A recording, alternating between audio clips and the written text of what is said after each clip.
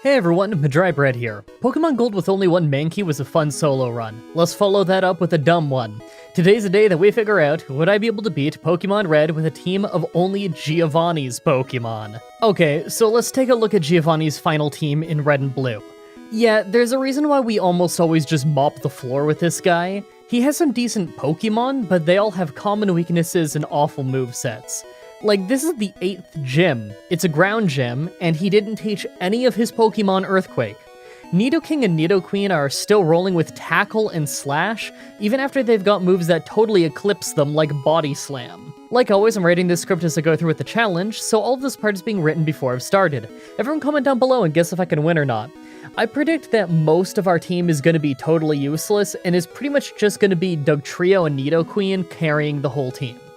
Let's explain the rules. In combat, I can only use moves and Pokemon that Giovanni gets. I'll need other Pokemon to use HMs, but I won't be allowed to use any of those Pokemon in battle. We're not allowed to challenge the Elite Four until our party's moves match that of Giovanni in the 8th gym. No glitches or exploits, no items battle, only Pokeballs and items outside of combat are allowed. Also, if you enjoyed the video, be sure to like, subscribe, and ring the bell for more. Let's do this. So right off the bat, I used the Universal Pokemon Randomizer to replace Squirtle with Diglett, since if I picked anyone else from Giovanni's team, we'd have to be so overleveled by the time we beat Brock that we'd probably sweep half the game after. I picked to replace Squirtle so that our rival would have Venusaur, for sure the hardest for us to fight. Giovanni doesn't use nicknames, so I won't use them for this run either. Before even going to Viridian Forest, we go ahead and catch a male and female Nidoran. They're going to become our Nidoking and Nidoqueen later in this run. For now, though, they probably aren't going to be doing much. You know why. It's because we have to grind Diglett in Viridian Forest, of course. I'm going to cut to the chase and say this grind sucks. Diglett has a base health of 10, so we are very frail, even if we resist Poison Sting. We don't get Dig until level 19, and that's our only way past Brock without a doubt. Yeah, we could try to hope for Poison if the Nidorans were to level up enough for Poison Sting, but Brock has 10 full heals, so that's just not happening. This grind takes absolute ages, but if I had picked any other member of Giovanni's team to start with, this would have been worse.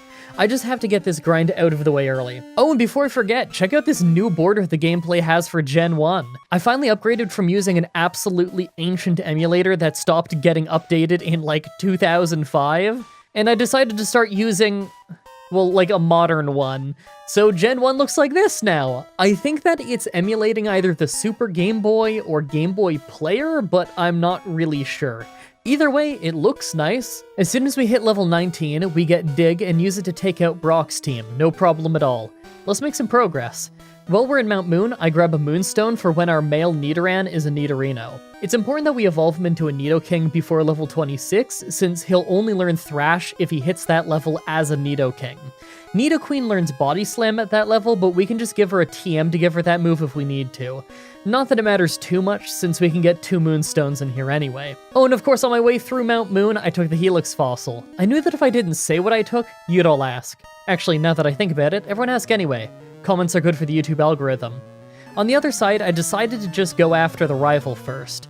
It started out pretty terrible with our female Nidoran doing just about nothing. We sent in our freshly evolved Nidoking after, and although his stats are decent, he's still level 16 and using Horn Attack, so he didn't do great, hardly finishing it off. I let him take out Abra since it can't really fight back anyway. Then for Rattata and Bulbasaur, we just one-shot it with Dig from Diglett. Weird to think that Dig will be our best move the entire run. North of town, there are loads of trainers that we need to fight through. Normally, this just gets us a few levels before the next gym, but I mostly ended up using it to catch up Nidoran so that she can be Nidoqueen early.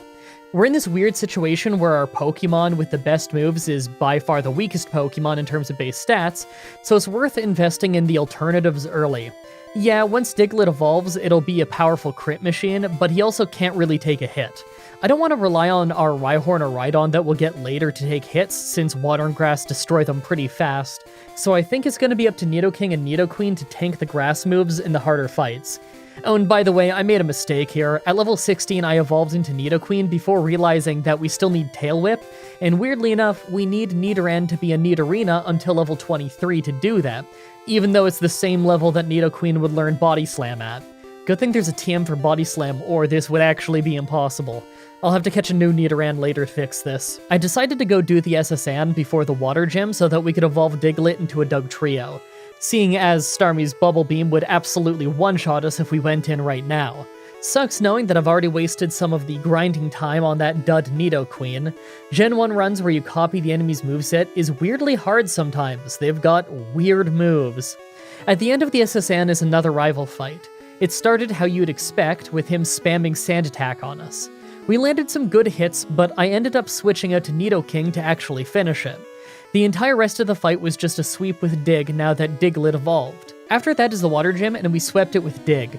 Really, this battle was one-shot or be one-shot, so leveling up until Dig was a one-shot was pretty much our only chance. Speaking of easy gyms though, the electric gym was also a sweep. After that is the grass gym though, and I'm not feeling confident about that fight. I think I'll do the Pokemon Tower rival fight and Giovanni fights first. Rival time again, Pidgeotto is first, so we get hit by a quick attack before one-shotting it with Slash. Next is Water Onix, and Slash crit to nearly one-shot it, just for him to miss his Hydro Pump. Man, if that hit, we'd have fainted for sure. Growlithe missed his Ember. I think that was the 256 glitch. Anyway, he went down, and Kadabra was also a one-shot with Dig. Last was Ivysaur, who missed Leech Seed thanks to Dig, and then went down. It was an easy fight, but I'm worried about how Water Onix will go in the future. Now that we have access to fly on an HM Pokemon, I go back to Viridian City to go get another Nidoran. This one we have to get to level 23 so that she can learn Tail Whip, then we can evolve her with a Stone and teach her Body Slam with a TM. This is more complicated than I anticipated. I ended up using the Rocket Hideout as a way to switch train up our new Nidoran, as well as a way to help keep Nidoking from falling too far behind. He's got all the moves that he needs now, and his stats are decent, but it's not like he has anything as good as Dig. Still, he's good for brute forcing some trainers. Oh, and of course there was Giovanni. It was our first mirror match, and not only did we take him down with one Pokemon, but we went into the fight with only 27 health. He almost finished us off, but we won. Sorry dude, this 10-year-old is a better ground trainer than you. The Pokemon Tower was super easy, by the way. This place would have been horrible if this was Fire Red, since ground moves don't work on the whole ghastly evolution line starting in Gen 3, but Dig still worked on them in Gen 1, so this place was a sweep. Now that we have access to the Safari Zone, I go ahead and catch 2 Rhyhorns. Only one of them is allowed to become a Rhydon so that we match Giovanni's team. Honestly, it's probably gonna be a waste of my time to even grind them up since I doubt we'll need them, but we need Rhydon for the challenge. It still needs to hit level 45 to learn some of the moves it needs to mirror Giovanni's team, though. With that done, I go straight to the Poison Gym and sweep it with Dig. I mean, I swept most of it with Dig. I guess it was actually Self-Destruct that took out Weezing, like usual. Alright, we leveled up plenty, so let's give the Grass Gym a try. Now that we have some proper power behind our digs, we're able to one-shot the only members of our teams that have actual grass moves to hit us with. It's time for Silphco, so I ended up using it to help catch up our side Pokemon again.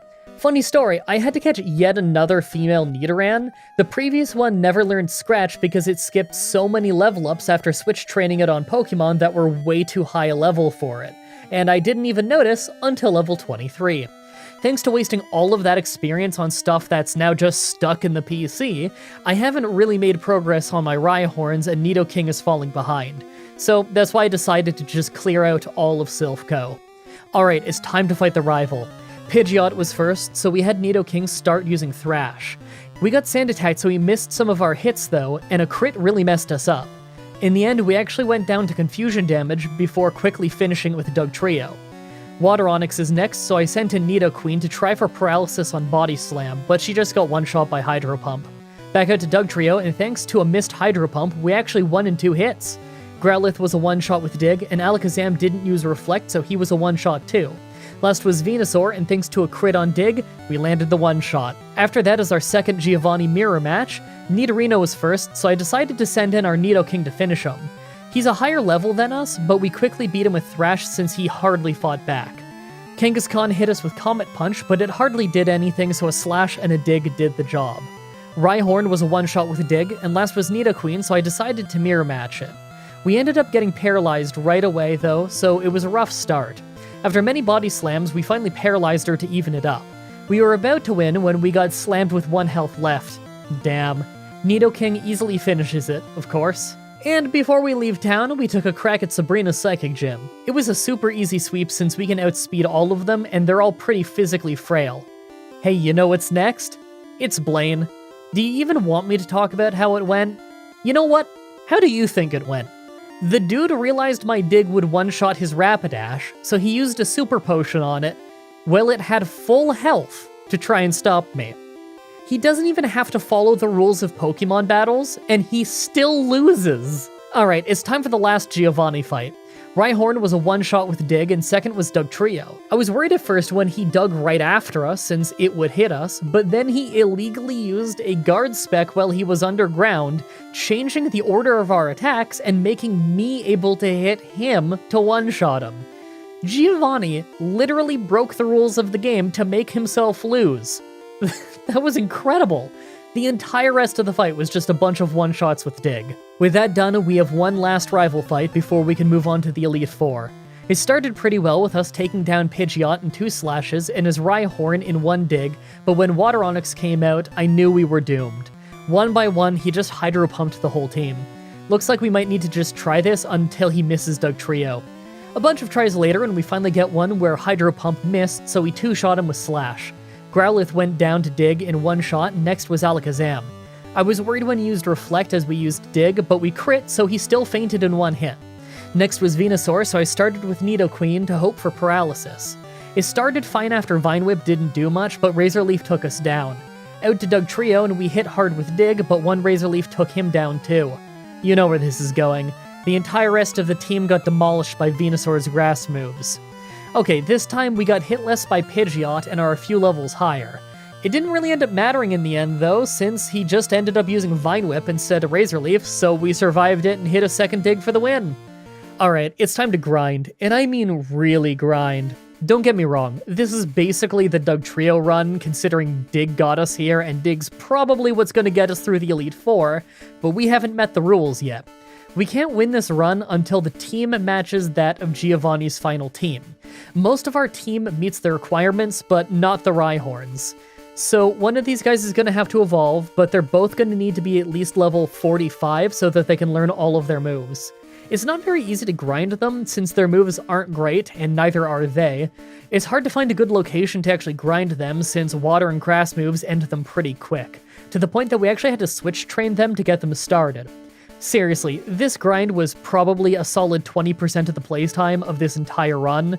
Maybe more, to be honest. It's slow, and we don't hit hard, and we faint a lot. Kind of funny that we even have to bother getting Fissure on the Rhydon, considering it's already gonna have Horn Drill anyway, but that just goes to show how bad Giovanni's team is. Okay, it took ages, but we finally caught up the Rhyhorns. They learn Horn Drill at a lower level if you keep them as a Rhyhorn, so I made sure to hold off on evolving the Rhyhorn until it got Horn Drill, just to save a few levels. I also gave Rhydon the TM for Fissure to complete the moveset. We're probably not going to use these too much in the Elite Four, but at least we're allowed to make attempts now. Make your final guesses on if we can win this or not. Let's do this. First is Ice Trainer Lorelei, and exactly what I dreaded would happen, happened. We get totally destroyed. Even her weaker Pokemon using their weaker moves totally wrecks us. We have to throw our whole team at her, and the only reason we got anywhere is because of a lucky paralysis on Body Slam. It's obvious that our only hope of surviving this is leveling up Dugtrio until he can handle it, so let's do that. It really sucks to have to go right back to grinding after spending most of a workday on it, but we have to. We're not allowed to get better moves or better Pokemon, so really all we can do is grind until we can win within a reasonable amount of tries. Back at the fight a massive 10 levels later, and Dugtrio's dig nearly one-shot Dugong, who thankfully used Rest, giving us the 2 turns we needed to take him down without taking damage. Dig did pretty good damage to Cloyster, but we got stuck in Clamp for a few turns before taking him down. I thought Slowbro would use Withdraw early, so I just slashed him right away to deal some damage, but we got hit by Water Gun. The follow-up dig took him down though. Jinx has pretty low defense, so we took her out in 1 dig, and last was Lapras. We dug under the Hydro Pump and landed a crit for the much-needed win. Second is Fighting Trainer Bruno. Onix was a one-shot from a critical dig, and second was Hitmonchan, who tried to do a Thunder Punch on a ground type for some reason, but we one-shot him with a critical dig too. Third is Hitmonlee, who goes down to a regular dig, and then we one-shot the second Onix with a critical dig. Hey, did you know that crits are based on base speed in Gen 1? Yeah, Dugtrio is a crit machine. Machamp is last, and he just started spamming X defense, so we used a slash to crit and bypass his defense change. I'm still hung up on how Hitmonchan was trying for Thunder Punch when he has Ice Punch. What was up with that? Third is Ghost Trainer Agatha. Gengar was a one-shot with Dig, and second is Golbat.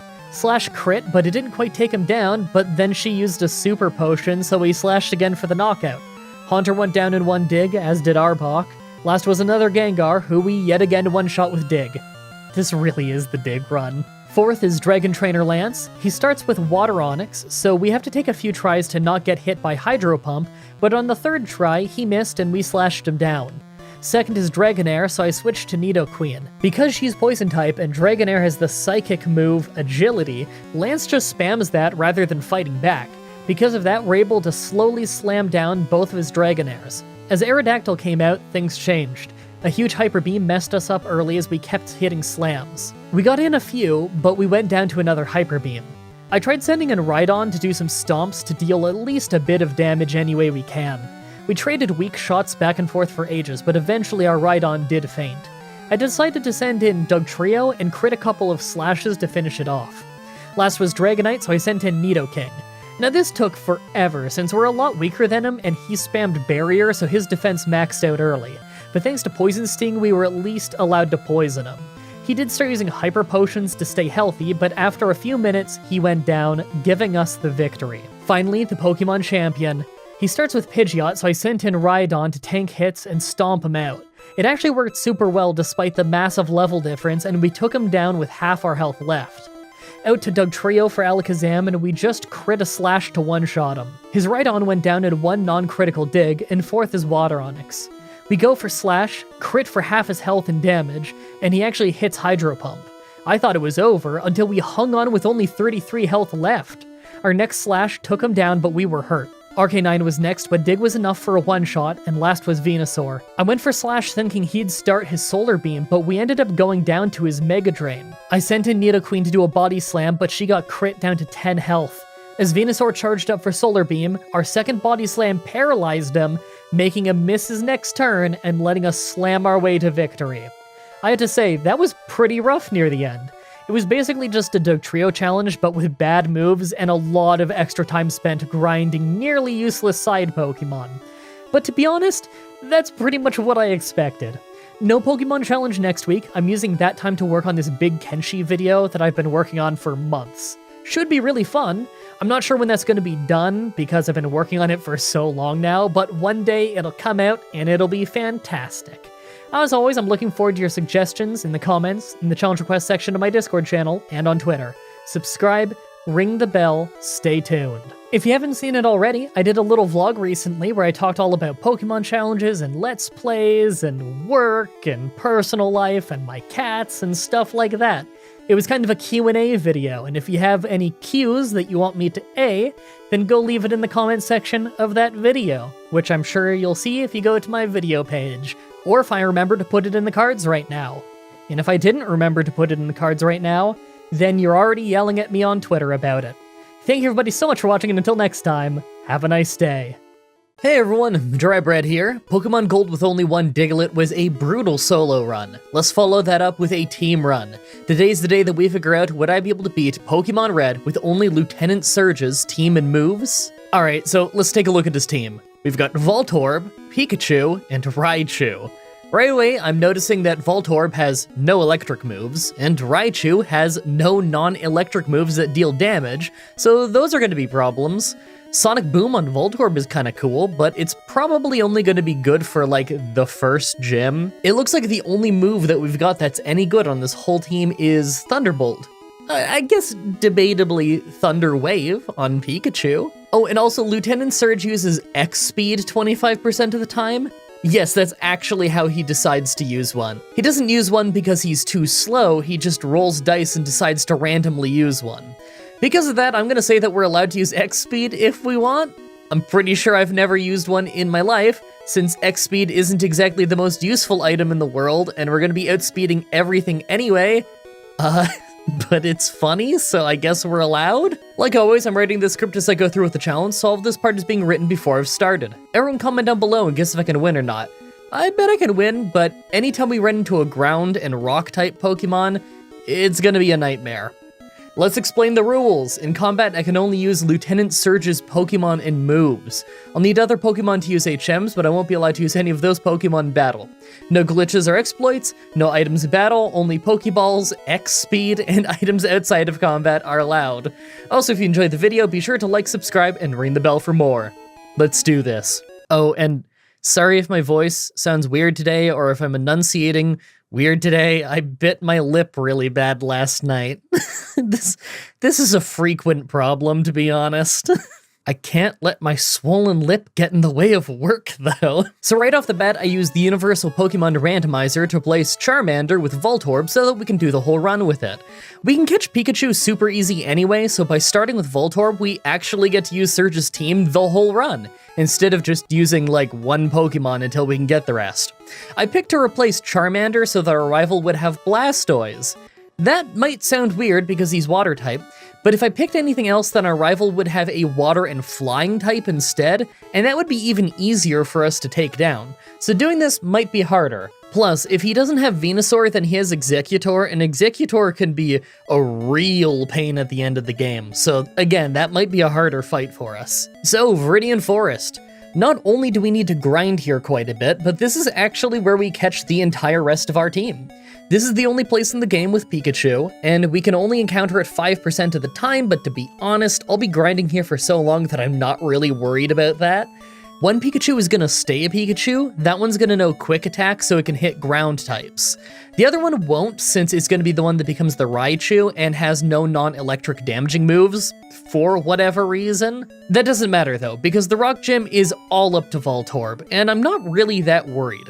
If I had to grind until I could win with Tackle, then this would take much longer, but at level 17 we learned Sonic Boom, and honestly, that's the main use of Voltorb. Sonic Boom always does exactly 20 damage, if it hits, so this will be our way of handling rock and ground types, at least the ones that are super early in the game. At some point, Screech and Tackle might be the way to go, but we'll see how the game progresses. Honestly, this is probably the only time Voltorb is going to be the star of the team. Other than this, he's just going to be using Screech once in a blue moon. If you don't start with Voltorb, by the way, then you can't actually get to him until you can use Surf outside of battle, and there's just no way I'd ever need to use this thing that late in the game, so at least by starting with it, we can have him keep his level up a bit. Let's go try that Rock Gym. Now, of course it was super easy with Sonic Boom. They hardly even hurt us, no problem at all. Now that we can travel again, we've got lots of trainers to fight. I take the chance to start leveling up our Pikachu. Pikachu? Pikachus?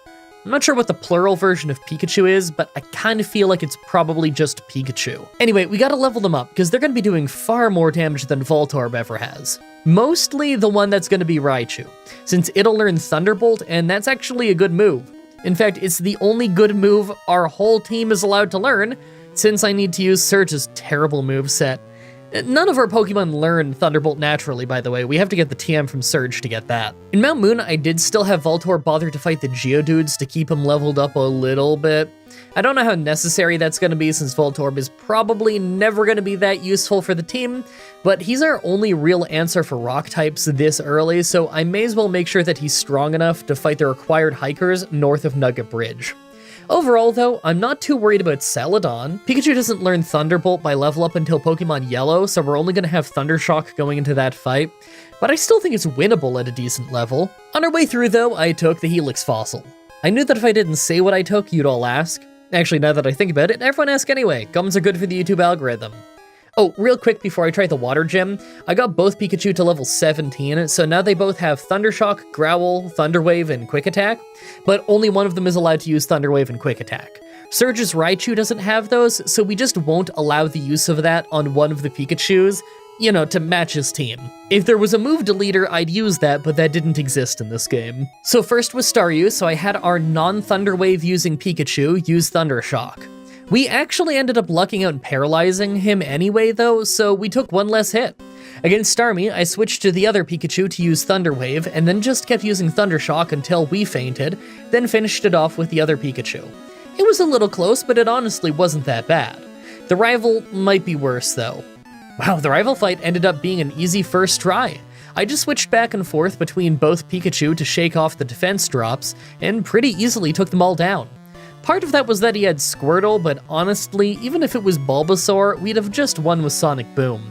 It's still worth him using Squirtle for how much harder he's going to be in the final boss battle. As a Sand time. Yeah, of course I'm going to fight every trainer here. The place is loaded with water types, so we can one-shot most of the place to clear it out for experience real fast. We already beat the previous rival fight, and this one tends to not really be that much harder, so I expect it'll go fine. Gotta get it done before I can go to the Electric Gym though, and we need to beat that to get the TM for Thunderbolt, so let's go take out the rival. First was Pidgeotto, who was pretty easy with a few Thunder Shocks. We got hit by Sand Attack, but that's fine. We just switched out to the other Pikachu to get rid of it. Raticate had Quick Attack, so we took some decent damage before we could take it out. Next is Kadabra, and this one is pretty dangerous. Quick Attack was doing less than I expected, and we instantly got crit by Confusion. We crit with Quick Attack on the follow-up to take it down though. Last was Wartortle, so I had the most damaged Pikachu stay in to paralyze him and Thunder Shock. Luckily, Thunder Shock crit for a one-shot. Not bad. Will the Electric Gym be a first try too? Time for the Surge on Surge battle. Right away, I used our non-Quick Attack Pikachu to fight Voltorb. It took forever and we only had 4 health when we took him down, but we easily would have fainted if he just didn't use Screech way too much. Next was his Pikachu, who easily took ours out with Quick Attack, so I just switched into our own Quick Attack Pikachu to take him down.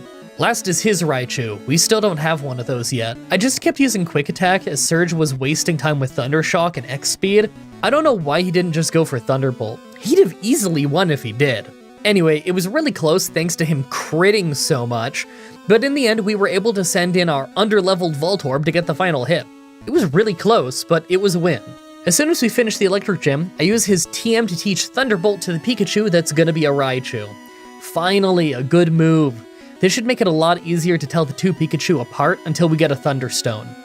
So we have to get through Rock Tunnel before we can make any progress. There's a hiker in here that's usually pretty brutal with 3 Pokemon that love to blow up.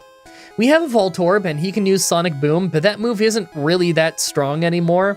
The hiker picks random moves, so we could just try a few times, then maybe we can get one of his Pokemon to faint without blowing up. Then we'd be fine, because we could just let the other 2 blow up and still have 1 Pokemon left. Anyway, Rock Tunnel's gonna take a little while, so now's a great time to tell you about this video's sponsor, Chimera. Well, less than a month ago, I was shoveling snow, and yesterday it was 28 degrees Celsius out, so welcome to spring?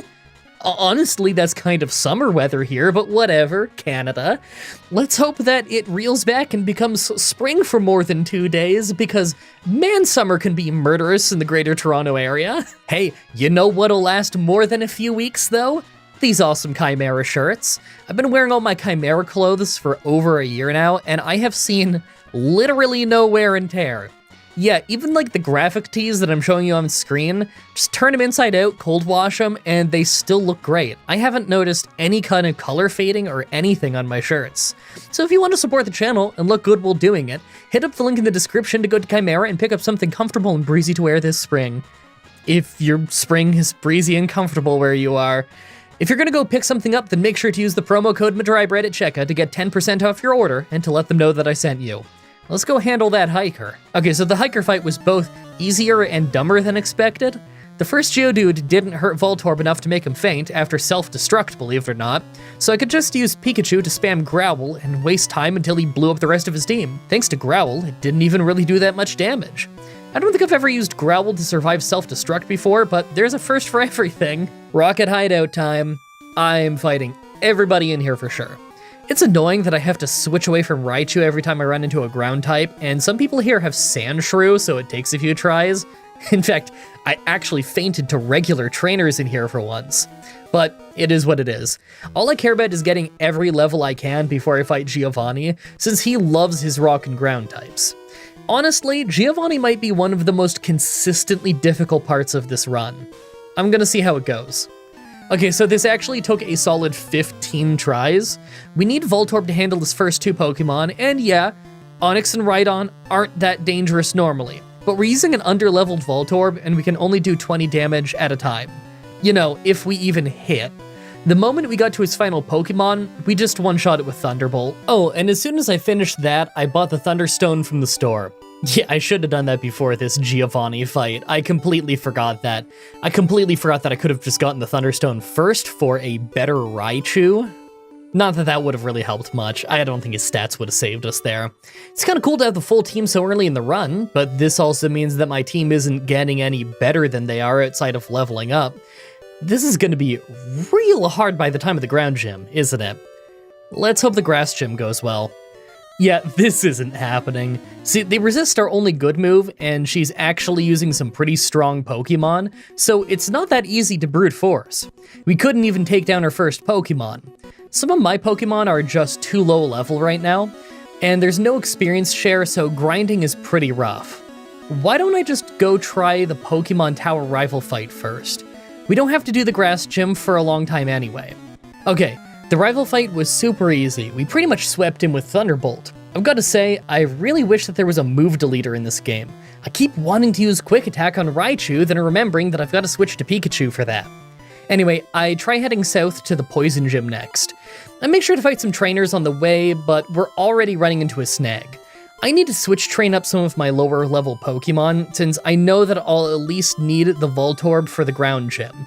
But at the same time, my Raichu can't handle being switched back into so often, since it takes free hits in the process.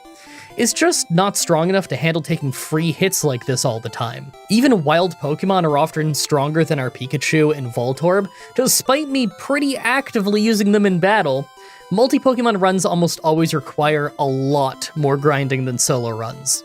Yeah, I don't need any individual Pokemon to hit max level, usually, but splitting the experience between the whole team just means I need to stop and take grinding breaks far more often. I don't usually show them because they're not very interesting, but if you've ever seen my level jump up like it did earlier at the water gym, it's because I had to stop and fight some wild Pokemon for a while. Anyway, Poison Gym. It was shockingly easy, to the point that we didn't even take a hit. There were trainers in the gym that nearly fainted my whole team, and yet Koga himself didn't even hit us. He hardly tried, to be honest. Now that Koga's down, we can surf outside of combat, so I go straight for Cinnabar. You just know we have to try Blaine early. He has no excuse if he loses. Our team is awful, and his team has got much stronger Pokemon and moves than mine. I can't believe it. We haven't even beaten the grass gym yet, and Blaine is over here failing to deal damage to a single Raichu. Every time he had a chance to hit us, he'd either use Tail Whip from Rapidash or Roar from Arcanine. I'm starting to wonder if Blaine's on our side. Maybe he just wants to see us do well in these challenges. After that, I went back to clean up the grass gym. It was pretty easy. We still didn't hit Victory Bell that hard, but we're such a high level compared to him at this point that we weren't in any real danger. I mean, we could have been if they were smart and used status afflictions, but they didn't, so we were good. That means it's Silphco time. We've got a rival fight that's usually really hard, the Giovanni fight, the Psychic Gym, then another Giovanni fight over at the ground gym. Normally, the Giovanni fights are the super easy ones, but I'm actually pretty much convinced that we don't stand a chance against Giovanni right now, so I'm switch training again. I don't remember if Giovanni actually uses any ground moves in the next fight, but he does have some strong ground types, so we can't just use Thunderbolt. We're gonna need Pikachu and Voltorb to be strong enough to carry us through that fight, since we can't use Raichu's Quick Attack. Before I clear the whole place, though, I'm gonna need to fight the rival and see how it goes. Wow, okay, I didn't expect this. The rival fight was a no-damage sweep. We couldn't one-shot execute, but he missed Hypnosis, so we didn't get hit. That was wild. I don't think Giovanni will go nearly as well, though. Alright, so the first two Pokemon on this team in this fight aren't actually ground types, so we could just one-shot them with Raichu, but next is Rhyhorn. I started whittling away at him with Sonic Boom with our Voltorb, but man, it took forever. Sonic Boom was way too weak at this point. I wonder if it's worth using Screech 3 times instead. Hard to say, that's missing out on 60 damage while lowering their defense alone. Anyway, eventually, it went down, and last was Nidoqueen. So I tried throwing in Pikachu to use Growl, but only got in one before Giovanni used Guard Spec, so he couldn't lower his stats anymore. That's no good. I was gonna rely on Screech. Maybe if I just try a few more times? Okay, so next time I used Screech 3 times on Rhyhorn, but that went way worse. It took far longer to make him faint with Screech and Quick Attack than it did just by using Sonic Boom. Okay, I'm gonna level up a little bit more and come back, I guess. A few levels higher, and we have a new strategy that sometimes does alright. It takes luck, but if we use Raichu against Rhyhorn, then sometimes we can spam Growl to lower his attack before Giovanni uses Guard Spec. On this attempt, we got 6 Growls in, so Voltorb took way less damage, taking him down. I tried the same thing on Nidoqueen, but only got 2 Growls. I had Pikachu spam Quick Attack until we fainted, then had Voltorb finish it with a bunch of Sonic Booms. I'm just lucky that Voltorb didn't get poisoned. I'm gonna be honest though, I don't think we stand a chance against Giovanni in the next fight yet. Let's go do the Psychic Gym first. Psychic Gym was a pretty easy first try with Raichu. We got banged up a bit between Psychic and Poison Powder, but Alakazam missed his first chance to finish us off by going for Psywave like usual. Such a dud move. Ground Gym is gonna be absolutely horrible, isn't it? Okay, so the first Rhyhorn goes down pretty much the same way as last time we fought Giovanni, but right after we get completely shut down. Dugtrio, who we hardly do any damage to, can one-shot both of our Pokemon who can hit him. Considering how weak Pikachu and Voltorb are, I'm honestly expecting us to need to gain at least 20 levels on each one of them just to win this fight. Now, I'm not supposed to sit for long periods of time for the sake of my neck, doctor's orders, so I'm gonna follow the advice of the literal hundreds of comments I've gotten this year alone and just hack in some rare candies. We've already got all the stat experience that we can get, so there's literally no difference between using rare candies and grinding regularly, other than how many hours it will take and how rough it'll be on my neck. Especially considering it's not like we can learn other moves, we have to use Lieutenant Surge's moves. What I'll do is level up Voltorb and Pikachu by 5 levels each time, then try a few times and see if it's possible yet. Make your guesses on what level we'll need to be to win. Honestly, I'm guessing level 70. I'll bring them up to level 50, then start trying. This is gonna be crazy, isn't it? Level 50! Yeah, things go even worse than on the previous attempt. Doesn't matter that we've already topped up our levels so much, the Rhyhorn battle at the start is all luck. Then Dugtrio right after still just one-shots us. I'm already feeling like my guess of 70 might be too low. Level 55. This one went a little different, thanks largely to luck. Rhyhorn didn't hurt us as much since he took far longer to use Guard Spec, so we could get quite a few Growls in.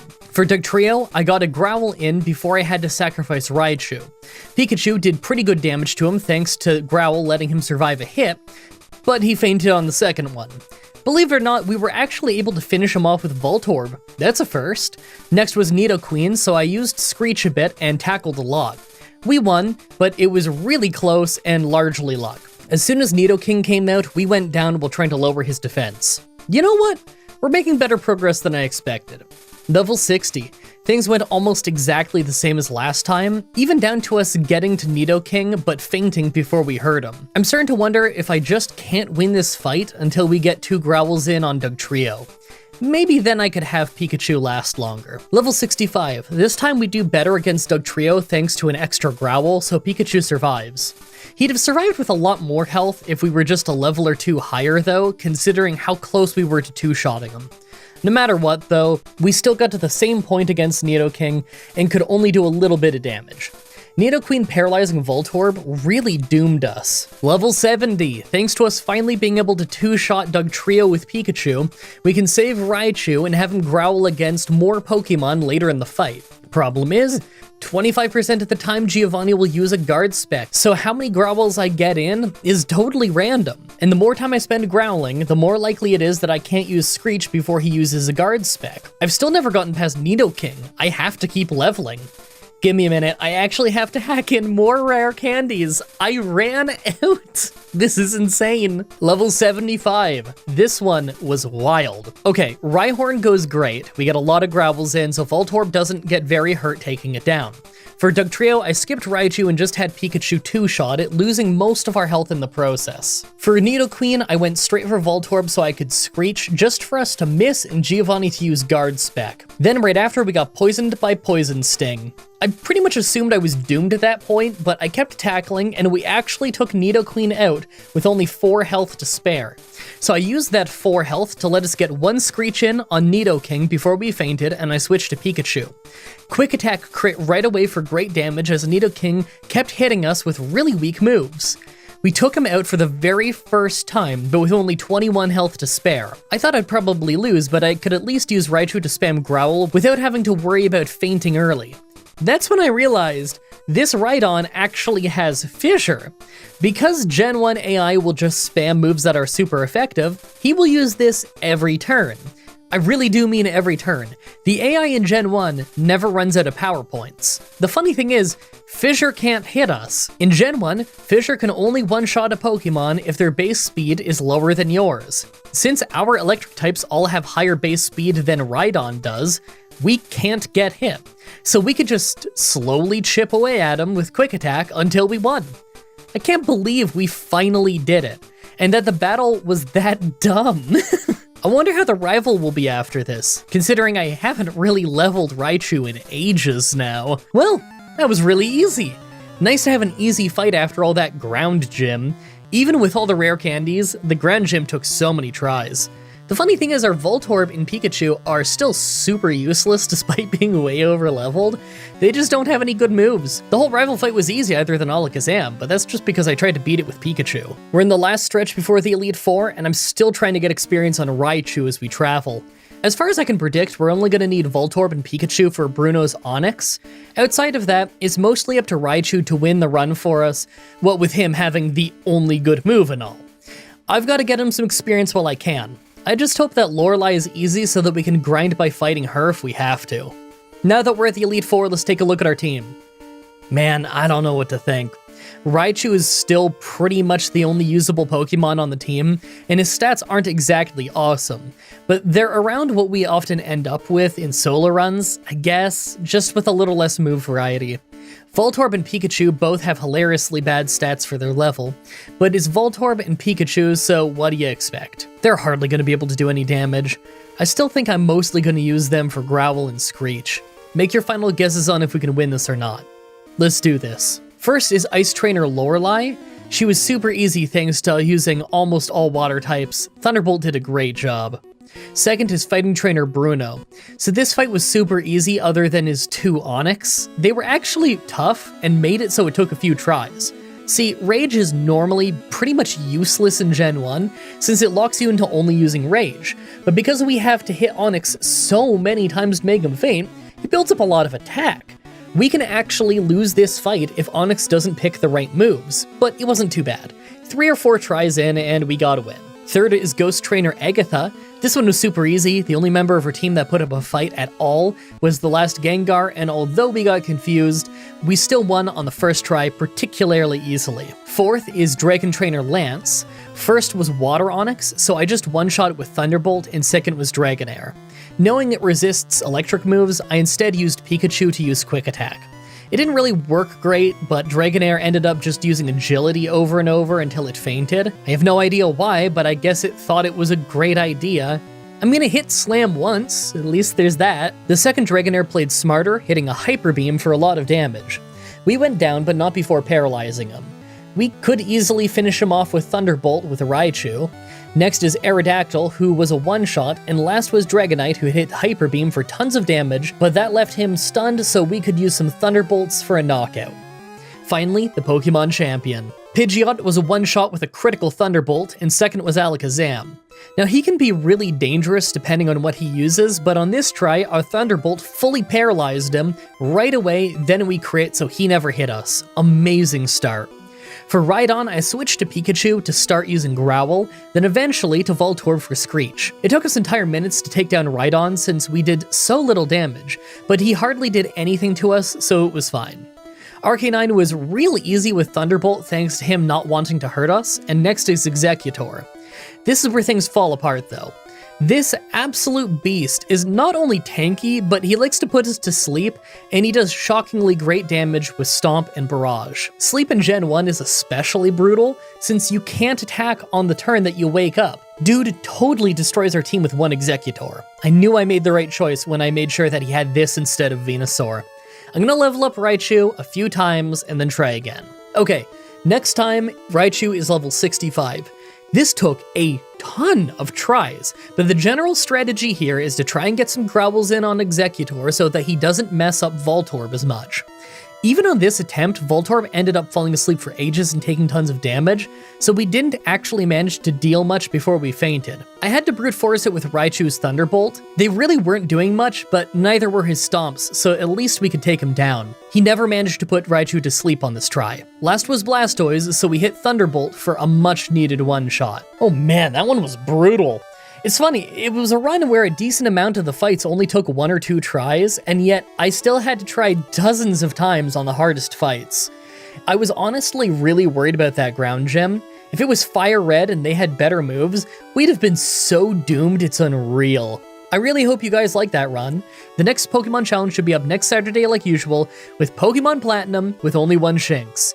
As always, I'm looking forward to your suggestions in the comments, in the challenge request section of my Discord channel, and on Twitter. Subscribe, ring the bell, stay tuned. Now, normally, this is where I love to do the outro, where I ramble about all kinds of things that you couldn't possibly care about. But I'm actually quite rushing to get this voiceover done, because I have, not my landlord, but like a handyman for my landlord, who should be coming over any minute to fix our sink, because I'm not a plumber. Look, okay, I'm not a plumber, so there's someone out there who's gonna scream at me for not knowing the names of these things.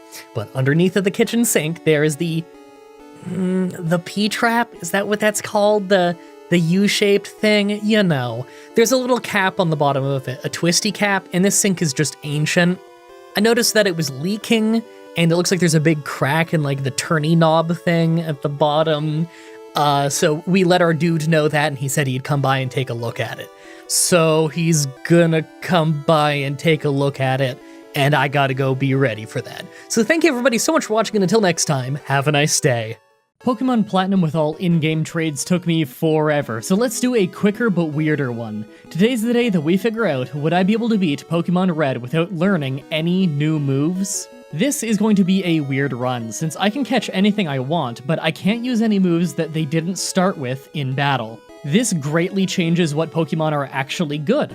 Squirtle could be great, if not for how, even after I transform him into a Blastoise, he would still just have Tackle and Growl. Like always, I'm writing the script as I go through with the challenge, so all of this part is being written before I've started. Everyone comment down below and guess if I can win or not. I'm confident that I can win, although I'll really need to research what Pokemon start with good moves when you catch them. Let's explain the rules. I'm not allowed to use any moves that my Pokemon didn't have when I caught it. If it has empty move slots, then I can't stop it from learning the moves as it levels, but I won't use any of those new moves. I can learn HMs for outside of battle, but I can't use them in battle. No glitches or exploits are allowed, and I can't use the items menu in battle other than for Pokeballs. Items outside of combat are allowed. Also, no legendaries, that'd be too easy. Also, shoutouts to Michael from M&J TV for doing this challenge in Emerald. I think his run is probably why I get this suggested to me so much. In fact, all of your suggestions is how I found out about it, so thank you for writing all those comments. Let's do this. For my starter, I decide to go with Squirtle because the move choice of any of the starters will suck anyway, but at least Blastoise has passable stats if I want to tank with him. Once we're let out into the world, I pick up some Pokeballs and go to Viridian Forest to catch a Weedle. Here's my plan. There's nothing I can catch right now that Brock's Rock-type Pokemon won't resist, but he isn't immune to poison. He might resist it, but he can be poisoned. Weedle has Poison Sting and String Shot, so even after I evolve it into Beedrill, we're only allowed to use those 2 moves. Beedrill sucks, but poisoning Brock's team would give us a massive advantage. So for now, let's level up this Weedle. Have you noticed the footage, by the way? It took me like 2 minutes of walking in grass to get my first encounter. That was really weird. Well, in the forest I also caught a Pikachu. He's weak, but having an electric move will give us a massive advantage once we get to Misty's water gym later in the game. Time for our first shot at Brock. Our team isn't great, but Pikachu has Growl, Beedrill can cause poison, and Squirtle, well, he can tackle. I'm not allowed to use Bubble since he didn't start with it. Worst case, I can use his Tail Whip to undo some of the defense buffs that they'll do.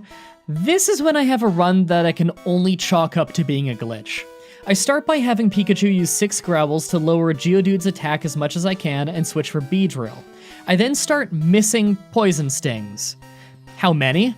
Oh, not much, only 11 in a row. On the 12th one I hit, then went right back to missing. This is insanely abnormal. I tried switching to Squirtle and his tackles were hitting just fine, so I switched back to Beedrill, and he still just keeps missing. I swear, this doesn't happen in runs where I send out Beedrill first. I can only assume that this is some kind of really obscure Gen 1 glitch. This isn't even a modded ROM. This is a completely normal one. It's in fact the same one that I used in the in-game trades run. This is insane. Wait, an addendum. During part of my live Pokemon Challenge streams, John Stone linked me to this page of the wiki. Although it doesn't explain our exact glitch, it does give us a little bit more insight into the stat change system having glitches associated with it. Let me know if you think you know what's going on here, cause even the wiki doesn't quite know. Anyway, I do a bunch more attempts with Beedrill out first, but even when I manage to poison him, he uses full heal. I just don't have enough health and defense to fight long enough to poison him without amazing luck, so I decide to just grind a bit more. A while later, and this fight is just stupid, I start by having Pikachu growl 6 times and switch to Beedrill. I'm hitting more often, but still not as much as I should. I really don't know what's going on here. I have Beedrill just keep stinging until he faints, but I only cause poisoning once, so Brock just full heals it. I switch for Wartortle now that he's evolved and just keep tackling. It takes absolutely forever, but Geodude goes down thanks to a crit. Next is Onix, and I get 1 growl with Pikachu before he faints and is back to Wartortle. I start spamming out 6 Tail Whips and then tackle like crazy, but all of a sudden, I'm critically hitting all the time, and it's awful because I'm almost out of power points, and critical hits do less damage than regular hits when you've lowered their defense by this much, since critical hits don't take stat changes into account. I'm actually critting too much. In the end, I just hardly managed to win this awful never-ending fight. With that done, I put Pikachu at the head of the party and let him grind up some levels by taking out trainers on the way to the next city so that he'll be ready for Misty. I really don't need to catch anything on my way there, as nothing that we could catch would be having any starting moves that I'm interested in. Mamoon is actually really great for grinding up Pikachu a bit, since 1 Thundershock is all it takes to beat a Zubat. Just a reminder, by the way, he didn't start with Thunder Wave, so we're not allowed to use that. I'm probably just going to replace Pikachu with Electabuzz later in the game. Mamoon itself was easy, but on my way through I took the Helix Fossil. I can't use it, but... Wait a minute.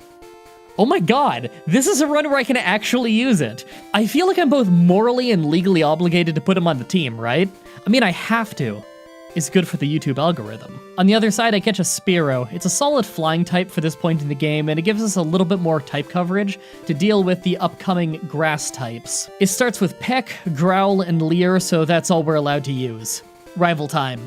Pikachu's Thundershock did less damage than I was expecting to Pidgeotto, but he didn't actually hit us much, so we take him down in 3 shocks, while only getting hit once. For Abra, I just use Pikachu to take him out for the experience, since Abra only uses Teleport. Rattata is out, and I switch for Wartortle so I can tank some hits, as I tackle my way through him pretty easily. Last is Bulbasaur, so I keep Wartortle out and go for Tail Whips. My third one fails, so I only get 2 before I faint. I follow up with my slightly underleveled Spearow, and we crit each other, not the funnest start. I get another peck in, and it almost takes him out, but go down. Pikachu's able to easily finish it with Thundershock for a pretty solid first attempt. Now that we can head north, we have plenty of trainers to level up Pikachu on, and hopefully get strong enough to sweep through Misty's gym. Misty time, first with Staryu, and I get a lucky critical hit. It's less lucky than it looks though, since Gen 1 bases critical hits on your base speed, so they're actually pretty common with fast Pokemon. Starmie is out, and I switch for Beedrill to try and poison it, but go down to 1 Bubble Beam. Next out is Wartortle, and I decide to try and tackle it down as much as I can to soften it up for Pikachu. I end up doing a surprising amount of damage, bringing Starmie very close to red health. Last I send out Pikachu, and Thundershock brings it to a sliver and paralyzes it, letting me easily finish it the next round. With that fight done, I can fight a few trainers and finally make my way to the place where I've been chomping at the bit to get to the whole game. Real quick before I do though, I catch an Abra north of town. He can only use Teleport, so try to guess what I'm going to use him for. Also remember, no glitches or exploits, so I'm not doing the Mew trick with him. I get into Diglett Cave and look for a Diglett who's level 19 or more so that he knows Dig, then catch him. Dig in Gen 1 is as strong as Earthquake, and Dugtrio has some of the highest base speed in Gen 1, and since critical hits are based on base speed, Dugtrio will end up being an absolute monster in this run. He starts with Scratch, Growl, and Dig. I immediately start grinding our new Diglett up on all the trainers north and east of town, as well as on the SSN. I know Diglett is going to be the spearhead of our team through a lot of the game, so I'm investing heavily in him early. During the grind, he evolved into a Doug Trio and is pretty powerful. I get the feeling that I'll be able to sweep through quite a bit of the big trainers early in the game with this guy. Show of hands in the comments section, who here noticed the name? I'm really proud of that one. Also, yes, I raised my hand in real life. The rival on the SSN was a total pushover. Pikachu dealt with Pidgeotto, and Douglet using Dig swept the rest of the team, getting us the TM for cut. I don't know why I wrote TM. That's an HM. I taught it to Beedrill since he has a move slot that we weren't going to use anyway. Remember that we can't use this in battle, but we can use it to cut trees on the map as per the rules. Otherwise the run would literally be impossible. Before we do the Electric Gym, it's time to use Abra. I trade Abra for Marcel, the Mr. Mime I used back in our only in-game trades run of Gen 1. I did this because Marcel starts with Confusion, and Psychic type is really strong in Gen 1. Plus, as a traded Pokemon, he gains extra experience points. I just have to make sure not to over-level him, because he can become disobedient if I don't have the right badges. He can use Confusion and Barrier. Also, he'd be a higher level if I leveled my Abra, but leveling Abra in a game before Experience Share existed is horrible, and honestly, I don't really want any of Mr. Mime's other moves anyway. Electric Gym time, and unlike the last two, we didn't get the trash can puzzle first try, we got it fourth try. It's a pain, but it only took a couple of minutes, so it just feels like it's taking forever when you're doing it. The gym leader battle itself was a total sweep, just as you'd expect. A while later, and I'm on the other side of Rock Tunnel. Top priority is to beat Erica's Grass Gym so that Marcel can get past level 30 without becoming disobedient. Then I want to get the Poke Flute, so I'll need to go after Giovanni for the Sylph Scope, since, again, no glitches or exploits, I'm not allowed to do the Pokédoll trick in the Pokemon Tower. First with Erica is her Victory Bell, and it goes down to one critical dig easily, but we hardly hurt Tangela. Thankfully, Tangela is incredibly weak and mostly just good at stalling, so I scratch it down in a couple minutes. Last is Vileplume, and it survives Dig and hits us hard with Mega Drain, but can't handle our follow-up, so we win pretty easily considering we're mostly using a ground type. Marcel will now obey us up to level 50, so we have plenty of headroom to use him in Pokemon Tower and the Poison Gym. Next is Giovanni and the Rocket Hideout. Marcel takes down his whole team like he's nothing. Giovanni is probably the easiest trainer that I always bother talking about. Pokemon Tower rival time. I use Pikachu for Pidgeotto as usual, and it only takes one sand attack to really mess us up. Our missed Thundershocks made us lose over half of our health before Pidgeotto went down. Gyarados is out next, and he survives a Thundershock despite the double type advantage. He misses Hydro Pump, but we miss Thundershock, so he finishes us, and we end up taking out Gyarados with a critical Confusion. I keep Marcel out for Growlithe, and don't even get hit thanks to him trying Roar, a move that didn't work in trainer battles in Gen 1. Kadabra and Ivysaur both easily went down to one dig each, granting us access to the rest of the Pokemon Tower. All ghost types in Gen 1 are part poison type, and abilities didn't exist yet so they don't have Levitate, making it incredibly easy to one-shot sweep every ghost with Dig from Douglet and Confusion from Marcel. We get the Poke Flute in no time, and finally it's time for another new Pokemon. With the Poke Flute, we can wake up and catch Snorlax, a massively tanky normal-type Pokemon. He has Headbutt, Amnesia, and Rest. Being able to heal and then use a same-type attack bonus Headbutt would be great for tanking through big fights later in the game. I know that there's no way we're ready for a rival yet, so I go to the Poison Gym first. As you would imagine, Marcel's Confusion was incredibly powerful, sweeping through his first 3 Pokemon. In the end, I didn't even need Douglet because Koga self-destructed his last Pokemon. That has to be one of the dumbest things I've seen a gym leader do, next to how Blaine often uses potions on full health Pokemon. I fished for a bit in Celadon City and managed to catch a Poliwhirl. Not only can we use this thing to surf, but it actually gives us access to both a sleep move and some water moves since it has Bubble, Water Gun, and Hypnosis. Might be worth using, not sure. Either way, I need a water type to get to Cinnabar Island. Now that we can get to the lab though, for the first time in one of my Pokemon challenges, we can turn a fossil into a Pokemon. We get a hilarious looking Omanite with Water Gun and Withdraw. It lacks Hypnosis, but after evolving, it would have better stats than Poliwhirl, even if I evolve it into Poliwrath. I think I have to commit to using this instead of Poliwhirl, mostly just for the running joke. The Fire Gym's trainers make a good place to level up Omanite a little, and I'm gonna need every level that I can get. I haven't even fought my rival to unlock the 6th gym yet, and I'm already trying the 7th one. As for the gym leader, Blaine himself, Omanite ended up slowly tanking his way through the entire team using Water Gun thanks to Omanite's Water and Rock typing, allowing him to take 1/4 the normal damage from fire moves. It's pretty amazing watching his level 47 Arcanine, one of the highest base stats Pokemon in the game, go down to this little snail with Water Gun. I go back to Pewter City and grab the Amber from the back of the museum and revive it for an Aerodactyl in the Pokemon lab to replace Spearow. Wing Attack only has a low power of 35 in Gen 1, but Aerodactyl himself is one of the strongest flying types in the entire game, so he's a solid replacement. Last, I go to the power plant to look for an Electabuzz. This sucks because not only is it only a 5% encounter rate, but they're always between level 32 and 34, and Electabuzz learns Thunder Shock at level 33. So realistically, the chance is lower since a third of them aren't going to have Thunder Shock, and I need to replace Pikachu. Eventually, I catch one. Electabuzz has base stats about on par with Raichu, but he also has Quick Attack, so it has better move variety. Ours has... Oh wait, never mind, ours does not have Thunder Shock because I misread the wiki. It's only level 34 Electabuzz that has Thunder Shock.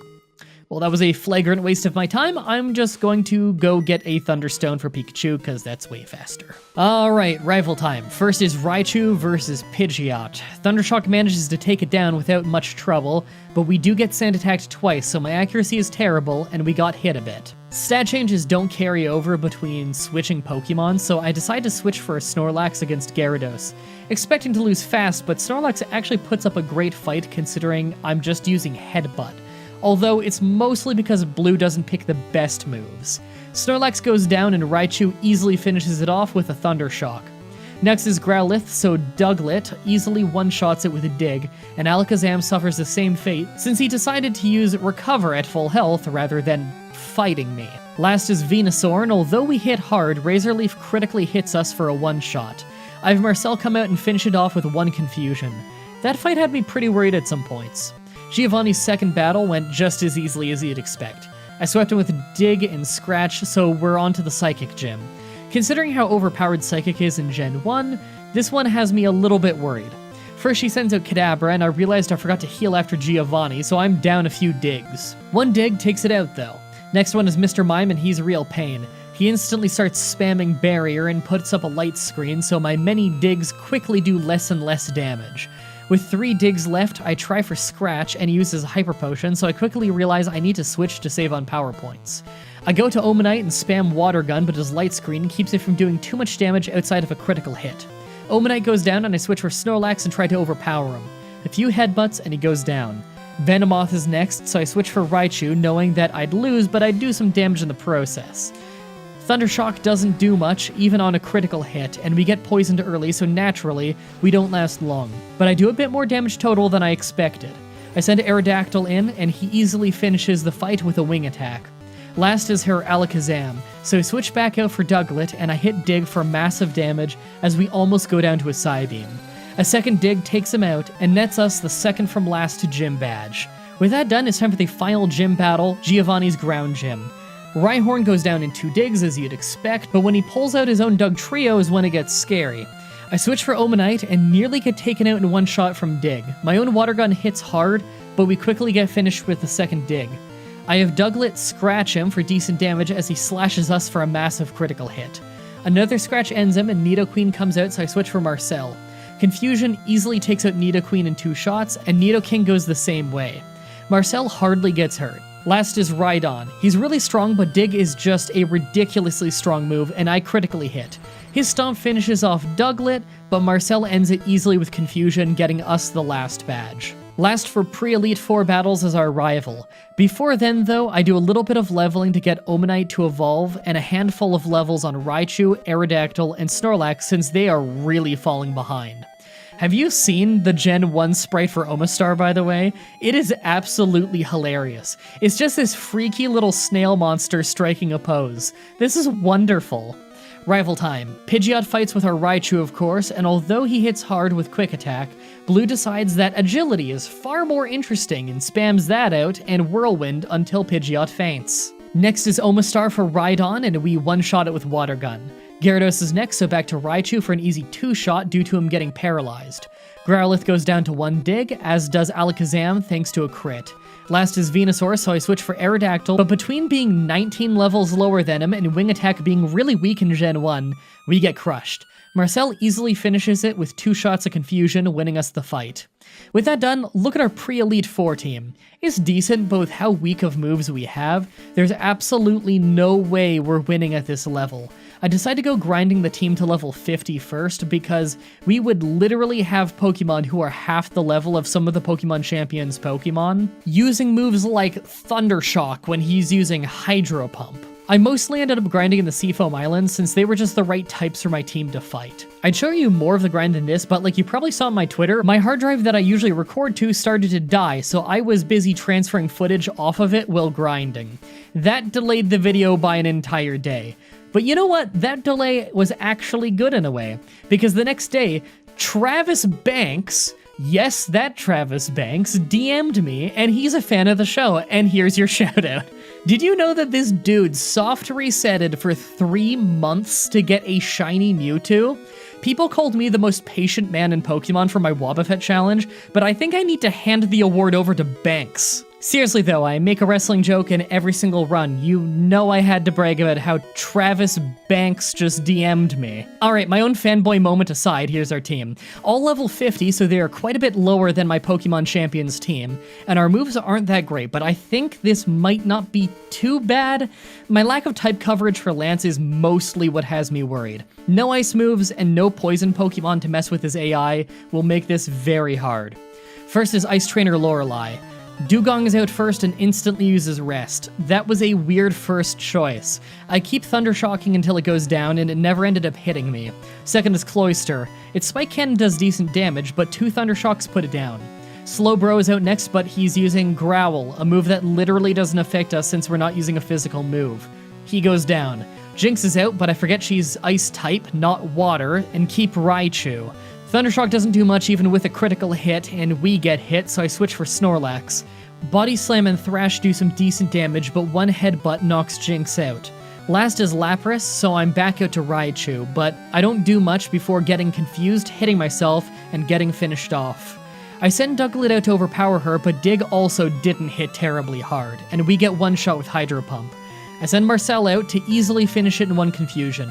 Between battles, I use items to heal up and move on. Second is Fighting Trainer Bruto. He doesn't hit a single one of our Pokemon, even once with a damaging move.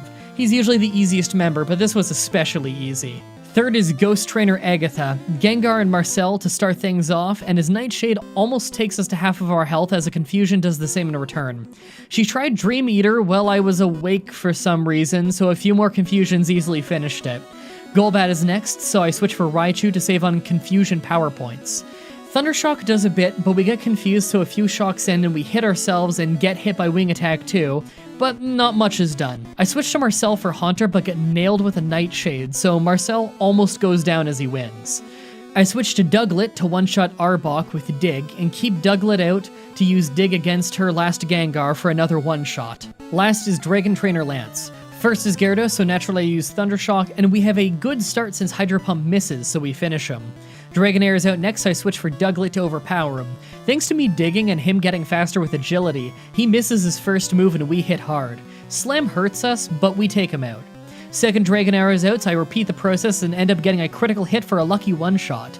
He's sending out Aerodactyl, so I switch for Raichu, but get nailed with a Hyper Beam. I get 2 Thundershocks as a result, but it's not enough to finish him and we get taken down. I follow up with Omastar and easily finish him off with a Water Gun. Last is his Dragonite, and this is a weird fight. I use Marcel but get nailed by a critical Hyper Beam. If Hyper Beam gets the finishing blow in Gen 1, he doesn't have to recharge and instantly uses it again and messes up our Snorlax as we use a Headbutt. He then puts up a barrier so he drastically raises his defense and finishes us with another Hyper Beam. Then it gets even weirder. Omastar is out, and it starts how you'd think. Water Gun doesn't do much, and he's using Slam and Hyper Beam. Once his health gets low enough, Lance heals him with a Hyper Potion. Then all of a sudden, Dragonite just decides not to fight back. He attempts a Slam or a Hyper Beam here and there, but for the most part, he just keeps using Agility and Barrier. Most of the time, I'm one hit away from fainting, but he won't attack. He's even using Agility with his speed maxed out. If he had just landed one more hit, I'd faint, but he just kept wasting time and I ended up winning. Between fights, I heal up, drown my team in ethers and elixirs, and move on. Finally, it's time to take on the Pokemon champion. Pidgeot's out first as always, so I start with Thundershock. Notice the animations are on, by the way? Yeah, the game just does that in Gen 1 when you go into the final fight. Not sure why. Anyway, he tries Whirlwind and Wing Attack, so he hardly does anything before he goes down. Alakazam is out, but his defense and health are bad, so I just take him out in one dig. Rhydon goes down to one Water Gun from Omastar, and Gyarados is out, so it's back to Raichu. Thundershock critically hits and nearly takes him out, but he hangs on and hits a massive Hyper Beam. We just hardly survive it and manage to finish him with a second Thundershock. I send out Omastar to deal with Arcanine since he hardly gets hurt by fire, but instead Arcanine just uses Leer and Roar, so nothing actually happens. Again, Roar and Whirlwind do not work in trainer battles in Gen 1. Last, he sends out his Venusaur, so I send out Marcel. Thanks to Razor Leaf missing and Mega Drain just being too weak, we easily finish him off in 3 shots of confusion and become the new Pokemon champion. I can't believe I was able to win with such weak moves with a team at only level 50. I was helped a lot by how dumb the AI could be at times, and frequent critical hits gave my otherwise weak attacks a bit more punch, but honestly, I thought I wouldn't stand a chance without being at least level 60. I'm not 100% sure what I want to do next week, but I'm thinking of a quick and fun one. I'll do Pokemon Yellow with 1 Pikachu. A nice and fast one that'll give me a little bit more time to make December challenges huge. Whatever it ends up being though, I'll try my absolute best to make sure that it's ready for you by next Saturday as usual. Subscribe, ring the bell, stay tuned. If you want to see me do more challenges like this, please let me know in the comments below or on Twitter. I can always use more ideas from you guys on what I should do next. Also, check out the playlist in the description to watch all of the Pokemon challenges that I've already uploaded. If you guys want to see more Pokemon stuff from me, my friend Whatageek and I have just finished a Pokemon Black and White randomizer over on his channel, and are moving on to a Gen 1 randomizer soon. Also, come to my Twitch streams and tell me that this video sent you. It's always cool to hear how you found the channel. Thank you everybody so much for watching, and until next time, have a nice day. Hey everyone, Mah-Dry-Bread here. Pokemon Gold with only 1 Hoppip was a brutal run. Let's follow that up with an even more brutal one. Today's the day we figure out, would I be able to beat Pokemon Red with a team of only first form bug Pokemon? Okay, do I even need to explain why this run is gonna be hard? Here, take a look at Caterpie's stats. Yeah, that's probably the lowest stats I've ever put on this screen. Actually, that's not true. I think Sunkern has slightly lower stats. That said, Sunkern learned a few moves. Caterpie has Tackle and String Shot. That's alright, we get Weedle too. What are its stats? Oh. Yeah, that's not any better, is it? Base stat total of 195. That's 50 lower than even Rattata. It's even slightly lower than Magikarp's stats overall. That's 100 lower than first form starters. In fact, every single first form bug in the game has lower base stats than the first form starters, until we get to the single form bug types like Scyther and Pinsir, and Pinsir's not even in this game. That was an exclusive to Blue. This is gonna be awful. Like always, I'm writing this script as I go through with the challenge, so all this part is being written before I've started. Everyone comment down below and guess if I can win or not. I bet I can win by the end, but the whole first half of the challenge is gonna be brutally slow. Even then, I'm probably only gonna win because Scyther is good, and we can get that later in the run. Let's explain the rules. In combat, I can only use first form bug Pokemon. I'll need other Pokemon to use HMs, but I won't be allowed to use any of those Pokemon in battle. No glitches or exploits, no items in battle, only Pokeballs and items outside of combat are allowed. Also, if you enjoyed the video, be sure to like, subscribe, and ring the bell for more. Let's do this. So right off the bat, I used the Universal Pokemon Randomizer to replace Bulbasaur with Caterpie so that we can do the whole run with it. I picked to replace Bulbasaur so that our rival would have Charizard, probably the hardest for us to fight. This is gonna be brutal, isn't it? Alright, so you probably have an idea of how the start of this run is gonna go, and it's not good. First, I grind before the forest on super low-leveled Pidgeys and Rattata. Pidgey starts with Gust in this game, but Gust was normal type at the time. See, we would normally have to go to the forest to grind, but in Gen 1, Poison is actually super effective against Bug, so Weedles would really mess us up at this low of a level. We have to run back to our house to heal after just about every fight, and we still sometimes don't win, but at least it gets us our first few levels. What I did notice though is sometimes Pidgey would hit us for 5 damage, then he'd crit us for 5 damage right after. I don't think I've ever seen a critical hit do the same amount of damage as a regular hit before, but this is Gen 1, so it's probably some kind of obscure problem or glitch that I don't know about. If any of you guys know what happened, then let me know in the comments, because I'm pretty curious. Twitter seems to think it has to do with just how low a level the Pokemon we're fighting are, since apparently low-leveled Pokemon have less of a damage buff on their crits. I honestly never knew about that, it seems to just be a Gen 1 thing, but basically the theory is that the 5 damage is a high damage roll for their regular attack, and 5 damage is also a low damage roll for their crit. This probably couldn't happen if they were anything more than, I don't know, level 5. Anyway, right after is the next horrible step though, the forest. I could catch a Weedle, but I didn't even bother. I don't think I'd use it anywhere in the entire challenge run. See, you might remember this from a long time ago when I used Beedrill against Brock's Rock Gym, but in Gen 1, when a move does so little damage that it would be 0, instead of rounding up to 1 damage, it might just say the move missed. Well, Poison Sting is a 15 power move, and both of Brock's Pokemon quad resist poison.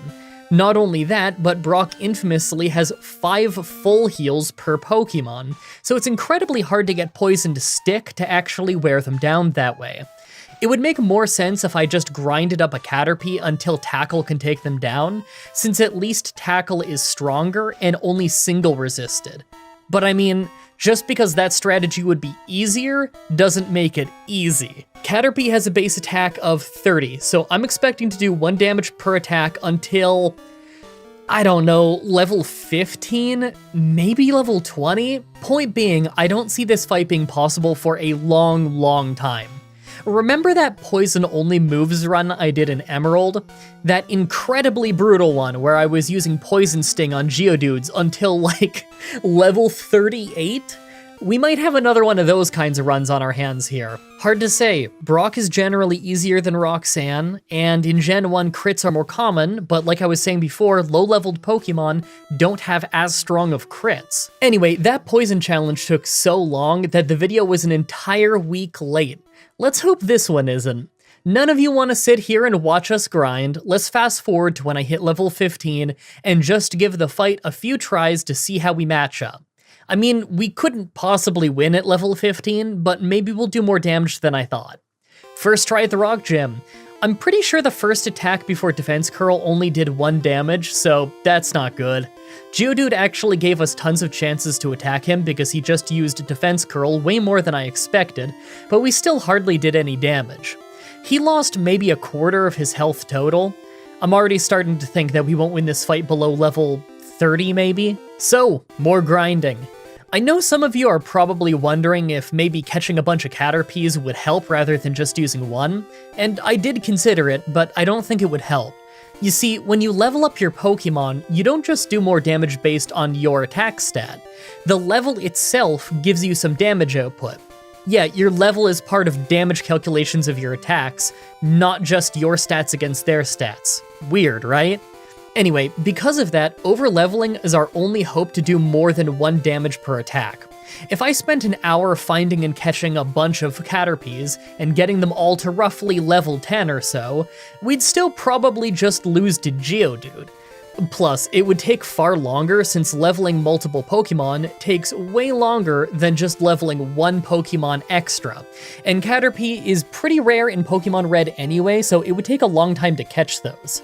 If I took all of the time that it would take to catch and train 10 Caterpies to level 10, and spent that time instead on leveling 1 Caterpie, then we'd come away with a Caterpie that could actually take a few hits and deal more than 1 damage. Realistically, we're probably gonna need crits to win, and a crit from a level 30 Caterpie is far better than crits from a bunch of level 10 Caterpies. That said, even with training 1 Caterpie being faster, it still takes ages. This is with me using Speed Up, mind you. You don't see it in the footage because it looks super weird and ugly, so I don't really bother showing it. Just thought I'd mention Speed Up again since it's been a few months since I brought it up, and a lot of you guys seem to be under the impression that I don't use any Speed Up still. I didn't use Speed Up for well over a year, but I do nowadays since you guys told me to for like Years? Since the beginning. I think literally since my beginning runs, you guys have all been saying, just use speed up. The only problem is that speeding up the game so that it runs 3 times faster doesn't actually make the grind 3 times shorter. It would only make the grind 3 times shorter if you could still control the game perfectly at 3 times speed, and that's literally impossible. So speed up helps, but probably not as much as you would think. Anyway, I'm rambling. Let's try the gym again. More tries, this time at level 20. So we seem to do 2 damage at the start, and I think we even did 2 damage after the first defense curl. But after the second one, we were clearly only dealing 1 damage again. We were only taking 5 damage per hit, but obviously we can't take as many hits as them. In the end, we managed to take Geodude out mostly thanks to crits and his own bad move choice, but against Onix, it wasn't even close. We were only dealing 1 damage, and we were running super low on power points. Eventually, he just tackled us enough for us to finally go down. You guys don't need to see any more of this ridiculous grind, right? You already know how slow it is? Alright, I'm gonna spare you any more of this grinding footage for this gym. We'll be back at level 25. Okay, more Rock Gym. Page 3 of the script and we're still on Rock Gym. Now, this one took many tries. We were doing a lot more damage to Geodude, and our crits did decent damage, but it still took quite a while before Geodude went down. This time against Onix, we were dealing a little bit more damage and had a little bit more power points left over, so I thought that we'd stand a chance. As Onix started spamming Screech to lower our defense, I got really worried. But then he started using Screech over and over, even after we had our defense fully lowered. He just kept using it for some reason. Because of that, we actually ended up winning the fight with a few power points to spare. That fight was insane, and I'm so happy to be past it. So the next little bit of travel was actually really easy. See, we're so overleveled that we can one-shot a lot of the trainer's Pokemon in this next route. Mind you, that doesn't mean we're in for an easy time. I'm probably going to be replacing Caterpie really soon since it's nearly useless overall, and we'll never get any better moves on it than it already has. Considering that our rival is coming up and we probably can't beat him with this Caterpie, this is the only route of the whole game where he's going to be strong enough to be getting one-shots. In Mount Moon, I started hunting for a Paris as soon as I got in there. It's a really frail Pokemon, but I mean, it's a million times better than Caterpie. It's stronger than Caterpie in every single stat other than speed. In fact, Paris can potentially be really useful if massively overleveled. You see, it's got an amazing move called Spore, a 100% accurate sleep move. Considering sleep is extra strong in Gen 1, that's a really powerful move. The problem is that Paris has terrible speed, so it rarely acts first. That's an issue, both because we can't easily put people to sleep to start the fight, and because we're giving most of our opponents a free hit on us right at the start. Plus, Paris has a lot of brutal weaknesses. It's quad weak to fire, quad weak to flying, and even quad weak to poison. Remember earlier when I said that in Gen 1 poison is good against bug? Well, since we're both grass and bug type, that makes us quad weak to poison. Paris is a big upgrade, but it's still super easy to get one-shot if they have the right type of move. Let's try and level this thing while we're here, because next is the rival, who will probably be a brick wall for ages, and I really don't want to grind west of Celadon by fighting sparrows with Peck. On our way through, though, I took the Helix Fossil. I knew that if I didn't say what I took, you'd all ask. Actually, now that I think about it, everyone ask anyway. Comments are good for the YouTube algorithm. So right away we have to deal with Pidgeotto. Naturally, it's faster, but Paralysis does an amazing job of slowing it down and getting us to take less hits. We still lost about half of our health though. Aber can't fight back though, so I took that chance to heal back up a bit by taking it down with Leech Life. For Rattata, I just sent in Caterpie and easily overpowered them. Man, that's a sentence I just didn't think I'd be saying today. Last was Charmander, and I was petrified of being one-shot by Ember, but he just used Growl, so we got to paralyze him and spam Scratch until he went down. He only got one more chance to attack us, and he used Growl again, so that loss was 100% his fault. I've gotta say, that rival fight went so much better than I was expecting. We're still not in the clear yet, though. We still have lots of trainers to fight, and thanks to Paris being pretty slow, we do get hit first pretty commonly. Plus, Spearow is a really common Pokemon here, and they have Peck, a move that's quad effective against our Paris. We can beat most trainers first try, but we also have to heal pretty often. I'm just hoping that Paris will be strong enough to carry us through the Water Gym and Rock Tunnel, since that's when we can get some new Pokemon. I made sure to teach Dig to Paris the moment we got the TM, by the way. It's one of the only moves that we can learn that hits ghosts before the Pokemon Tower, so I know that I'll need this later. While I was in town, I hit up the Water Gym. Staryu was super easy since even his critical tackles did just about nothing. Starmie went much better than expected though. On the first turn, she just used an X-Defend, so I paralyzed her with Stun Spore and started using Leech Life to try and stay healthy. It didn't do much damage, but thanks to her being fully paralyzed so often, we didn't take much damage. This fight probably would have been easy regardless of paralysis though, since her water moves wouldn't have done much to us. Next up is the SSN, and I take the chance to try and level up Paris as much as I could. See, he needs to be strong enough to get us through Rock Tunnel, and there's some hikers in there with Pokemon who tend to blow up, so I have to be prepared. I figured that Dig might be enough to get us a win in there, but it's hard to say for sure. We're pretty slow, so I could see them just blowing up right away to one-shot us. While I'm on the SSN, I picked up the TM for Body Slam, and weirdly enough, Paris can learn it. In fact, Paris is the only Pokemon we'll be getting in this video who can learn it, so I replaced Scratch right away. I think this should be enough to win the rival fight in here. Let's go give it a try. Rival time. First was Pidgeotto, who really couldn't hurt us very much, so it went down fine. Raticate right after was a one-shot, but he got us with Tail Whip first, so for Kadabra, I switched out to Caterpie. Now, he managed to get us with Disable, but in Gen 1, it just disabled a random move, and it picked String Shot, so we still easily took him down. It's gotta feel awful having your Kadabra go down to Caterpie. Last was Charmeleon, and although his Ember did pretty good damage, we have Spore now. It's an awesome 100% accurate sleep move, so we don't have to worry about missing, but we're still pretty slow. We took him out, but that trick might not work by the next rival fight. I should have a better Pokemon by then, though. While we're still in town, I decided to give the Electric Gym a try. Voltorb and Pikachu were both super easy, but I know Raichu might be hard, so I came in with a strategy. I switched to Caterpie and spammed String Shot until we went down. He got an X-Speed in, but he still lost more than he gained, so by the time Paris came out, we were faster and could just hit Spore. And we had to hit it 3 times because the first 2 he just woke up on the same turn. Just Gen 1 things. It's fine, Sleep was totally overpowered in Gen 1, you didn't get to attack on the turn you woke up. It was brutal.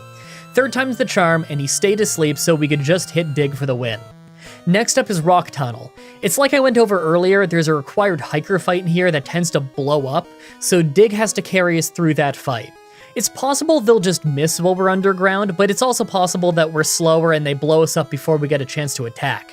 It's just one of those fights that might take a few tries. Now that we're properly fully into summer, there's some new arrivals to check out, like this layered kangaroo pocket sweatshirt, great for protecting your baby kangaroo that you stole. I know about that. There's also the quarter zip sweatshirt, and do you see why I pretty much stopped taking my own pictures and started using their website's pictures? I mean, look at this guy, I can't compete. If you want to look as good as this guy, then you're gonna have to dress as well as him too. And you can! Thanks to Chimera, linked in the description. Make sure to use the code Mah-Dry-Bread at checkout to get a discount, and let them know that I sent you. Now, I need to go get ready for the Ghost Gym. The hiker ended up going really well, by the way. The extra levels got us faster than his whole team, and although he did survive a dig with his Graveler, he only used Tackle, so we were fine. I'm pretty sure they just pick random moves anyway. Now, the moment we got to Celadon, I started working the slot machines. It sucks, and it takes forever even with turbo buttons, but it's absolutely worth it. See, we can buy a Scyther here, by far the strongest Pokemon we're gonna have the entire run. You can catch one in the Safari Zone, but that takes forever, and we can't even reach there yet. So if I just buy one now, then I can level it up in the Rocket Hideout. Critical hits are based on your base speed in this game, and Scyther is pretty fast, so between that and the move slash critting more often, we should be able to reliably crit on a regular basis. It's a bit of a one-trick pony though, as outside of Swords Dance and Slash being amazing, we have literally no type coverage. Scyther can only learn normal type attacks, since it wasn't till Yellow that he learned Wing Attack. Not that it matters that much, considering just how weak Wing Attack is in Gen 1, although I guess it would still hit ghosts. Still, Slash and Swords Dance is a pretty strong combo. We just need to level him up until he knows both moves. Plus, would you look how cool that sprite is? I decided to give the grass gym a go right away. First, I used Scyther to deal with Victory Bell, but it didn't really go that well. We got poisoned early and stuck in Wrap for quite a while. We did alright damage when we'd crit, but we were in red health by the time that he went down, so we had to switch for Paris to deal with Tangela. Quickly, we ran into an issue where we kept getting stuck in Bind, and we were slower than him, so he could just keep doing it. So I started switching Pokemon to get out of it. Yeah, in Gen 1 you could switch during Bind for some reason. After switching back and forth a little bit, I ended up having Caterpie use String Shot to lower Tangela's speed so that it wouldn't be faster than Paris anymore, so that I could just hit it with Spore and finish it off. That took forever. Last was Vileplume, but I just ended up using the same strategy as String Shot before Spore to take it down. Who'd have thought that String Shot from Caterpie would end up coming in clutch like that? Well, Scyther didn't do that well. I guess that's to be expected though, it's not like we had any decent moves yet. It sucks that we'll never have the same type attack bonus, so it's not like Quick Attack will do very much, but it learns Slash pretty soon, so we should have it by the next major fight. I just went ahead and fought every trainer in the Rocket Hideout to get some experience before Giovanni. Speaking of, first is his Onix, so I started by using Dig with Paris. We were slower, so we got hit by a critical rock throw, but Onix has terrible attacks, so we were fine. We couldn't quite one-shot him, but his second rock throw missed, so we easily finished him off with Body Slam. Rhyhorn was a one-shot with Dig, and last was Kangaskhan, who went down in a couple hits of Slash. Well, that was easy. Let's go try the Pokemon Tower rival fight and see how we match up. Alright, I know this is usually the easiest rival fight, but this time we literally just swept the entire team with Slash. That went perfect. Let's go get ourselves a new Pokemon. Now that we have access to the southern bits of the map, I went ahead and caught Venonat right away. It's not a very strong Pokemon, and it's not even that good with most of its moves, but it still learns Psychic, and we might need that to fight the Ghost types later in the game. One of the Elite Four members is Agatha, and having both Dig and Psychic is probably going to be required to win that fight. So, the Poison Gym fight actually exposes an issue with my strategy that I totally forgot about. In Generation 1, critical hits ignore all stat changes. Yes, even our own positive stat changes. That means that even though I used a ton of Sword Stance to power up our attack, the constant critical hits means Slash was doing the same damage as without them. Because of that, I had to switch to Quick Attack. Well, it was doing more damage than critical Slash, but that's only after 3 Sword Stances. We ended up winning, but it was super close, and it could have gone the other way if we didn't miss so much. I think I'm gonna have to replace Quick Attack with Swift. It's not that strong, but at least it's stronger than Quick Attack. So, next up is Silphco. Yeah, we could go do Cinnabar Island early, but we're using all bugs, so I don't really think we could pull it off quite yet. That said, I am skeptical about our chances at the rival here too. This is the usually brutal 5th rival fight, and it'll be the first one where he has a Charizard. I figure that if I have Sword Stands built up before we get to Charizard, then maybe it'll go okay, but it also wouldn't surprise me if I need another Pokemon to help me win. I'd love to just put him to sleep with Paris, but he's super slow and double weak to fire, so I just don't see that happening. I'm still willing to give it a try though. Well, would you look at that? The Swords Dance and Swift combo paid off. I mean, it almost didn't. We crit against Pidgeot near the start to deal less damage than without it, and that led to us getting hit by so many wing attacks that we almost fainted. You know what feels real weird? Hoping not to get a critical hit. Seriously, if I had crit even once beyond the Pidgeot part of the fight, I'd probably have been knocked out and had to resort to using Paris against Charizard. There's no way we could have won if that happened. Time for Giovanni. Nidorino was super easy with Slash and Swift, and second was Kangaskhan, who was just a 2-shot with Slash. For Rhyhorn I used Dig with Paris, but Rhyhorn is actually slower than us, so I guess I could have used Spore if I wanted. It didn't matter, Horn Attack didn't do much. Last was Nidoqueen, so I just had Scyther slash a bit for the win. It took 3 hits, but we were never in any real danger. Now, the Psychic Gym ended up being super easy, as I kind of expected. This is one of those gyms that can occasionally be a big threat, but in runs where we have a fast and hard-hitting physical attacker, it's really not a problem. They're just too frail to handle us. Alakazam didn't get one-shot, but he also only used Recover, so it worked out just fine. Bet you didn't expect to see this place right now? Well, I'm in the process of leveling up Venonat a little bit.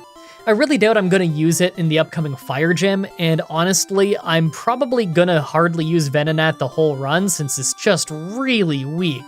But we need to level it up at some point. It's like I was saying before, I think it'll be just about required for the Agatha fight, and it's honestly not that far off, so I may as well get it done early.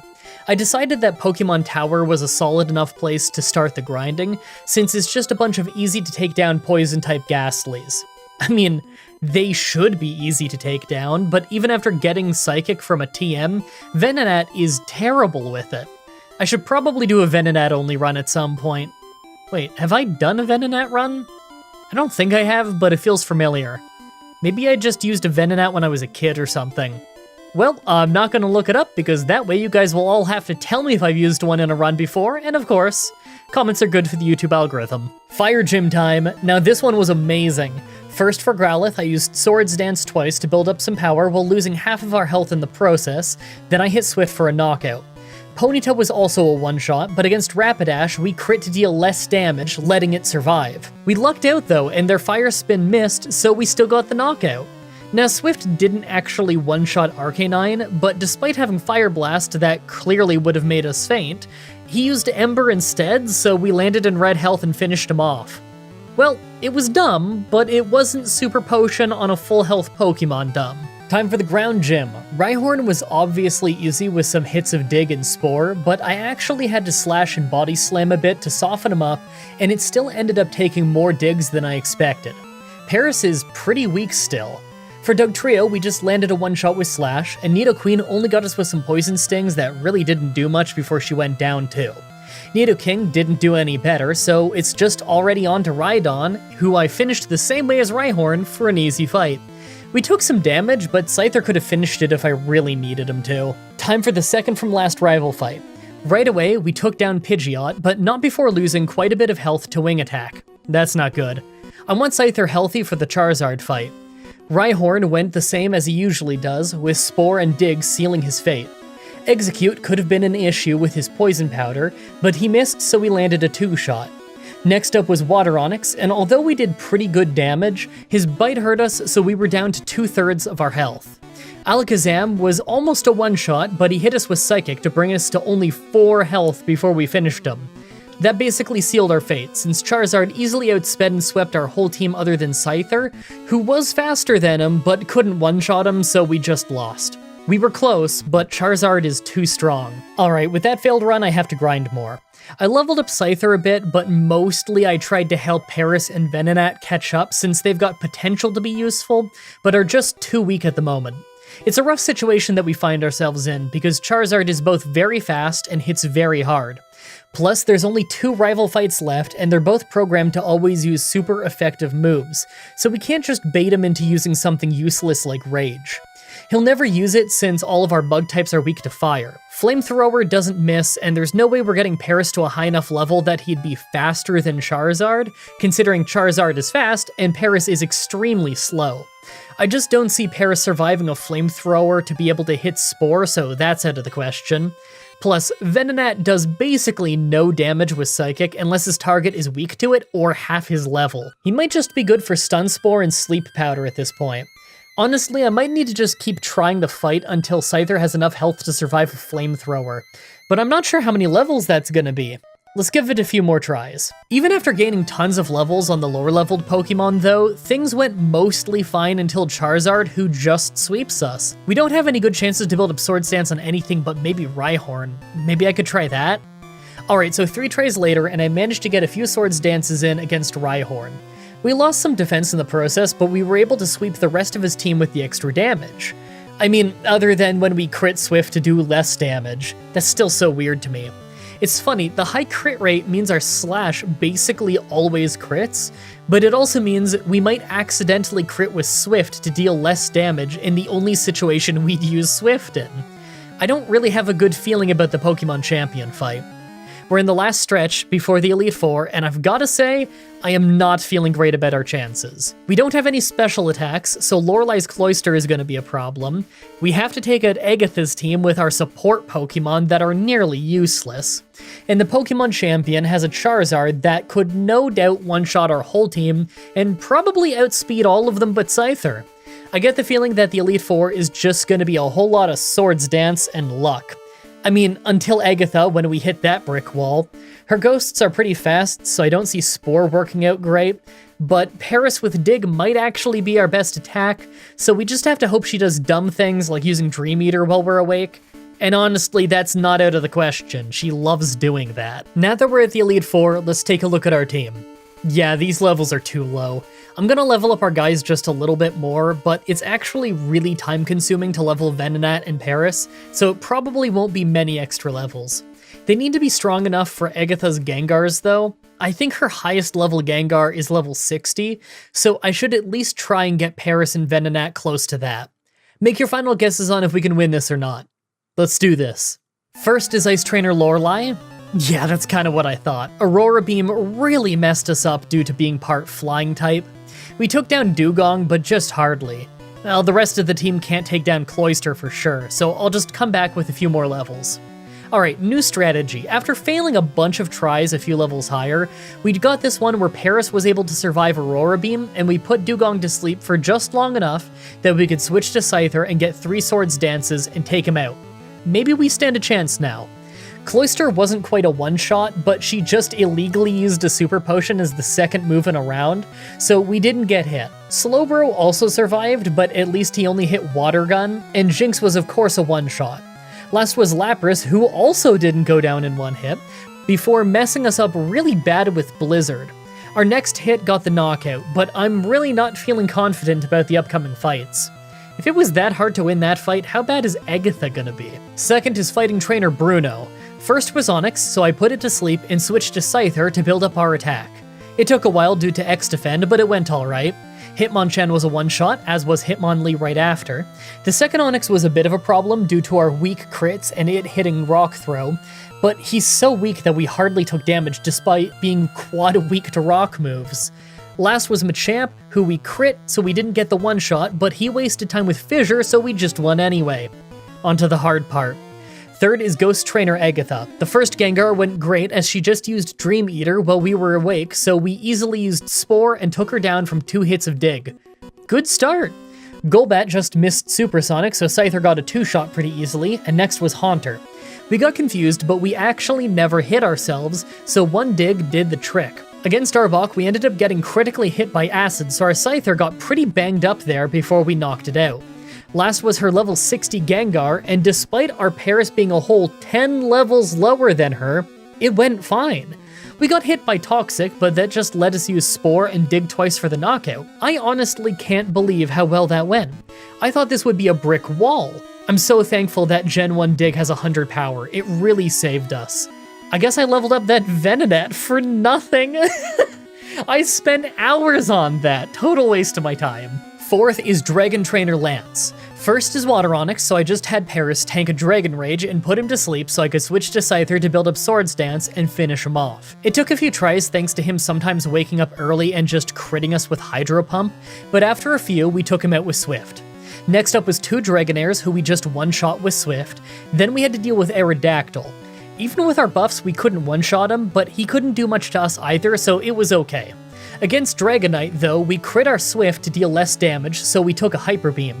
Our second Swift crit as well, so he was still up, but he had to recharge from his Hyper Beam, so we got another hit after that for the win. Finally, the Pokemon Champion. Right away, Pidgeot outsped us, failed Mirror Move, then got hit by Spore. Literally, why would he do that? Whatever, we just spammed Swords Dance and took him out. We only got hit by weak Wing Attack. Alakazam was a one-shot with Swift, but Rhydon, right after, hardly took anything due to Swift critting. Actually, our non-critical ones hardly did anything to him as well, but he also hardly did anything to us. His Fury attack took out a decent chunk, but he still fainted long before we were in danger. Executor was a one-shot with Swift, as well as Water Onix right after.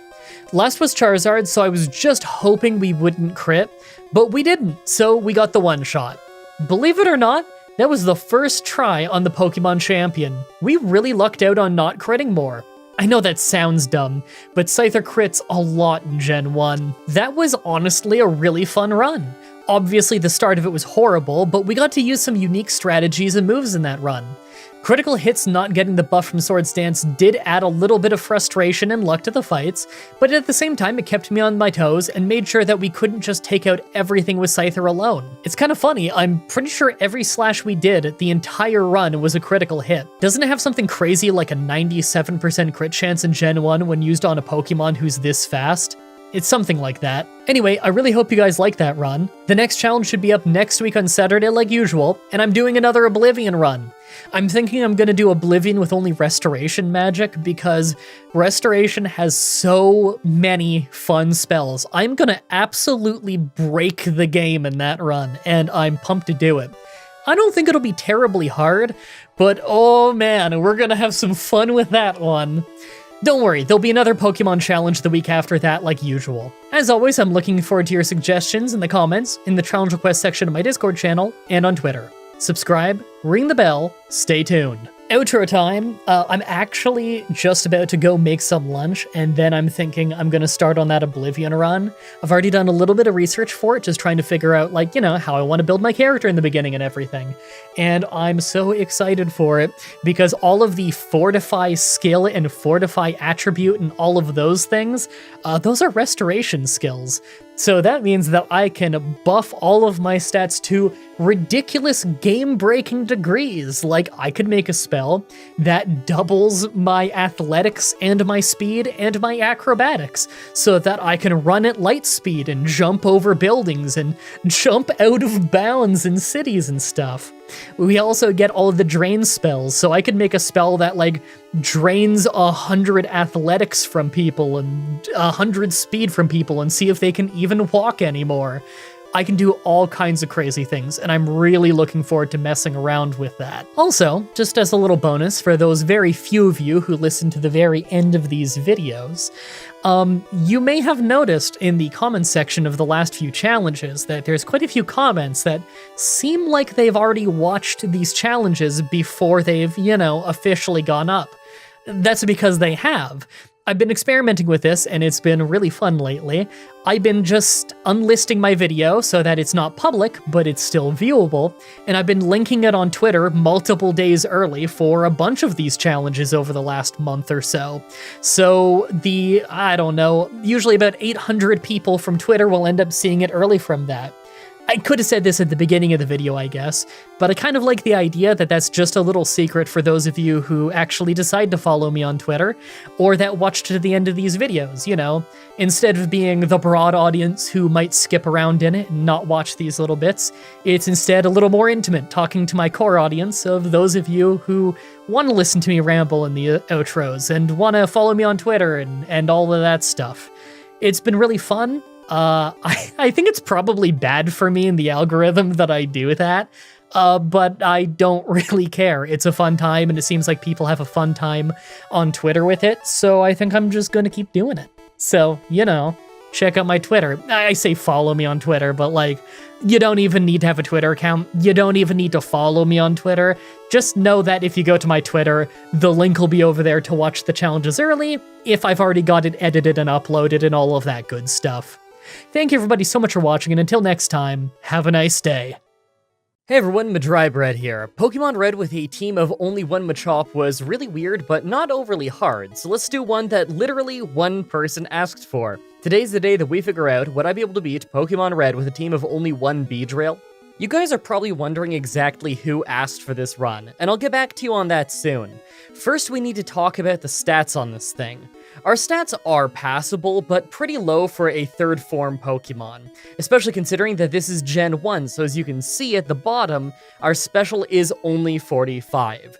That drags down our actual base stat total. We're also bug and poison, so we have a lot of common weaknesses. Psychic Pokemon are especially dangerous in Gen 1 since they're so fast, hit so hard, and we have super low special. I expect Alakazam to be a brick wall. Lastly, our moves are terrible. We have Poison Sting from our time as a Weedle, and at least that's something, but Fury Attack is trash. Focus Energy is glitched in Gen 1 and actually makes you crit less often. Twin Needle and Pin Missile are both pretty weak, Rage in Gen 1 is one of the worst moves you can use, and Agility is only good for setting up the badge boost glitch, and I'm only willing to use that if it's an absolute last resort. Lastly, the only TMs that we can learn are the ones we probably don't need, other than possibly Double Team and Sword Stance. Like always, I'm writing the script as I go through the challenge, so all of this part is being written before I've started. Everyone comment down below and guess if I can win or not. I think that I can win, but not without being level 100. Let's explain the rules. In combat, I can only use Beedrill, or Weedle and Kakuna for the sake of earlier in the run. I'll need other Pokemon to use HMs, but I won't be allowed to use any of those Pokemon in battle. No glitches or exploits, no items in battle, only Pokeballs and items outside of combat are allowed. Also, if you enjoyed the video, be sure to like, subscribe, and ring the bell for more. Let's do this. So right off the bat, I use the Universal Pokemon Randomizer to replace Bulbasaur with Weedle so that we can do the whole run with it. I replaced Bulbasaur so that my rival would have Charizard, the hardest for us to fight. I name him Butterfree, because that's hilarious. So, while I start my grind in Viridian Forest, I'm sure that you guys have lots of questions that I'm gonna have to answer here. First, yeah, we're starting with a Weedle. I know I could just start with Beedrill, but I figured that this would be a little bit harder without impacting the mid to late game. Just toughening up the early game a little bit, so I did it. Also, you're probably all mad that I didn't name my Beedrill something different because of the incredibly well-edited videos that Jake Macaulay, not sure if I'm saying that right, has been making with a Weedle. Well, I've got no interest in stealing anyone's thunder, so check out at the top of the description if you want to see a link to his channel. It's really good, I've actually been watching it for about a year now off and on. As for what makes my challenge today difficult, we're not allowed to use items in battle, and that's the only way that Weedle can beat the game, so that's why we're using Beedrill. Who asked for this video, though? That'd be Genichi on Twitter. Not sure if I'm saying that right. Yesterday was their birthday, so happy belated birthday! Yes, I did this entire video because one person asked for it for their birthday. I'm probably not going to do this again because I don't want to open a floodgate that definitely can't be closed, but let's hope this makes for a good run today. To be honest, I couldn't think of anything else. The suggestion came up on my timeline, and I decided, sure, why not? Anyway, after an agonizing 15 minutes of having to retreat all the way back to Route 1 just to find something that I can beat, then healing after almost every single fight, we hit level 7 and evolve into Kakuna. This results in a raise in defense but a drop in attack and speed, so it's not necessarily an upgrade. We stand no chance against Brock without hitting level 10 at least though and becoming a Beedrill. At level 8, we're finally strong enough to beat the first bug catcher, but the second one's Kakuna ends up stalling us out badly. I love that our last Poison Sting crit just to bring it to red health and rub salt in the wound, since I now have to use 40 string shots to struggle it down. This is my job, folks. Roughly 1,000 years later, and we run out of string shots and we take him out. If this wasn't Gen 1, then his Kakuna would have run out of power points first and taken himself out with struggle, but in Gen 1 our opponents have unlimited power points. Finally, after taking it out though, he pulls out another Weedle and we end up going down. Well, I know what trainer I'll avoid next time. Anyway, after another solid 15 minutes of grinding on Rattata and Pidgey, we finally hit level 10 and finally evolve into a Beedrill. That doubled our attack and speed, so grinding should be easier, but I know that we still aren't ready for Brock. At least I can probably make my way through the forest now, though. At level 11, I attempt to fight Brock, but it's obviously just not happening yet. Poison Sting does 1 damage, and even when we poison him, Brock infamously has an ocean of full heals, so we can't get a poison to actually stick. Even with him mostly picking terrible moves, we don't stand a chance.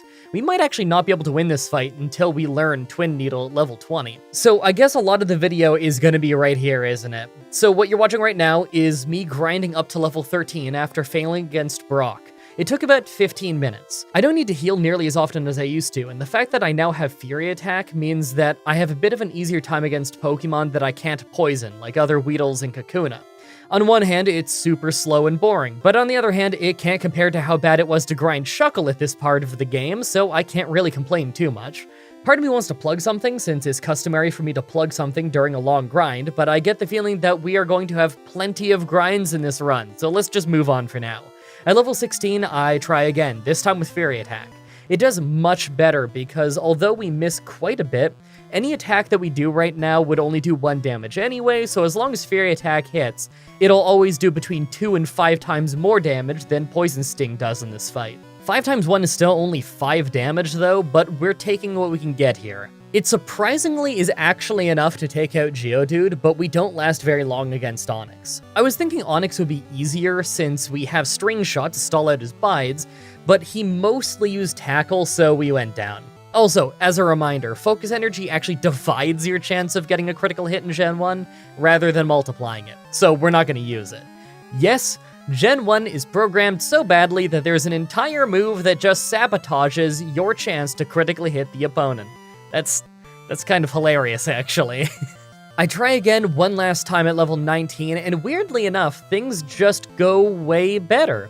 We're now seemingly hitting 2 or 3 damage on Geodude, and even use Defense Curl really late.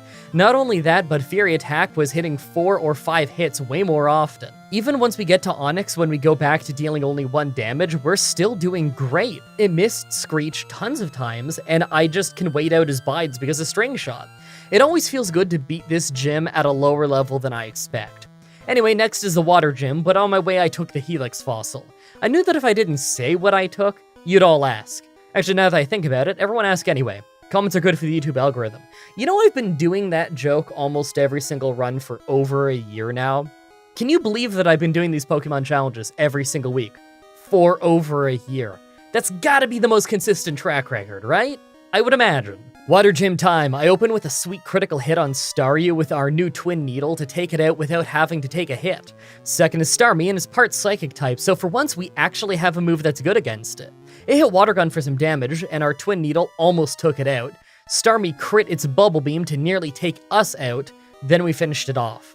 That's rare that we get the Water Gym on the first try. After that is the next rival fight. Pidgeotto is first, and I probably shouldn't be using Twin Needle, but between the same type attack bonus and higher accuracy and the chance of poison, I figured that it'd be better than Fury Attack. I lost about half my health before taking it down. Aber can't fight back, but next is Rattata, and although we one-shot it with Twin Needle, he's smart and hit a quick attack. Last is Charmander, and I was worried when he survived Twin Needle and then hit Ember, but it didn't do very much, and it didn't burn us, so we easily finished it. That actually went better than I was expecting. To the north, we still have to handle a bunch of trainers, but I try to fight the least amount of them possible. Sometimes I see people saying that I try to solve everything just by over-leveling, but what you guys don't usually see, because I don't usually have a reason to talk about it honestly, is that unless I know that the next gym is either impossible at my current level, or there's a move that I need to level up and get, I'll try to avoid fights to try and keep my level lower to make it harder. I only intentionally try to level up if I think that I actually need it. The challenge isn't me trying to beat the game at the lowest level possible anyway. The challenge is that I've been making a Pokemon challenge video every single week for about a year now, alongside also uploading a video a day minimum for the last 9 years. When I started doing Pokemon Challenge, I never stopped doing anything that I was doing before. All I did was add another many hours to my weekly workload. The challenge isn't how well I can do on the challenge, it's if I can literally do it when I only have a 1-week time limit. I don't use emulator speed up, I have to legit grind to get my levels, and I have also a full-time job worth of work hours on other work to do outside of my Pokemon challenges. That's why if you look at the titles of these videos, the title is Can I Beat, rather than Can You Beat.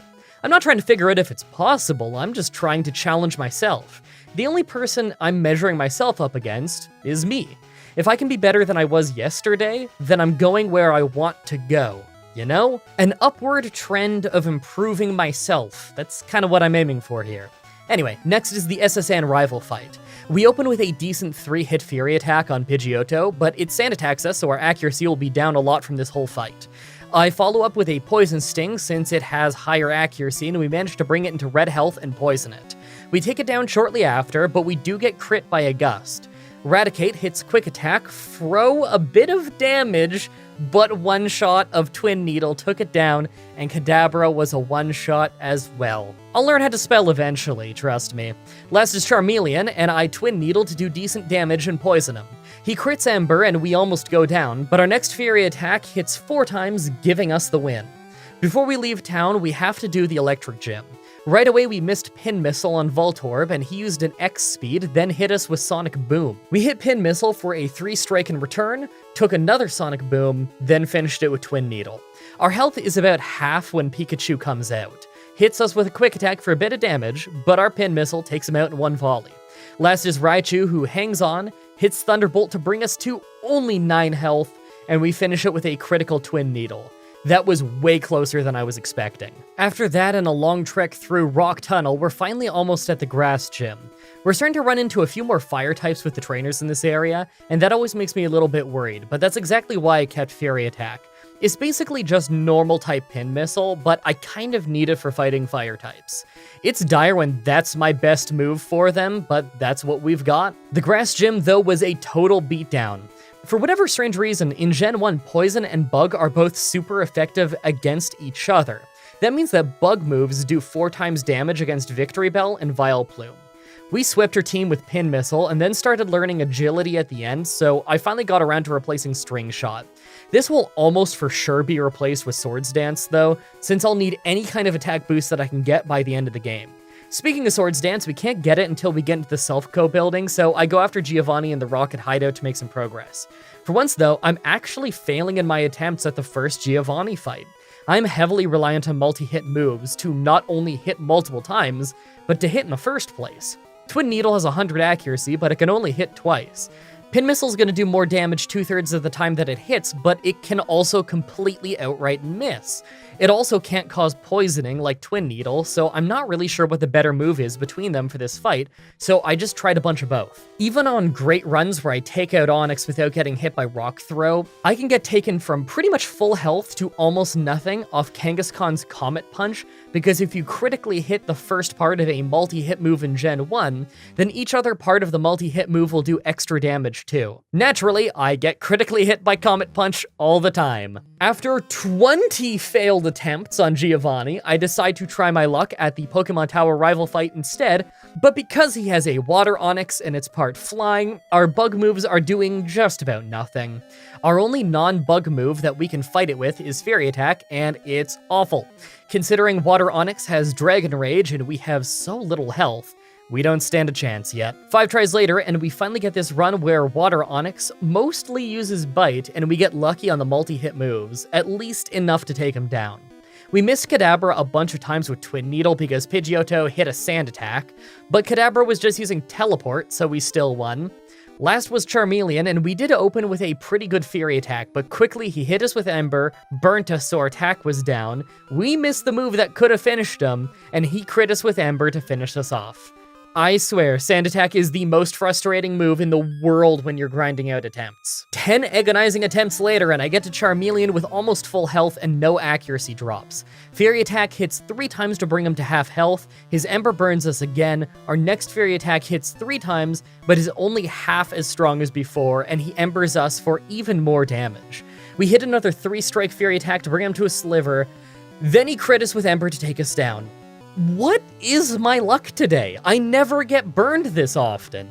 Finally, on my next attempt, when I actually get to Charmeleon, I don't get burned or crit, and Fury Attack hits just enough for me to get the win with only 17 health left. Now, if you'll excuse me, I'm gonna fight every last trainer in Pokemon Tower because I think it's obvious that our stats are way too low for us to get by with moves this weak. Since we can't finish the tower without Giovanni's Self-Scope unless we use a glitch, I go back to Giovanni, and somehow, our first attempt back at him, with us only being 4 levels higher, we completely mop the floor with his team because he just picks bad moves the whole fight.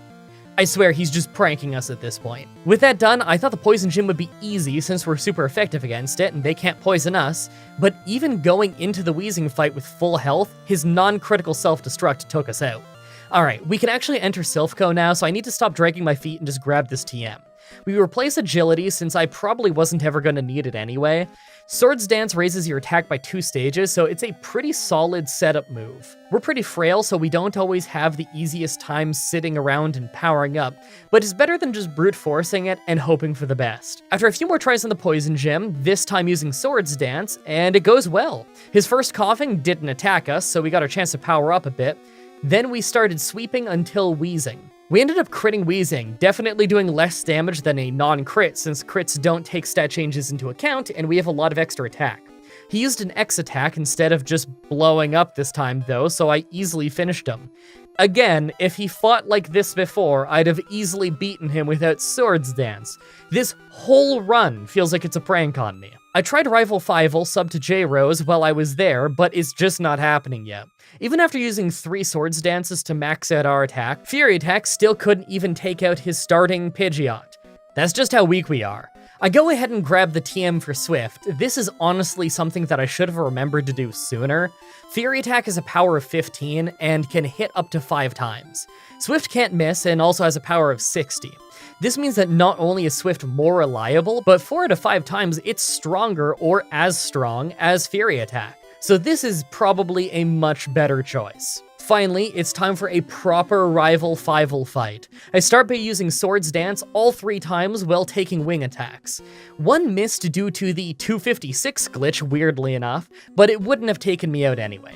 I took him out with Swift, Execute went down to a Twin Needle, and Water Onyx took half of his health in damage off a critical Swift, wasted his time with Leer, then went down to the follow-up.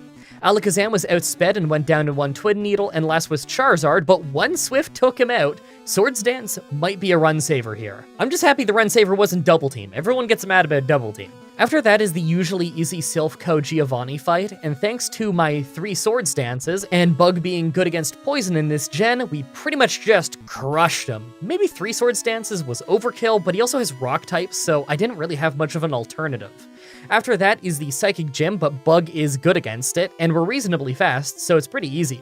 Alakazam probably could have one-shot me with a crit if he wanted to, but instead they used Psywave, and it failed them again by totally missing, so we swept Sabrina's team.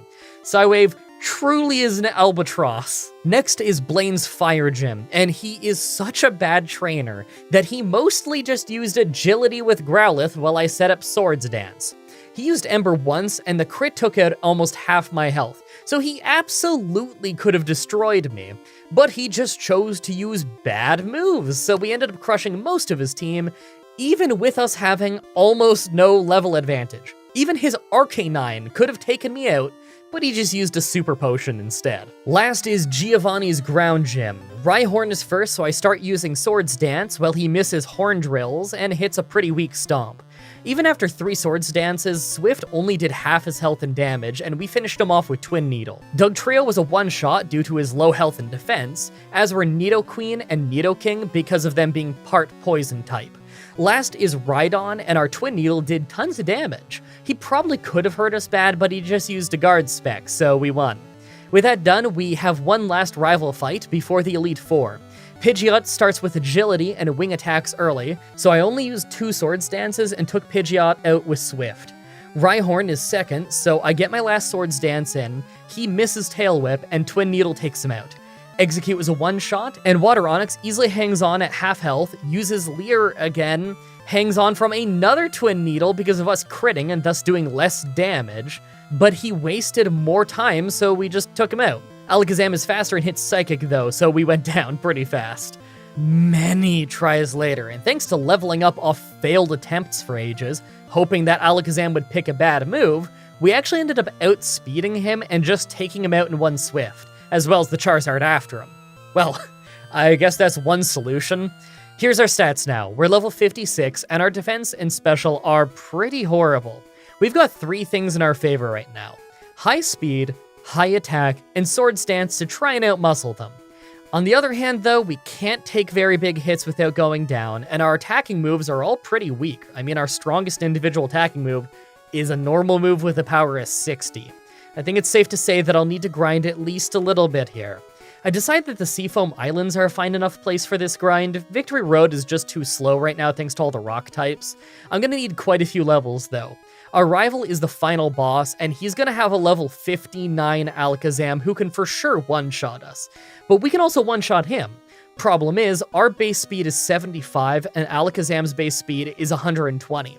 Now, the gap isn't quite that massive because of the small boost of speed that we're going to be getting because of the Electric Gym's badge. That also means that when I use Swords Dance, it's going to raise our speed regardless because Gen 1 is so buggy, but without Swords Dance, there's absolutely no way we can win this, and I'm doing it specifically for the attack, so this is as fair as I can make it, without just insta-dying. While I'm grinding, if I can promote someone real quick, my friends Mandy and Dylan from the channel My Dumb Boyfriend animated a storytime video for me that's up on this channel. It's all about the home invasion story when Goosit and myself accidentally invaded Mandy's home over Skype live on stream a few years ago.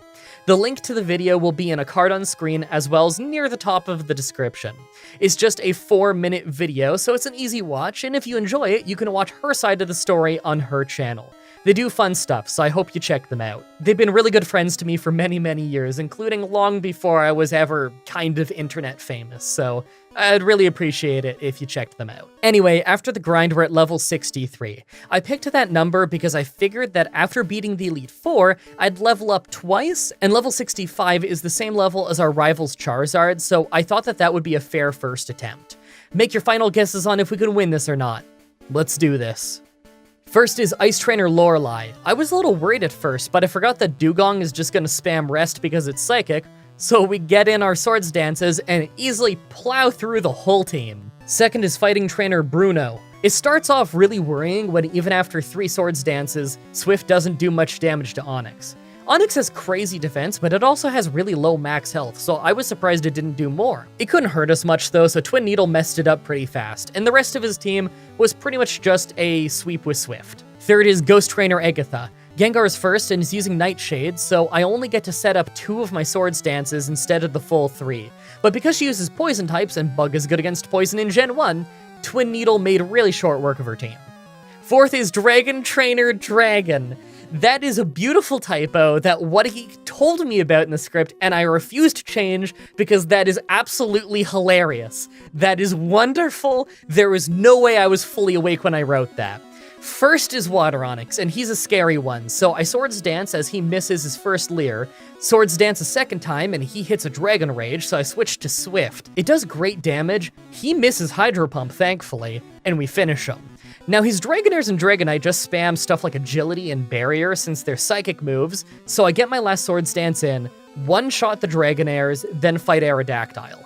Aerodactyl? I'm never quite sure on that one. I decide to start with Swift, and the damage is great as he just misses Takedown.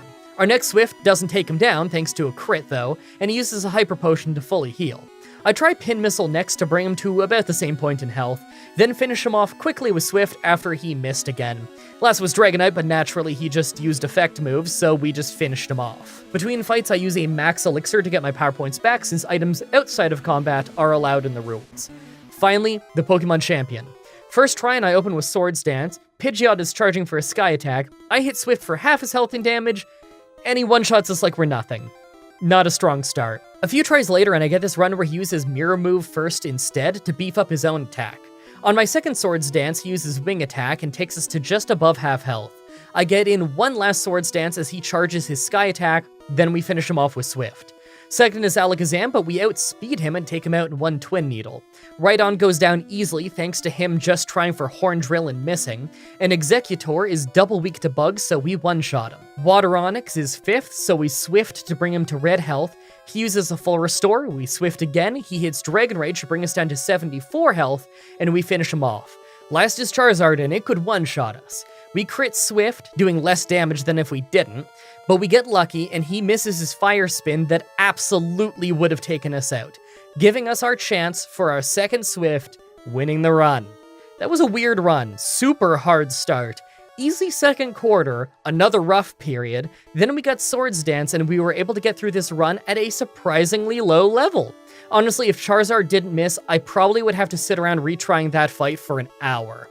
I hope you guys liked that run. I'm not 100% sure what I'm going to do for next Saturday's Pokemon Challenge, though. As always, though, I'm looking forward to your suggestions in the comments, on Twitter, and in the Discord Pokemon Challenges sub-chat. Subscribe, ring the bell, stay tuned. If you want to see me do more challenges like this, please let me know in the comments or on Twitter. I can always use more ideas from you guys on what I should do next. Also, check out the playlist in the description if you want to watch all the Pokemon challenges that I've already uploaded. If you guys want to see more Pokemon stuff from me, my friend Whatageek and I finished a Gen 1 randomizer over on his channel, linked in the description. You can also watch myself, Whatageek, and Goosit playing Pokemon Stadium here on my channel. Also, come to my Twitch TV streams and let me know that this video sent you. It's always cool to hear how you found the channel. Thank you everybody so much for watching, and until next time, have a nice day. Hey everyone, Mah-Dry-Bread here. Pokemon Crystal with only our rivals team was actually a pretty fun run. Let's follow that up with a much harder one. Today's the day that we figure out, would I be able to beat Pokemon Red with a team of only Blaine's team and moveset? So you guys probably already know that Blaine is hilariously bad in Gen 1 because of his terrible AI. But have you ever actually taken a look at his team? He's got a Ponyta and a Rapidash who have literally the exact same moves, a Growlithe who has nothing good, and an Arcanine who has a Roar, a move that doesn't work in trainer battles in Gen 1. This moveset is shockingly terrible.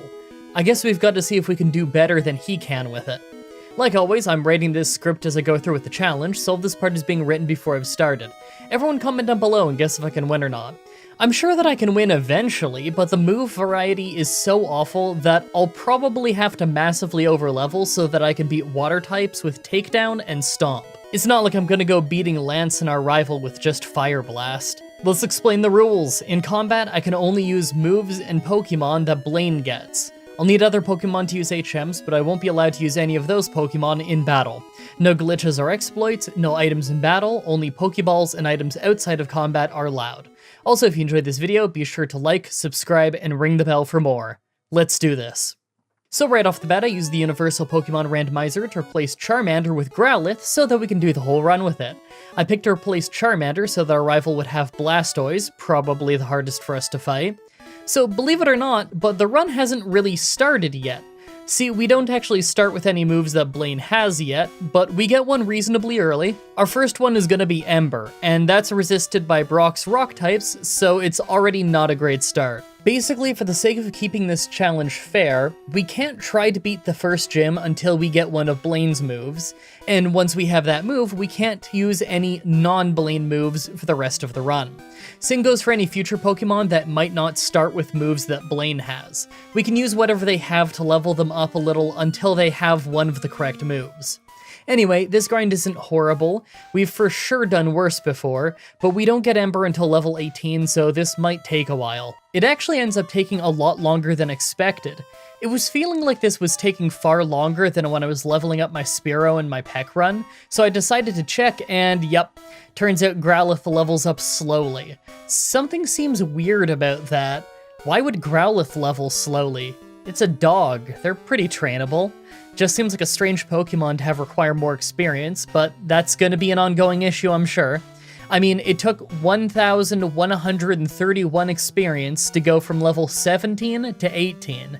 I know that doesn't sound like a ton, but when you're grinding against bug Pokemon who give you just about 40 experience on average, it takes a while. Okay, once we get Ember, I go to the Rock Gym. It does a pretty great job, actually, and weirdly enough, it paid off that Blaine has Roar, since it meant that we got to waste time with Roar while Onix used Bide without having to risk us getting taken out in return. Now we can finally make some progress. So the travel to Mount Moon is thankfully much easier than the grind we just had to deal with. Ember is effective against basically everything here since bug Pokemon are still so common, and nobody's using water types anyway. In Mount Moon itself, there's a little more challenge, but I still go through the trouble of fighting whatever I can. Using a slow leveling Pokemon presents us an uphill battle the whole game, and considering that this Growlithe we're using right now is literally the only Pokemon on our team that will end up learning a single strong move, I need to invest as much experience as I can in him early, especially considering we don't even get the TM for that one strong move, Fire Blast, until after the Blaine fight, so the 7th gym leader. Until then, Takedown is our strongest move, and we don't even have it yet. We have a water gym coming up. We need every last level that we can get. On our way there, I took the Helix Fossil. I knew that if I didn't say what I took, you'd all ask. Actually, now that I think about it, everyone ask anyway. Comments are good for the YouTube algorithm. Alright, so the rival fight. It started with us against Pidgeotto, and I thought we'd get away with an easy first attempt, but we got sand attacked near the end. That's not good. Abra was obviously easy, and Rattata nearly got one shot before hitting us with Hyper Fang. Against Squirtle, I kinda thought we'd just lose since he has water moves, but he literally just never used one. Not only that, but we burned him right away, so his tackles were doing just about nothing. It doesn't matter that we missed a bit, we still took him down. Thanks for the softball. I ended up fighting every last trainer to the north though. We have a water gym next, and they have Bubble Beam. Either we hit level 30 to get takedown, or we're gonna have to beat Misty with Ember. I really don't see that happening, but we'll see what level we're at when we get there. Even with all the levels we got on our way there though, we didn't stand a chance at the water gym. We had an awful time with Staryu, so the Starmie obviously took us down. Maybe we should just do the SSN first. Alright, so the SSN also has some annoying water types to fight, but overall it's not too bad here. Really, we just need to pick up a few more levels so that we can learn Takedown, the strongest move that we'll have until Fire Blast. Unfortunately, Takedown both deals recoil damage and doesn't have perfect accuracy, so I wouldn't really call it reliable. Our terrible moveset is going to be a real handicap this run. Let's go do the rival fight before we leave for the water gym. Okay, so we had absolutely no excuse to lose this fight, but because of only one sand attack, we managed to miss like 3 or 4 takedowns in a row on Wartortle. As soon as we hit one, we nearly one-shot him, but then Bubble was just too much for us. I know that was just horrible luck, but I absolutely had to show it to you because stuff like this happens so much more than you'd think. The very next try it goes a little bit better, but we both missed an Ember due to the 256 glitch, and got crit about 100 times. Seriously, there were so many crits that I had 1 health when we won the fight. That was so much harder than I expected. Once we got back to the water gym, we actually had a super easy time, but only because Starmie used an X-Defend instead of Bubble Beam.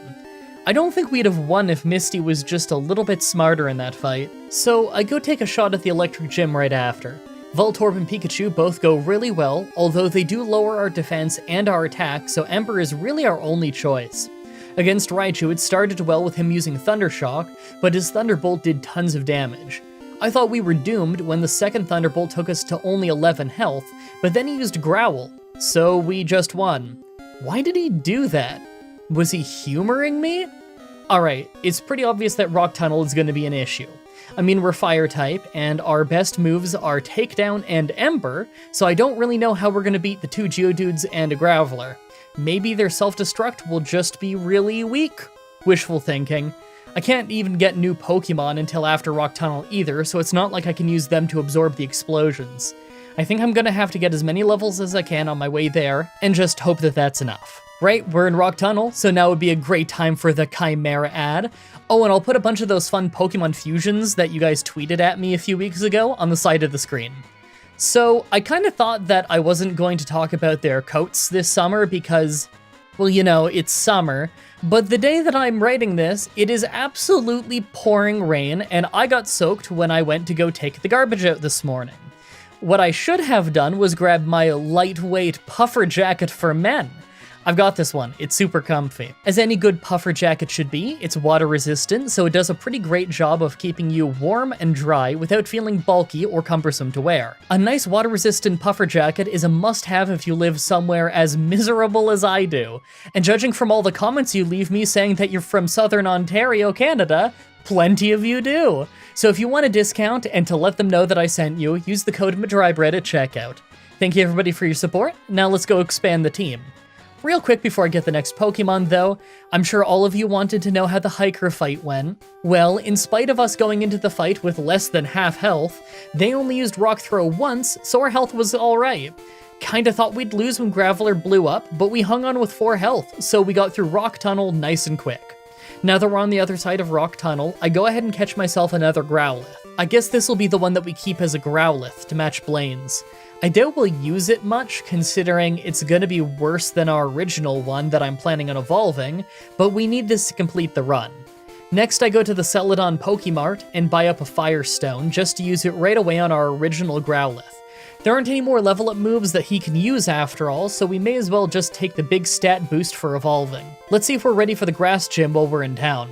Well, that went well. We got poisoned by poison powder at the start, but that's really all they could do to us. I mean, we're using an RK9. I didn't exactly think the grass gym was going to be an issue.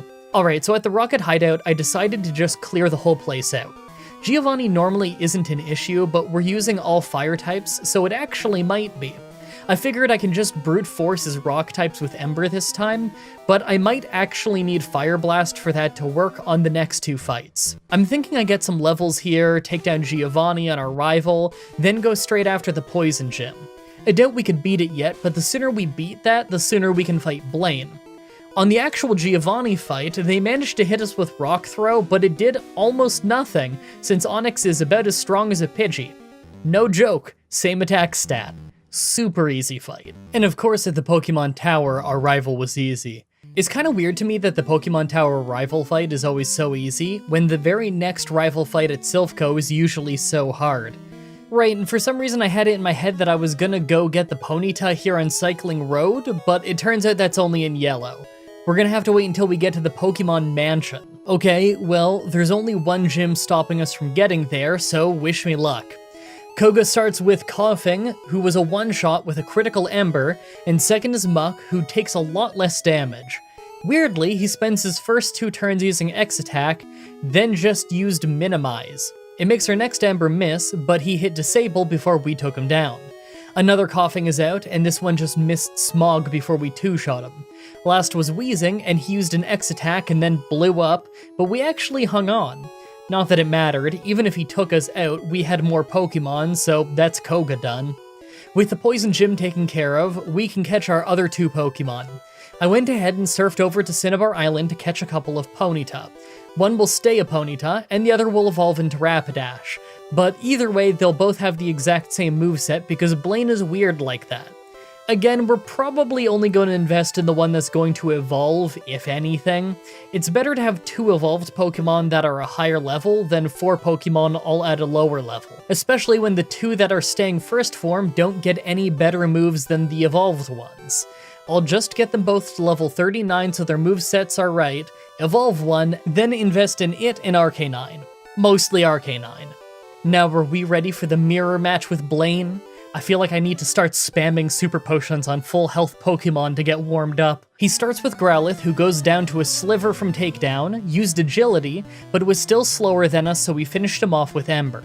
For Ponyta, we missed Takedown, got hit by Tail Whip, missed Takedown again, they missed us in return, then we crit for a one-shot. Rapidash went down in 2 takedowns, but between recoil damage and Stomp, we were pretty hurt. Last was Arcanine, and we trade takedowns just for us to faint. That's really not good. I decided to send in our higher level Ponyta to spam Tail Whip, and it worked pretty well, because Arcanine used Roar 7 times in a row. The only break he took was to use a super potion, because of course. I want to remind you that Roar doesn't do anything in trainer battles. I've never seen him waste that much time before. This was insane. We still lost when he decided to use real moves, but I can't believe what's going on. I'll just try this again and use Tail Whips from Ponyta earlier. Second try, things go basically the same until Arcanine, although we have slightly less health on our Arcanine now. I sent in Ponyta right away and got 2 Tail Whips in before fainting. He's just not spamming Roar this time. I sent in our other Ponyta hoping to soften him up a little bit, but he just used a bunch of super potions, so it really didn't do much. Once we sent in our Arcanine, we missed Takedown, he used Roar, we crit Takedown to almost faint him, he used Roar again, then we finished him off. Blaine is inexcusably bad. Okay, so Silphco. We have Fire Blast now that we beat Blaine, so I'm feeling a little bit more confident than before, but the rival here is always a problem. That and our other Pokemon are all still super behind. More and more I'm realizing that this is mostly just gonna be up to Arcanine to brute force our way through. It's really Blaine's only passable Pokemon. I really wish there was an experience share in Gen 1 so that I could use this place to level up our lower leveled Pokemon easier, but that wasn't till Gen 2, so I may as well just switch train him. Hey, Blastoise doesn't get Hydro Pump until the final fight, right? At least I think? Maybe if we can outspeed and one-shot Alakazam with Takedown, then the rival fight wouldn't be too bad. Pidgeot only landed a very weak wing attack on Arcanine before going down, and second was his Growlithe, who was just a one-shot. Execute couldn't handle our critical Ember, and Alakazam was thankfully a one-shot with Takedown. Last was Blastoise, who only used Withdraw, so we took him out in 2 Fire Blasts. Easy fight, but Blastoise is gonna be an issue soon. I don't like that Fire Blast only took him to exactly half health. Giovanni right after ended up being super easy. even as Rhyhorn got overpowered by Fire Blast. I'm not really sure if the ground gym will be as easy though. It's not like he has loads of good ground moves, but it still could be an issue if we're not faster than Dugtrio. On our way out of town, I went after the Psychic Gym just to totally mop the floor with our whole team. I feel like we're finally hitting a point where our lackluster moveset isn't holding us back quite as much thanks to Arcanine just being so strong. Still, never rule out me losing thanks to Takedown missing. Think I can win at the ground gym? Well, as it turns out, I can! I was kind of worried about Dugtrio, but we ended up just one-shotting him with takedowns, and Fire Blasts was enough for everything else, although we didn't get many one-shots. Still, strong move with a strong Pokemon. I get the feeling that it won't be enough once we get to the Elite Four, though. Before that, second from last rival fight. First was Pidgeot, who did a bit of damage before going down to Fire Blast and Takedown. Second was Rhyhorn, who was actually a one-shot with Fire Blast. And third was Growlithe, who was a one-shot with Takedown. Execute survived Ember, but then wasted his turn using a regular potion, so he went down fine. Alakazam was a one-shot with Takedown, but our health was getting a little bit low from all the recoil damage.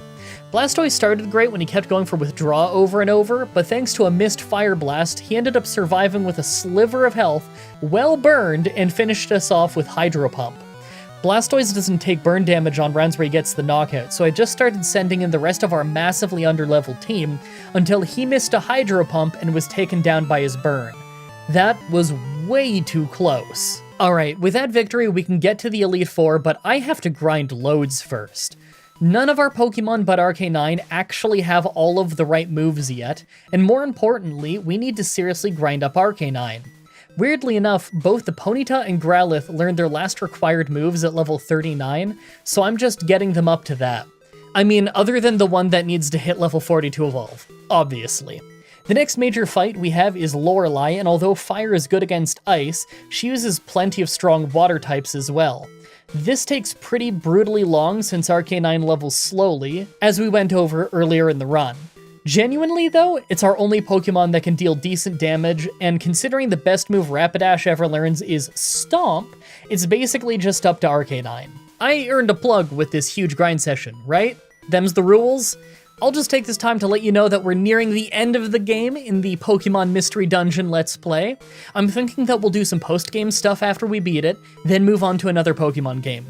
Maybe Pokemon Stadium 2? Maybe the next Mystery Dungeon? Not sure yet, but I should have time to record more Mystery Dungeons sometime soon. Now that we're at the Elite Four, let's take a look at our team. Arcanine has some pretty awesome stats for his level, but he's the only one with decent moves, so it's pretty much just up to him. To be honest, I still don't think I can beat Lorelei yet, but it's worth a shot. Make your final guesses on if we can win this or not.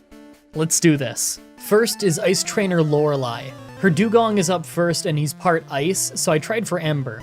The first one crit for great damage, but then he just used Rest to heal. Alright, well I tried more Embers while he was asleep, but we were only dealing about a quarter of his health and damage. I tried to finish it with Takedown just to miss and have him use Rest again.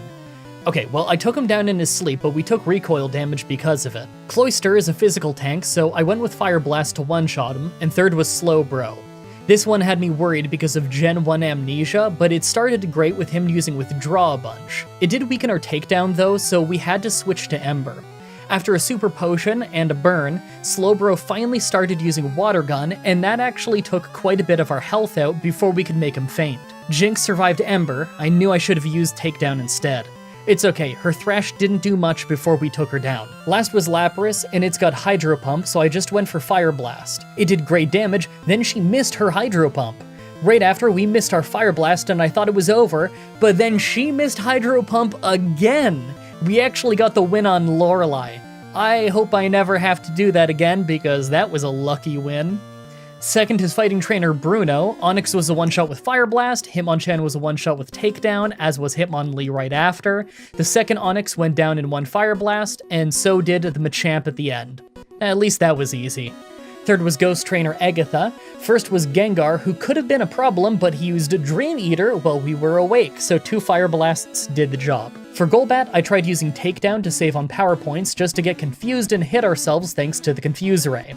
But then he used Haze, so we stopped being confused.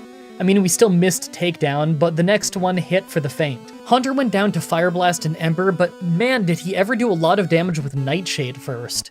I went for Fire Blast on Arbok for the one-shot, knowing that I couldn't afford the recoil damage anymore. Last was her final Gengar, but we ended up critting for a one-shot. I'm thankful for that. I was petrified of being put to sleep right at the end.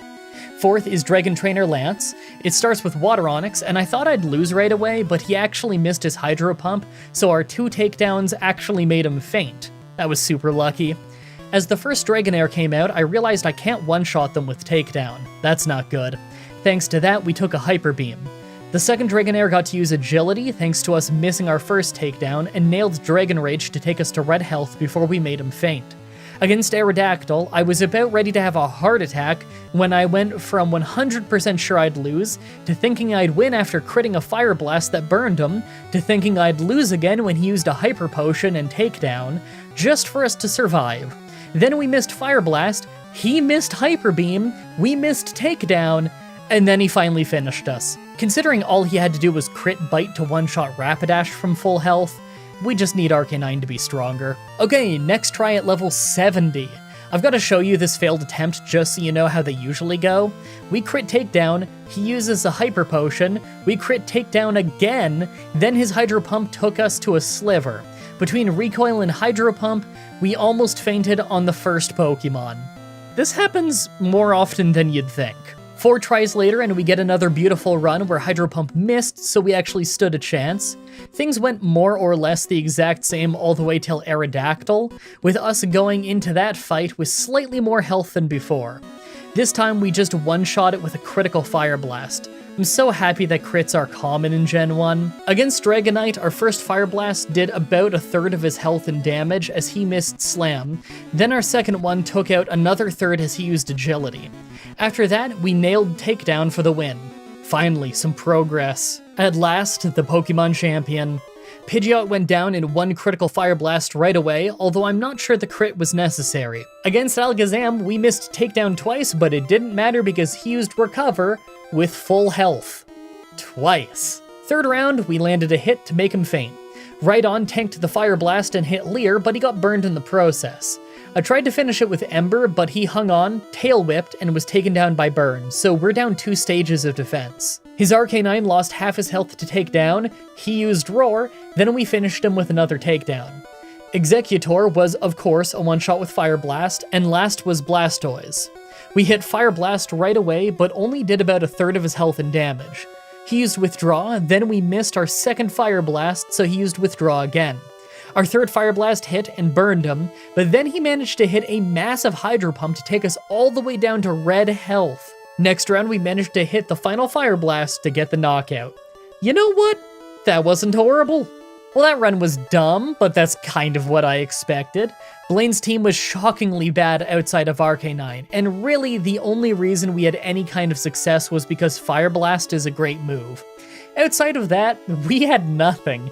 Takedown is both weaker than Double Edge and misses all the time. I can't think of any reason why I'd use that move unless I was forced to, like in this run. I really hope you guys like that run. The next Pokemon Challenge should be up next week on Saturday, like usual, when I get around to finally doing the much-requested Dunsparce Challenge. I'm thinking I'll start in Fire Red so that we actually get to use his fun ability. As always, I'm looking forward to your suggestions in the comments in the challenge request section of my Discord channel and on Twitter. Subscribe, ring the bell, stay tuned. Not much to talk about in the outro today. I woke up late today, so it's been a bit of a scramble to get everything done. I'm hoping to get more Mystery Dungeon recorded this week. Hopefully this week. I mean, I'm saying this week. By the time this video airs, that means it would have already gone up if I recorded it this week, considering I'd probably also edit it this week. I mean, assuming I have time, waking up late really sucks for that. It happens though. As much as I absolutely love my cats, Sabu and Rocky, there's about like once a month or so where they just decide that they must battle the entire night, chase each other all over the bed and stuff, and just make sure that I can't sleep. But any of you with cats just already know how that is. Either way, I'm very busy after losing those 2 hours that I should have been working to instead sleeping. I'm gonna go make myself some lunch real quick, then get back to work. Thank you everybody so much for watching, and until next time, have a nice day. Hey everyone, Mah-Dry-Bread here. Fallout New Vegas while sneaking the whole time was a crazy hard run. Let's follow that up with a fun one. Today's the day that we figure out would I be able to beat Pokemon Red with a team of only one Butterfree. Butterfree is one of those Pokemon that you'll usually end up ditching after the early game.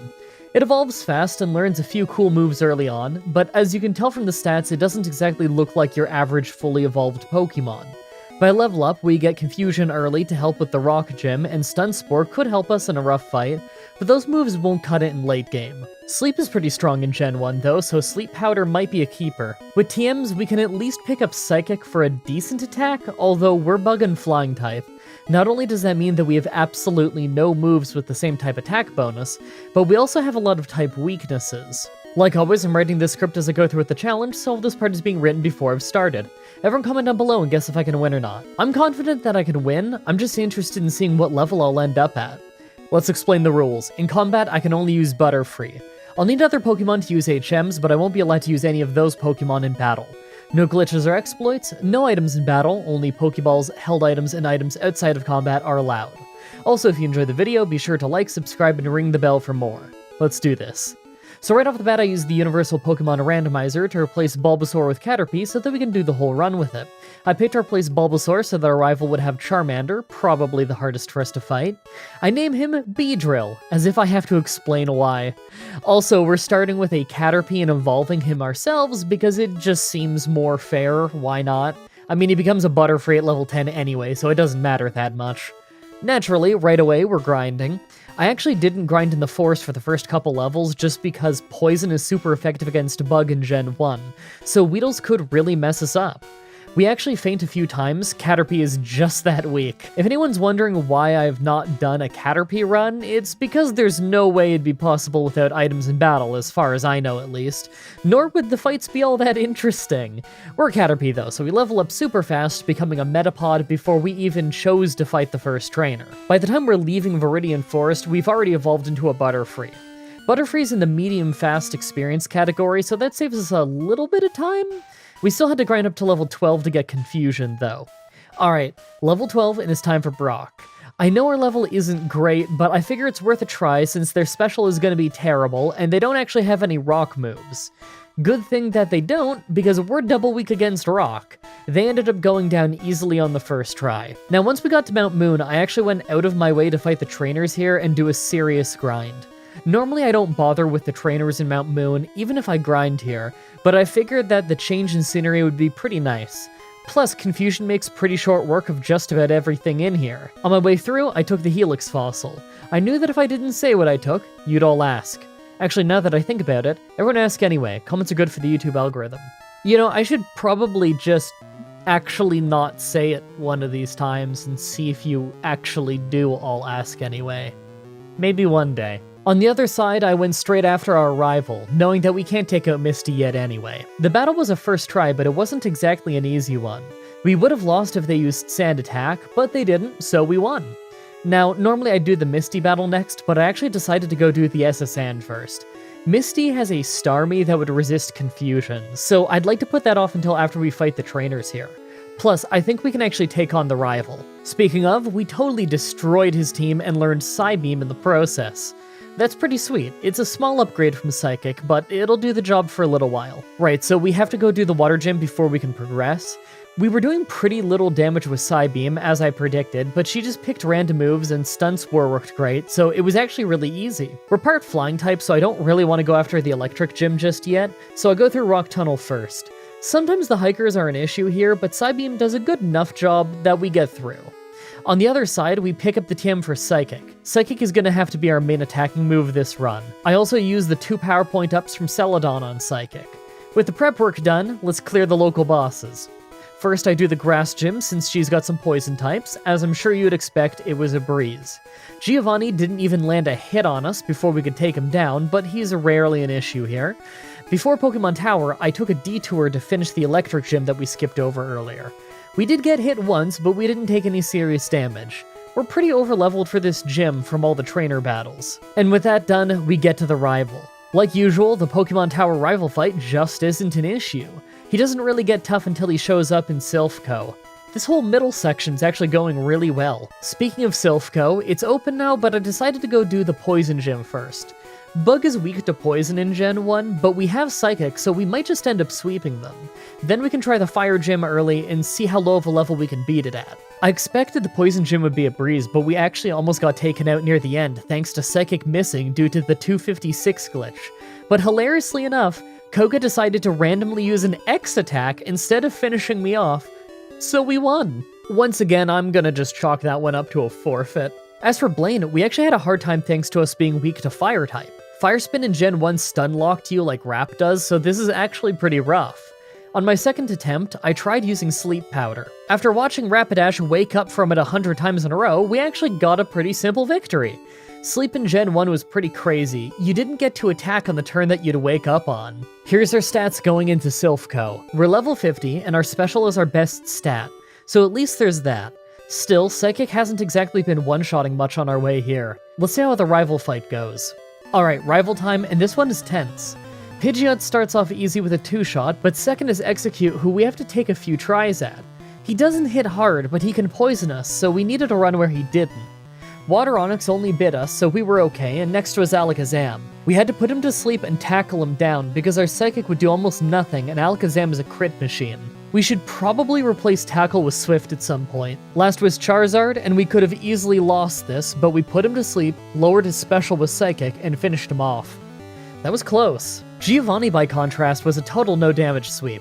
I always thought that it was so weird that they put the rival fight right before a second Giovanni battle, especially when Giovanni is so much weaker. With that done and the Psychic Gym next, I go ahead and get Swift to replace Tackle. It's not much stronger, but at least it doesn't miss. We just need something physical for when we fight Psychic types. Okay, only 2 gyms to go. First for the Psychic Gym. It wasn't too bad overall, but we did have to put both Kadabra and Alakazam to sleep. Swift can't one-shot anything here, and I don't want to play the crit lottery all day. Last is the Ground Gym, but it was not only an easy first try, but it was an easy first try even after missing half our moves from Sand Attack. Giovanni really has no excuse on this one. Before we can get to the Elite Four, we have to deal with our rival again, and this one took a few tries. As you can see, we don't deal very much damage to pretty much his whole team. Despite Psychic being the all-around best move we can learn, it's still not super strong, and we have a very small level lead at this point. The only reason we got through this is because Sleep is really strong in Gen 1. Here's our stats before the Elite Four. I don't really have a good feeling about this. We're going into an ice battle with a flying type, and our stats aren't great. We don't really have a big level lead either, and Slowbro and Jinx will resist Psychic. Because of that, I decided it was just best that we grind early. I'm sure we're strong enough for Bruno and maybe Agatha, but we'll never get past Lorelei at this rate. The only clear upgrade we can make to our moveset is replacing Stun Spore with Double Team, but I don't think we'll need that thanks to Sleep Powder. 10 levels later and we're level 70. Not the best stats in the universe, but I think that we could at least start making attempts now. Make your final guesses on if we can win this or not. Let's do this. First is Ice Trainer Lorelei. It started off with a very long war with Dugong, as we didn't do very much damage, and he just kept holding on. I was pretty worried about how the rest of the fight would go, especially after Cloyster did some serious damage. From Slowbro onward, we just had to spam Sleep Powder because we did so little damage that we just couldn't survive without it. The most shocking part, though, was thanks to a crit, we didn't lose to Jinx. Plus, Lapras never landed a hit, so we actually ended up winning. I really thought we weren't ready. Second is Fighting Trainer Bruno. By contrast, he was just a total one-shot sweep. No issue at all. Third is Ghost Trainer Agatha. She was almost a one-shot sweep until Gengar hit us with Toxic near the end. Thankfully, it was at the end of the fight, so it didn't matter. Fourth is Dragon Trainer Lance. As you'd expect, this one's a Sleep Powder heavy fight.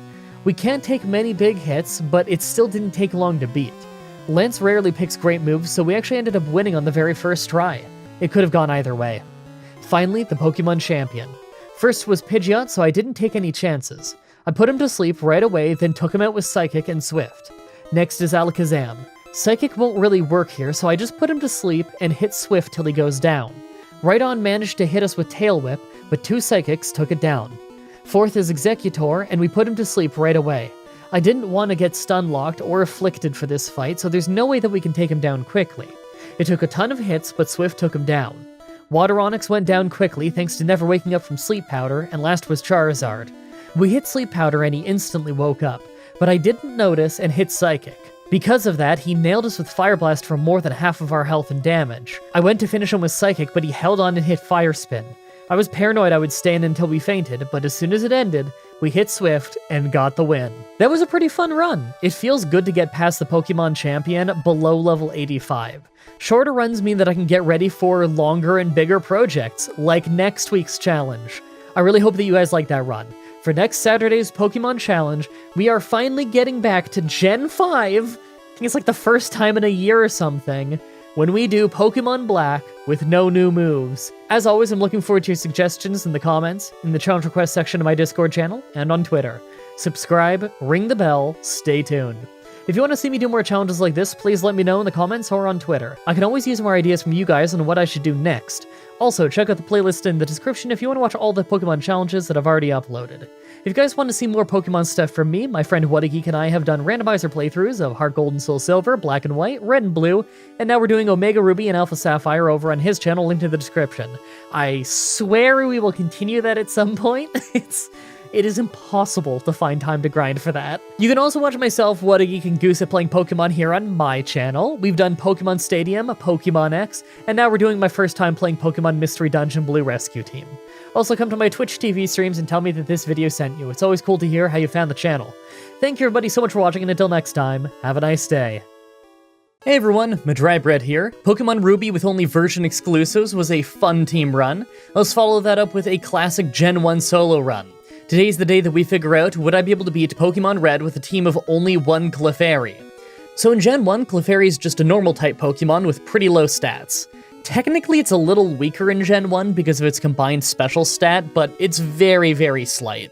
We have a good amount of health for our first form Pokemon, but our speed is pretty bad. We're better at special than we are attack, but all normal moves are physical in Gen 1, so we might not be that great with normal moves in general. Speaking of, by level up, we only learn normal attacks. We can get Light Screen, but of course, that does no damage. In fact, the only attacking moves that we learn at all are Pound and Double Slap, so nothing good. The Rock Gym is for sure going to be an issue. We do get Metronome, but it's unreliable by nature, so TMs are going to be the way to go. Speaking of, we get a massive TM list we can learn. I'm mostly interested in the special ones here, and there's a lot of great ones on the list. Bubble Beam, Ice Beam, Blizzard, Thunderbolt, Fire Blast, Psychic. There's a lot of awesome choices here. I'm thinking our final moveset is probably going to be Body Slam, Thunderbolt, Ice Beam, and Psychic. Although Gen 1 has a more accurate Blizzard, so I might do that instead of Ice Beam in the long run. I don't know, we'll see how it goes. Like always, I'm reading the script as I go through with the challenge, so all this part is being written before I've started. Everyone comment down below and guess if I can win or not. We've got a pretty good TM move list, so I figure I can win, but our low stats might cause some real issues along the way. I worry that our bad speed stat could make Pokemon like Alakazam into a real problem. Let's explain the rules. In combat, I can only use Clefairy. I'll need other Pokemon to use HMs, but I won't be allowed to use any of those Pokemon in battle. No glitches or exploits, no items in battle, only Pokeballs and items outside of combat are allowed. Also, if you enjoyed this video, be sure to like, subscribe, and ring the bell for more. Let's do this. So, right off the bat, I use the Universal Pokemon Randomizer to replace Bulbasaur with Clefairy so that we can do the whole run with it. I name him Clanormal, because that's hilarious. Alright, so early game travel. As is the norm for Gen 1 runs where we don't have a grass or water move early on, this is gonna take a while. Now, on the upside, as a normal type, we do more damage with normal moves, but that means we're trying to overpower a bunch of high defense rock types with Pound. I figure maybe Double Slap could end up being better because it's a multi-hit move, but then again, if we're dealing 1 damage per hit, then we probably can't win anyway, so it's probably Pound that will get us the win. Then again, having more power points just by having Double Slap could help out. I guess the real question is if we're just gonna need to hit level 24 and use Minimize before we can win. I think maybe we could win around level 20, but we'll have to wait and see. As soon as we're done the Rock Gym though, we can pick up the TM for Water Gun, and that'll be our first special move. We won't be hitting super hard with it or anything, but it'll be nice to at least have a move for taking out future rock types. The first 2 gyms are probably going to be pretty hard, but after that, we can get some better moves and hopefully have a reasonably smooth middle game. It's hard to say though, low speed can make even a simple fight a lot harder, and crits are based on base speed in this game, so I don't plan to crit very much. I'll get to at least level 16 or so, then try the Rock Gym. I figure there's no point in trying before that. So at level 16, I tried the Rock Gym. It both went better and worse than I expected, if that makes any sense. Right away, I had a never-ending fight with Geodude where I put him to sleep over and over, just for him to use 5 entire full heals to remove the sleep. Yeah, Brock has 5 full heals per Pokemon. It's really weird, and because in early game you're not really going to have many status affliction moves, most players probably don't even know that he has one. Eventually, I just hit 6 Growls and then used Pound until he went down, but second was Onix, and he was faster, so he kept hitting Bide.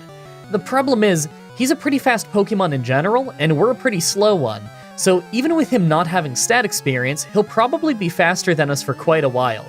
I came kinda close to taking him out, but I need some luck at this point if I want to win, so leveling up more seems like the best move. I seem to be doing 2 damage per pound. If I could get that up to 3 damage, then maybe it won't be so bad. Alright, level 18, now we have Double Slap. Now sometimes it hits 3 times, but it's still a really weak move. Really, the only reason it helps us is because it gives us another 10 power points to work with.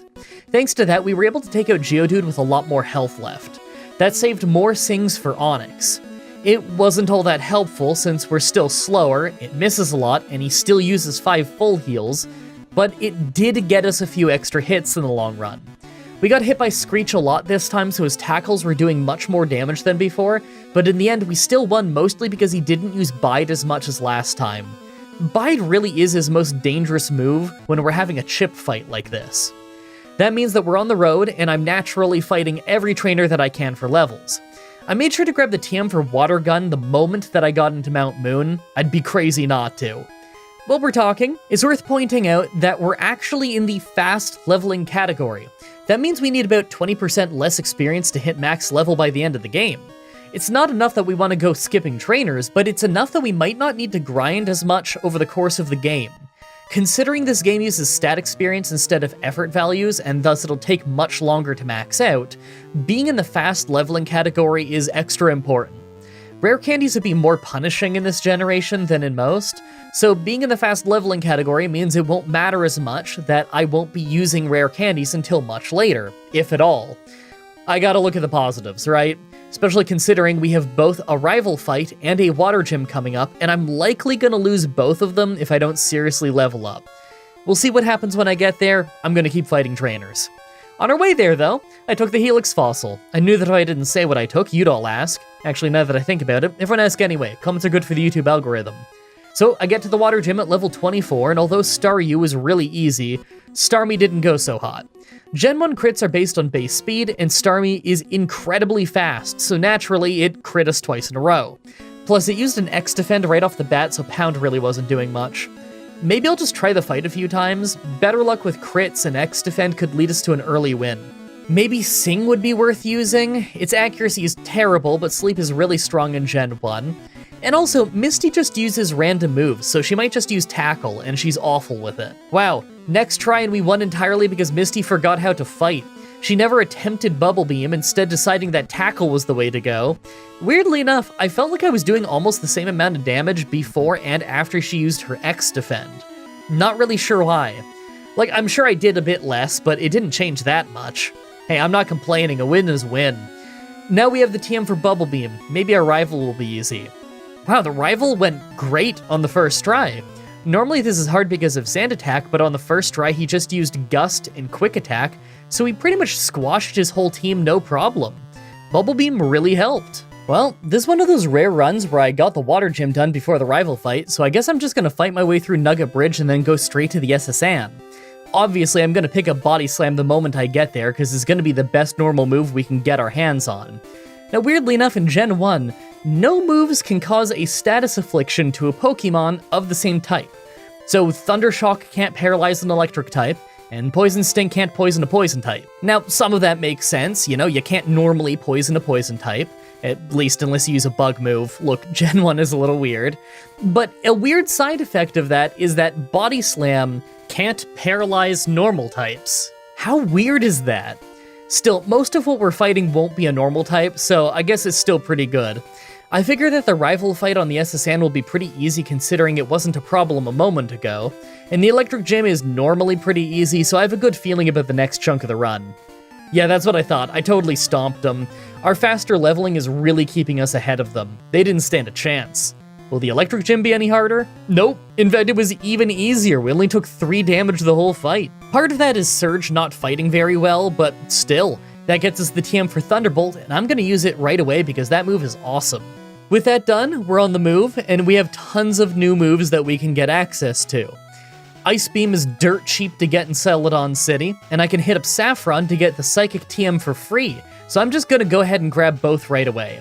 This means ditching Bubble Beam and Sing, but that's fine. Psychic and Ice Beam are way more reliable anyway. I figure that Ice Beam might even get us an early win at the Grass Gym, so I'm gonna try and do that a little bit earlier than I normally would.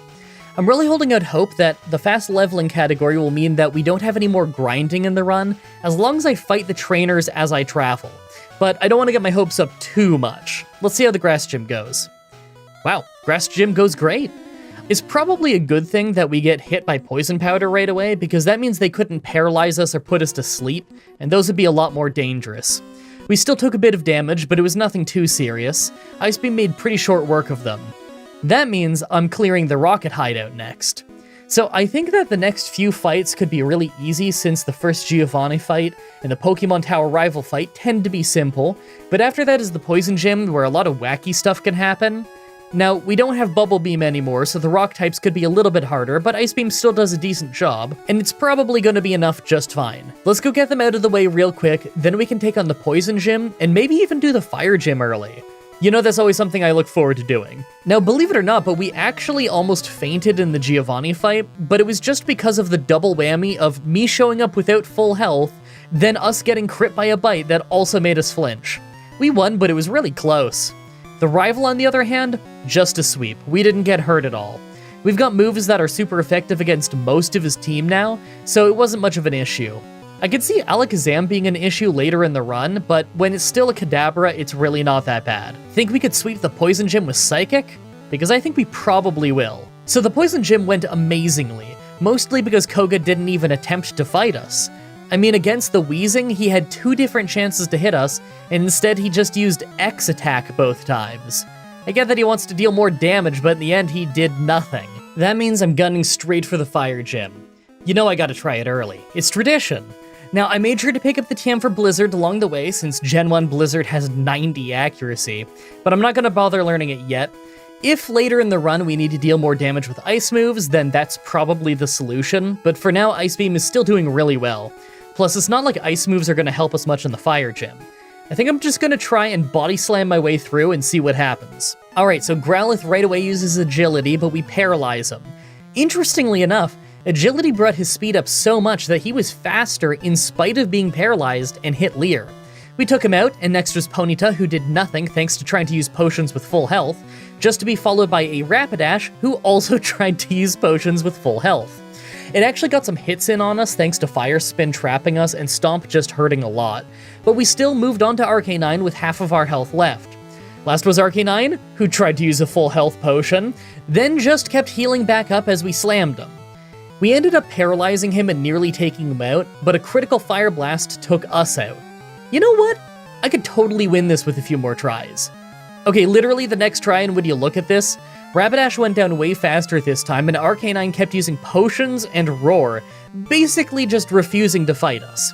Arcanine only tried to hit us once with Takedown, and it missed, so it was a total pushover.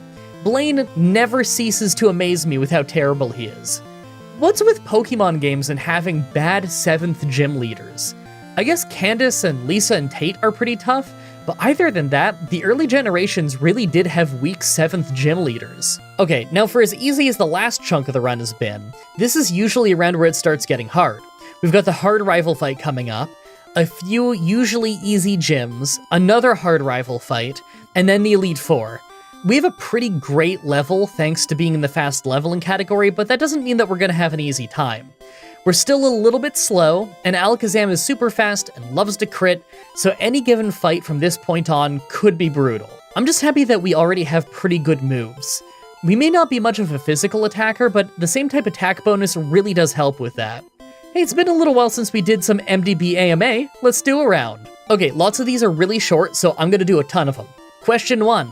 Lena wants to know if MDB AMA still exists, and if so, am I gonna do more challenges in Black 2?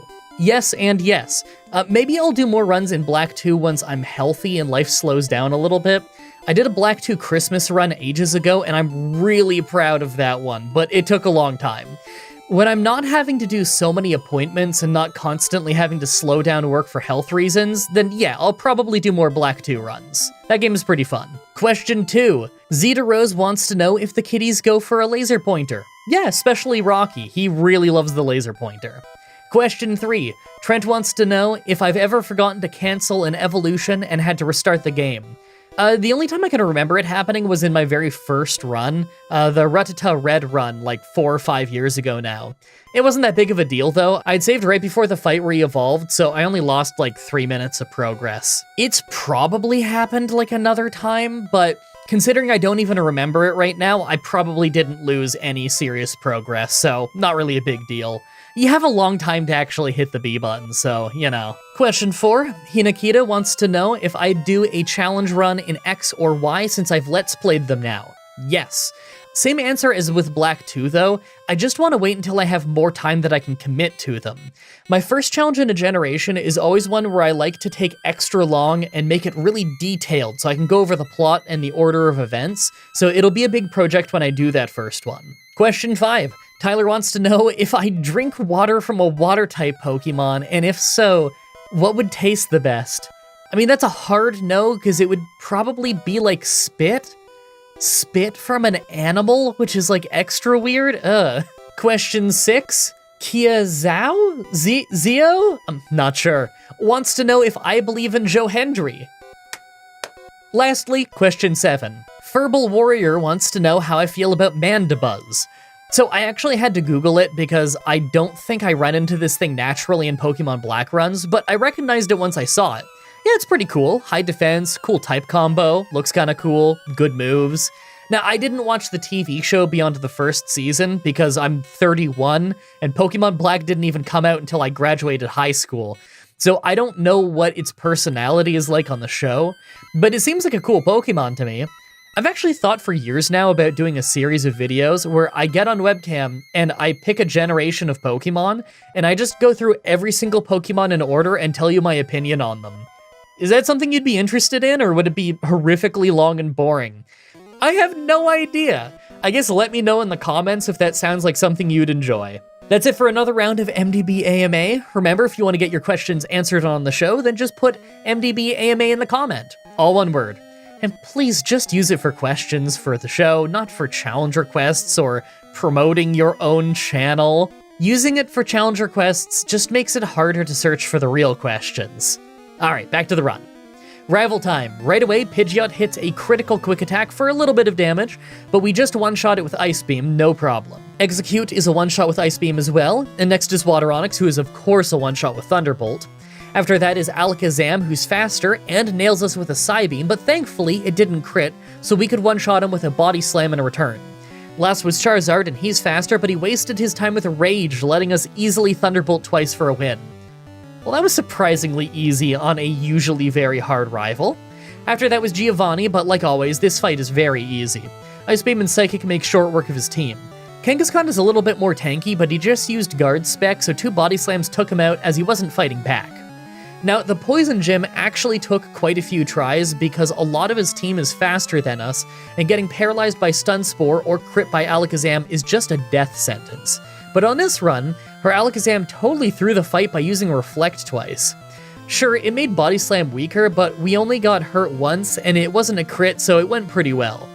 Last for the gyms is the Ground Gym, but it's all really easy too.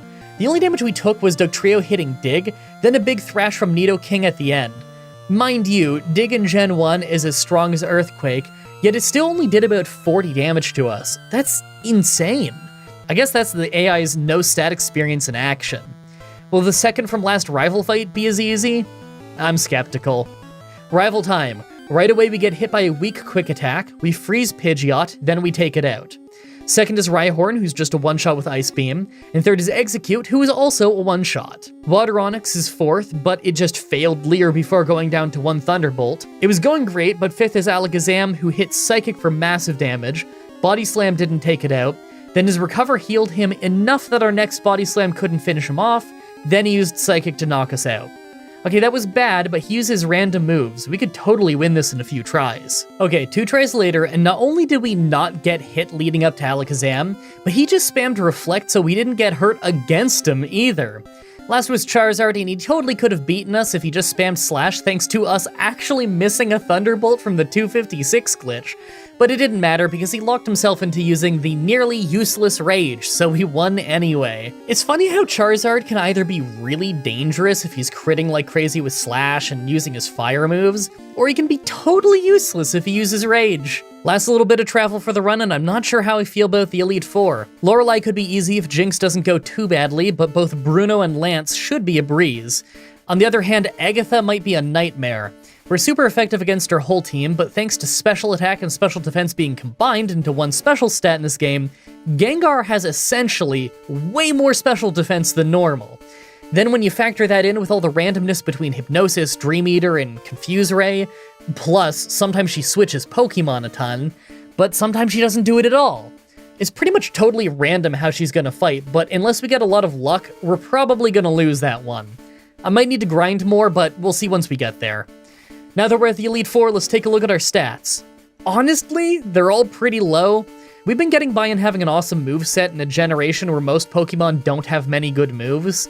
I really doubt that I can beat the rest of the run like this, but we level quickly, and we have the type advantage against a lot of the Elite Four. I figure that we can at least win this below level 70. Make your guesses on if we can win this or not. Let's do this. First is Ice Trainer Lorelei. Right away, Dugong gets us with Growl before we easily two-shot it, but in Gen 1, I think the first hit of a stat-dropping move drops us by 33% if I remember right, so that could make the Jinx fight hard. We got lucky as Cloyster just missed Clamp to do no damage before we took it out, but next is Slowbro who hit another Growl before we two-shot him. Jinx is next, and thanks to all the Growls, it took a few Body Slams to take her out. Thrash crit us on the first hit to do a lot of damage, so we have low yellow health by the time we paralyzed her and she went down. Last is Lapras, and although we do good damage, Hydro Pump took us out. Okay, I think I'm gonna grind for a few levels. We have a speed tie on a few members of our team, so getting a little bit faster might make this fight a lot easier. So I leveled 3 times and tried the fight another 6 times. It looked like I could win if I just didn't get crit by Jinx so much. I was hoping she'd use Double Slap more, but on this attempt, she at least didn't crit, so I got to Lapras with decent health for once. We almost got taken out right away by Blizzard, and absolutely would have lost the fight if she hit again, but we crit our second Thunderbolt to never give her a chance. That was pretty nice. Second is Fighting Trainer Bruno. In contrast to Lorelei, who took tons of tries, Bruno was easy on the first attempt. The only time he had a chance to use a fighting move on us, he used X items instead, so we just totally squashed him. How do you think Agatha will go? Yeah, she's Poison type, and we have Psychic, but Gengar has insane special in this game, so I'm not looking to do much damage. We might have to get lucky. Third is Ghost Trainer Agatha. So after an excruciating 11 attempts, this is the best one. Yeah, my best attempt is the one where I hit myself in confusion. How many times was that? 5 or 6 in total? We also got put to sleep. Honestly, I don't know what's up with Gen 1 hit chances. It's a 60 accuracy move, and across my 11 tries, Hypnosis missed once. Then again, the game pretty much never works as intended, so there's probably some obscure glitch that I don't know about. I think I just need to level up a bunch so that I'm faster than some of our team, because I can't possibly see us winning any other way. So I run through the Elite Four a bunch of times for levels, and reach Agatha again at level 69. Nice. I was still slower than a lot of her team, but I gave it a shot anyway, and ended up having this really easy win, because she just wouldn't stop switching Pokemon and using Dream Eater while we were awake.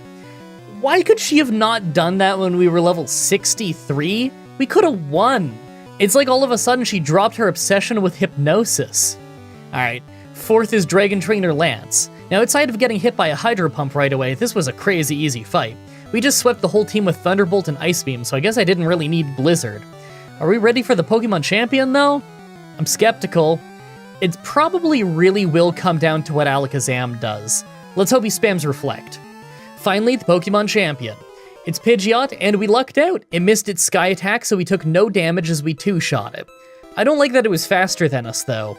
Alakazam is second, and we need good luck to not get crit and taken down, but on the first try it used Psybeam. It didn't crit us, then it used Recover. We were hardly able to get a two-shot.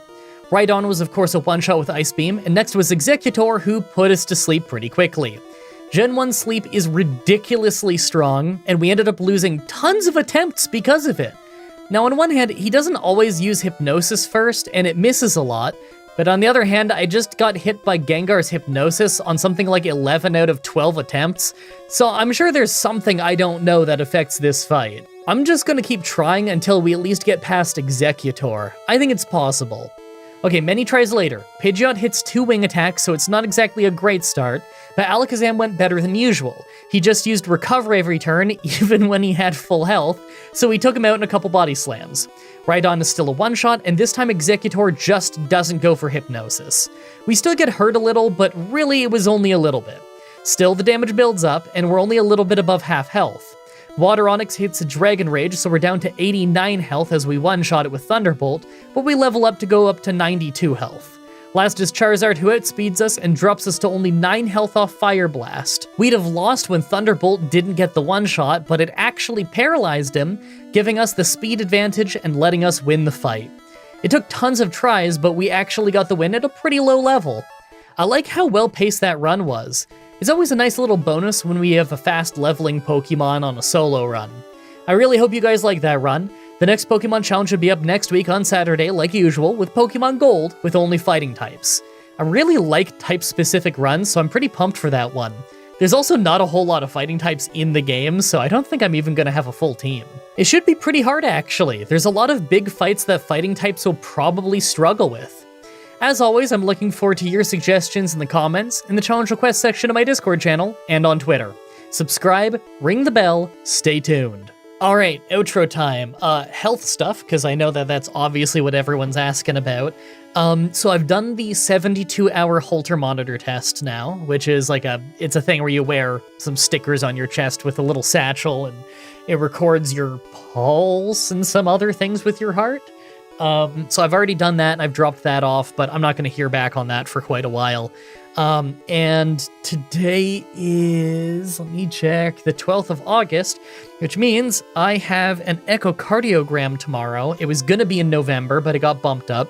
Actually, I think every one of these cardio appointments were booked for September and November, and they're just one by one I'm getting calls from the cardio clinic, and they're bumping them up to August, which makes me think that they probably think it's very important. I don't know. So I'm doing an echocardiogram tomorrow, and then the day after I'm doing a stress test, where I'm going to be on an exercise bike or maybe a treadmill, and they're going to be doing something. I don't really know. They didn't really give me any details on the phone, and it sounds like it's a different kind of stress test than the one that I did 2 years ago. The one I did 2 years ago is one where they put you on like this exercise bike that tilts sideways. Not like completely sideways, like 45 degrees. They do like an ultrasound on your heart while you're on the machine. That was really crazy. I don't think it's going to be one of those, but who knows? Maybe it'll be. I think it's going to be more like something where I'm on a treadmill and I have those stickers on my chest for like ECG, EKG. I think those are interchangeable names. Something like that. And then my appointment for when I actually see a cardiologist about the results is still booked for November, but who knows? Maybe once I have all these tests done and the cardiologist has the results, maybe that appointment will get bumped up and I'll see him sooner. Who knows? It's a little bit of a mystery. So that's kind of like all the health updates I can give you. I was a little bit lightheaded doing this voiceover, but I didn't have to stop at any point, so at least there's that. And I can't wait to go make myself a meal, because I just realized I've been awake like 2 hours and I haven't even eaten yet. I just had a bunch of water. Ugh, time flies when you're desperately trying to get every appointment done. I have like a billion appointments. I gotta be up at like 7:30 in the morning tomorrow because I have an ultrasound to do at like 9 in the morning. And then later in the same day, I'm taking Sabu to a new groomer, and they're gonna assess him and probably groom him there. Maybe we'll have to book an appointment to have him groomed another time. Who knows? That groomer needs to assess the cats to make sure that they're not like aggressive or anything. But like Sabu is the most chill cat ever. And I've taken him to groomers before and he is very, very easy to deal with. But he's the kind of cat who needs to go to a groomer at least a couple times a year. Because for as much as I have grooming tools and I can brush him up pretty well at home, he's a Himalayan, so he gets really long, wiry fur and stuff, and eventually it starts like growing into spirals and stuff and it starts to knot. And he's pretty good about letting me work on him with the dematter tool, but not perfect about it, you know? So he does need to go to a groomer every once in a while, so I'm taking him to one tomorrow. And God, I think I have more other appointments, right? I gotta book like an ultrasound appointment for my bladder still. But I need to print off, okay, you know what slowed me down on that? Beyond having a million appointments, obviously, is I have to print off a PDF to bring to the ultrasound clinic so they know like what they're ultrasounding, right? And I've already been sent the PDF by the urology clinic, but I went to print it and my printer is out of black ink. I like never print anything, and I don't even remember printing anything since we got like a new inkjet put in there like over a year ago. So I don't even know, but printers are like the worst thing ever and the biggest scam ever. I'm paying half as much to get some ink from like a third-party brand than I would be if I was getting it from Canon directly, because oh my god, ink is such a ripoff. I remember watching this video once forever ago. Austin someone? I think it starts with a C. And he was talking about how like those ink cartridges that they sell for like $80 only cost less than $1 for them to produce. That is such extortion. I don't know if things have changed, but I mean, I was just looking at Amazon prices for ink and it still looks unbelievably expensive.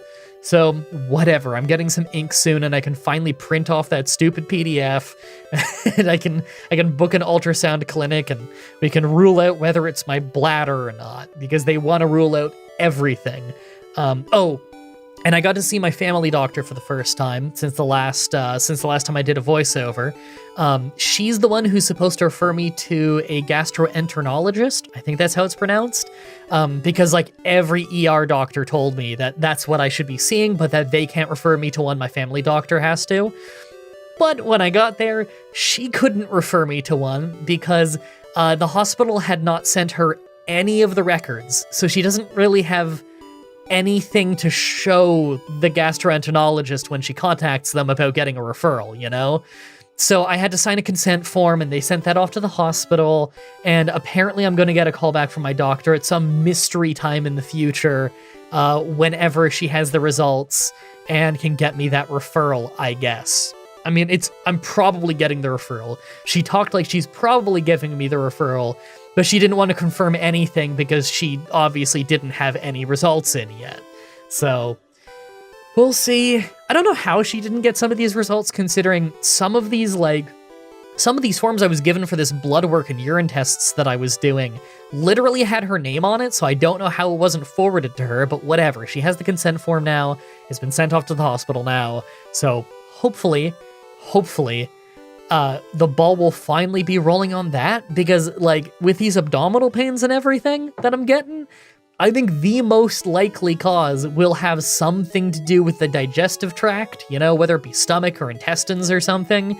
I think that's probably the most likely scenario at this point. It could be bladder, who knows? Obviously, that they didn't find anything when they did the ultrasounds previously on my bladder, but this time it's going to a urologist rather than just going to an ER doctor to glance at. So maybe a urologist is gonna figure out what's up there. Who knows? Anyway, that's all the health updates I can give you right now. Again, follow me on Twitter, linked in the description. All of my stuff is linked in the description. You can follow me on Twitter if you want to keep up with all of the health journey much quicker, you know? I'm gonna go make a meal, because I'm real hungry. Thank you everybody so much for watching, and until next time, have a nice day. Hey everybody, Mah-Dry-Bread here. Pokemon Fire Red with only one Whismer was hard, but pretty interesting. Let's follow up with a highly requested challenge. Today's the day that we figure out, would I be able to beat Pokemon Red with a team of only one Cubone? So I know you guys all picked this because of our amazing Cubone victory over Mewtwo in our Pokemon Stadium Let's Play here on the channel, but let's go over how good Cubone actually is. Our stats aren't the lowest we've used, although they're far from great. Being slow is always going to be a problem, but at least we have decent defense. In Red, he starts with Growl and Bone Club, but in Yellow, he only gets an attack at level 10, so it's a good thing we're playing Red. Anyway, by level up, most of his moves suck. Boomerang isn't bad, but I'll have Dig by then. By TM, he learns some surprising moves like Ice Beam and Bubble Beam. Weird, but I won't complain about having more type coverage. Also, in Gen 1, Dig has the same power as Earthquake, so we will for sure want to learn that early. Like always, I'm writing the script as I go through the challenge, so all this part is being written before I've started. Everyone comment down below and guess if I can win or not.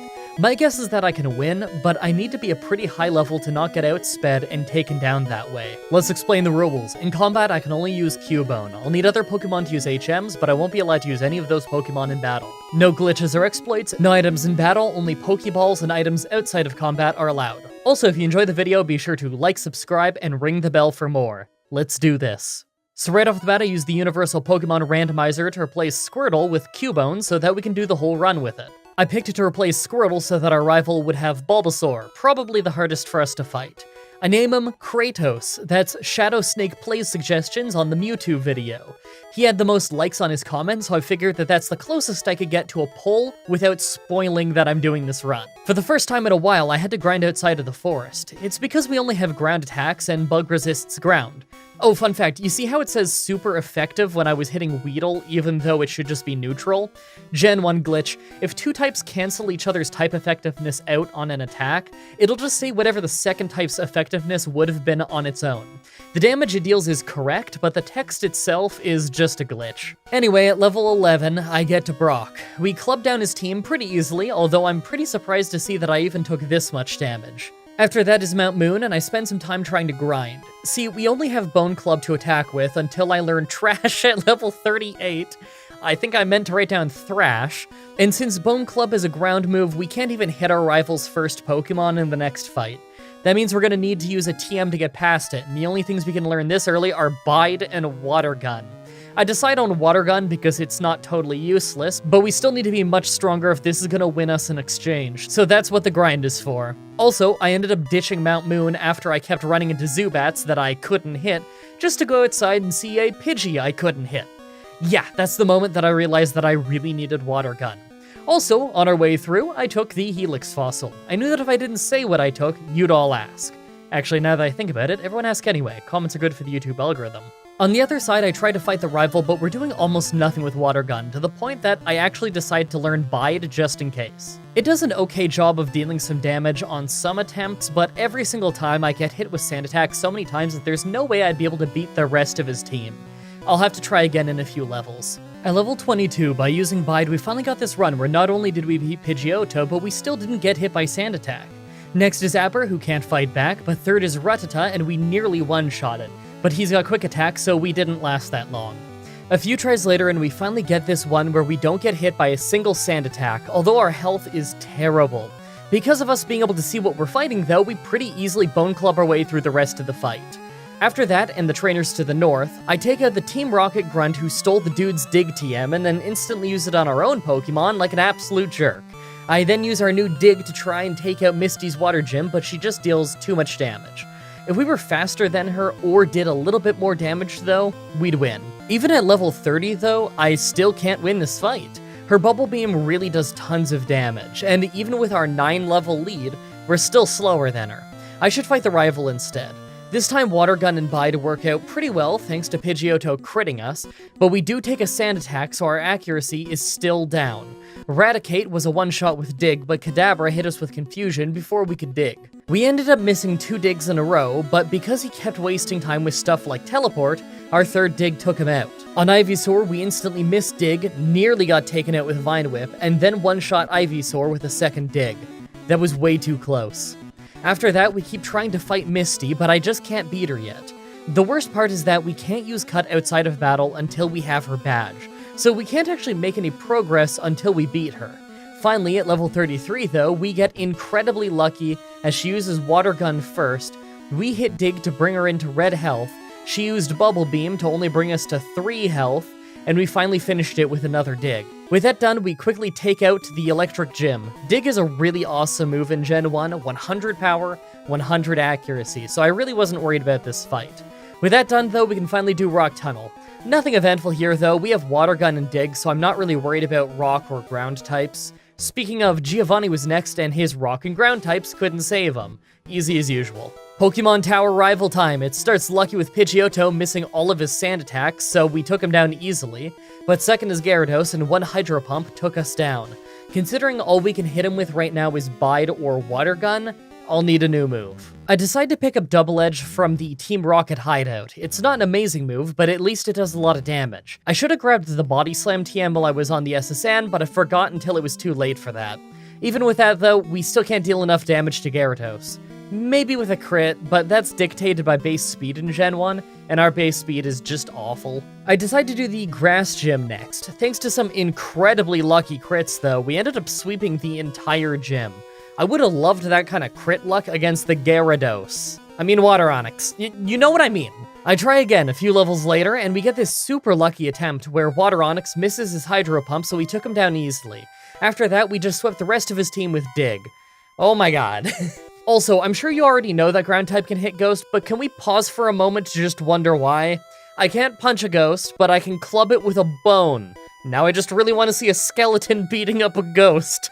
It sounds like something that would happen in Elder Scrolls Oblivion. I really want to see that now. Anyway, Koga's Poison Gym was next, and we pretty much swept through his whole team until the end when Weezing swept himself by self-destructing when I wasn't even close to fainting. After that was Blaine's Fire Gym. It's easy as usual though, I swept his early Pokemon, then he started making incredible tactical choices, such as using Super Potions when he was at full health, and then using Roar in a trainer fight when Roar didn't do anything in trainer fights in Gen 1. Why does he even have Roar? Anyway, next is the Rocket Takeover Silphco, and would you believe me when I say that we haven't even stepped foot in here, and we've already mopped the floor with Koga and Blaine? Cubone has been surprisingly strong for this chunk of the game. We didn't get far at all against our rival, though. He opens with Pidgeot and Gyarados, 2 flying types.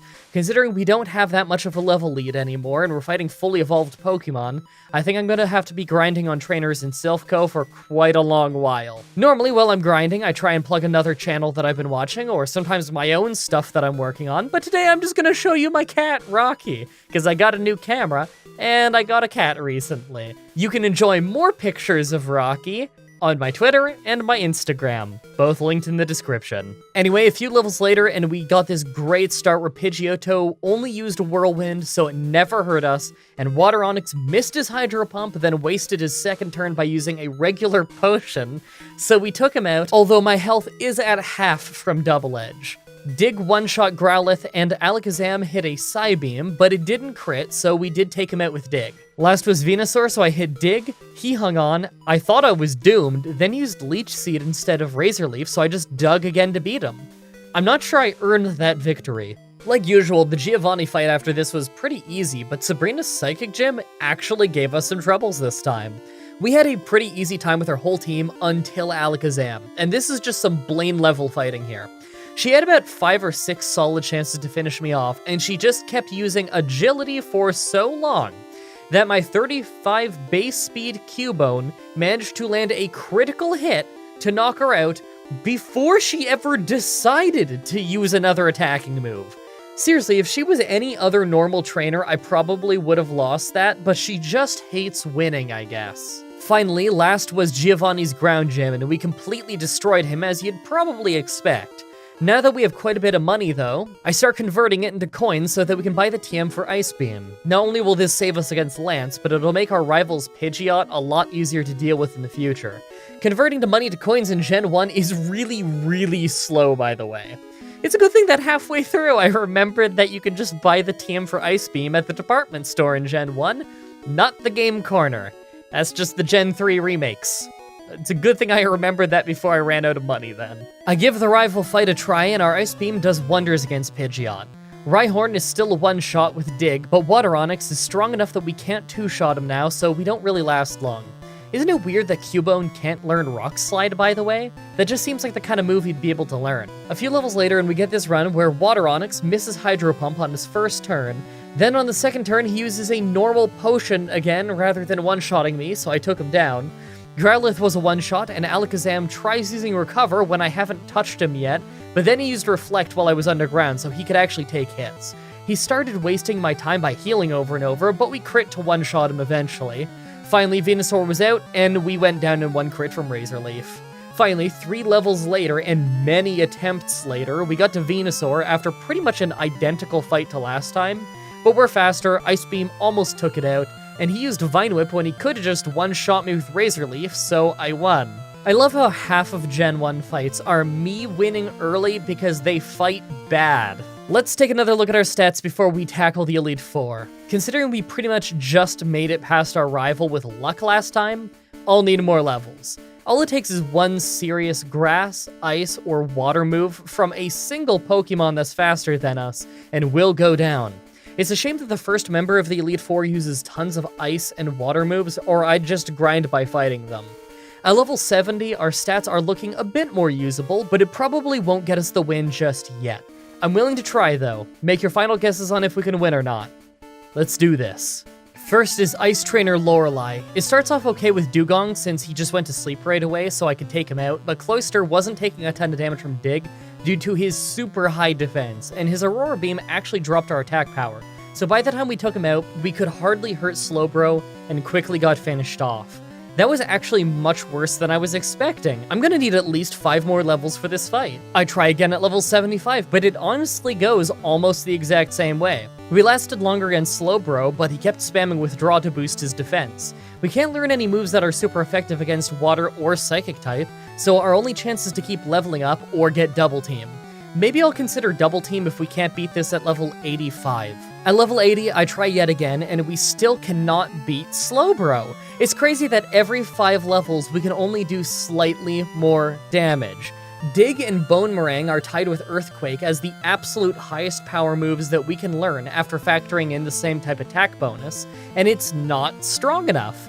All I can do is grind more. Finally, at level 85, thanks to really good accuracy luck, neither Cloyster nor Slowbro managed to land a hit on us, so we took them out. Jinx was a one-shot, but then I got to Lapras, we survived Blizzard, just to get frozen solid, and finished off. Okay, Double Team it is then! Finally, on my first attempt with Double Team, I use it twice early on against Dugong, then sweep through most of the team, only taking a little bit of damage here or there from having to use Double Edge to finish things off. Getting stuck on the first Elite Four member is the absolute worst. Second is fighting Trainer Bruno. Pretty much the whole fight was a sweep with Ice Beam, other than the 256 glitch made us miss one on the Hitmonlee, but Bruno was so busy using X items that he couldn't capitalize. Third is Ghost Trainer Agatha. We pretty much just swept her entire team with Dig since she's loaded with poison types, and again, somehow a Cubone popping out of the ground and basically using Tackle from a lower angle can hit ghosts. So we've established ghosts can be hit from above, below, with bones, and can be thrown, but not slammed. I have no words other than that I used a full restore and an elixir after the battle was over, since items outside of combat are allowed in the rules. Fourth is Dragon Trainer Lance. Right away it starts great with Water Onix missing Hydro Pump, so we took him down with 2 uses of Double Edge, followed by us outspeeding and one-shotting both Dragonairs with Ice Beam. Aerodactyl made us flinch with Bite, then hit Hyper Beam, but we only dropped to half health and we easily took him out in 1 Ice Beam. Last was Dragonite, but since he's double weak to Ice, it was an easy one-shot. We didn't need Double Team on him. Finally, the Pokemon Champion. Pidgeot was nearly a one-shot with Ice Beam, but all he did was a really weak wing attack, so I took him out. Alakazam was smart and started with Reflect, then hit a Psy Beam for a good chunk of damage, but we finished him with Double Edge. Rhydon is when I started building up my double teams because I knew that there was a Water Onix that would be out later and I'd get one-shot by Hydro Pump. So I take the chance while I still have it. By the time we used all 6, we hadn't gotten hit, and Rhydon was just a one-shot with Ice Beam. Water Onix was next, and even with 6 double teams, we still got hit by Hydro Pump, just to survive with only 2 health. And the only reason we would have survived that is because of the extra special from the badge boost glitch. We finished him off fast, That's not exactly how I wanted to survive the fight, but I don't have any control over that. RK9 was a one-shot with Dig, and last was Venusaur, who was a one-shot with Ice Beam, putting us in the Hall of Fame. But wait, it's not over yet. Normally it ends here, but Brackus in the comments section had an amazing idea. This run can't be over until we've beaten Mewtwo himself, like in Pokemon Stadium. It takes quite a while for me to remember my way through Cerulean Cave since it's been a very long time since I went here in Red or Blue, but eventually I stumble into him. It's time for the final battle. Right away he tries Recover for no reason, so I hit Dig for half his health. Then he healed because he can, so I just dig again. He nailed us with Psychic for over half of our health and damage, and a special drop. Then he hit us underground with Swift, something that was possible in Gen 1. He didn't heal that time though, so when we came up, we took him out. If he was smart, he would have spammed Barrier and Recover. If he did that, we wouldn't have stood a chance. Well, that's not how I expected it to go. I really didn't think I'd need Double Team for Lorelei, but I'm happy that most of the rest of the Elite Four went pretty smoothly. I really hope that you guys like that run. I'm very pumped for next week's Pokemon Challenge because we are finally doing another no new moves run, and I had a blast with the last one. Especially with my extra hard rules, where it's literally no new moves other than HMs for outside of battle. Did your Squirtle learn Water Gun is his third move? You're not allowed to use it. Those are my rules. My rules are extra hard on that. It's more fun that way. You have to get more creative with your team. Anyway, as always, I'm looking forward to your suggestions in the comments and in the Pokemon Challenge section of my Discord channel, as well as on Twitter. Subscribe, ring the bell, stay tuned. If you want to see me do more challenges like this, please let me know in the comments or on Twitter. I can always use more ideas from you guys on what I should do next. Also, check out the playlist in the description if you want to see all the Pokemon challenges that I've already uploaded. If you guys want to see more Pokemon stuff from me, my friend Whatageek and I just finished a Gen 1 randomizer over on his channel, linked in the description. You can also watch myself, Whatageek, and Gooset playing Pokemon Stadium here on my channel. Also, come to my Twitch TV streams and tell me that this video sent you. It's always cool to hear how you found the channel. Thank you everybody so much for watching, and until next time, have a nice day. Hey everyone, Mah-Dry-Bread here. Pokemon Black with no new moves was a really fun one. Let's follow that up with an experiment. Today's the day that we figure out, would I be able to beat Pokemon Red with a team of only one Diglett? Before I get into the experiment, the stats. Other than our speed, our stats are all pretty awful. When our attack is our second highest stat, and it's still just that of a Pidgey, that's a bad sign. In Gen 1, your critical hit rate was based off your Pokemon's base speed though, so that will help a lot. By level up, we don't get much, but at level 19, we get Dig. It's as strong as Earthquake in Gen 1, so I think we'll be sweeping with that quite a bit. By TM, we don't learn much worth getting, but Body Slam might be nice. Plus, we need Rock Slide to defend against flying types. But right, the experiment. So this is something I've thought about doing for a while. Today we're going to see what I can do with Diglett in Red, and in 2 weeks we'll be doing another Diglett run, but in Fire Red. I'm curious to see how different it ends up. Like always, I'm writing the script as I go through with the challenge, so all this part is being written before I've started. Everyone comment down below and guess if I can win or not. I think that this run will mostly be pretty smooth, but anything that we don't one-shot might just one-shot us back, so late game might get rough. Let's explain the rules. In combat, I can only use Diglett. I'll need other Pokemon to use HMs, but I won't be allowed to use any of those Pokemon in battle. No glitches or exploits, no items in battle, only Pokeballs, held items, and items outside of combat are allowed. Also, if you enjoyed this video, be sure to like, subscribe, and ring the bell for more. Let's do this. So right off the bat, I used the Universal Pokemon Randomizer to replace Charmander with Diglett so that we can do the whole run with it.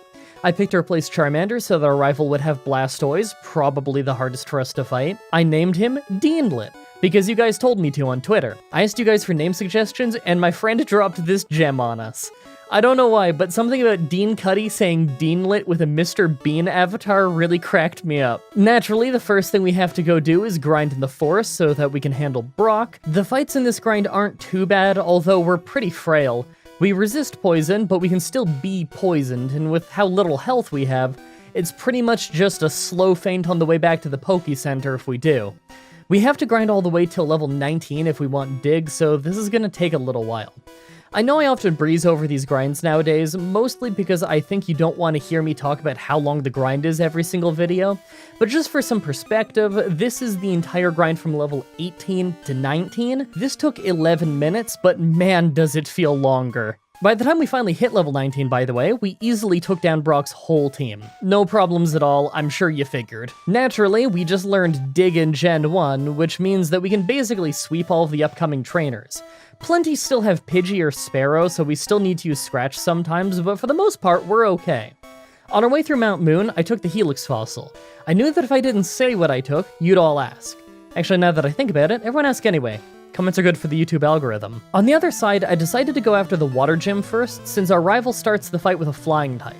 This actually took tons of tries because Bubble Beam one-shots us and Water Gun crits half the time, but after a solid 10 tries, we won with Dig. With that done, we go after our rival. This also took tons of tries, and weirdly enough, it wasn't from Sand Attack, we just kept getting crit by Quick Attack. On the first run where we didn't get crit, we won handily. In many runs, some of these trainers to the north of Nugget Bridge can be a little iffy, mostly just the hikers. But on this run, we don't really have any big issues. I don't usually talk about this place too much, since really only the hikers here cause issues, but this place is a great source of experience, so I thought I'd just bring it up sometime. Speaking of great source of experience, next is the SSN, and I decided to hunt down the trainers here too.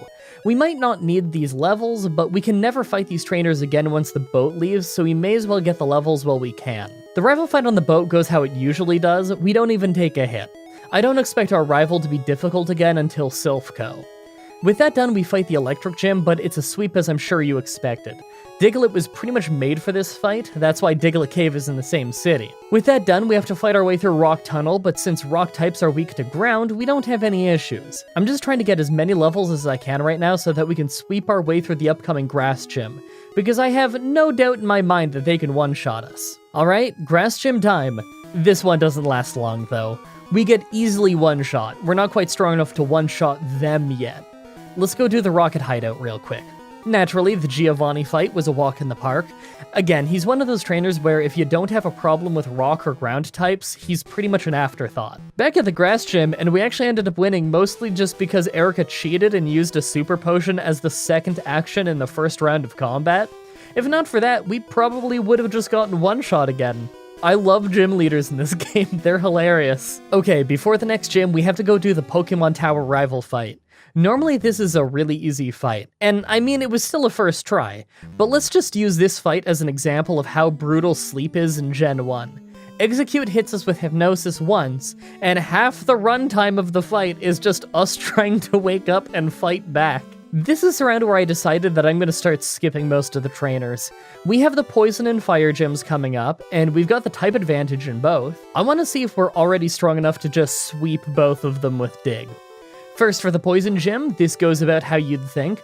We sweep pretty well with Dig until Weezing blows himself up while we're underground. This happens a lot. I think this happened with Sandshrew too, didn't it? After we surf over to the Fire Gym, we ended up sweeping most of the team. RK9 held on with a sliver, but then he used Ember instead of Fire Blast. So once again, we beat Blaine thanks to his own bad AI. Now that we're done that, we have to go to Saffron City. That means we have to go get some drinks for a gate guard, but while I'm there, I give a pop to this girl to get the TM for Rock Slide. This will be how we fight flying types from now on. With that done, we go straight to Silphco. No time for the trainers here, I want to take the fight right to our rival. He goes pretty well overall, but the Blastoise fight at the end was surprisingly brutal. I thought it might go easily since he wastes his time with stuff like Bubble, but his Withdraw giving him more defense saved him a few times. If not for him doing weird things like using a regular potion, I could have lost. After that is another Giovanni fight, but he's actually loaded up with more poison types this time, so we make short work of him. No damage sweep. 2 gyms left. First, we do the Psychic Gym. Dig made pretty short work of the team, and yes, I remembered I could use it against Venomoth this time, but Alakazam hung on because of Reflect. We could have gone down if Psybeam crit, but it didn't, so we won on the first try.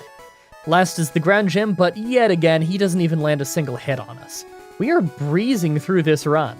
Last before the Elite Four is one more rival fight.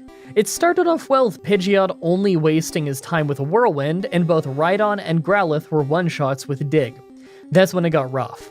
On Execute, we managed to paralyze him and take him down, but not before being leech-seeded.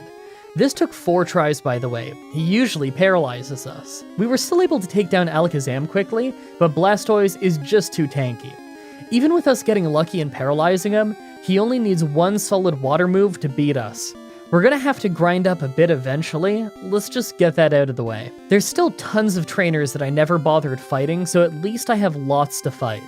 Plus, we're still not that high of a level, so it's not too bad to grind, at least by the standards of this show. Back at the rival at level 62, and we still have a plenty hard time with lots of his team. In the end, I really thought I still wasn't ready for Blastoise until our crit bypassed his defense raise. I get the feeling that I'm gonna have to rely on crits going into the final battle, and I'm really not looking forward to that. Alright, let's take a look at our stats before the Elite Four. Gotta say, not feeling great about this. Super low defense and health, passable attack, and the first Elite Four member is loaded with ice and water moves. We had a pretty easy run so far, but if Rock Slide doesn't carry us through the Lorelei fight, and I really don't think it will, then we're gonna have quite the grind on our hands. Make your final guesses on if we can win this or not.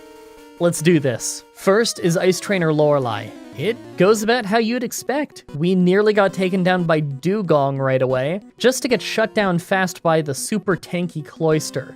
We actually can't learn any moves that use special rather than attack, so it's either using double team or grinding. I guess we'll grind a bit. 7 levels later and I show up at level 70. Despite all of the extra levels though, the fight almost goes the exact same. We almost go down to Dugong just to get easily finished off by Cloyster. I don't even think I'm in range to one-shot it with a crit, and she has tons left on her team. I guess I just have to keep grinding. This did used to be a reasonable grind, but once you get to this high of a level, every grind gets a bit slow. On the upside, Victory Road isn't that bad to grind in if you have both rock and ground moves, so at least we're not having to run away from encounters all the time. Still, if I have to pick between grinding like this or just trying to fight over and over with double team, then I'd rather pick grinding. At least when we level up, we know that we're getting closer to an overall victory of the run. With double team, it often takes just as long to get a successful attempt, but without gaining levels in the process. Considering weekly challenges means a weekly time limit, I've got to keep moving forward. Alright, level 80. This time Dugong is much easier, and after a few tries, we managed to beat Cloyster, but even then, we just got taken down by Slowbro. This is pretty brutal. I feel like I'm just hoping for critical hits at this point. I have Sand Attack, but getting the win with that would probably require even more luck, considering crits are pretty common in Gen 1. I'm willing to get 5 more levels before I just brute force trying this over and over, hoping to get saved by crits and paralysis. Here we are, level 85. Now, I've got to show you this attempt to help illustrate a point. This is a rough attempt where we lost a lot of health to Clamp from Cloyster, but actually managed to get far into the fight. It took forever to take down Slowbro, but Jinx was a one-shot with Dig. All that was left was Lapras, but we got hit by Hydro Pump to go down. The fight looks winnable, but like you'd need a lot of luck. Well, on the very next try, thanks to Cloyster not hitting us for once, and a lucky crit later in the fight, we ended up taking down her entire team without her landing a single hit on us. Between strange crit rates, weird AI move choice, and stuff like the 256 glitch, where every move in the game has a 256 in 1 chance to just miss, I have to say that Gen 1 has to be the most random generation to do these challenges in. To be honest, it's probably overall the easiest for challenges, especially considering the badge boost glitch will give you power-ups every time the enemy hits you with a stat down move in late game. Considering even the Pokemon champion himself uses stuff like Leer and Tail Whip, they power you up a lot more than you'd think. As much as I complain about this run, Gen 1 really is the easiest to do these runs in. I shouldn't complain too much. Emerald? Oh man, Emerald's slow. You want brutality? The Emerald Psychic Gym in a 1 Pokemon run. Oh man. Anyway, second is the fighting trainer Bruno. We one-shot his whole team with Dig other than Machamp, who just used Focus Energy, a move that was bugged in Gen 1, to actually make you critically hit less rather than more. See what I mean about late-game bosses in Gen 1 having really bad move choice? Third is Ghost Trainer Agatha, yet another no-damage sweep. Gen 1 was before abilities, so Dig actually works on Gengar and Haunter. Fourth is Dragon Trainer Lance. Water Onyx did one-shot us a couple times with Hydro Pump, but on the third try, we took it down and breezed our way through the entire rest of the fight. Rock Slide does a pretty great job here. Finally, the Pokemon champion. Pidgeot is first, so we hit it with Rock Slide. It hangs on, but it's just because of a full restore. The second one ends up one-shotting him. Alakazam was a one-shot with Dig, as was Rhydon, and even Arcanine. Executor managed to do a surprising amount of damage to us by just spamming Barrage, but we took him down before anything too bad happened. Last was Blastoise, but he picks random super effective moves regardless of if they do damage. Because of that, he ended up using Withdraw on the turn that we came out of the ground for Dig.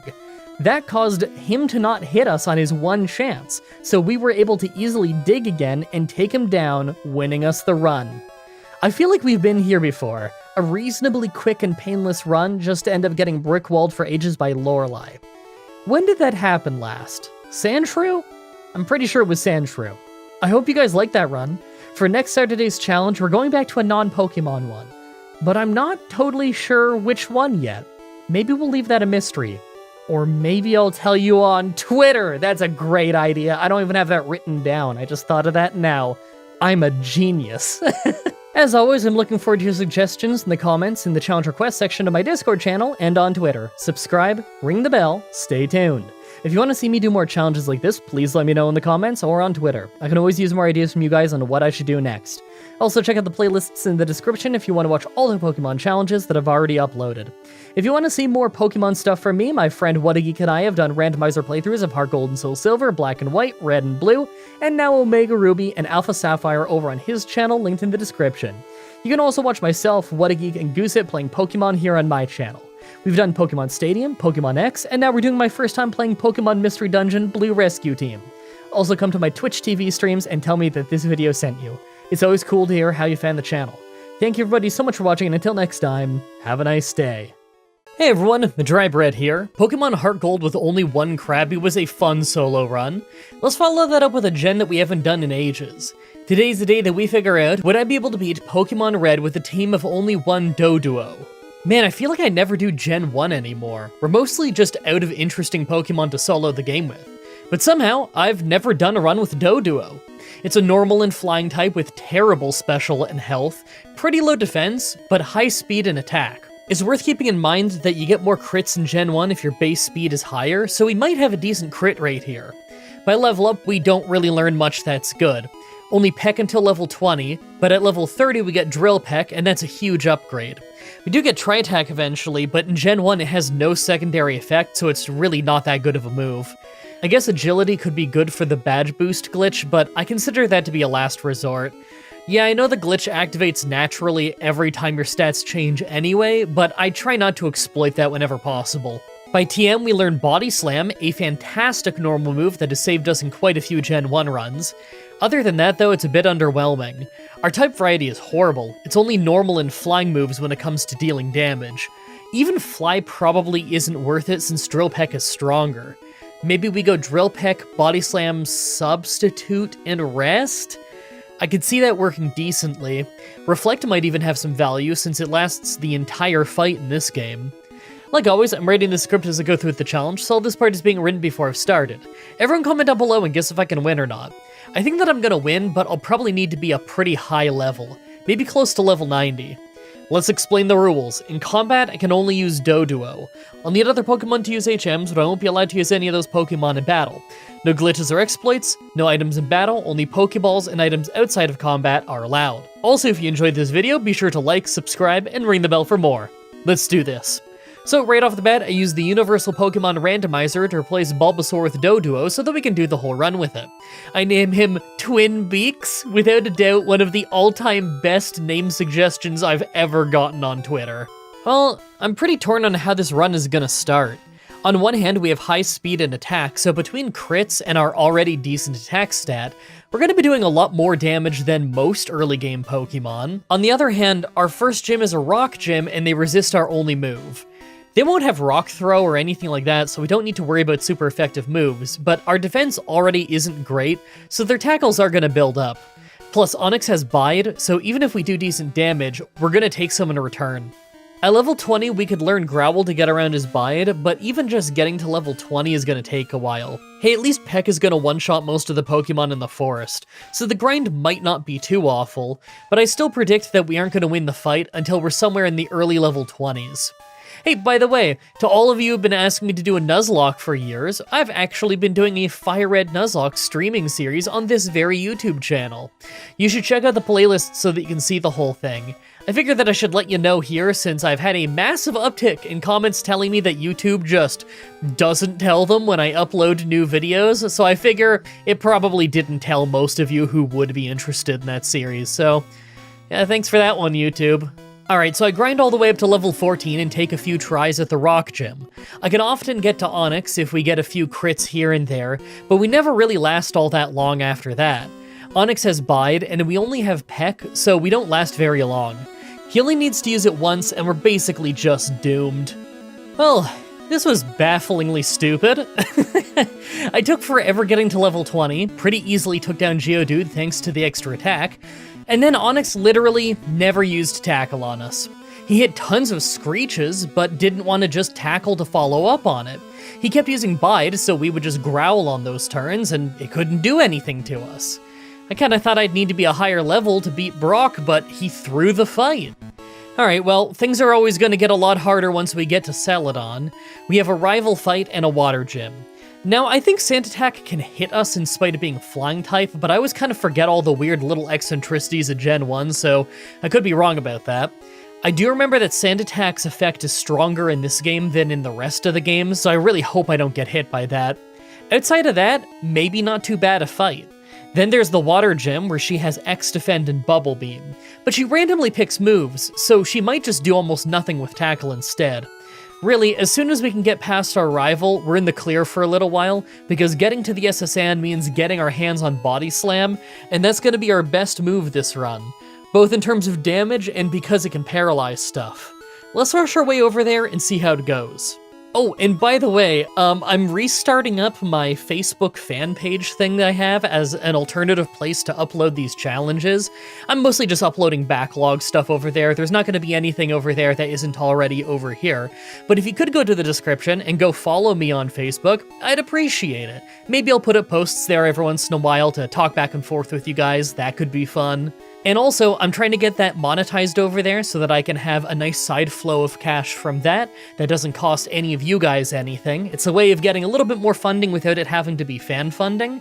And one of the requirements for getting monetized is having 10,000 followers. And I just have 1,000 over there because I never promote it at all. So if I could get more of you guys to follow me over there, I'd appreciate it. It would help me out with the show. I have a funny story about the Facebook thing because I didn't log in for 6 or 7 years? So I've got a funny story about that, but I'll tell it at the end of this video. On our way there, though, on our way to Facebook, I guess, I took the Helix Fossil. I knew that if I didn't say what I took, you'd all ask. Actually, now that I think about it, everyone ask anyway. Comments are good for the YouTube algorithm. So I decided to go after the rival first, and we got there at level 24, the same level that we get Fury Attack. It's not amazing, but it's so much stronger than Peck that we ended up making short work of his whole team.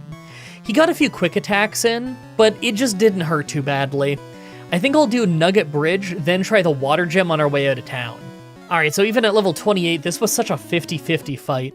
It could have easily gone either way completely because of move choice. We hardly won, but a critical water gun from Starmie almost took us out. You gotta remember, Starmie's a crit machine in this game, so it didn't really take that much luck. If it had just used Bubble Beam instead, we'd have lost. Alright, well that gets us access to our best move, the TM for Body Slam. I still made sure to clear out the whole ship though, because I knew that I wanted to get Drill Peck so that we'd have good moves of both of our types. I figure the rival fight on the ship should be easy, but I'm not totally sure about the Electric Gym after. Yeah, maybe it's easy because it's normally easy, but we could still get paralyzed and thunderbolted. It's not like our special is very high, so we would take a lot of damage if that happens. I want to do that gym as early as possible, though, just so that we have more of a challenge. So first was our rival, but we obviously swept his entire team. I kinda figured that we would. I mean, we have new powerful moves, and we're a pretty high attack Pokemon for this point in the game. After that is the Electric Gym, but this wasn't an issue either. We just swept them, and I guess I shouldn't be surprised, since it's not like Raichu is all that tanky. I don't expect this easy part of the run to last very long, though. So we're on our way up to the Rock Tunnel to get to the other side of Kanto, and I know that we can't sweep what's coming up. It's our rival, Giovanni, and the Grass Gym. Now, Grass Gym will be a sweep. Arrival could possibly be a sweep, but I don't think it's going to be hard either way. But the upcoming Giovanni fight absolutely will not be a sweep. He's got some rock types that were never going to be very good against this run, and he's also got that always strong Kangaskhan. Will it be a hard fight? Probably not that hard. Maybe we win in a few tries, but it'll be harder than the last few fights for sure. I think I'm going to do the rival fight and the grass gym first, just because they're probably going to be easier. And by the way, if you want to get some fun perks like seeing these videos early, then you should check out the YouTube members page or the Patreon page below. For about $3 American a month, you can check out all this stuff early while supporting the show. It's always appreciated. Well, Arrival was almost a sweep, but Water Onyx hung on with a sliver. Thankfully, he only used Leer instead of anything dangerous, so we still got a really easy win. After that is the Grass Gym, that obviously is a sweep with Drill Peck. There's no way it wasn't gonna be. How could it not be? Alright, well, guess I was wrong to worry about Giovanni. Between our crits and our high attack, it actually went pretty easily. I guess in fairness, his levels aren't that high. That's why I think the next part is gonna be harder. We've got that Poison Gym coming up, and not only is it gonna be a big jump in levels, but they're using a high defense Pokemon that can ruin our accuracy and self-destruct. If there's any time in the run that's gonna get harder, it's probably now. Plus, we have that Silphco rival fight, and that one's always hard. Yeah, the Psychic Gym and Giovanni probably aren't gonna be that hard after, but we can't even get there till we get past our rival. If we can win the Poison Gym early, then I'm absolutely gonna go do the Fire Gym, because it's always fun going there as early as we can just to see what Blaine does. Okay, this was an all-time dumb Poison Gym fight. First try, we quickly lost to getting crit by Sludge and Poisoned, but second try, we crit the first Coughing to one-shot him. Second is Muck, who only used Disable and missed, so we two-shot him. And third is a Coughing, who only used Tackle, so we took him out as well. Now, I thought we might lose to the last Weezing using Self-Destruct, but instead, he used an X-Attack twice in a row, instead of attempting to do any damage at all, so we won. That was Blaine levels of throwing the fight.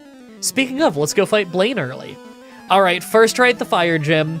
First is Growlithe, who's a one-shot, and second is a one-shot on Ponyta. So far, so good. Third is Rapidash. No one watched that video. No one's gonna know what I'm referencing there.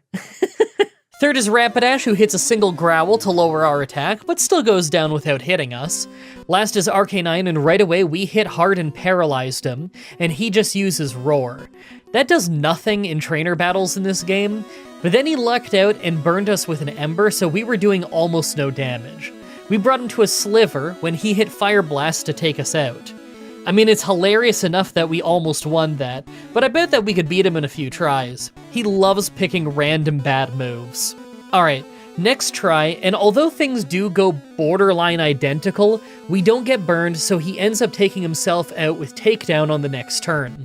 Once again, Blaine losing fights that there is no way a human player with the same team would have lost.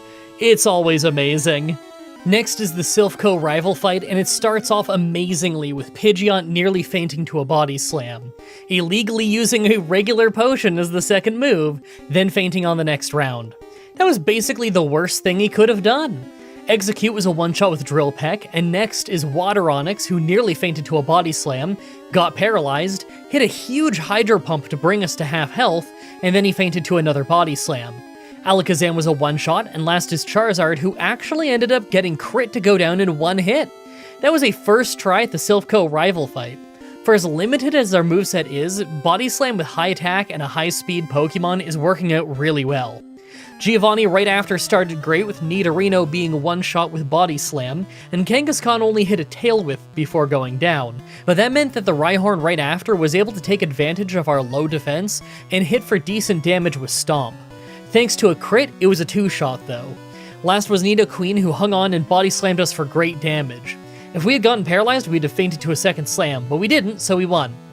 Wait, never mind, I forgot. In Gen 1, you can't get a secondary effect off a move of the same type as you, so Body Slam can't poison normal types. How weird is that? Alright, second from last gym is us just easily sweeping the Psychic Gym, but things might get harder in a moment. Giovanni has some pretty strong Pokemon in the Ground Gym, including 2 Rock types. We could lose that one. Alright, so right away we get tail whipped by Rhyhorn and stomped before we could take it out, so we're already missing a third of our health. It's not a great start. Dugtrio was obviously a one-shot, but next is Nidoqueen. I was worried, but we crit for a one-shot, so that was lucky. Next is Nidoking though, and we get hit by Thrash before we can take it out, so our health is really not great. One good hit and we're gonna faint.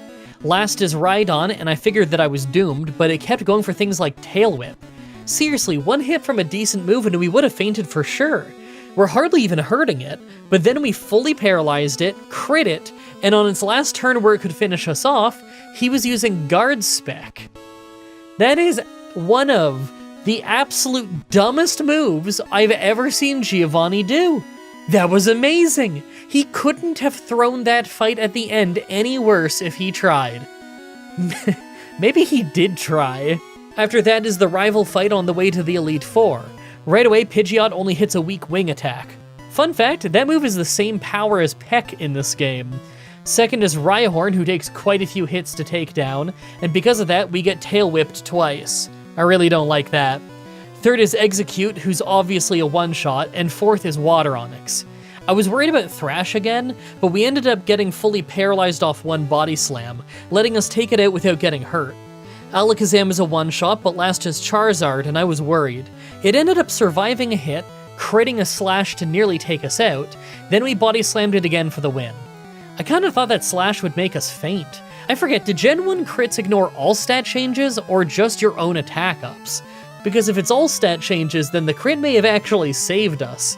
But if not, then those tail whips almost made us faint. Alright, so we're on the trip to the Elite Four, and we are a really low level right now. Normally we're close to level 70 by this point, and it's very much not because we have a great moveset. We just have a lot of attack and a couple decent moves. I'm not really sure if that's going to carry us through the end of the game, though. Lorelei has ice moves that are super effective against us, and Bruno has 2 Onix that aren't going to hurt very much. Agatha might not be too bad, because her most dangerous Pokemon have low defense, but then there's Lance, who's pretty dangerous in general. Then our rival at the end has that Rhydon that uses Leer and Tail Whip to ruin our defense. I can see these last few fights being pretty hard. Now that we're at the Elite Four, let's take a look at our stats. Well, right off the bat, I love our crazy high attack stat, but the low defense and special has me a bit worried. I got rid of the less useful moves on our moveset in favor of Reflect and Rest. I figure we might make use of those. It's hard to say though, they aren't going to save us from the ice moves of Lorelei, and I figure that we're going to need to level up quite a bit before we can get past her. I could see us not winning this run until we're close to level 80. Make your final guesses on if we can win this or not. Let's do this. First is Ice Trainer Lorelei.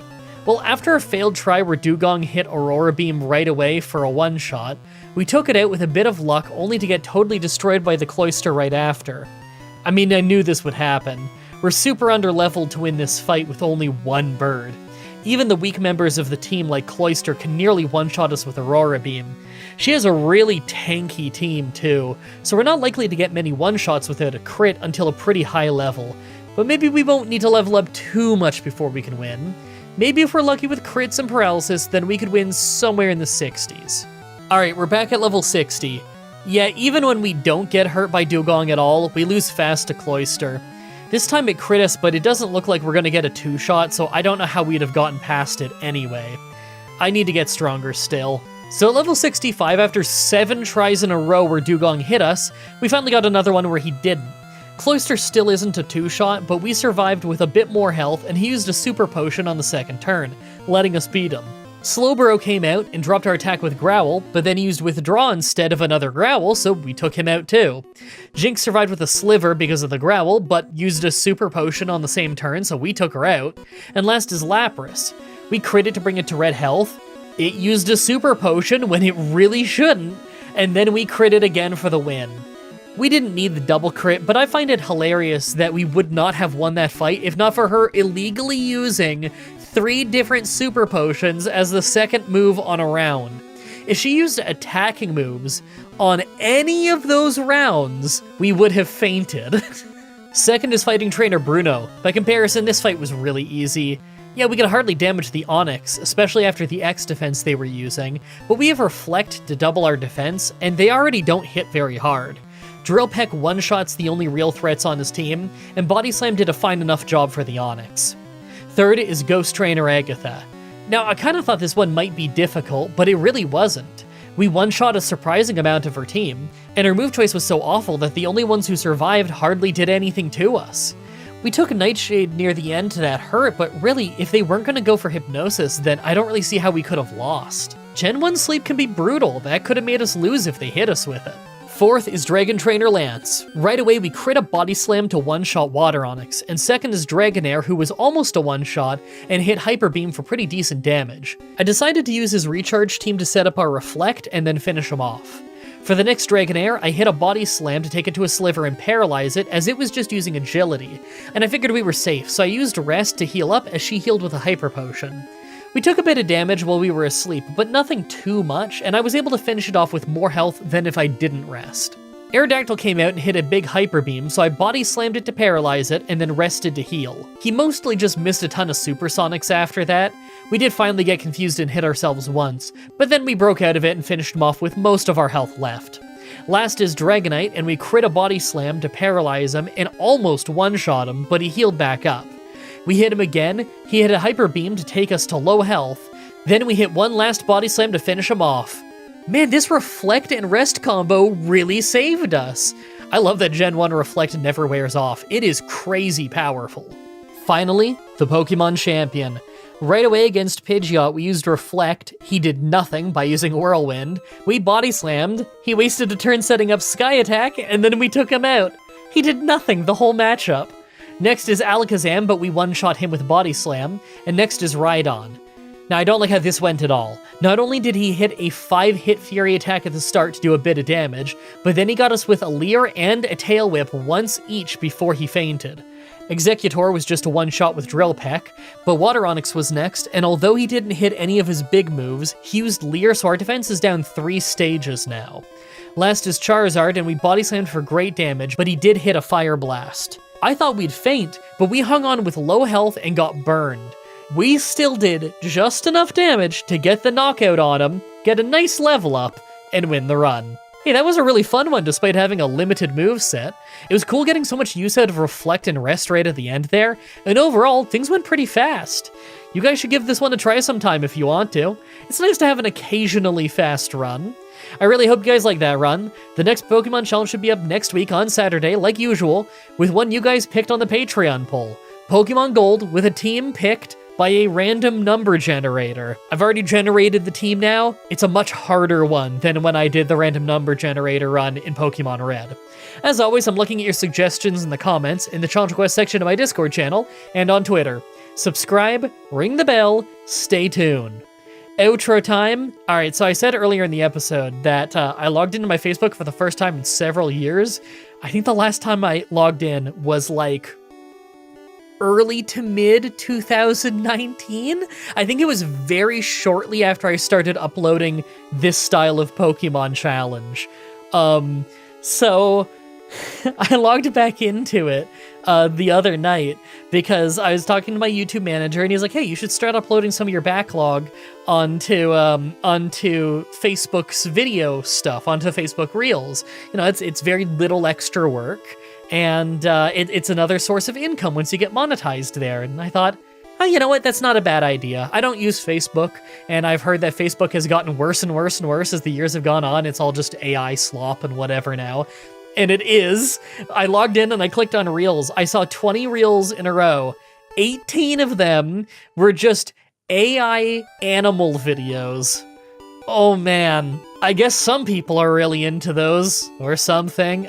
That or it's all just bots watching them. That wouldn't even surprise me. But I log into my old Mah-Dry-Bread account on there, and I noticed, like, wow, I have a lot of notifications. I wonder what it is. And I check. I had literally hundreds of direct messages that I had no idea that I had. Almost all of them are 2020, because 2020 is when I had the all-time peak on my channel, so I guess that makes sense. I still had ones from, 2023, 2024, even a little bit 2025. I don't think I had any in 2026, but like, Oh man, and at some point, Facebook added some kind of feature where if you have like a business page, it considers my Mah-Dry-Bread account a business page. It has an auto reply set up. So like the last several people who DM'd me got what looks like a DM back from me that just says like a copy paste message of like, thank you for sending this message. Our team has gotten this and we'll get back to you shortly. Something like that, which I guess is just the default message for that, which I obviously never manually turned on. So I had to hunt through the settings to figure out how to turn that off because like, no, my team won't get back to you shortly. I don't have a team, and I wasn't there, and I didn't even know the DMs existed. So I just went through a big pile of those DMs the other night. I responded to a few of them, because a few of them was like, you know, this from like 2020, 2019. A few of these people were like, hey, I was watching your Pokemon challenges. I just discovered you. Did you go to this school? I think we went to school together. And yes, a couple people I went to school with found me through that when I blew up, so that was pretty funny. And, you know, just nice stories. I responded to a few of those, but there's hundreds of these DMs. Most of them were just Pokemon challenge requests, which obviously I look at, and if the idea is good, then I'll write it down, but I can't respond to like 800 of those. That'd be insane. So that was interesting.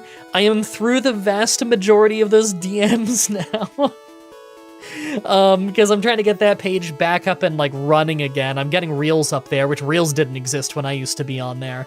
So I've just been dumping some of my old Pokemon challenges on there. There's not going to be anything exclusive over there, I don't think. Like maybe I'll do like the occasional posting a funny picture over there, or like, I don't know, talk back and forth with you guys over there if you leave comments over there. By all means, leave comments over there. The engagement is good, and that also helps me get towards getting monetized on Facebook, so it's very much appreciated. But yeah, don't worry. If you don't use Facebook, you're not missing anything vital to the show by not being on Facebook. I'm not really a Facebook guy either. Anyway, $50 supporter shoutout tier, and we have a new name. It's funny. I have like 13 names on this list now, and I haven't double checked yet to see if like any of these people aren't in the tier anymore. I should probably do that soon and wipe out a few names from it, because I'm guessing not every one of these people are still in the $50 supporter shoutout tier, but like, the list isn't too long, and I kind of like leaving them on for a long while even after they get out of the tier, just as an extra thank you, you know? But the $50 supporter shoutout tier: Jacob Busby, Javid Kusaro, Grayson Fitz, Tara Louise, Alexandra Hedgeblog, Joel Mann, Dark Soul, Young Smoky VP, Cal Anderson, Crystal Sunrise, Gabriel Thornton, Hernandez Punchdick, and the new one, the -1. Thank you everybody so much for your continued support.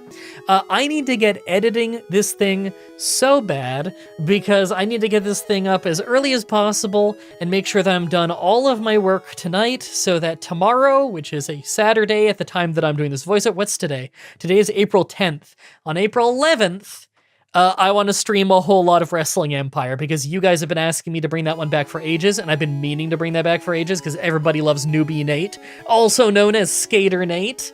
It is the greatest wrestling video game for people who have zero interest in pro wrestling. It is just a very funny, fun game.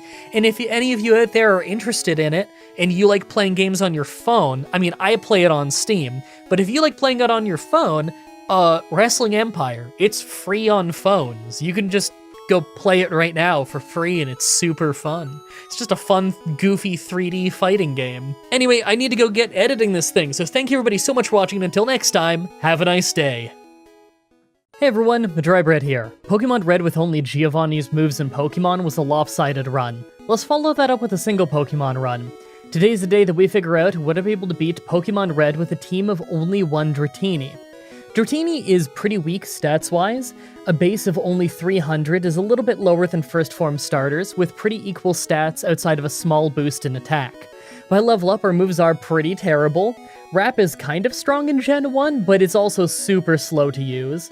And Dragon Rage is probably going to be just about useless by the time we learn it at level 40. By TM though, we learn a lot of great moves like Surf, Ice Beam, and Thunderbolt. Our special isn't great, but I always appreciate the move variety. Like always, I'm writing the script as I go through with the challenge, so all of this part is being written before I've started. Everyone comment down below and guess if I can win or not. We can learn some pretty good moves, so I'm pretty sure we can win, but we're also really frail. I might need to be a high level. Let's explain the rules. In combat, I can only use Dratini. I'll need other Pokemon to use HMs, but I won't be allowed to use any of those Pokemon in battle. No glitches or exploits, no items in battle, only Pokeballs and items outside of combat are allowed. Also, if you enjoyed the video, be sure to like, subscribe, and ring the bell for more. Let's do this. So right off the bat, I use the Universal Pokemon Randomizer to replace Charmander with Dratini so that we can do the whole run with it. I name him Shenron. I'm wishing for an easy run. So before we can make any progress, we have to grind, and it might be a long one. See, Wrap is our only real move for quite a while. It's not bad in Gen 1 since it locks people into place so they can't fight back, but it's still a pretty weak move. Considering all we learn by level 20 is Leer and Thunder Wave, and Brock's Pokemon are all ground type, we're just gonna have to wrap our way to victory. Did you just say rap to victory? Gonna give those rocks a slapping, rapping till the bones start cracking. Yeah, he's humble, he's not bragging. In the Poke Center chatting, show Nurse Joy what he's been backing, giving all them cheeks a slapping. While you're home alone, we'd whacking, brew a noodle caught you lacking. Sorry, what happened? I blacked out. Too much grinding. So each rep is probably going to deal 1 damage, but we lock them in for between 2 and 5 turns, so unless we crit, that's 2 to 5 damage per time we land a rap. It's not much. I'm kind of worried that we'll run out of power points. Worst case scenario is we have to grind until we're a high enough level to do 2 damage per hit of rap. Who knows how long that would take, considering how weak rap is. Poison is brutal, by the way. Rap may keep your Pokemon from hitting us most of the time, but it doesn't stop poison damage. Once we get to the Rock Gym, we're level 12. The fight starts with a brutally slow chip fight with Geodude. We actually ended up missing an annoyingly large amount of Raps considering it only has a 15% chance to miss, but even then, this fight is total luck on how much damage we do. We got to Onix with very low power points, so I tried using Leer a bunch. It didn't work out because he just kept using Screech. I don't think 4 power points would have been enough anyway. Maybe if I could come back with a couple more levels and use Leer earlier, we can make this work? At level 14, I give it a few more tries. It ended up taking quite a few uses of Leer before we could get Geodude to take more than 1 point of damage per hit, but I'm pretty sure that he was by the end. I mean, it looked like more damage, we're talking about slivers here. Against Onix though, we still don't have the speed advantage, so sometimes Bide does actually hit us. Even with 6 Leers, we're still only dealing 1 damage. We need to at least get to a high enough level to outspeed Onix so that we can stun lock him with Wrap. All the way at level 16, and this time Geodude was going much better. It took quite a few Leers, so we took quite a few tackles, but I think he was taking about 3 damage per hit near the end. Onix, on the other hand, still seems to only take 1 damage even after 6 Leers, but he's a high defense, low health Pokemon, so is kind of what I expected. Thanks to us being faster though, we were able to stun lock him plenty and win the fight. After that is Mount Moon, and it's time for a real move. Thanks to us being able to learn quite a few different TMs, we go pick up the TM for Water Gun. It probably won't last that long since I'm gonna replace it with Bubble Beam and then Surf as we get those moves, but it's nice to have something better than just Wrap, even if I can't use it on the upcoming gym. It'll be good for some trainer battles. Oh, and on my way through Mount Moon, I took the Helix Fossil. I knew that if I didn't say what I took, you'd all ask. Actually, now that I think about it, everyone ask anyway. Comments are good for the YouTube algorithm. On the other side, we don't have anything for the water gym, so I go after our rival first. Pidgeotto actually took us down pretty fast in quite a few tries. He likes to spam Quick Attack, and even if he's paralyzed, it still goes first. It took quite a few tries before we beat him with decent health, mostly just with Wrap. Abra can't fight back, so he was easy, and against Rattata we took a bit more damage from Quick Attack. Last was Squirtle, but he didn't do much damage to us, so although we're in red health, spamming Wrap did win us the fight. Before we can deal with Misty's Water Gym, we're gonna need better moves. We can't get Thunderbolt until after Misty, since we can't cut our way into Surge's gym before beating her, but we can get the TM for Body Slam from the SSN. This is probably gonna be our best physical move the whole run, and is for sure our best move for Misty. Before we leave the boat though, it's rival time again. This one was super easy though, our new Body Slam does a fantastic job at taking him down. With that done, we have to fight Misty before we can progress. Once again, it was super easy with Body Slam. Right after the fight, we use the new Bubble Beam TM to replace Water Gun. I'm feeling pretty good. Next up is the Electric Gym because I want Thunderbolt. Voltorb hit Sonic Boom to deal 20 damage as we almost took him down with Body Slam, but then he wasted his time with X Speed when he was already faster than us, so we took him down. Pikachu took 1 Body Slam and last was Raichu. Right away he used Growl to weaken our slams, but we paralyzed him, giving us the speed advantage on the next round. I tried Bubble Beam since our attack was down, but it didn't really do much. We got crit by Thunderbolt down to yellow health, and our next body slam took him to red, but we lucked out and he used Thunder Shock with his follow-up. It hardly hurt us, and it gave us the chance to finish the fight. With that little boss rush done, we've got some good moves. It feels good to overhaul the moveset this early in the run. Thanks to that, we have a super easy time with all the trainers between us and the long journey to Celadon, and it's a good thing that we do because I'm pumped to get there. As soon as I get to Celadon City, I go straight to the Pokemart. On the roof, you can trade fresh water to this girl to get the TM for Ice Beam, an absolute lifesaver. I'm telling you, every time I see Ice Beam on the move list for a solo Pokemon, I breathe a sigh of relief. It's strong, it's accurate, Ice is a great type against tough Pokemon, and it's got a chance of causing freezing. It's an absolute run saver of a move, so it's time to say goodbye to Thunder Wave. Right away, I give it a try in the grass gym. It started perfectly with Victory Bell hitting Poison Powder. That's actually pretty nice since it means they can't paralyze or sleep us. Thanks to that, we Ice Beamed our way through the whole fight pretty easily on the first try. After that, I go through the Rocket Hideout. The hideout itself is super easy by this point since we've got some pretty good moves. I still make sure to get the good items here like the Power Point up since none of the moves here have a ton of Power Points in the first place. Although I'm not really sure what I want to use it on yet. Honestly, nowadays in these runs, I'm usually swimming in elixirs and ethers since I've memorized where so many of them are, so I probably don't need these as badly, at least for the Elite Four. At the end is Giovanni. Both of his rock and ground types go down fast from Bubble Beam, so it was up to Kangaskhan to stop us. Fortunately for us, they used Rage. It didn't matter that he kept critting. Rage is just terrible. With the other bosses down, we have to fight our rival in Pokemon Tower. This is usually a pretty easy fight, but this time we didn't take a single hit. It went great! Now that we have the Poke Flute and we can get to the Safari Zone, I go straight there to get the TM for Surf to replace Bubble Beam. I think we have our final moveset. This is looking pretty good. As good as these moves are though, I don't know if it'll help us with the Poison Gym. Won't know till we try. By the time we get there, we aren't many levels above his team, so we didn't really have a stats advantage. I tried the fight quite a few times, but even when we'd get pretty lucky, we weren't taking down Muck. On a tie, we still lose, and we have to survive his wheezing at the end, so maybe we'll do Sylph Go first. This place can be kind of annoying to grind in, just because a lot of the grunts here like to throw afflictions on us. It's pretty often that we find ourselves losing random fights due to terrible confusion luck, but that's always a risk when you're not landing one-shots in a solo Pokemon run. I almost wonder if the rival fight in here would be easier than the Poison Gym, just because we have more type advantages against them. I mean, I guess we could find out. Pidgeotto is first. Ice Beam took him to red health, but he just used Whirlwind. We got hurt a little bit by Quick Attack, but we took him down. Growlithe was a one-shot with Surf, and next is Execute, who went down in one Ice Beam. Alakazam was faster than us and hit Psybeam, but it actually didn't do much. Our Body Slam paralyzed him too, so he never got a second attack in.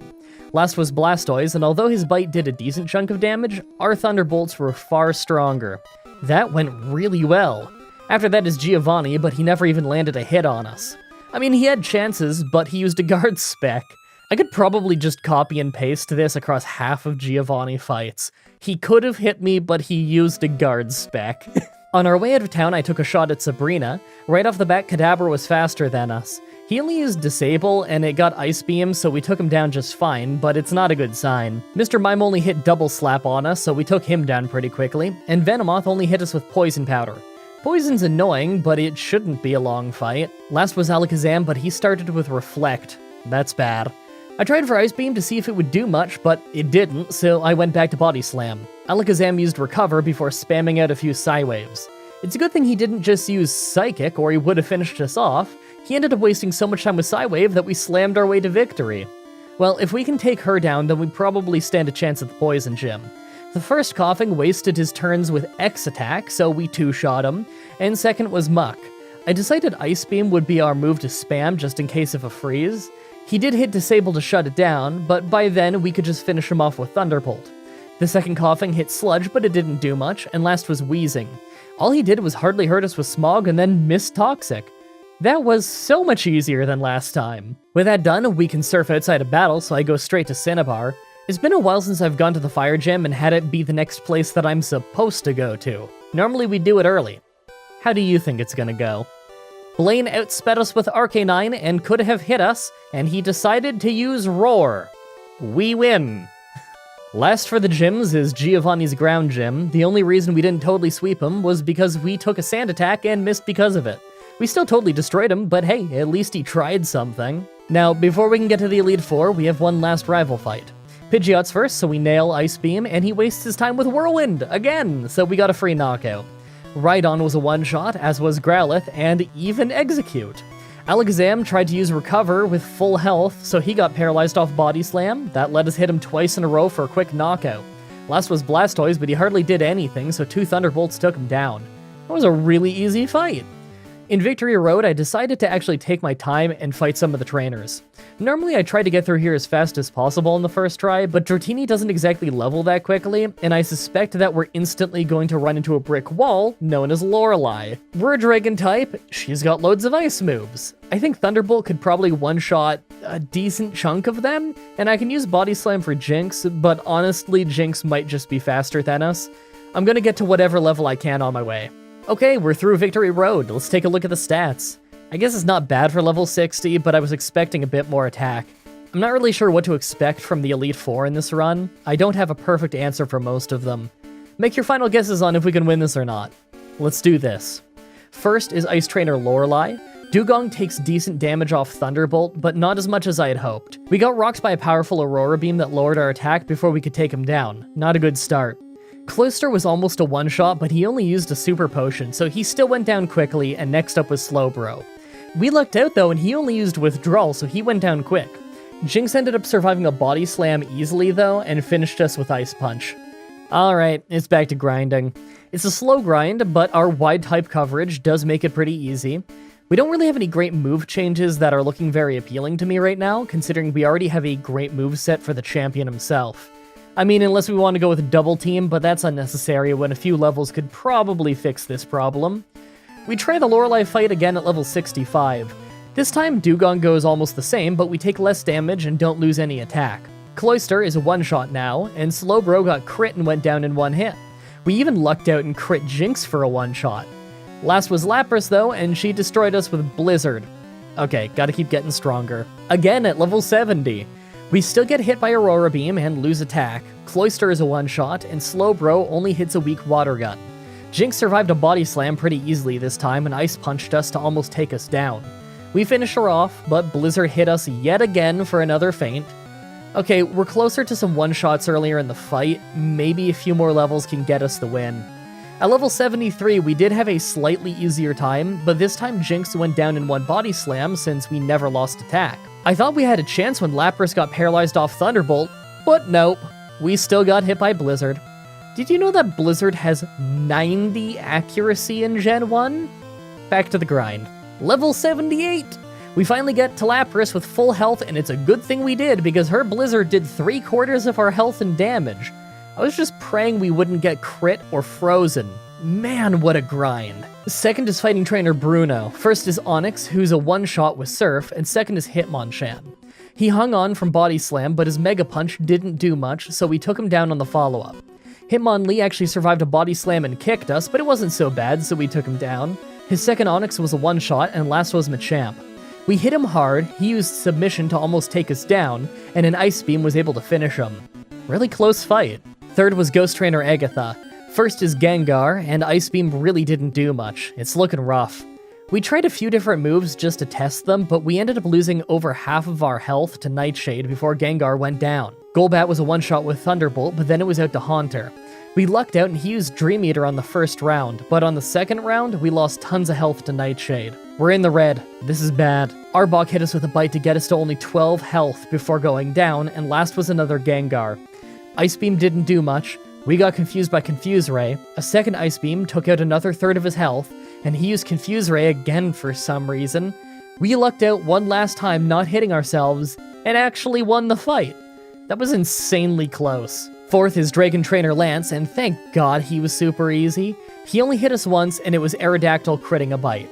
Ice Beam made really short work of his team. Finally, the Pokemon Champion. Pidgeot is first, so I Thunderbolt to leave him with a Sliver as he Thunderbolts back with Mirror Move to do almost nothing before we finished him off. Alakazam once again opened with Recover for no reason, then we left him with a Sliver from Body Slam, paralyzed him, and finished him off. Rhydon was a one-shot with Surf, so next up is Arcanine. He hung on from Surf, but just wasted time with Roar, so he went down right after. Executor could have stalled us out if he wanted to, but he only used Stomp, so 2 Ice Beams did the job. Last was Blastoise, and Thunderbolt did great damage. I was worried he'd one-shot us with Blizzard, but we actually hung on and got the win on the follow-up. Outside of the Brock and Lorelei fights, that was a pretty good run. I love it having such good moves, but it's also a shame that we're still so weak. And that grind for Lorelei was really awful. We had to get almost 20 levels just to beat her. I hope you guys liked that run. For next Saturday's Pokemon Challenge, we're going back to Fire Red since it's been a little while, and I'm going to do a Cast Form run in it because Cast Form is just really fun. As always, I'm looking forward to your suggestions in the comments, in the challenge request section of my Discord channel, and on Twitter. Subscribe, ring the bell, stay tuned. Massive thank you to Lucy Pyre for the Pokemon rap near the start, by the way. She's done some fun Pokemon challenges and Final Fantasy stuff over on her channel, linked in the description.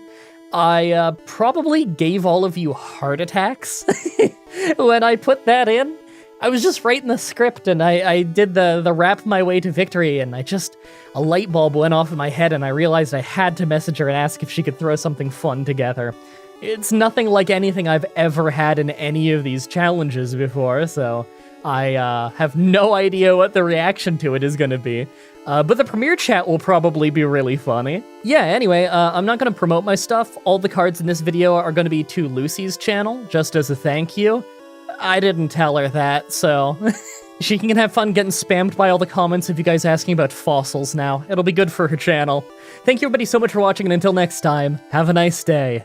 Hey everyone, Mah-Dry-Bread here. Elder Scrolls Oblivion with only conjured equipment was fun, but pretty simple. Let's follow that up with one that looks brutal. Today's the day that we figure out, would I be able to beat Pokemon Red with a team of only 1 Ekans? So Ekans is a really weak first form poison type. In fact, it has some of the lowest base stats in Gen 1, with its total being well below that of starters. This picture may show his total stats at 288, but in Gen 1 they're actually 234 because it was before Special was split into attack and defense, and we're rolling with the lower numbers. For level up moves, we learn nothing good. I guess Glare is passable, but we don't really get it early enough for me to actually want it. By TM, we don't learn much else that's good, actually. The strongest same-type attack bonus move we can learn is Acid with only 40 power, and we get it at level 38. I get the feeling that we're gonna have to make do with Body Slam and Dig. Like always, I'm writing this script as I go through with the challenge, so all this part is being written before I've started. Everyone comment down below and guess if I can win or not. I figure I can probably win this run, but that there's gonna have to be some pretty serious grinding sessions. Our moves are just pathetic. Let's explain the rules. In combat, I can only use Ekans. I'll need other Pokemon to use HMs, but I won't be allowed to use any of those Pokemon in battle. No glitches or exploits, no items in battle, only Pokeballs, held items, and items outside of combat are allowed. Also, if you enjoy the video, be sure to like, subscribe, and ring the bell for more. Let's do this. So right off the bat, I use the Universal Pokemon Randomizer to replace Bulbasaur with Ekans so that we can do the whole run with it. I name him Gyarados, because I love the idea of someone preparing for a Gyarados to come out, just to be met with a tiny garden snake. Right, so the start of the run. I'm just gonna play our first attempt against Brock while we talk about the battle plan, because Brock fights are the only thing as long-winded as I am. Right now, we've got Leer and Rap. I remember from the Onix run that defense downs and moves like Rap can take down Brock, although we have Leer this time, not Screech. Also, we don't resist their tackles this time.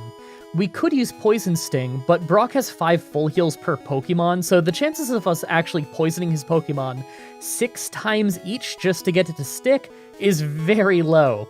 Our only real choice is to level up over and over until Rap and Leer are enough to take him down. As you can see, by level 15, Rap actually ends up doing incredibly well against the Geodude, mostly because we got super lucky and didn't miss a bunch, but it didn't work nearly as well against Onix. The big problem was that we're slower than him, so we can't just stun lock him with Rap without him getting his tackles in. As soon as we're faster, I think we can win this. Weirdly enough, what ended up winning us the battle at level 17 wasn't us being faster, although we were, but it was Bite. It was doing halfway decent damage despite being normal type in Gen 1, and right at the end when Onix was about to win the fight, he used Bide, so we just finished him off. Thanks for the short workday, Brock. Naturally, I fight every trainer on the route after Pewter City because the start of Cerulean City is always rough. You've got one patch of grass with annoying Pokemon to train against, and a rival fight where you usually get instantly hit by Sand Attack. Not a fun place to grind, so I made sure to get some levels on my way. On my way through Mount Moon, I took the Helix Fossil. I knew that if I didn't say what I took, you'd all ask. Actually, now that I think about it, everyone asks anyway. Comments are good for the YouTube algorithm. On the other side, we were at level 22, so I took a shot at Misty's water gym, but this just isn't happening yet. I mean, we almost lost to Staryu, so there's no way we could handle it yet. Maybe after we get Dig? Let's go try our rival fight. This one took quite a few tries thanks to Sand Attack, but by our third try, we had a pretty simple victory where we mostly just spammed Bite. Yeah, Charmander actually gave us issues, but that's just because we missed a ton. 3 tries is all it took. After taking out the trainers to the north and grabbing Dig, I decided to give Misty another try. It took 3 attempts, but after paralyzing Starmie with Glare, we can actually win pretty easily. Misty picks random moves, so all you need is a run where she doesn't spam Bubble Beam, and Dig is enough to handle the rest. Next up is the SSN, so I make sure to clear out all of the trainers. Partly because I think I'll need the experience, and also partly because we need the Body Slam TM from here. It's a little bit weaker than Dig is in Gen 1, but it causes paralysis, and Dig only has 10 power points, so it'll be nice to have more usable moves. And naturally, the rival fight here is easy, as it nearly always is. I get the feeling we won't be getting another roadblock until Silphco, assuming Erica's gym doesn't go too badly. Before the electric gym, though, I decided to just get Rock Tunnel out of the way. We'll probably just sweep Surge with Dig anyway, so I just went and did Rock Tunnel early. The Hiker was pretty easy thanks to Dig.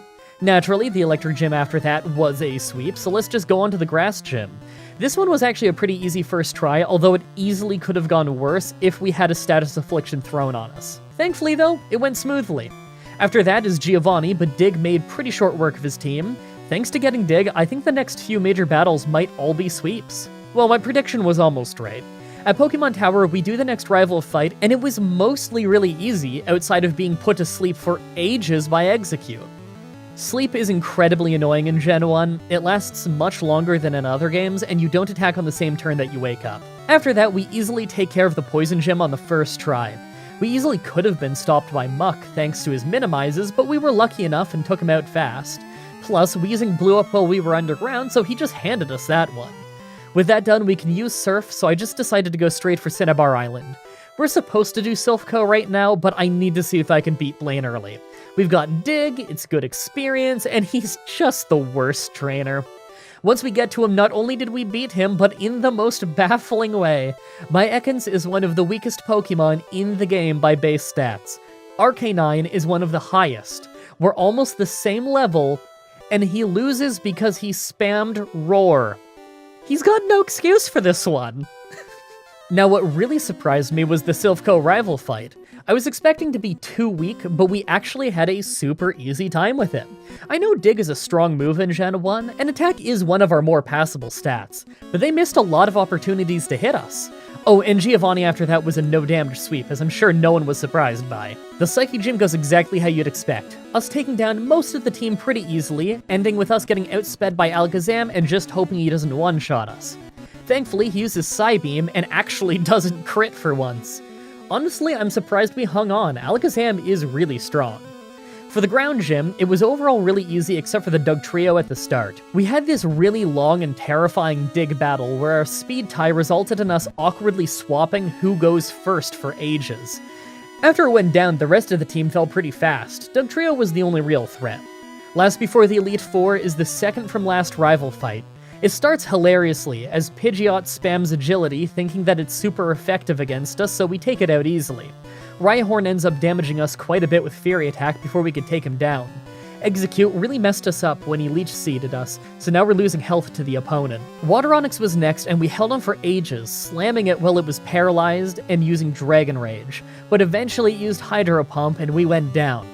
Alright, we're doing very little damage at this point. I think it's time that I mop up some of those trainers that I skipped. After clearing out a couple routes, we came back and had a much easier time getting past Water Onix, and we eventually took out Alakazam without any serious issue because he kept spamming Reflect. Unfortunately, Charizard does tons of damage with Flamethrower, and we didn't last long after that. Hey, how much you want to bet that I could just try this a few times and he'll throw the fight by using Rage? Well, I guess we'll never know. We ended up critting a Body Slam on the very next run after not getting hit once by Water Onix or Alakazam. That was pretty perfect. Now we don't have to grind for the Elite Four. Alright, here's one last look at our stats as we get there. I don't know how I feel about this one. We're only level 66 going into the Elite Four with a pretty weak Pokemon. Our moves really aren't that great, and our attack is only 116. But it's worth a try. Make your final guesses on if we can win this or not. Let's do this. First is Ice Trainer Lorelei. This attempt is just baffling to watch. We do very little damage, and yet we made it all the way through the entire fight till the very end, mostly off dumb luck with crits, Wrap not missing, paralysis, and of course, Slowbro only using amnesia because he thought it would be super effective. In the end though, we did end up getting taken down quickly by Lapras. So close. If I want to make it through this with anything but luck, I'm gonna have to grind a bit. I decided to aim for level 75 in this grind. It's far enough away that it might help us beat Lorelei, but without getting too excessively strong. I'm confident that we can beat Bruno and Agatha fairly easily, so I'd like to get to them at a lower level than max. Let's try for level 75 and just see what happens. Once we hit level 75, it wasn't too bad to finally win this Lorelei fight, although it did take a few tries. We needed passable Cloyster and Lapras luck mostly, and you've gotta hit the first wrap on Jinx or else you'll probably just get put to sleep. Second is Fighting Trainer Bruno. This one was about as easy as you'd expect with a bit of help from Wrap, but Machamp passed up tons of chances to finish us off. The AI really loves spamming one-shot moves, even though in Gen 1 they don't work unless you're faster than your opponent, and he's slower than us. Third is Ghost Trainer Agatha. She was an easy sweep with Dig, other than Golbat, who I still tried to use Dig on because I wasn't thinking. Fourth is Dragon Trainer Lance. This fight started a little rough with Water Onix hitting us hard, but got real easy as the two Dragonairs just spammed Agility because we're poison and they think it's super effective. Unfortunately, Aerodactyl just went for his Hyper Beam and took us out immediately. Ouch. Alright, a few more levels and we can probably get past this. At level 81, we make it back to the fight, and thanks to us now being just strong enough to get past Water Onix and Aerodactyl, we managed to win. Mostly because all of Lance's actual Dragon Pokemon just used Agility and Barrier. Finally, the Pokemon Champion. Pidgeot is first, so I started with Wrap to get a bit of damage in early, then Body Slam for big damage. Wing Attack only took out 20 of our health before he went down. Alakazam is second, so we went for Dig. He used Reflect while we were underground, but then he wasted the next turn using it again, so we just dug twice to beat him. Third is Rhydon, so I just bit him for a bit of damage, lost some defense to Leer a couple of times, then beat him with a Dig. The bite was a misclick, as I'm sure you won't be shocked to learn. Executor had me worried because our defense is down, and if he puts us to sleep, he could easily spam Barrage till we go down. So I just used Wrap a bunch early, then Body Slammed him down before he could hit us. For Water Onix, we just Body Slammed him down in 2 hits thanks to him only using Leer, and last was Charizard, who we wrapped early, Body Slammed, then he wasted his only chance to slash us by using Rage, so we won. That was a strange one. It really sucked not having a good same type attack bonus move the whole run, but at least Gen 1 Dig is pretty ridiculous. If this didn't have Gen 1 AI, it would have been much harder. I really hope you guys like this run. For next Saturday's Pokemon Challenge, we're going to be doing an absolutely brutal looking one, with Pokemon Emerald, with only Torkoal, a slow fire type in a game where the Pokemon champion is a water trainer. That's gonna be awful. I just know it. As always, I'm looking forward to your suggestions in the comments, in the challenge request section of my Discord channel, and on Twitter. Subscribe, ring the bell, stay tuned. If you guys want to see me do more challenges like this, please let me know in the comments or on Twitter. I can always use more ideas from you guys on what I should do next. Also, check out the playlist in the description if you want to watch all the Pokemon challenges that I've already uploaded. If you guys want to see more Pokemon stuff from me, my friend What a Geek and I have done randomizer playthroughs of Heart Gold and Soul Silver, Black and White, Red and Blue, and now Omega Ruby and Alpha Sapphire over on his channel linked in the description. You can also watch myself, What a Geek, and Gooseit playing Pokemon here on my channel. We've done Pokemon Stadium, Pokemon X, and now we're doing my first time playing Pokemon Mystery Dungeon Blue Rescue Team. Also come to my Twitch TV streams and tell me that this video sent you. It's always cool to hear how you found the channel. Thank you everybody so much for watching, and until next time, have a nice day. Hey everyone, Mah-Dry-Bread here. Pokemon Brilliant Diamond with no new moves was a fun but brutally long run. Let's follow that up with a faster one. Today's the day that we figure out would I be able to beat Pokemon Red with a team of only fossil Pokemon. So I feel like this idea is pretty simple, right? we can only use Pokemon that you can get from fossils. Normally, you can only get fossil Pokemon quite late in the game in Gen 1, but we have the Pokemon randomizer, so we can just start with one. I guess this will be kind of like a mono rock type run, but with only one Pokemon for the whole first half of the game. Like always, I'm writing the script as I go through with the challenge, so all of this part is being written before I've started. Everyone comment down below and guess if I can win or not. This doesn't sound too hard to me overall.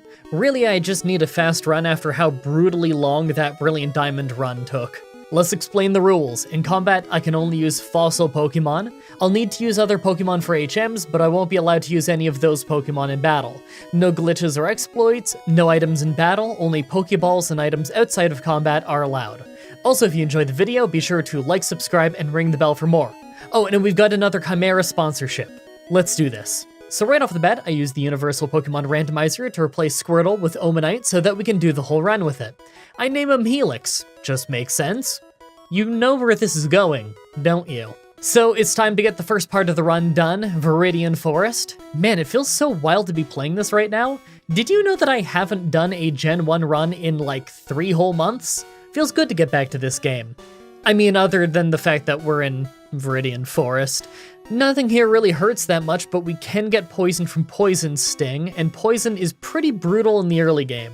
Oh right, and a bunch of you commented saying you didn't like the Super Game Boy border thing since it made the gameplay too small on mobile, so I just turned that off for you. Anyway, I'm sure you can already tell from the footage why I took Omanite. He starts with Water Gun, a move that's great against Brock's Rock-type gym. Problem is, we don't learn anything other than Water Gun and Withdraw until level 34. In fact, if you ask me, we don't learn a single good move by level up until Hydro Pump. Considering we're going to be evolved by then, we won't learn that till level 59. We're going to have to grab some decent TMs this run. This is the whole reason why we didn't take Kabuto at the start, by the way, because he only has Scratch and Harden until level 34. The rock fight would take forever if I went with that first. Both of these guys are going to need TMs before they can do any real damage. After the forest is the rock gym.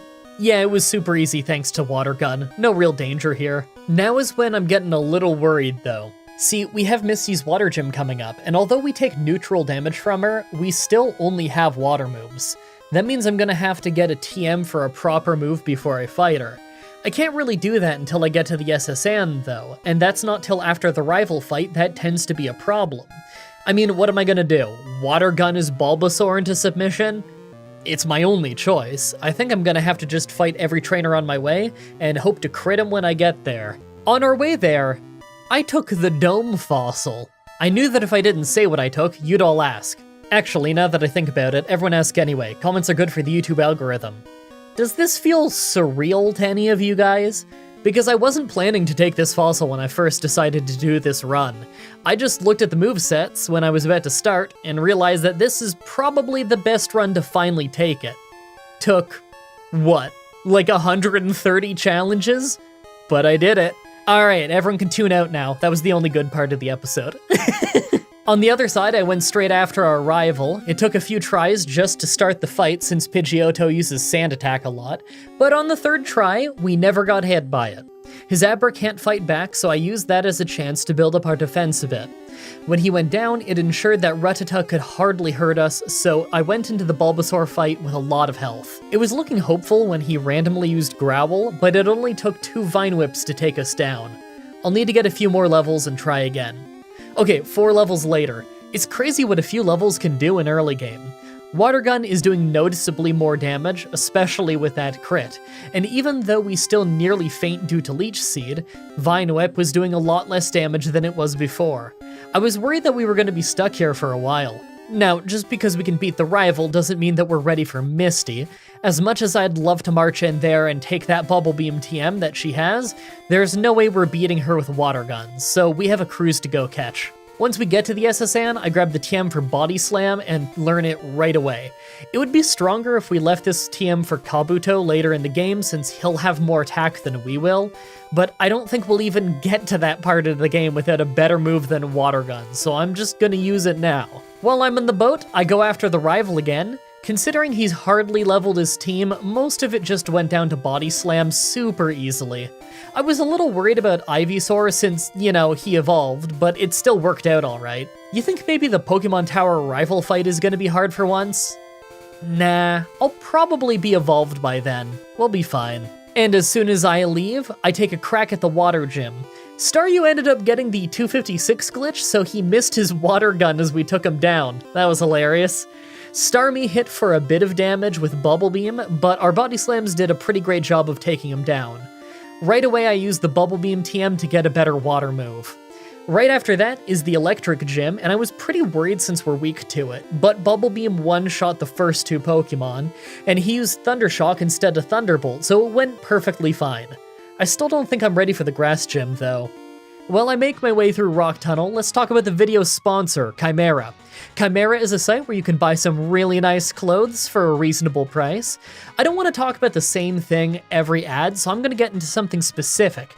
Maybe it's just because I'm an old, almost 30-year-old, but I really want to focus on the plain tees. I love me a good graphic tee, and Chimera does do those very well, but you just can't beat a super comfy plain t-shirt. Chimera's plain t-shirts are actually the nicest feeling ones I own, and I'm sure you know from the last decade of streams, I have a lot of t-shirts. If you want to feel as comfy as I do right now writing this script in my Chimera shirt and sweatpants, then hop on over to chimera.com and use my code Mah-Dry-Bread at checkout for a discount. I've got links to all that stuff below in the description for you. Thank you for your time, now let's go beat up Team Rocket. So we have access to the Grass Gym, but I'm pretty sure we just get taken out right away by Razor Leaf, so I decided to do the Team Rocket hideout first. If we beat this place and the Pokemon Tower, then I can go get the Surf HM from the Safari Zone to get a stronger water move. Who knows, maybe I can even take out the Poison Gym? I mean, if I can, then I'll be able to revive my fossils early, and that would be pretty sweet. First though, we have a Giovanni fight. I didn't even go into this fight with full health and we still totally destroyed him. Normally if this fight is difficult at all, it's because of Kangaskhan, but we resist normal moves, so really wasn't a problem. Next, we have the Pokemon Tower rival fight. Pidgeotto was a one-shot with Bubble Beam, but second is his Water Onix. I was kind of worried at first, since he resists water and he crit us with Hydro Pump, but it really wasn't that bad, and 2 Body Slams did the trick. Growlithe was a one-shot, and next was Kadabra, who outsped us but didn't do much damage before we one-shot him. Last was Ivysaur, who thankfully used Leech Seed, so we landed a 2-shot. As soon as that ended, we evolved. Now I'm feeling really good about that Poison Gym. Okay, after clearing that out and the Pokemon Tower, I went straight for Surf. Let's go fight Koga. Honestly, we destroyed him. Omastar is pretty strong. I don't think he's gonna slow down very much until Lorelei. With that win, we can finally revive our fossils. Right away, I go back to Pewter City to grab the Old Ember, and then I surf over to Cinnabar to revive both of our fossils. First, the Old Amber gets us Aerodactyl, one of the highest base stat Pokemon in Gen 1. Its moves totally suck, but we can slap Fly on it and at least have a solid damaging move for grass types. We also get Kabuto. As cool as it is, it's not really that great of a Pokemon in Gen 1, since all water moves are special and he's got high attack, not special. Plus, he actually doesn't learn any rock moves in this game. We're probably just gonna put Surf on him and use him as a backup. Maybe Slash will be good later in the game when he actually learns it. While we're in town though, I tried the Fire Gym. We double resist fire though, so even if it wasn't Blaine, he wouldn't stand a chance. I just used the gym as a way to get a little bit of experience on Aerodactyl by switch training. Oh, and now that we have Aerodactyl, let's try that Grass Gym. It was super easy with Fly. Our attack is really good. I should probably grind Aerodactyl up more though, since it'll be our hardest hitter for the Lorelei fight, so I have to make sure that I can outspeed Jinx. So the next part of the game is Silphco. We have a few major fights left in the game before the Elite Four, but to be honest, the only battles I see being difficult are the rival ones at this point. Well, that and probably Lorelei. Other than that, we've got a couple of Giovanni battles that should be one-shot sweeps, and a Sabrina fight that I'm sure will go just about as easily. Still, other than Helix, our team is kind of falling behind. I slapped Blizzard on Dome so that he'd have an ice move that can deal some serious damage to make up for his low special, but it's mostly just so that I have a backup against Lance later in the game. Dome still kinda sucks. Amber's gonna need some levels too, considering that it'll be our hardest hitter against Lorelei, in spite of his ice and water weakness. Still might just have to use Helix on that because he resists it, don't know. I'll try and get some experience off a bunch of these trainers, then I'll try the rival fight. Pidgeot is first. We took a quick attack for a little bit of damage, but our following surf was actually a one-shot. For Water Onix, we lucked out on the first body slam, fully paralyzing him. On the second round, he did a chunk of damage to us with Hydro Pump, but we still won. Gotta love that not very effective text on the Hydro Pump, by the way. Don't worry, it was actually normal effectiveness, the text is just glitched sometimes in Gen 1. Anyway, next is Growlithe, who's of course a one-shot, leveling us up and letting us learn Hydro Pump ourselves. Alakazam is always a bit scary since he can really mess us up fast on a crit, and in Gen 1, they crit a lot. But this time, it went perfectly fine. Last was Venusaur, so I sent in Amber and did pretty amazing damage off Fly. All he used was Leech Seed, so our wing attack was able to finish it. That went pretty smoothly. Next was Giovanni. Nidorino instantly went down to Surf, and next was Kangaskhan, so I tried sending in Amber. Right away, Giovanni started with his weird items, and we missed our 95 accuracy Fly because of course we did. It took a few tries, but we easily took him down since he was just using Rage. After that, all he had were ground types, so they were all one-shots with Surf, just as we expected. With that done, we can go clean up the last two gyms. First is the Psychic Gym. Like usual, the gym went easily until Alakazam, who probably could have really hurt us if he used Psychic. Unfortunately, he used Psywave twice instead, basically doing nothing. Then the Ground Gym. Yeah, you know how this was gonna go. Last before the Elite Four is one last rival fight. Right away was Pidgeot, so I just one-shot it with Hydro Pump, and second was a Rhyhorn who went down in one surf. That's the easy stuff out of the way. Next is Water Onix, so I started body slamming him. He spams Hydro Pump on us and manages to deal pretty great damage after the second one crit. We took him down, but were hurt. Growlithe was a one-shot, and next up is Alakazam. Right away he outsped us and hit Psychic to take us to only 11 health. But our body slams ended up paralyzing him, so on the second round, we got the speed advantage and knocked him out. Last was Venusaur, so I had Amber use Fly right away. Weirdly, Venusaur hit us with Vine Whip, but it actually critted and nearly knocked us out. On the next Fly, we got the win, but if he used Razor Leaf, we probably would have just fainted without a good backup for grass types. That could have gone a lot worse. So normally this is where I would go over our stats and we'd guess on if we can win the run or not, but really our Omastar is our only Pokemon that's a proper level for this, so I took some time to start grinding Dome up. I've got to at least evolve him, right? I also got the TM for Ice Beam to give to Helix, and I used Blaine's Fire Blast TM on Aerodactyl. Yeah, Aerodactyl can learn Fire Blast for some reason. I don't think he'll be very good at it, but maybe it'll be good for Jinx.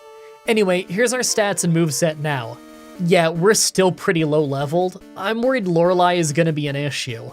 I don't really see the rest of the Elite Four being that bad though.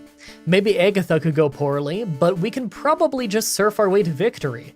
You know how weird her AI can be? I'll go in all worried just for her to waste her turn switching or something. Make your final guesses on if we can win this or not. Let's do this. Out first is Dugong, and we already weren't dealing much damage with any of our moves. I'd say we got lucky and paralyzed him on the first round, but Dugong spams Rest, which gets rid of it. Our low damage output against stuff that resists water is really noticeable in this fight. I really wish our rock types actually learned some rock moves. Eventually, he went down without us taking a hit. It just took a while. Second is Cloyster, and we have to beat him with our Surf thanks to his insane defense stat. It's okay, we just got hit by Clamp a few times. It really wasn't that bad. Third is Slowbro, and I figured this is the Pokemon that would really shut us down, but on every round he just uses Withdraw and Water Gun, so we just switch to Surf and take him down pretty easily. Like, way easier than I have any right to. Fourth is Jinx, so I sent in Amber to outspeed it with Fire Blast, but it really didn't do a ton, and we just got one shot by Ice Punch in return. Okay, physical it is. I sent Helix back in, tanked an Ice Punch, and quickly took her down with some Body Slams. Not too bad. Last was Lapras, and right away our Body Slams didn't do much, but her Hydro Pumps took us down fast. All we have left is Dome at level 46, and although our Slash did a decent little chunk of damage, her Hydro Pump was hitting for about 100. We didn't last long. Okay, we're back with a few more levels. It basically went the exact same way until Jinx, who we just fought with Helix this time. She probably could have really messed us up if not for how she used normal moves, so we got the feint fast. For Lapras, we started by having Dome Slash until he went down, then we finished it off with Helix. We still took a lot of damage, but at least we got the win. Second is Fighting Trainer Bruno. We've got Surf for the rock types and Fly for the fighting types. He held on for a little while with some X defense and stuff, but he really blew every chance he had to actually hurt us, so it turned out fine. Third was Ghost Trainer Agatha, and what do I say about this fight? Look at the footage, it's all of the Agatha tropes. Switching back and forth for no reason, using Dream Eater on opponents that are awake, illegally using items as the second move in a round. This fight has it all. I mean, none of it paid off for her, she didn't even hurt us. It took until the very end of the fight for us to take any damage, and it was just off us hitting ourselves in confusion a bunch of times, then missing wing attack thanks to the 256 glitch. Then we got the knockout. Gengar in Gen 1 essentially has a really high special defense as a result of special just being one combined stat. So I used Aerodactyl for most of the fight since, you know, Fly hits ghosts, and Fly is physical. I probably could have just summed this up by saying it was a Gen 1 Agatha fight. Fourth is Dragon Trainer Lance. First is his Water Onyx, so right away we're body slamming, although it's not really doing much. We probably would have just fainted if it wasn't for one of his Hydro Pumps missing. Next was two Dragonairs that were both one-shots with Ice Beam. That move is a total lifesaver. For Aerodactyl, we got outsped and crit with Hyper Beam, but actually survived thanks to being a tanky rock type. Last was Dragonite, but he's double weak to ice, so one Ice Beam one-shot him too. Finally, the Pokemon Champion. He sends out Pidgeot first, and he's faster than us, so we take a Wing Attack. But, fun fact, Wing Attack is literally the same move as Peck in Gen 1, just with a different animation, so we were fine. Alakazam was second, and we took some damage from Psybeam right away. I was kind of worried when he used Reflect, but our second Body Slam actually crit to take him down anyway. Reflect doesn't carry over from Pokemon to Pokemon in Gen 1, so that's perfect. Rhydon was of course a one-shot with Surf, and this time for Water Onyx, I sent in Dome to just spam Slash. We actually almost made him faint before we did, but then he illegally used a Full Restore as the second move on a round, so he hung on. That's fine, I kinda figured Dome wouldn't last anyway. I sent in Helix to chip away at him instead. It took quite a few hits, and if it wasn't for a missed Hydro Pump again, I think we could have fainted. Next was Arcanine, who was faster than us and used Roar, a move that doesn't work in trainer battles in Gen 1. Nice try? Anyway, last was Venusaur, so I sent in our massively underleveled Amber. Right away we started hitting Fly, and he only hit us with Mega Drain of all things. Well, a couple Flies took him down, winning us the run. That was a fun run. It's really nice to have a quick run after that super long Brilliant Diamond run. This one felt super fast, kinda like the old Ghastly Pokemon Red run that I did. I really hope you guys like that run. The next Pokemon Challenge is going to be in 2 weeks, like usual. I'm not sure what run yet. I just got through a bunch of bigger challenges on my list, so this is around when I would normally go through a huge list of the tons of stuff that you guys have asked for. Then I try to pick out a few things that I think you guys would like. I'm going to need a little bit of time to figure that out, though. Ask me on Twitter. Might have already figured it out by the time you watch this. As always, I'm looking forward to your suggestions in the comments, in the challenge request section of my Discord channel, and on Twitter. Subscribe, ring the bell, stay tuned. Alright, outro bit thingy thing. What do I even have for, like, updates this week? I guess I already said it, but it was really nice to have a really fast run to do. After, man, I spent 2 weeks recording that Brilliant Diamond run, and then I spent 1 week editing it, and it kept me so busy I didn't have time for like anything else. So as me, voiceover MDB, is sitting here and finishing up this voiceover looking at that short time code, I know that this video is probably going to be a little bit of a short one. Hope that's not too disappointing for you guys, but it does mean that I'm gonna have a lot of time to work on other stuff this week, because this edit's not gonna take me that long, so maybe I could get back to some of those Let's Plays that I've been dying to get back to. I'll have probably already done more of the secret playlist I talked about a few weeks ago that some people have found. It was actually, the day that I first talked about it, it was coincidentally very easy to find because I didn't realize that on YouTube nowadays, the default sorting thing is like, it sorts by whatever playlist most recently had something added to it, and it happened to be the most recent thing I added to because I had forgotten to put the Pokemon Challenge in its own playlist at the time. So it's a little bit more hidden in the playlist section now, you gotta look forward a little bit, but you know, it's there for if you're interested in the secret playlist that you're now all curious in. Oh my god. I'll probably be recording something new for that playlist this week, which by the time you're watching this means that it's already up on the channel, unlisted, as a secret. Isn't that so enticing? I hope so. We'll see. Honestly, it doesn't matter if no one finds it. It's just a fun side project.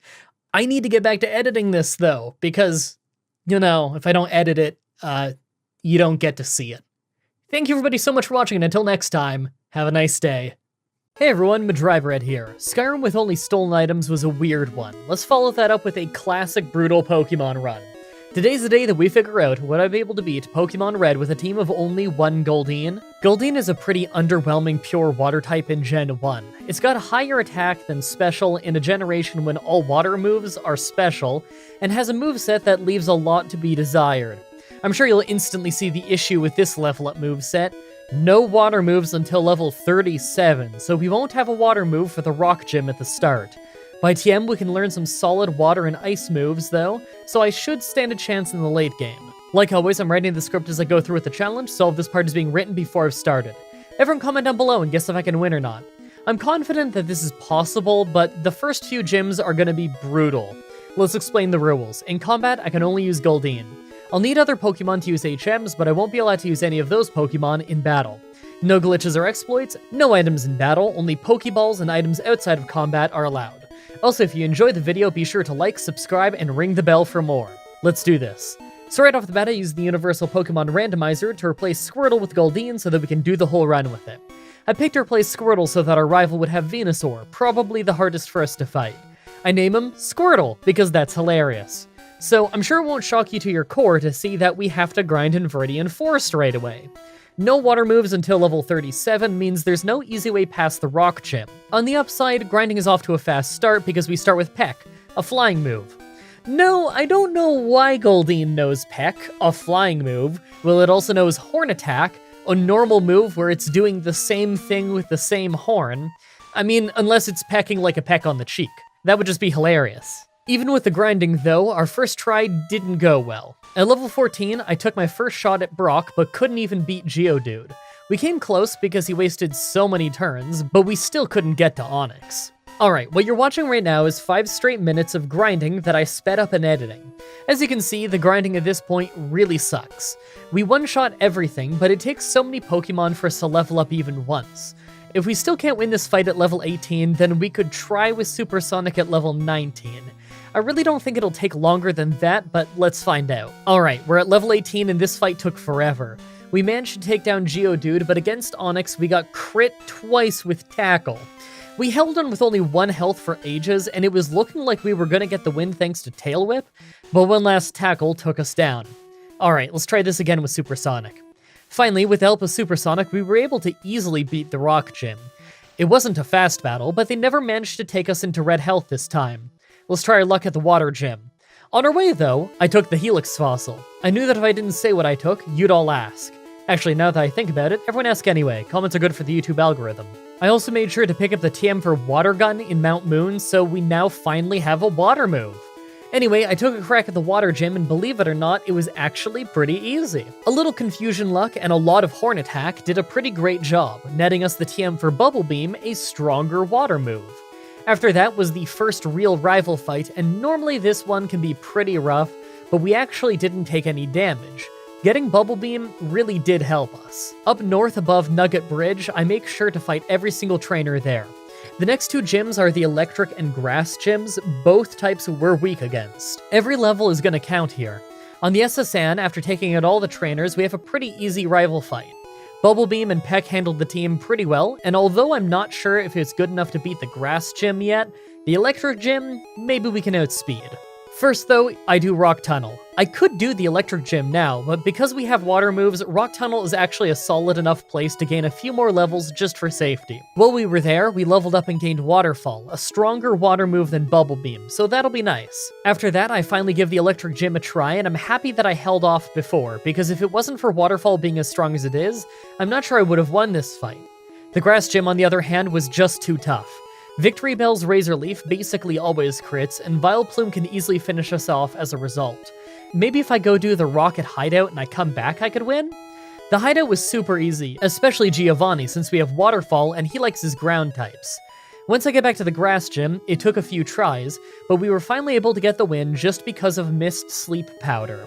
I'm really lucky that in Gen 1 they don't always pick their best move for the situation, or they'd easily beat us every time at this level. The Pokemon Tower rival fight was another easy first try. Dragon Rage chipped us down a bit, and Ivysaur probably could have finished us with a Razor Leaf near the end, but he just used the super weak Gen 1 Leech Life instead, so we were perfectly fine. Okay, now I know I've done a rant on this on like every Pokemon Let's Play I've ever done, but it bears repeating for anyone who hasn't heard it. Why can Goldine's Peck hit ghosts? Again, it's just an attack with the same horn that we use for Horn Attack. What makes Peck able to hit ghosts when Horn Attack can't? I mean, in fairness, you could probably make this argument about most flying or fighting type moves. What makes Mega Punch normal and Mach Punch fighting? Why is Headbutt normal type? Can't that also be fighting type? I guess these differences just get even weirder when you apply it to ghosts, because most flying moves make physical contact, so you'd think that they would pass through ghost types. Must have just been balancing reasons, but I still think it's funny. With that done, I go straight to the Safari Zone and get the HM for Surf to replace Waterfall. I know that sounds kinda weird, but in Gen 1, Waterfall wasn't an HM yet. It's just the signature move of Goldeen and Seaking, although it's just a slightly weaker version of Surf, so naturally we go with Surf instead. By the time we get to Koga, we're level 50, and easily take down his team with Surf. We one-shot the Coughings, and Weezing only hits us with Sludge, so it was an easy win. Next, I go to the Pokemon Mansion and grab the TM for Blizzard, a move that had 90 accuracy in Gen 1. I'll need this for Lance. The next gym is the Fire Gym, and that means I get to sweep a bunch of Fire Trainers for some easy experience before we have to do the Silph rival fight. And of course, Blaine himself was easy with Surf, but he's always easy, there's no surprise. After that is the Silph rival fight, and thanks to having Blizzard for his Pidgeot and Venusaur, it went very smoothly on the first try. Mind you, their terrible move choice helped us yet again, but 90 accuracy Blizzard is pretty crazy. Giovanni afterwards was a total sweep with Surf, as I'm sure everyone expected. For Sabrina's Psychic Gym, I mostly spammed Surf. Even with our terrible special and their high special, it was doing more damage than Peck was. It only took one try to win, but this honestly could have gone either way. Lastly, for the gyms was Giovanni's Ground Gym, and of course it was just a sweep. This is typically an easy gym, but especially when we're a water type with Surf.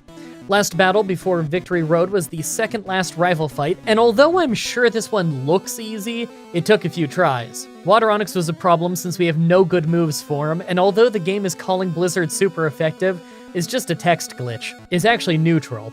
Alakazam also can easily beat us with a critical Psychic, although he didn't use it on this attempt. So before we get into the Elite Four, let's take a look at our stats. Level 62 is pretty low, and I'm not really liking our lack of moves to deal with water or ice types. I'm gonna have to go get the TM for Double Edge to replace Peck. Recoil damage is pretty low in Gen 1, so it should pay off decently.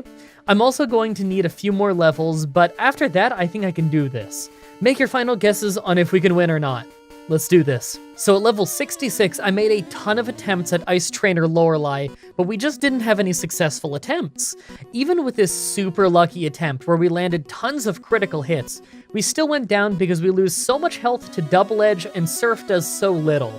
The worst part is that I'm confident that the rest of the Elite Four wouldn't be very bad at this point, but we might have to get stronger just to beat Lorelei. Even all the way at level 72 though, we're making no real progress. We lost most attempts to Slowbro's horrible battle of attrition, and the very few attempts where we got to Lapras, we just can't seem to put it away. Maybe if we replaced Supersonic with Rest? It still took quite a few more tries, but eventually we got an incredibly fast attempt on Slowbro, as he didn't just spam Amnesia this time, and we only had to rest once against Lapras before we managed to finally get the win on this rough battle. Second is the fighting trainer Bruno, easy sweep as I'm sure you expected. Third is Ghost Trainer Agatha. This was actually a really easy first try, mostly because Agatha picks really weird moves. Sometimes she's awful to fight, and sometimes she's totally easy. If you're lucky, you'll get a run like this, where she does things like switching Pokemon mid-fight for no reason, and using Dream Eater before you've even been put to sleep. Fourth is Dragon Trainer Lance. This one is another pretty easy first try. Water Onix could have been rough if not for Double Edge pulling through, but the rest of the team was an easy sweep with Blizzard, as expected. Finally, the Pokemon Champion. First is Pidgeot, who went down in one Blizzard, followed by Alakazam, who took half his health and damage exactly with Surf. He just used Reflect though, and in Gen 1 that only affects him. A second Surf left him with a Sliver, but his Psybeam thankfully didn't crit, so we took him out on the follow-up. Third is Rhydon, who was a one-shot, and fourth is Water Onix. Double Edge hit hard, but he countered with Hyper Beam, leaving us with only 44 health, so I took my chance to use Rest and Heal. He just kept using Hyper Beam, and it got bad when our second Double Edge didn't finish him and he hit Dragon Rage. By the time we took him down, we still had low health. RK9 was 5th, so I took my chance to rest and heal up, and it worked perfectly since all he did was use Roar over and over until we took him down. Last was Venusaur, who probably could have one-shot us with Razor Leaf, but our Blizzard ended up critting, taking him down, and winning the run. That was a solid run. It's a shame that it slowed down so much near the end, but overall, not too bad. I really hope you guys like that run. For next Saturday's Pokemon Challenge, we're doing the very highly requested Pokemon Fire Red run with only Shedinja. As always, I'm looking forward to your suggestions in the comments, in the challenge requests section of my Discord channel, and on Twitter. Subscribe, ring the bell, stay tuned. If you want to see me do more challenges like this, please let me know in the comments or on Twitter. I can always use more ideas from you guys on what I should do next.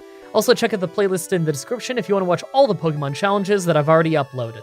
If you guys want to see more Pokemon stuff from me, my friend What a Geek and I have done randomizer playthroughs of Heart Gold and Soul Silver, Black and White, Red and Blue, and now we're doing Omega Ruby and Alpha Sapphire over in his channel, linked in the description. You can also watch myself, What a Geek, and Goosip playing Pokemon Stadium and Pokemon X here on my channel. In fact, the entire Pokemon Stadium playthrough is up now if you just want to go binge watch it. Also come to my Twitch TV streams and tell me that this video sent you. It's always cool to hear how you found the channel. Thank you everybody so much for watching, and until next time, have a nice day. Hey everyone, Mah-Dry-Bread here. Pokemon Fire Red with only one Butterfree was a fun run with the support Pokemon. Let's follow that up with a Poison type. Today's the day that we figure out, would I be able to beat Pokemon Red with a team of only one Grimer? I genuinely can't believe that I've never done a Grimer run before. It's one of my favorite Gen 1 Pokemon, and yet I think I've only used it in team runs. So our attack and health are both pretty high for a first form Pokemon, but the rest of our stats are rough. Our special defense is actually lower than it says, since this is Gen 1, so we have the combined special stat of 40. 25 speed is brutally low. I think fighting fast psychic types is going to be a real problem this run. By level up, our move choice is pretty limited. We get Sludge at level 37, I figure that's going to be our main attacking move. Either than that, Minimize at 33 could be good, and Acid Armor at 55 is going to make us really tanky. Not many choices, though. By TM, though, we can learn a few weird things like Thunderbolt, Mega Drain, and Fire Blast. Our low special makes me think that those moves are probably not going to be worth learning, though. Body Slam is a must. Maybe we go with something like Sludge, Acid Armor, Body Slam, and then either Substitute or Rest. Like always, I'm writing this script as I go through with the challenge, so all this part is being written before I've started. Everyone comment down below and guess if I can win or not. I think I might need to be above level 80 before I could win this, maybe above 90. Our rival's Alakazam at the end of the game might end up being a real problem. Let's explain the rules. In combat, I can only use Grimer. I'll need other Pokemon to use HMs, but I won't be allowed to use any of those Pokemon in combat. No glitches or exploits, no items in battle, only Pokeballs and items outside of combat are allowed. Also, if you enjoyed this video, be sure to like, subscribe, and ring the bell for more. Let's do this. So, right off the bat, I used the Universal Pokemon Randomizer to replace Squirtle with Grimer so that we can do the whole run with it. I can't figure out what rival starter would have been the hardest to fight, but at least if they have Venusaur, then we can't poison them, and they don't have the Executor that I would for sure sweep. I name him Vic Grimes. Well, the early travel is easy enough since we can't get poisoned by the Weedles, but I don't know how the Brock fight is gonna go. We're a physical attacker, and they're really tanky rock types. You'd think we could poison them, but not only do we not get a single poison move until level 30, but it's poison gas, so it's only got 55 accuracy, and Brock uses 5 full heals per Pokemon. It's insane. It's really hard to get poison to stick on him. We probably just need to level up until Pound is able to brute force his team. Then I need to use Disable when he's using Bide. We don't get Sludge until level 37, and I can't wait because that's going to be a big one for us. So after some grinding, I got to level 14 and tried the Rock Gym, but it was awful. I'm sure you could have figured that though. We couldn't even beat the Geodude at the start because we seemed to be doing almost no damage at all. Okay, everyone predict what level I'll need to be before I can beat the Rock Gym. I'm feeling like by the mid-20s I'll be able to just overpower them. I'll say level 24. Put your predictions in the comments and I'm gonna start leveling bit by bit and find out. Well, this surprised me. Believe it or not, but several tries in, we won despite only being level 20. See, we're slower than Onix, so it's really hard to avoid Bide. When you're slower than him, sometimes you can't avoid hitting him while he's using Bide. And we can use Disable, but it disables random moves in this game. Plus 55 accuracy, so often it just fails. Because of that, we kept knocking ourselves out from Bide, but this time, we survived with 2 health left. Somehow, we got a win. Well, that means we're traveling again, but we're still a long ways from getting a better move in terms of levels. Now, if we can beat our rival, then we could get the TM for Body Slam, and that would help a lot, but I'm not sure that we're ready for that fight yet. Pidgeotto getting us with 1 Sand Attack would probably cause a serious issue. Maybe I'll try the Water Gym on my way there just to see how it goes. If they use a whole lot of Bubble Beam and X-Defend, then I'm sure I'll lose, but who knows. Sometimes they just use Tackle a lot, and that does almost no damage. On our way there, though, I took the Helix Fossil. I knew that if I didn't say what I took, you'd all ask. Actually, now that I think about it, everyone ask anyway. Comments are good for the YouTube algorithm. So I tried the Water Gym a few times at level 25, and man, this is a really random fight. If she uses an X-Defend, how far into the fight she does, and how often she uses her water moves are what this fight comes down to. In my few attempts, we kept losing to Starmie. On this try, it mostly uses Water Gun, so we got close to knocking it out, but still couldn't quite do it yet. If we had Body Slam, we'd win for sure. Let's go try our rival. Well, this actually really surprised me. We got hit by Sand Attack twice at the start, so he missed a lot, but we still totally bulldozed his team. He was hardly doing any damage to us. I guess our high health is starting to really pay off. Let's go get Body Slam, then come back to the Water Gym. Alright, so Body Slam helps a ton here. Even with us getting crit by a Water Gun to take a lot of damage against Starmie, we still win because we hit so hard. I really hope that this can carry us through until we have Sludge. Next is our rival on the SSN, and this is one of those rare times where they do a better job of fighting us in this battle than in the previous one. But it's just because we can't one-shot much of their team, so they land a few hits.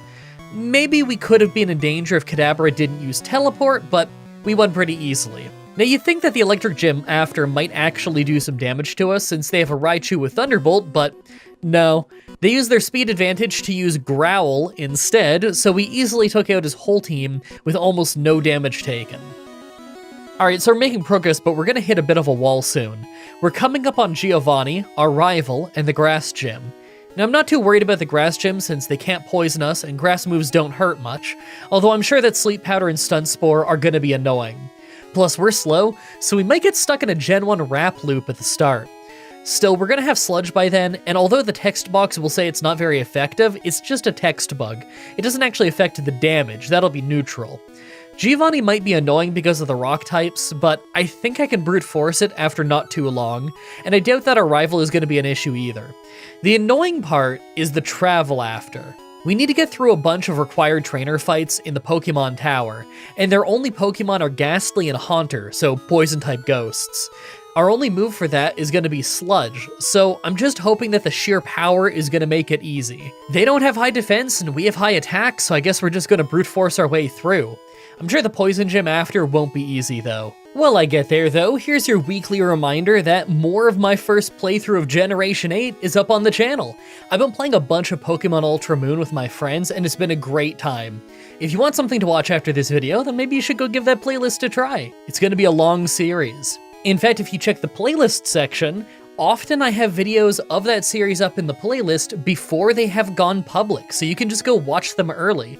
If you're the kind of person who likes to binge watch your episodes rather than watch like one a day as they release, there you go. I put them up in the playlist so you can binge them early. Well, I went after the grass gym first, and we got stun-locked with Rap for so long that we fainted without landing a single hit. Gen 1 Rap is so brutal. Let's just try the other fights first. Alright, so I tried Giovanni next. His Onyx took ages because it's so tanky, and he was using Rage from the start. It's funny, his attack kept raising and raising, but Rage is so useless in Gen 1 that it was still doing almost no damage by the end. Rhyhorn is next, and it took forever to take down, so our health has actually gotten chipped down pretty far by the time he faints.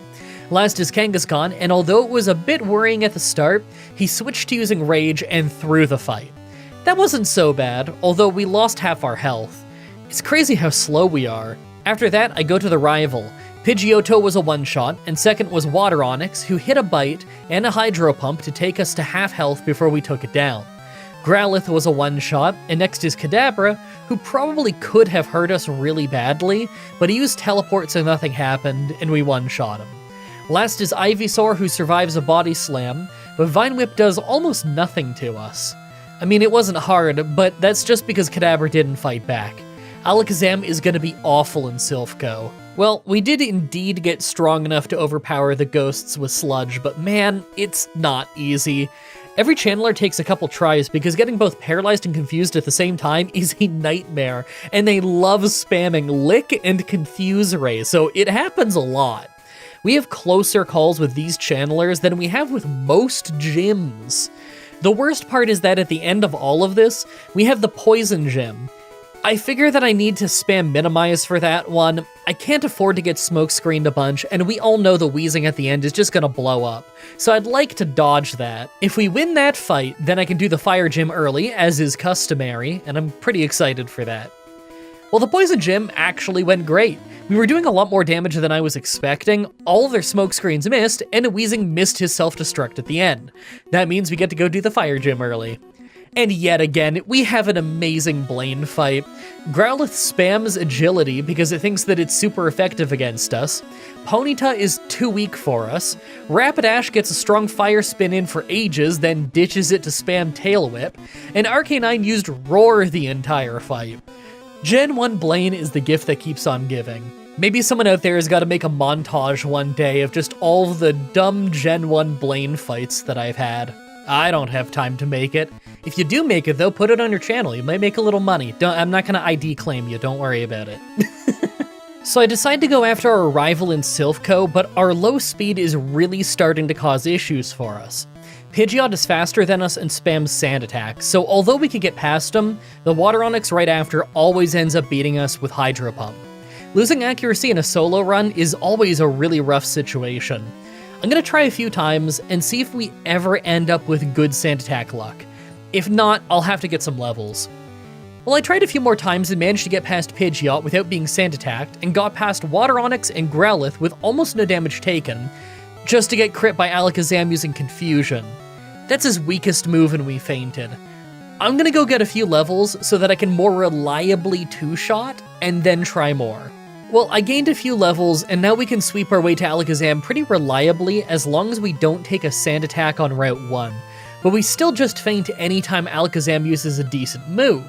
This thing's a crit machine, too. I think I'm gonna have to keep trying until he uses full health recover. Which sounds really stupid, but they do that a lot in this game. Next try, and although he doesn't use recover, he didn't crit Psybeam this time. It was a run where our health was already low though, so we survived with 9 health and then fainted to Leash Seed at the end. Hey, at least now we know for sure that I can survive if he doesn't crit. The problem is just that he crits constantly. Okay, after failing another 4 times, mostly thanks to Sand Attack, we got this run where we finally took out Alakazam with passable health left, thanks to him not critting Confusion, and us not getting Hydro Pumped, and although we still nearly fainted to the Venusaur at the end, we overpowered it and won this time.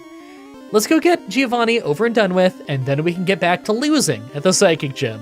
Alright, so as expected, Giovanni couldn't really do anything to us. I do think that he could possibly be a bit annoying in the ground gym just because he's got that Dugtrio that I'm sure is going to be faster than us. But maybe he still picks bad moves. Who knows? Oh, and I finally remembered to do the grass gym. It's super easy now. How do you think the psychic gym is gonna go, though? I figure it's gonna be extremely random.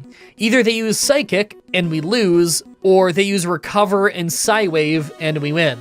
We're a slow poison type with low special, though, so I don't really expect it to go well. Huh.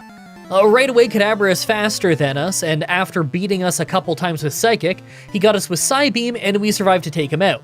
Mr. Mime just raised his defense and special defense before we took him out, and Venomoth right after wasn't an issue either. But Alakazam at the end just outsped us and took us out in one hit after he used Reflect. Well, I don't expect to be faster than them anytime soon, and I bet you I could one-shot him if Reflect didn't go up. I'm just gonna keep trying. The very next try, and we take a ton of damage over the course of the fight, but as soon as we get to Alakazam, she goes for Psywave, and misses! I mean, even if it hit, there was a decent chance we were gonna survive. That move is incredibly awful, but the miss was just icing on the cake. Alright, this ground gym is baffling. The first Rhyhorn got poisoned off Sludge, and I knew it would take forever to make Faint, so I decided to use 3 Acid Armors and 6 Minimizes to prepare myself for Dugtrio if he uses Dig. Somehow, though, I ended up going first and one-shotting them as he came out. But then, as the rest of his team came out, we were slower than all of them. We won easily, but I was so confused, I had to keep rewatching the footage back to try and figure out exactly how I could have been faster than Dugtrio and slower than Nidoqueen.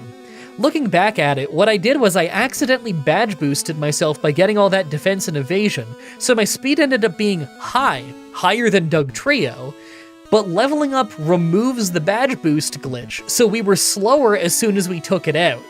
All-time weird fight. This is one of those perfect examples of even if you're playing Gen 1 normally, it's gonna glitch. Alright, the rival is a very similar fight. It's all really smooth sailing now that Pidgeot doesn't sand attack us, but the moment we hit Alakazam, it's pure luck. Even without a crit, he takes us to extremely low health, and then Venusaur can finish us off. I think I have to keep trying until he wastes time with moves that he just shouldn't be using. Wow, this fight is just terrible. After 7 tries, we got this one where Alakazam spammed Reflect, so we took it out, but then Venusaur took us out because we couldn't 2-shot it, and his Razor Leaf crit pretty much every time because this is Gen 1. I'm just gonna level up a bit so that he's a 2-shot. Well, the very next try, we're level 62, and not only did Alakazam spam Reflect again, but Venusaur just used Vine Whip a bunch. I appreciate that they eased up on me, but I still don't feel great about the final battle of this run. We're on our way to the Elite Four now, and I'm not really sure what to expect. Lorelei has a good amount of special moves, including a few psychic ones that might be rough. Bruno shouldn't be too bad, but Agatha will be annoying. An all-poison team with some ghosts. I doubt I'm going to be doing very much damage. I guess Lance will be easy since most of his team is going to spam agility, but just getting there won't be easy. At this point with how slow we are, I think we might need to be somewhere around level 90 before we win this run. Now that we're at the Elite Four, let's take a look at our stats. While our health and attack are both pretty good for our first form at level 63, actually our speed is a little higher than I thought it might be too, although it's still not great. Make your final guesses on if we can win this or not. Let's do this. First is Ice Trainer Lorelei. This fight was crazy. So right away Dugong thinks that Rest is super effective, so it's going to use it every single turn, but thankfully we can just do enough damage to take it out before it can rest forever. Cloyster ends up actually doing some pretty bad damage to us between Clamp and confusing us, but eventually we do take it out, and Slowbro doesn't fight back because it just uses Amnesia. I was worried about Jinx, but she just used Thrash and it did almost nothing, so we took it out. Last is Lapras, and right away we did great damage and poisoned him. He missed Hydro Pump, so we survived. We hit Sludge again, then she illegally used a Super Potion instead of attacking to finish me off. And as a result, we won on the next round. That was amazing. Second is Fighting Trainer Bruno. I knew this would be pretty easy though. Onyx is first and can hardly hurt us, so we just Acid Armor 3 times, then Slam and Sludge our way through the whole fight. We just have such crazy high defense and health that his all-physical team can't really do anything to us. I can't use that trick on the next fight though. Third is Ghost Trainer Agatha, and this one is crazy. So I tried the fight a bunch of times before quickly realizing that we do so little damage to the Gengars that the right move is to minimize 6 times to last as long as possible.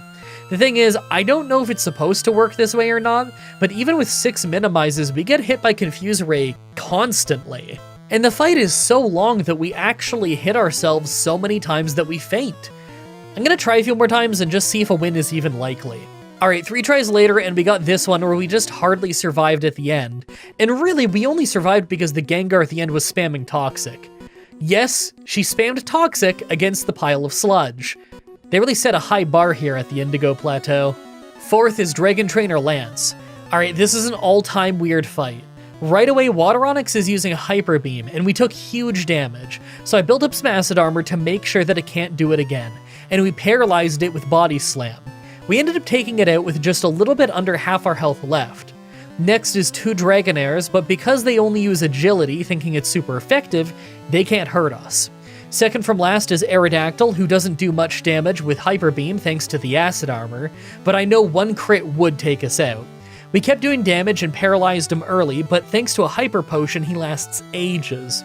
In the end, we took him out with a bunch of hits and only had 37 health left as he went down.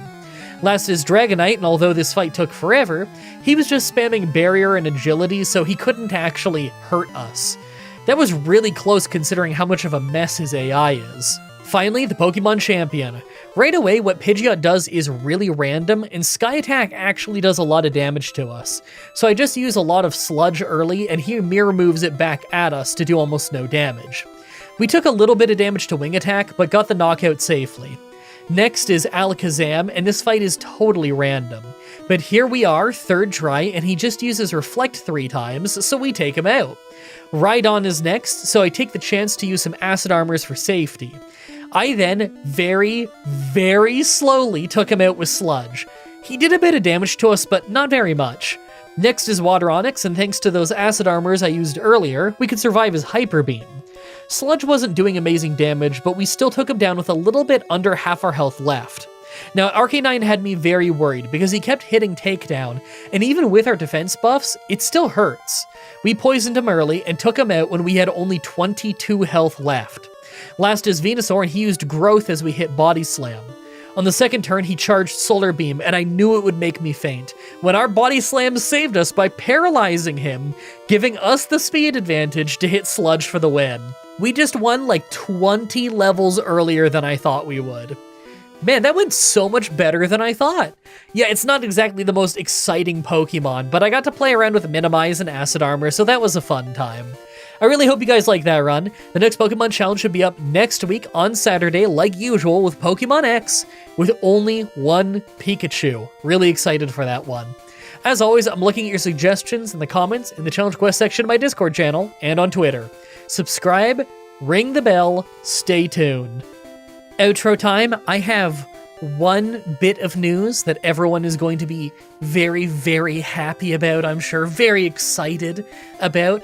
But I can't tell you that little bit of news until I shout out the $50 supporter shoutout tier over on the YouTube memberships and the Patreon thing on Patreon.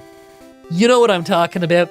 Thank you so much, Jacob Busby, Javid Kusaro, Grayson Fitz, Tara Louise, Dark Soul, Young Smoky VP, Gabriel Thornton, Hernandez Punchdick, and the -1 for your continued support. Very much appreciated. Where did your money go this time? Why, it went to the yearly lion cut of my cat Sabu. You see, he's got the longest, wiriest cotton fur you've ever seen on a cat.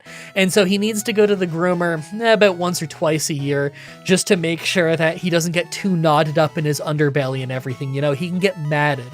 And I can brush him out and brush him out and brush him out at home, but he doesn't like the shaver. So although I can hold off on him needing to be shaved for a long time, I can't actually shave him. I gotta take him to the groomer because they have the harness, they have multiple people, and they're professionals and everything. But because of that, once or twice a year, usually in the summer, he's gotta get what is essentially a lion's cut, where they shave down most of his torso to be really, really short and it slowly grows back in. And you may be wondering, well, that must look very strange, right? Yes, it does look very strange. And here's a picture of what he looks like. Oh my god, he's so adorable. He gets so snuggly after he gets a shave. He's always in a really good mood. And I can understand why. Because he's got a thick, thick fur coat. pets must feel so good when he's been freshly shaved. You know, could you imagine the difference between only getting massages when you're wearing a thick fur coat and then suddenly you take the coat off and then you get a massage? Must feel incredible. He's also the snuggliest of lap cats right now, because of course he is, you know. He needs the extra heat and everything. He doesn't have his fur coat, so he's super snuggly every single day. Kind of looks like a naked mole rat or a plucked chicken. He looks ridiculous. He looks like he has a giant Lego head or something. But he's loving it. He always loves when he gets shaved down. He just looks really silly for a little while. So I hope you guys enjoy the pictures of it. I don't even know what the pictures look like yet, because I haven't taken them yet. I'm probably going to take them while I'm editing right before I render the video, so you get the most up-to-date Sabu picture possible. Anyway, I got a whole bunch of editing to do, so I'm going to go get started on that. Thank you everybody so much for watching, and until next time, have a nice day. Hey everyone, Mah-Dry-Bread here. Pokemon Emerald with only one Meg Cargo was an unbelievably brutal fire run near the end. Let's follow that up with another fire run that I think is going to be crazy. Today's the day that we figure out, would I be able to beat Pokemon Red with a team of only one Growlithe? A few weeks ago we did a run with Blaine's team, but because his Arcanine was basically his only usable Pokemon, it just became the Arcanine with bad moves run. Some people asked if that means that we'll no longer be doing the long-awaited Growlithe run, but rest assured, you're getting that one today. First solo Fire-type run since Torkoal, I think. Anyway, our stats are pretty terrible. In fact, they're a little worse than they look here, since Gen 1 uses Special instead of Special Attack and Special Defense. Seeing as our base Special is 50 and not 70, our fire moves are actually going to be weaker than in later games, making us a physical attacker, weirdly enough. I'll still probably rely mostly on fire moves, though. By level up, we only have Bite and Roar for ages, not getting Ember until level 18. And honestly, that's about it until level 50 when we learn Flamethrower. Yes, Flamethrower is the only good move we learn by level up, and that's not until all the way at level 50. Growlithe doesn't even learn Growl, despite it literally being in his name. Oh, by the way, some people were saying that Arcanine levels slowly because you can't teach an old dog new tricks. And like, it's a cool theory, but Growlithe isn't an old dog, and he also levels slow, so I don't know what to tell you. Right, so for TMs, we can learn that super strong Gen 1 Dig, as well as Body Slam and Fire Blast, but that's about all I'm seeing that's particularly good. I mean, maybe I can do something with Double Edge, but Body Slam isn't much weaker, and it doesn't have recoil damage. Plus, it's got the chance to paralyze, and that's pretty great. I'm thinking Flamethrower, Fire Blast, Dig, and Body Slam as our final move set. Like always, I'm writing this script as I go through with the challenge, so all of this part is being written before I've started. Everyone comment down below and guess if I can win or not. I think that I can win, but that Lorelei, Lance, and probably the Pokemon Champion will all go horribly. It's a weak Pokemon that levels slowly. What else can I expect? Let's explain the rules. In combat, I can only use Growlithe. I'll need other Pokemon to use HMs, but I won't be allowed to use any of those Pokemon in battle. No glitches or exploits, no items in battle, only Pokeballs and items outside of combat are allowed. Also, if you enjoyed this video, be sure to like, subscribe, and ring the bell for more. Let's do this. So right off the bat, I used the Universal Pokemon Randomizer to replace Charmander with Growlithe so that we can do the whole run with it. I picked to replace Charmander so that our rival would have Blastoise, probably the hardest for us to fight. I name him Meowlith, because that's hilarious. Thanks to Cosmo on Twitter for that one. Alright, so, the early grind.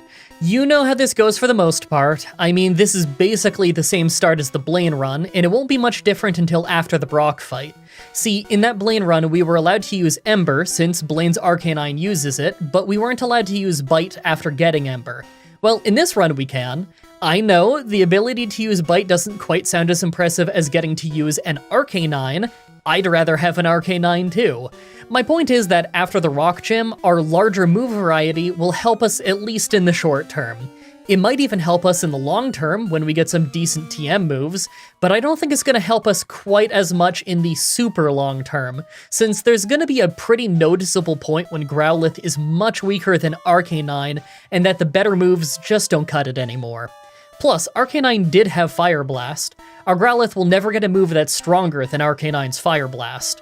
Let's just hope that we can beat Brock at level 18 like last time. Once we get to Brock, it goes pretty much the same way as in the Blaine run. We just use Ember to pretty easily beat Geodude, then we use Ember and Roar to beat Onix.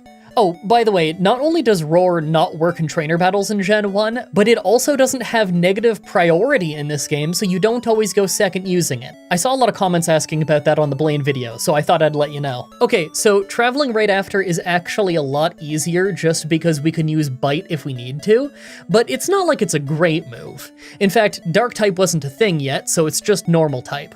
Still, this area is mostly easy thanks to the quantity of bug types and us having Ember. Now, in Mount Moon I actually bother fighting wild Pokemon. I don't always do this, since it's obviously worth a lot less experience than trainers, but we level slowly and we're weaker, so the extra experience is pretty important. Especially considering we won't get a decent move for quite a while. I'm thinking the best I can do is level a little bit here, beat the rival, get the TM for Dig, and then use that to beat Misty's Water Gym. On our way there, I took the Helix Fossil. I knew that if I didn't say what I took, you'd all ask. Actually, now that I think about it, everyone ask anyway. Comments are good for the YouTube algorithm. Rival time. First is Pidgeotto, who did a little damage before missing a sand attack. I'm so happy that missed. Abra couldn't fight back, so he went down fine, and Rattata actually did a decent bit of damage to us with Hyper Fang and Quick Attack before we took him down. Last was Squirtle, and I was actually pretty worried, but he used Tail Whip instead of fighting us, so we just bit him twice to have him go down. Well, the rival fight went pretty well. Having Bite helps so much here, just so I don't have to use fire moves on water types.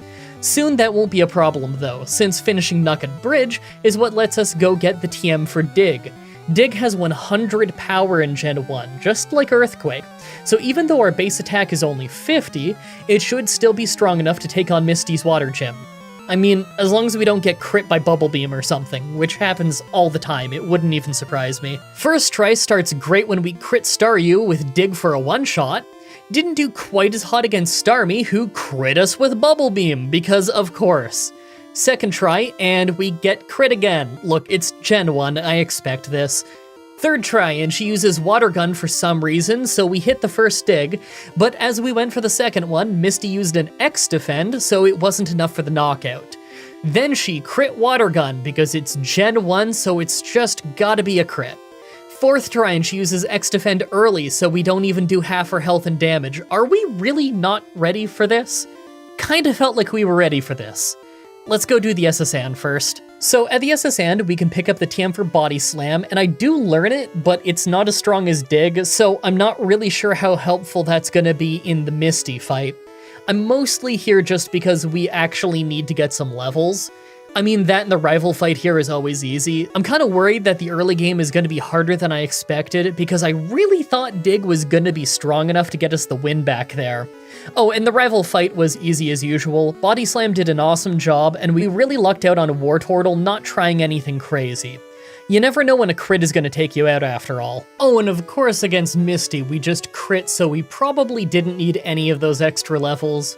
Critting Body Slam nearly did the job, so I'm sure a critical Dig would have done it. Let's just go get the Electric Gym over and done with. Alright, well, at least it was super easy. Body Slam took down the first two Pokemon just fine, then Dig one-shot Raichu. Thunderbolt did hurt quite a bit, but not as much as I was expecting. Those fights may have gone well, but I'm still gonna try and pick up some more levels.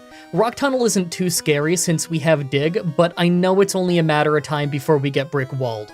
The Grass Gym shouldn't be too hard, and I even think the Poison Gym will be pretty easy with Dig, but I think I'm gonna get stuck at Sylph Cove for quite a while. I know it seems like that's a little far off, but the only things between now and then is this tunnel, a couple of usually easy fights with Giovanni and our rival, and then Sylph Cove's open. We can do the Grass, Poison, and Fire gyms first if we want to, but those are probably going to be easy gyms thanks to having Dig. I assume we'll just lose the Psychic gym if we're not fast enough, but more importantly, I think we'd pretty easily lose the Sylph Co rival fight. I'm gonna have to get stronger. As we make our way through, it's time for this week's sponsorship, back with Chimera again. This week we're checking out the Fleece Essential Shorts, well, with it being summer and all. This super comfy blend of ring-spun cotton and polyester is great for both of the best summer activities of being active outdoors and lounging around your house. It's got a drawstring so you can adjust the size and tightness, a feature that'll come in handy the next time you're having a barbecue. And of course, Chimera's premium dyes don't wash out easily, so you can expect these to keep their nice color for a good long time. If you want to get yourself a pair, then check out the description for a link to Chimera where you can use the code Mah-Dry-Bread at checkout to get a discount and to let them know that I sent you. Let's go take on Erica. So as soon as I get to Celadon, I head straight for the grass gym. It went really well, with Victory Bell and Tangela both hardly doing anything to us. Vileplume was a bit more of an issue thanks to landing sleep powder on us, but even with that advantage, she could hardly hurt us with Petal Dance. We still took her down, no problem. Before we leave town, we have to do the Rocket Hideout. I'm actually not too worried about Giovanni here in spite of being fire-type, just because Gen 1 Dig is really good. You know, now that I think about it, he doesn't have Earthquake, right? I think he doesn't get that until the ground gym battle. Does Earthquake hit underground Pokemon in Gen 1? Because now that I'm thinking about it, I'm not really sure when that was added. You know what, I'm just gonna go look it up. Alright, looks like it was added in Gen 2, so we're in the clear. Awesome. I was kind of worried about the Dugtrio near the end being a problem. That's way later, though. We still got to do the first Giovanni fight, and then the Pokemon Tower rival fight. So Giovanni was pretty easy, with both of his rock types getting one shot. Kangaskhan did a bit of damage to us, but it really wasn't much, not that we could do much in return. Hey, shouldn't baby Kangaskhan be an egg Pokemon? Can someone at Game Freak make that a playable Pokemon already? Because I kind of feel like I should be using one for these challenge runs. Next is the always easy Pokemon Tower rival fight. I asked recently why this fight is always so easy, and people said that it's because you're supposed to do it the moment you leave Rock Tunnel. But, I don't know. Even on runs where I do that, I win just as easily. What level was I when I finished Rock Tunnel? 34?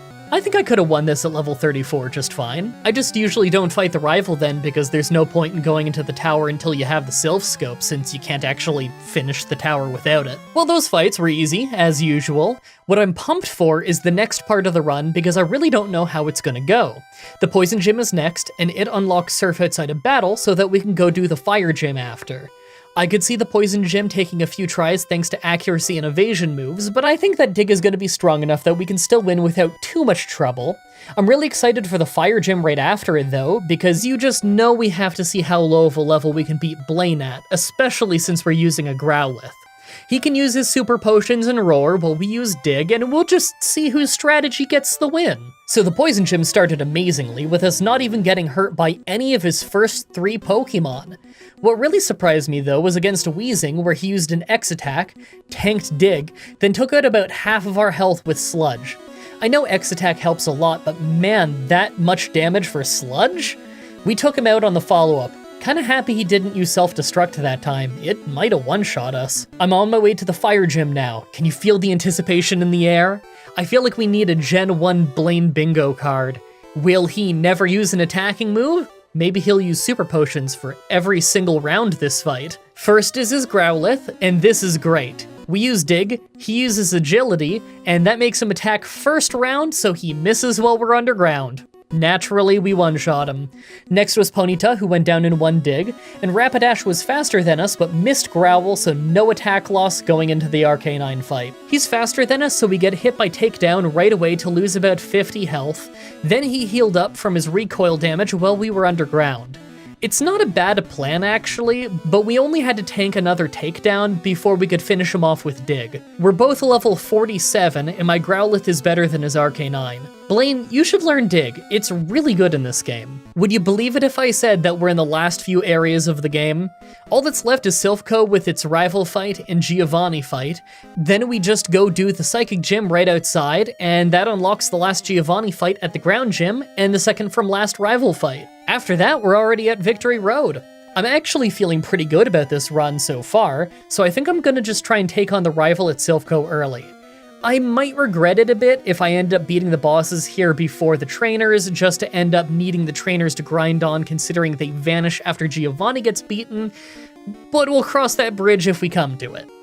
First was Pidgeot, who went down in 2 hits. He was no problem since he just wasted his chance with Whirlwind. When they sent out Growlithe, we just body slammed it down to a sliver, and it ended up getting fully paralyzed. It went down on the follow-up, and next was Execute. Ember did great damage, but he got us with Stun Spore, so we got paralyzed before taking him down. Against Alakazam, he wasted his first turn on Recover before we took him to a sliver off Body Slam. He used a normal potion, then hit us with Confusion before we finished him off. Problem is, as soon as we get to Blastoise is when the paralysis finally decided to kick in, and we lost 4 turns in a row while he spammed Withdraw so our body slams could hardly hurt him anymore. We held on for ages since he was just using Bubble and a Water Gun, but we still went down eventually. Well, I'm only 1 level away from learning Flamethrower, and that'll one-shot Execute, so let's just try that one again. Alright, next try and things go much better with Flamethrower, getting that one shot that I was expecting, and everything else was going more or less the same. Against Blastoise, we got crit by Water Gun right away to lose a huge chunk of our health, but a few body slams still did a great job. The Giovanni fight right after was super easy, we hardly even got hurt. I think Giovanni has a chance of being hard in this last fight if his Dugtrio ends up being faster than us, but here in Silphco, he's just a pushover. Let's keep this boss rush going. The Psychic Gym was so easy that we didn't even take damage. It was incredible. Alakazam used the one move more useless than Psywave, Recover, when he still had full health. I don't know what our game plan was. And at the Ground Gym right after, we literally didn't take a single hit. Yeah, our level 54 Growlithe was actually faster than their Dugtrio. That's gotta be a stat experience difference, right? I think the enemy trainers just don't have stat experience in this game, otherwise we'd probably have been slower than that. Right outside is the second from last rival fight. First was Pidgeot, who went down in 2 hits after wasting all of his time on agility. Rhyhorn was nearly a one-shot with Flamethrower, then he missed a Horn Drill, so I took the chance to build my agility, tanked a weak Stomp, then took him down. His Growlithe went down real easy, so did his Execute right after. Alakazam hung on from a Body Slam just to set up Reflect. It doesn't carry over from teammate to teammate in this game, so that's fine, he went down. Last was Blastoise, who we fully paralyzed right away with a Slam. He actually took a ton of hits to take down, but he just kept using Withdraw, so he never hurt us. Pretty easy first try, but the end was luck. Last before the Elite Four is Victory Road, so let's assess stuff as we travel. I'm really worried about how both Lorelei and the last rival fight are gonna go. If we were doing that little damage to Blastoise now, how bad is the final fight gonna be? Yeah, he might just spam Withdraw, but he also might spam Hydro Pump. Chances are he'll have a lot of opportunities to do it too, so we're probably getting hit. Seeing as he's the last Pokemon that'll come out in the fight, we're probably going to be missing some health already, so I figure a Hydro Pump would finish us off. I mean, if we can even get to the rival. I could see Lorelei, Slowbro, and Lapras brick-walling us for a while. Maybe if I learned Fire Blast, then it would be enough to one-shot Lapras, but I think I'd need a crit, so I'm not really sure how practical that solution is. Point being, I doubt I can win without more leveling. Now that we're at the Elite Four, let's take a look at our stats. Well, our attack is okay, but that's about it. I guess 166 health isn't horrible, but that terrible defense and special makes me think that the health isn't enough. I'll give the Elite Four a try, but I'm pretty sure that I'm gonna have to go grind. Make your final guesses on if we can win this or not. Let's do this. First is Ice Trainer Lorelei. It started really rough with our Flamethrowers and Body Slams not doing nearly enough damage to Dugong for an easy win, but we lucked out, and not only did we paralyze him, but he wasted some time with stuff like Growl. Against Cloyster, though, Flamethrower took out over half of his health before he crit Clamp. It works like Gen 1 Wrap, so we got stuck in and super easily taken down. Okay, we for sure need to be a higher level then. Grinding at this point is overall not too brutal, but being in the slow leveling category doesn't really do us any favors. Problem is, we kinda have to.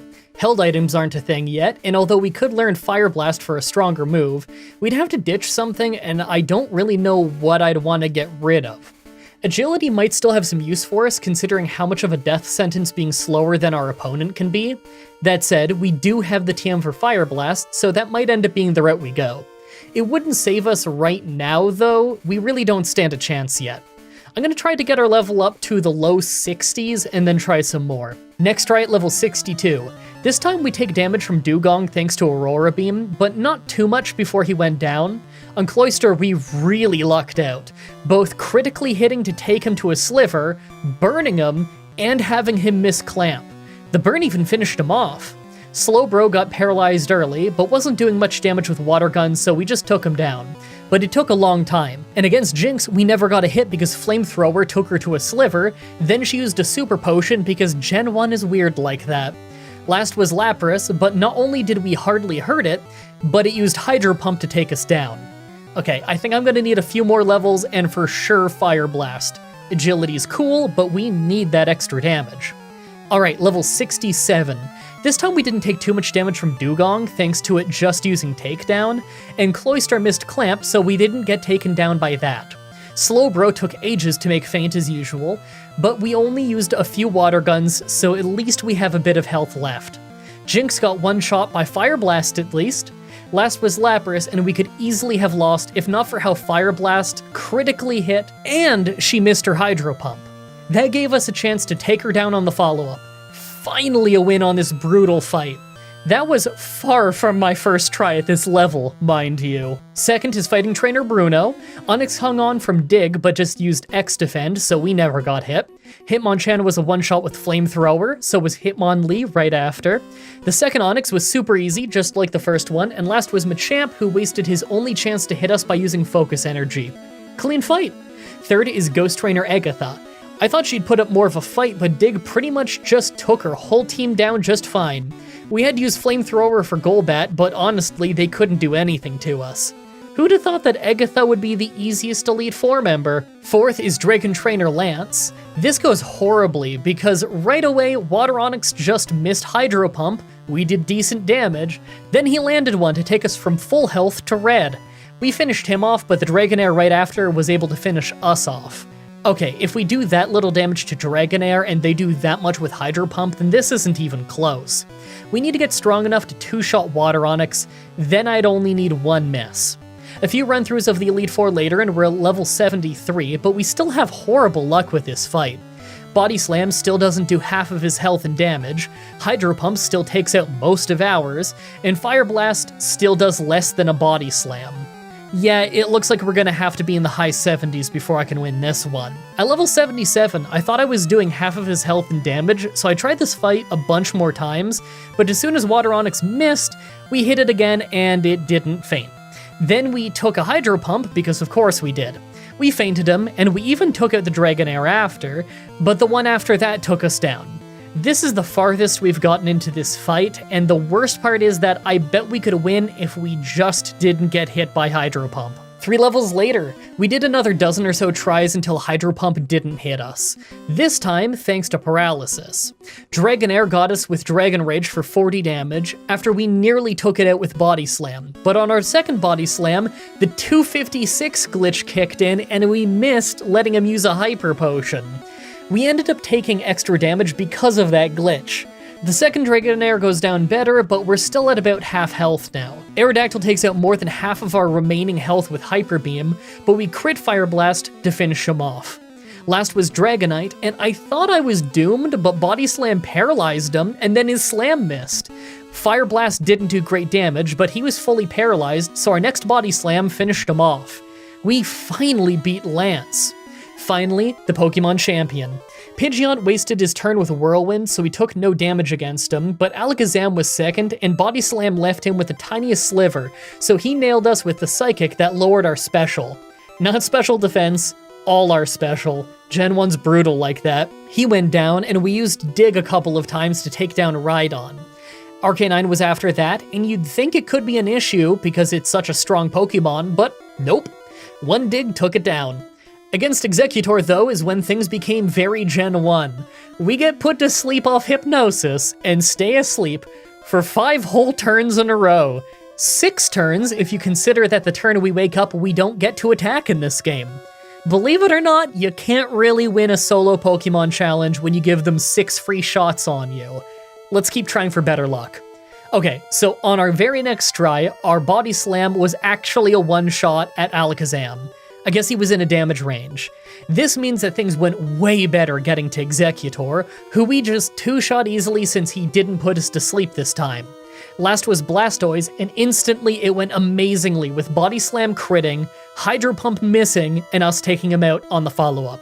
We didn't even get hit once. How did that happen? That's another run done. It got pretty grindy near the end, not gonna lie. I'm just thankful that at least the last bit of grinding could be done against the Elite Four themselves, because grinding is way slower when you can't do that.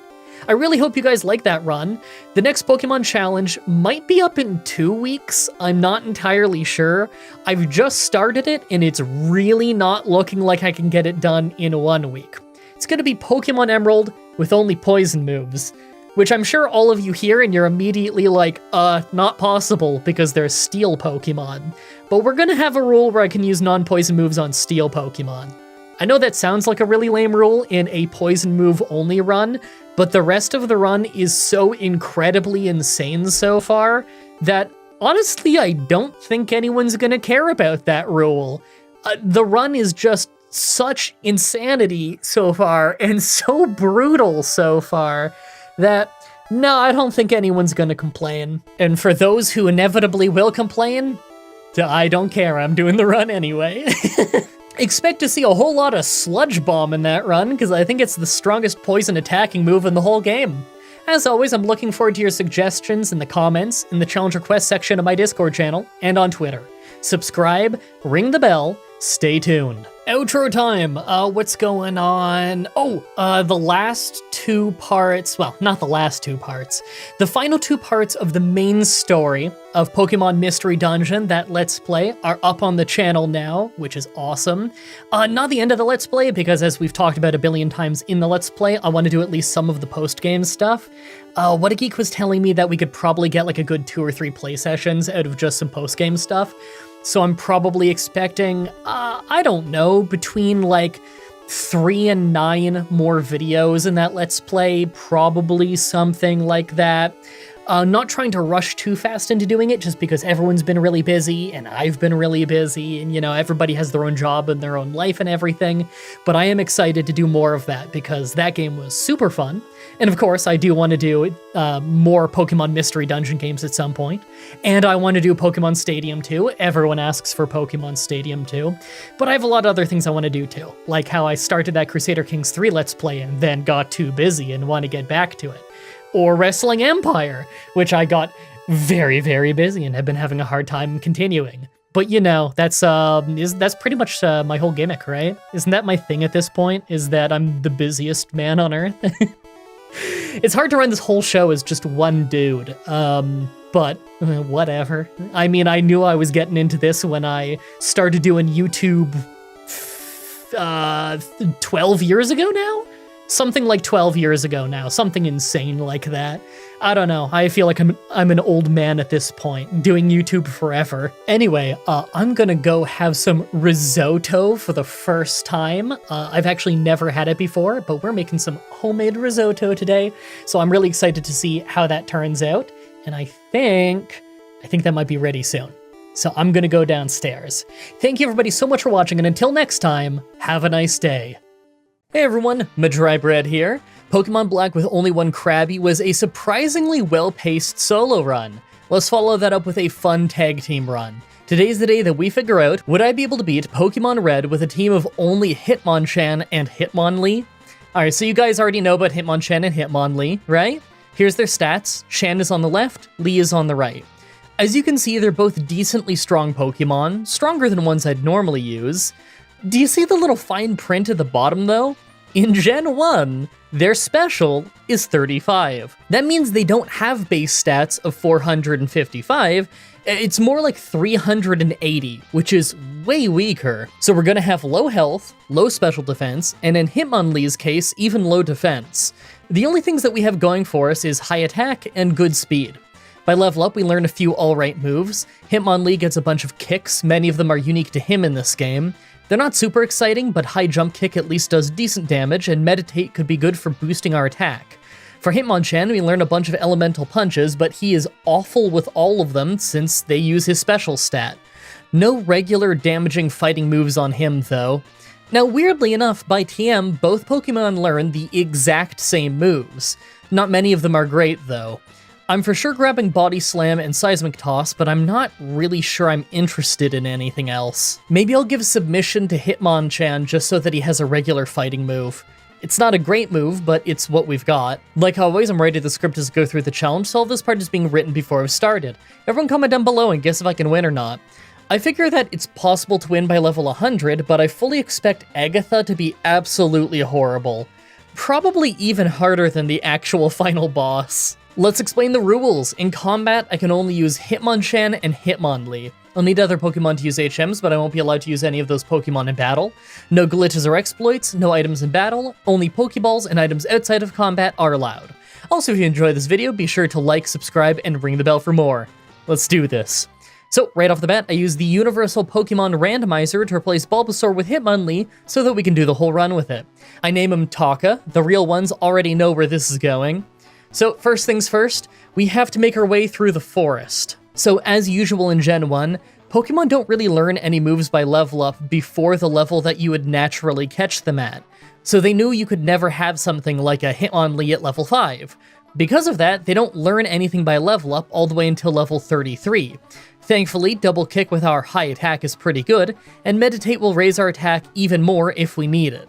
Now normally the Rock Gym is an issue early on, but Double Kick should make it pretty easy.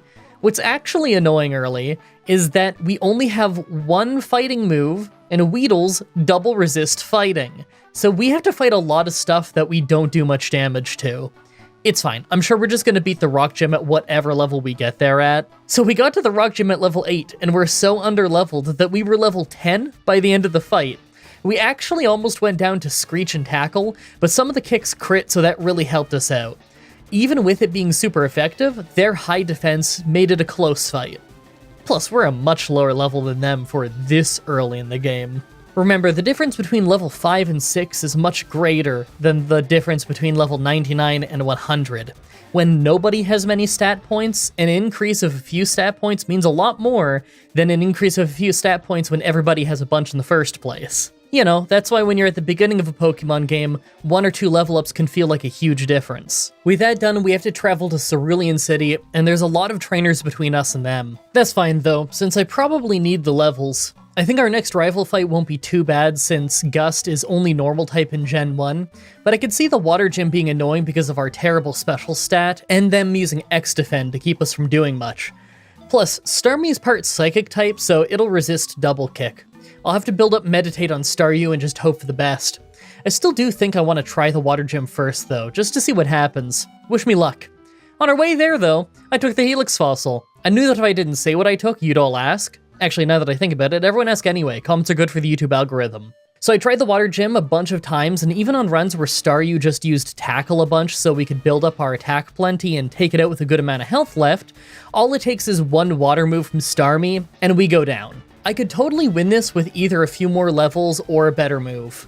We can get both soon, so let's go fight the rival real quick. Hey, our rival actually ended up being really easy. We didn't get sand attacked against Pidgeotto, so it went down fast. Then Abra came out, and it can't really do anything, so we got to max out our attack and just sweep the rest of his team. Nice! That means that we can now cross Nugget Bridge, get a bunch of levels by fighting trainers, and even get a new move. Seismic Toss is a must-have for Hitmonlee. Not only does it give us a decent move to use against all of the Poison Flying types and Poison Bug types, but in Gen 1, it can hit Ghost types. This is going to be a lifesaver near the end of the run when we're fighting Agatha. I feel a lot better about our chances against Misty now. Let's try again. There we go. This went much better this time. We got all 6 Meditates in thanks to Staryu using Tackle more than Water Gun, then we outsped and took out Starmie with 1 use of Double Kick. I'm happy you used all 6 Meditates. I don't think it would have been a knockout without it. Next up is the SS Anne, and you know I went right for the Body Slam TM. It may not be a fighting type move, but it's a pretty solid normal move for these Gen 1 runs. I gave it to Hitmonlee right away. It'll be useful against the Psychic and Poison types. I also grabbed the TM for Rest, but I doubt we're going to learn it, considering both of our Pokemon have bad health and low defense and low special. We're not really ideal Pokemon for Rest, you know? Let's go take out our rival. Okay, our rival was super easy this time. I was a little worried about Kadabra, but we outsped it and just one-shot it with a Body Slam, so it was no issue. And right after that is the Electric Gym, where we didn't get hit once. I kind of thought Raichu would be faster and hit us, but we got through without a scratch. Is the Gen 1 Electric Gym ever hard? With that done, we're on our way through Rock Tunnel, and we actually get our second Pokemon very soon. I just have to go hit up the Fighting Dojo and fight a few trainers to get it. This is the part of the script where it says to insert sponsor stuff, but I haven't actually had a sponsorship in, like, months now. I don't even remember what month the last sponsorship was. I only take sponsorships I really like and where I'm actually a fan of the product, and I haven't gotten hit up for anything like that in a while, so I guess I'll just remind you that I have a Patreon. There's no rewards or anything, it's just a great way to show support to the show if you want to. Never feel obligated, the show's always going to be free, and I just appreciate that you enjoy it. Let's go get a new Pokemon. So I beat the fighting gym really easily and pick up Hitmonchan when offered a Pokemon. I'm gonna go ahead and name him Funaki. Now, the only fighting move Hitmonchan learns by level up is Counter, so I went ahead and bought the TM for submission to give to him right away. I don't like this move very much, but it's our only choice for a fighting move that uses the same type attack bonus. He's got 80 power, 80 accuracy, and it does recoil. Gen 1 recoil is a bit rough too. I mean, compare submission to something like Surf, which is an HM you can put on like any water type ever. This move is less accurate, weaker, and deals recoil in comparison to Surf. Submission's not good. Alright, with all that done, I'm working my way through the Rocket Hideout to get some experience on Hitmonchan. He needs to level up a little bit to learn his elemental punches. I've given it some thought, and I think I just want to have him use submission and his elemental punches for his moveset. He's awful with these elemental punches, and I really doubt I'm ever going to need to use Fire Punch that urgently, but there isn't much else I can give him that would make him any more useful. He's going to be hard to level since his only decent damage move also deals recoil and misses 1 in 5 times, but I think it'll be worth keeping him leveled up even if Hitmonlee is better. By the time we got to Giovanni, we only gained 1 level on him, but Hitmonchan nearly won the whole fight on his own. It was the combo of Kangaskhan at the end rocking us with a 5-hit Comet Punch, followed by us missing submission that led to us fainting. Hitmonlee finished it off just fine though, of course. Next is the Grass Gym. First is Victory Bell, and although we nearly one-shot it and paralyzed it with Body Slam, it put us to sleep and then hit Wrap. Right away I switched to Hitmonchan since you can switch during Wrap in Gen 1, then hit a Comet Punch to finish it off. Tangela was obviously easy, so I sent Hitmonlee back in to slowly wake up and then finish it off, taking almost no damage in the process. Last was Vileplume, but it was a one-shot with a critical Body Slam. It was a pretty easy Grass Gym fight. After that was our rival at the Pokemon Tower, but we literally just swept most of his team. Water Onix put up a fight, but it's just because I wanted to get some more experience on Hitmonchan. I'm not looking forward to fighting them in Silphco though. Alakazam might be rough. So we're going through Pokemon Tower now. This actually isn't too bad, it just takes slightly longer than usual. Seismic Toss does a decent job, but because it only two-shots the ghost in here, we still get hit. It wasn't too bad though. The next obstacle will be harder, the Poison Gym. We can't just use fighting moves, so I'm thinking Body Slam and Comet Punch might be the way to go, but between Smokescreen and Minimize, it could be really rough. I'm thinking I try and keep both of our Pokemon alive as long as possible so that I can switch to remove accuracy debuffs. If we make it to Weezing with both Pokemon still alive, then he'll probably just blow up and give us the win. Then we can just try the Fire Gym fight early. That's always fun. Well, this really surprised me. The entire first 3 Pokemon on this team didn't even hit us. Just a one-shot, Muck used X-Attack and got 2-shot, then the second Coughing missed Smog. Weezing hit us really hard with Sludge, but we still just won with a few Body Slams. That went much better than I was expecting. You know what that means. I'm rushing straight to Cinnabar Island. I have to try the Fire Gym as early as possible. Remember, we have insanely low special in this game, and that means Fire Blast is probably going to be a one-shot on us. Is he even going to use it though, or is he just going to spam Roar? Let's find out. First is Growlithe, but it never attacks due to just spamming Agility. It's a weird Gen 1 thing where it thinks it's super effective against me. I took the chance to build up my own agility to make sure I'm faster than the rest of his team, then took him out. Ponyta held on for a while doing weird illegal things like using a super potion as the second move of the round, but it wasn't too bad. Until it hit Fire Spin and totally took us out. I had to send Hitmonlee in to finish it off. Rapidash ended up just being a one-shot with a critical high jump kick, and last was Arcanine who just used Roar, so we took him out in 2 hits. I'm really happy that Hitmonlee at least hits hard. That means we have to do Silphco next. I really don't know how the next rival fight is gonna go, but I bet that Alakazam is gonna one-shot us if he's faster than us. I'm kind of holding out hope that Hitmonlee is faster just because he has stat experience, so there's a slight chance this might not be too bad. I made sure to clear out a lot of trainers regardless. Hitmonchan needs the experience. I made sure that at least he had Ice Punch before I tried the rival fight, since I figured that that's a must-have at this point. Okay, So first was Pidgeot, and naturally we were doing very little damage with Ice Punch, and we nearly went down to some wing attacks right away. One was a crit, so we're already in red health. Second is Execute, so I stuck with Ice Punch and only took it out because it used Reflect. If we're doing that little to Execute, we have to switch. I sent in Hitmonlee to deal with Water Onix, and it worked great with us only taking a weak bite. Alakazam ended up being slower than us, so we just one-shot it with Body Slam, and last was Charizard, who also went down in one hit with a critical Body Slam. That was actually pretty easy. Giovanni right after was super easy, as always, with me intentionally using Hitmonchan whenever I could get away with it to get more experience on him. Really, he's just awful compared to Hitmonlee at this point, but I'm really trying to keep him up in levels because I know that Ice Punch is gonna save us in this run. After that was the Psychic Gem, where Hitmonchan went down instantly, and then Hitmonlee tagged in and swept her entire team like it was nothing. I mean, that's kind of what I expected, so that's fine. Then came the Ground Gym, that I'm sure I could have just swept with High Jump Kick, but I tried to use Hitmonchan as much as possible to gain a little more experience on him. Honestly, we're so bad with Ice Punch that I think High Jump Kick would have done more damage in just about any instance. Next up is our rival, and it starts rough with Pidgeot outspeeding and doing tons of damage to Hitmonchan. I should have just fainted, but he randomly used Agility twice at the end, so I took him out. Rhyhorn got frozen off an Ice Punch, so it was a simple 2-shot, and Execute was next. We paralyzed it with Body Slam, got Leech seeded, and finished it off. Then we switched to remove the seeding as Water Onix came out. Our Thunder Punch crit, and we still only took it to half health despite a double type advantage. That's how bad our special is. We went down and sent in Hitmonlee to finish it. Second from last was Alakazam, and we nearly one-shot it with Body Slam, but Psybeam crit to take us out. I don't think I even need to grind for this. I could probably just try until Alakazam uses Reflect, and I'd be fine. A couple tries later, and we just crit to take out Alakazam, no problem. Last is Charizard, and although our Body Slam does good damage, he crit Slash to take out about half of our health. Our second Body Slam brought him to red just as he used Leer instead of Slash, so we took him out on the follow-up. Man, if he just used Slash, then he might have beaten us on a damage range. I don't know why he did that. Random moves, I guess. That means we're on the road to the Elite Four, and I don't feel confident at all. Hitmonlee has been pretty strong, but I know that his high attack isn't going to mean anything the moment that we get to Agatha. Relying on Hitmonchan is a daunting prospect, though. I've been trying to catch him up on levels since the moment I got him, and he still lags behind and forces me to run back to the Poke Center constantly, because he's just so bad.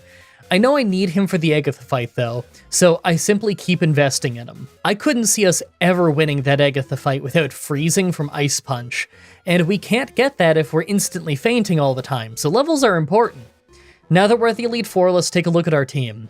I mean, there's no way we can win at this level, right? I figure that Hitmonchan is going to do too little damage to be all that useful outside of occasionally freezing or paralyzing off of his punches. Hitmonlee will still hit pretty hard, but those hard-hitting moves are going to be useless the moment I get to Agatha. I can't see us possibly beating her yet, but maybe after I level a bunch. Let's just try the Elite Four right now and see what happens. Make your final guesses on if we can win this or not. Let's do this. First is Ice Trainer Lorelei. Right away, Dugong was a one-shot with High Jump Kick, although in retrospect, I should have used Meditate since he was just going to spam Rest anyway. For Cloyster, I already learned the lesson that Hitmonchan will faint to it instantly, so I just use Hitmonlee instead. It took a few tries, but on this one, I didn't even get hit. Next was Slowbro, and it was using Amnesia, so I quickly switched from Hitmonchan back to Hitmonlee and Body Slammed and Seismic tossed it down. For Jinx, we nearly one-shot it with Body Slam, but then she illegally used a potion as the second move, so we finished her off. That was weird. Last was Lapras, who survived with a Sliver from High Jump Kick, used a Super Potion, then we finished her off. I had a few failed tries trying to figure out how to do this fight, but it was pretty smooth after Cloyster went down. Second was fighting Trainer Bruno. Right away, Onix was just using Harden, so 2 Ice Punches took it out just fine. As he sent in his Hitmonchan, I faced it with our Hitmonlee. Our High Jump Kick missed right away, so we got hit by a Thunder Punch, but it did almost nothing. We nearly one-shot it with a kick, then he crit us with an Ice Punch to deal passable damage. We took him out, but we're hurt. Thankfully, his Hitmonlee was a one-shot with our High Jump Kick despite him being a higher level, so that was good. The second Onix obviously went down to some Ice Punches just fine, and last was Machamp. We missed high jump kick, he wasted time with focus energy, we hit him with a second kick, he used an X defend, we missed a high jump kick yet again, he uses another X defend, we toss him down to red health, he misses submission, then we finish him off. That was an insane comedy of errors. I missed high jump kick 3 times in this one fight, and he wouldn't stop wasting time with X defend, focus energy, and even misses. What a weird fight. Third is Ghost Trainer Agatha. Right away, Gengar outspeeds and confuses us, and we do almost no damage with Ice Punch. Really not a great start. Second round, and he uses Confuse Ray again. We shook off Confusion, then we froze him with an Ice Punch. That's exactly what I was hoping would happen. So I spent a ton of rounds hitting him before he switched into Golbat, who we instantly paralyzed. We fought it for a little while before he just switched again, sending in his frozen Gengar. I decided instead of wasting all of my punches, I just switched to Hitmonlee and used Seismic Toss instead. Once it was almost down, I used Meditate 6 times, figuring it'll help me one-shot the Golbat and Arbok. It paid off because as soon as I made Gengar faint, Golbat came out and we finished it off too. Next was Haunter though, so I figured I could go down. First he uses Dream Eater while we're awake, then he used Nightshade to take out 55 of our health, but our Seismic Toss caught up and finished him off. After that was Arbok, but we took him out in one shot with Body Slam. Last is his final Gengar, so I just started using Seismic Toss. Right away we hit it, but we got confused, so I switched to Hitmonchan and got hit by Toxic. Right away I went for Ice Punch, and it was doing even less damage to this Gengar, but right as we got hit and nearly taken out, we froze it with another Ice Punch. All I had to do after that was switch into Hitmonlee and use Seismic Toss until he fainted. Guys, that was a first try on the Agatha fight. All they had to do was use Hypnosis and Dream Eater once on either of our Pokemon, and we definitely would have lost that fight. I thought that this was going to be the hardest run of the game. Fourth is Dragon Trainer Lance. Now this fight is actually pretty trivial since all of his dragons just spam Agility and Barrier, so they can't fight back. Water Onix took out Hitmonchan right away, but Hitmonlee had no issue fighting both it and Aerodactyl off. Since the Dragonairs don't fight back, I could just max out my attack with Meditate, then one-shot Aerodactyl. Super easy fight. Finally, the Pokemon Champion. So I tried a bunch of times, but we always lost Hitmonchan very early in the Pidgeot fight to either Mirror Move with Ice Punch or Sky Attack. Sometimes we even lose Hitmonlee, but even when he does win, he just goes down to Alakazam right after. Okay, they might have a massive level lead on us, but I actually think that this is possible. I've got a strategy in mind, it might just take a bunch of tries. Okay, at least a good 10 tries later, and we got Ice Punch to freeze Pidgeot. Now in Gen 1, Freeze is insanely strong, as it doesn't thaw with time, so I take my chance to switch to Hitmonlee, use Meditate 6 times to max out our attack, and then finish it off. Next was Alakazam, who we outspeed and one-shot as well. Third was Rhydon, who was a one-shot with high jump kick. Fourth was Executor, who went down in one body slam. Fifth was Water Onix, who went down in one body slam. And last was Charizard, who actually survived body slam thanks to me critting. Gen 1 crits are a little weird, they don't take attack raises into account, so that was weaker than if I didn't crit. That's okay though, he just used Rage, so we easily took him out on the follow-up. I can't believe we just won with our team that low of a level in a generation where Hitmonlee and Hitmonchan are both incredibly frail. Well, that was surprising. It was super fun though. I really want to do this one again. It could probably be interesting to do in Fire Red because of all the new moves and better stats and abilities and all of that, but it would probably be even better Gen 4 onward. You know, because the special physical split. I just have no idea how to get both Hitmonchan and Hitmonlee in later games. I'm sure some people are immediately coming up with ideas about trading it or whatever, or like, oh, just hacking it. I don't know how. I know how to use one randomizer software, how to make it so that I start with one specific Pokemon. Look, a lot of you guys out there are like PokeTubers or hardcore Pokemon players who like only ever play Pokemon and you know how to do all these ROM hacky things. I don't. I've played Pokemon ever since Pokemon was first translated to English, but I also play a lot of other things. Like, I don't even consider myself a PokeTuber.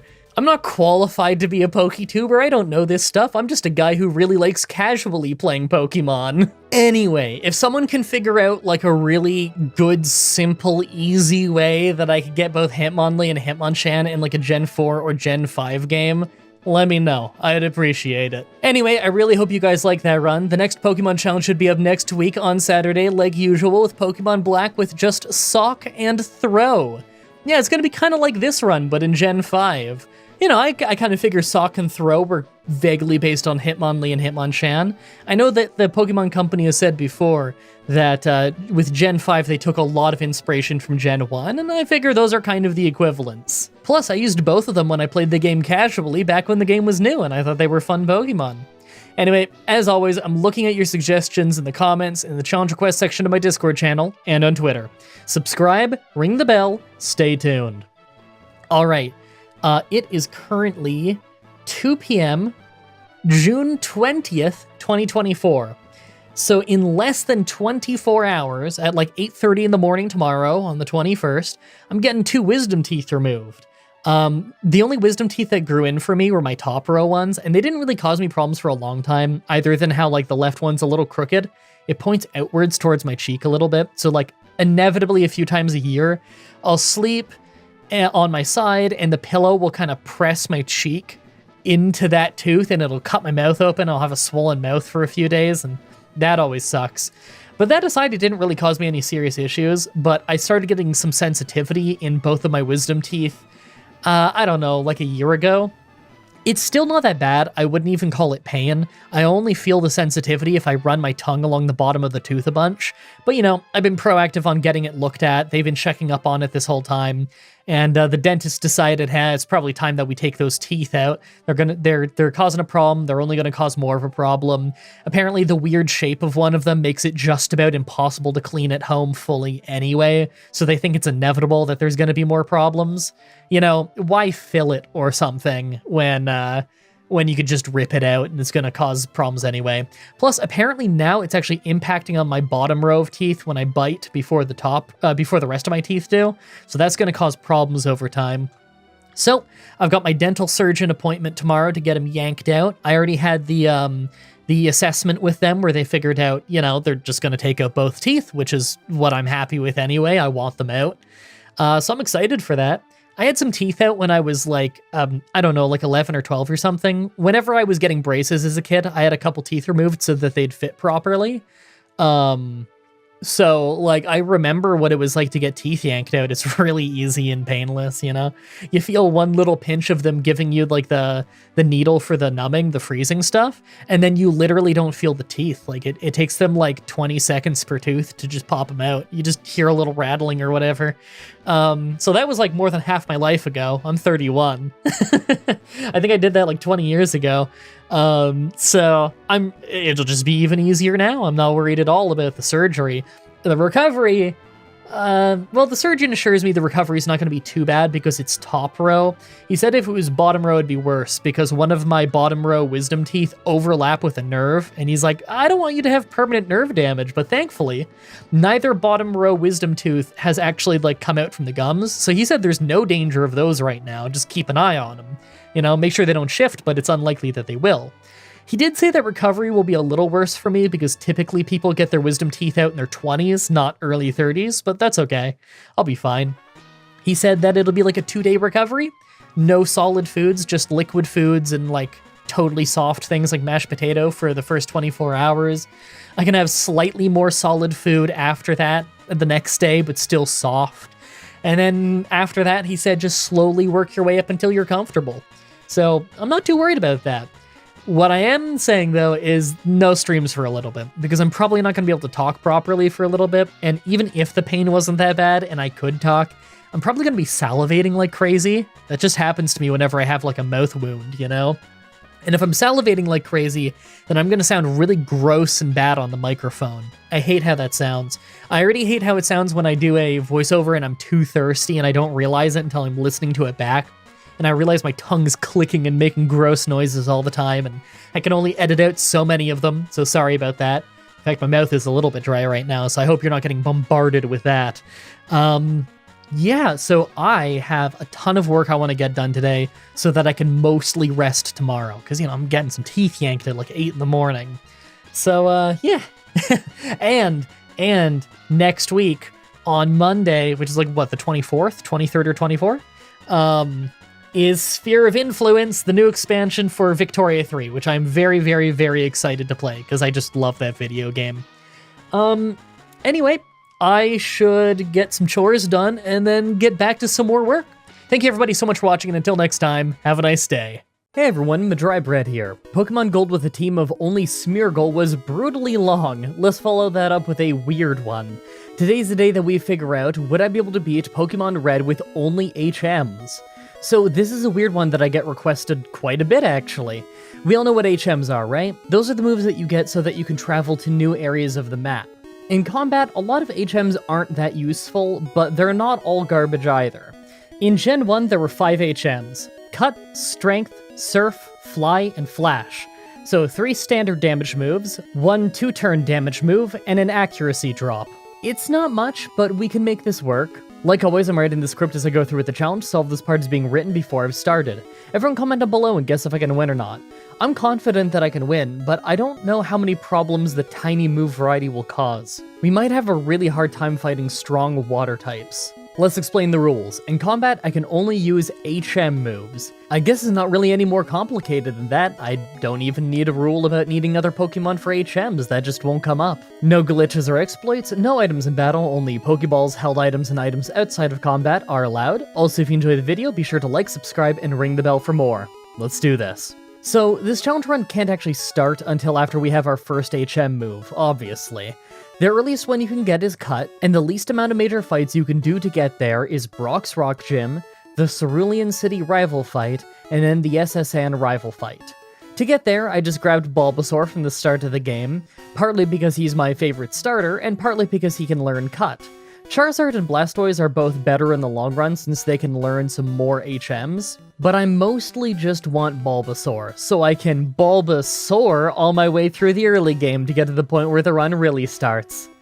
Seriously, why do you watch me every week? Also, check out what I just found. I accidentally pressed the A button on the hole in the back of the house that you leave Cerulean City through, and it actually has a text box. I've been playing this game since 1998 when it released here in Canada, and I have never noticed this before. Once we grab the HM for Cut from the captain, this run can finally start properly. We can't use Cut outside of battle until after the water gym though, so that's our top priority. By the time we got here, Bulbasaur has already fully evolved, and that's probably going to be necessary, considering from here on all he can use is Cut. Thankfully, because we ended up at such a high level just getting to where Cut was, we had an easy time with Misty's water gym. I'm kind of dreading Rock Tunnel though. Right after beating the water gym, the first thing I did was go through Diglett Cave to cut our way back to the start of the game where we can catch a male Nidoran. Yeah, I could have technically caught this in the setup phase at the start, but this felt a little more fair to me. I picked up a Moonstone while I was in Mount Moon, and that means that this Nidoran will be a Nidoking before we know it. I also picked something else up while I was in Mount Moon, but I'm not sure if anyone was going to ask about it, so there's no need to show it. With that done, I go into the Electric Gym. So Cut is 50 power, 95 accuracy, normal type, and it's got no special properties. It's a pretty bland and weak move, but it's all we've got until Fly. It does this job and gets us through the Electric Gym just fine. Before we go to Rock Tunnel though, I go ahead and catch a Spearow. I doubt that we'll be keeping this for very long, but we need something with Fly to get through Pokemon Tower later. You can't cut a ghost, but you can fly into it. Don't let the fact that Fly is just a tackle from a higher angle fool you into thinking that it wouldn't work on a ghost, because as we all know, ghosts are weak to attacks from above. And below, Dig works too in this game. In Rock Tunnel, I was worried we would have a rough time having to cut through a hiker's Geodudes, but it wasn't too bad. We're a decent level with pretty good Pokemon, and they were just doing random moves, so it worked out. Now that we're through Rock Tunnel, we can go get Fly. Now, in Gen 1, this was 70 power rather than 90, but other than that, it's the same as it is now. 95 accuracy, flying type, and it works like Dig, where you spend the first time dodging the enemy's attack before actually hitting them on the next turn. We give it to Spearow right away so that we can grind it up a little bit to deal with Pokemon Tower. But first, the grass gym while we're in town. This was super easy thanks to Erica's hilarious move choice. Like, she opened the fight by trying to use Poison Powder on a poison type.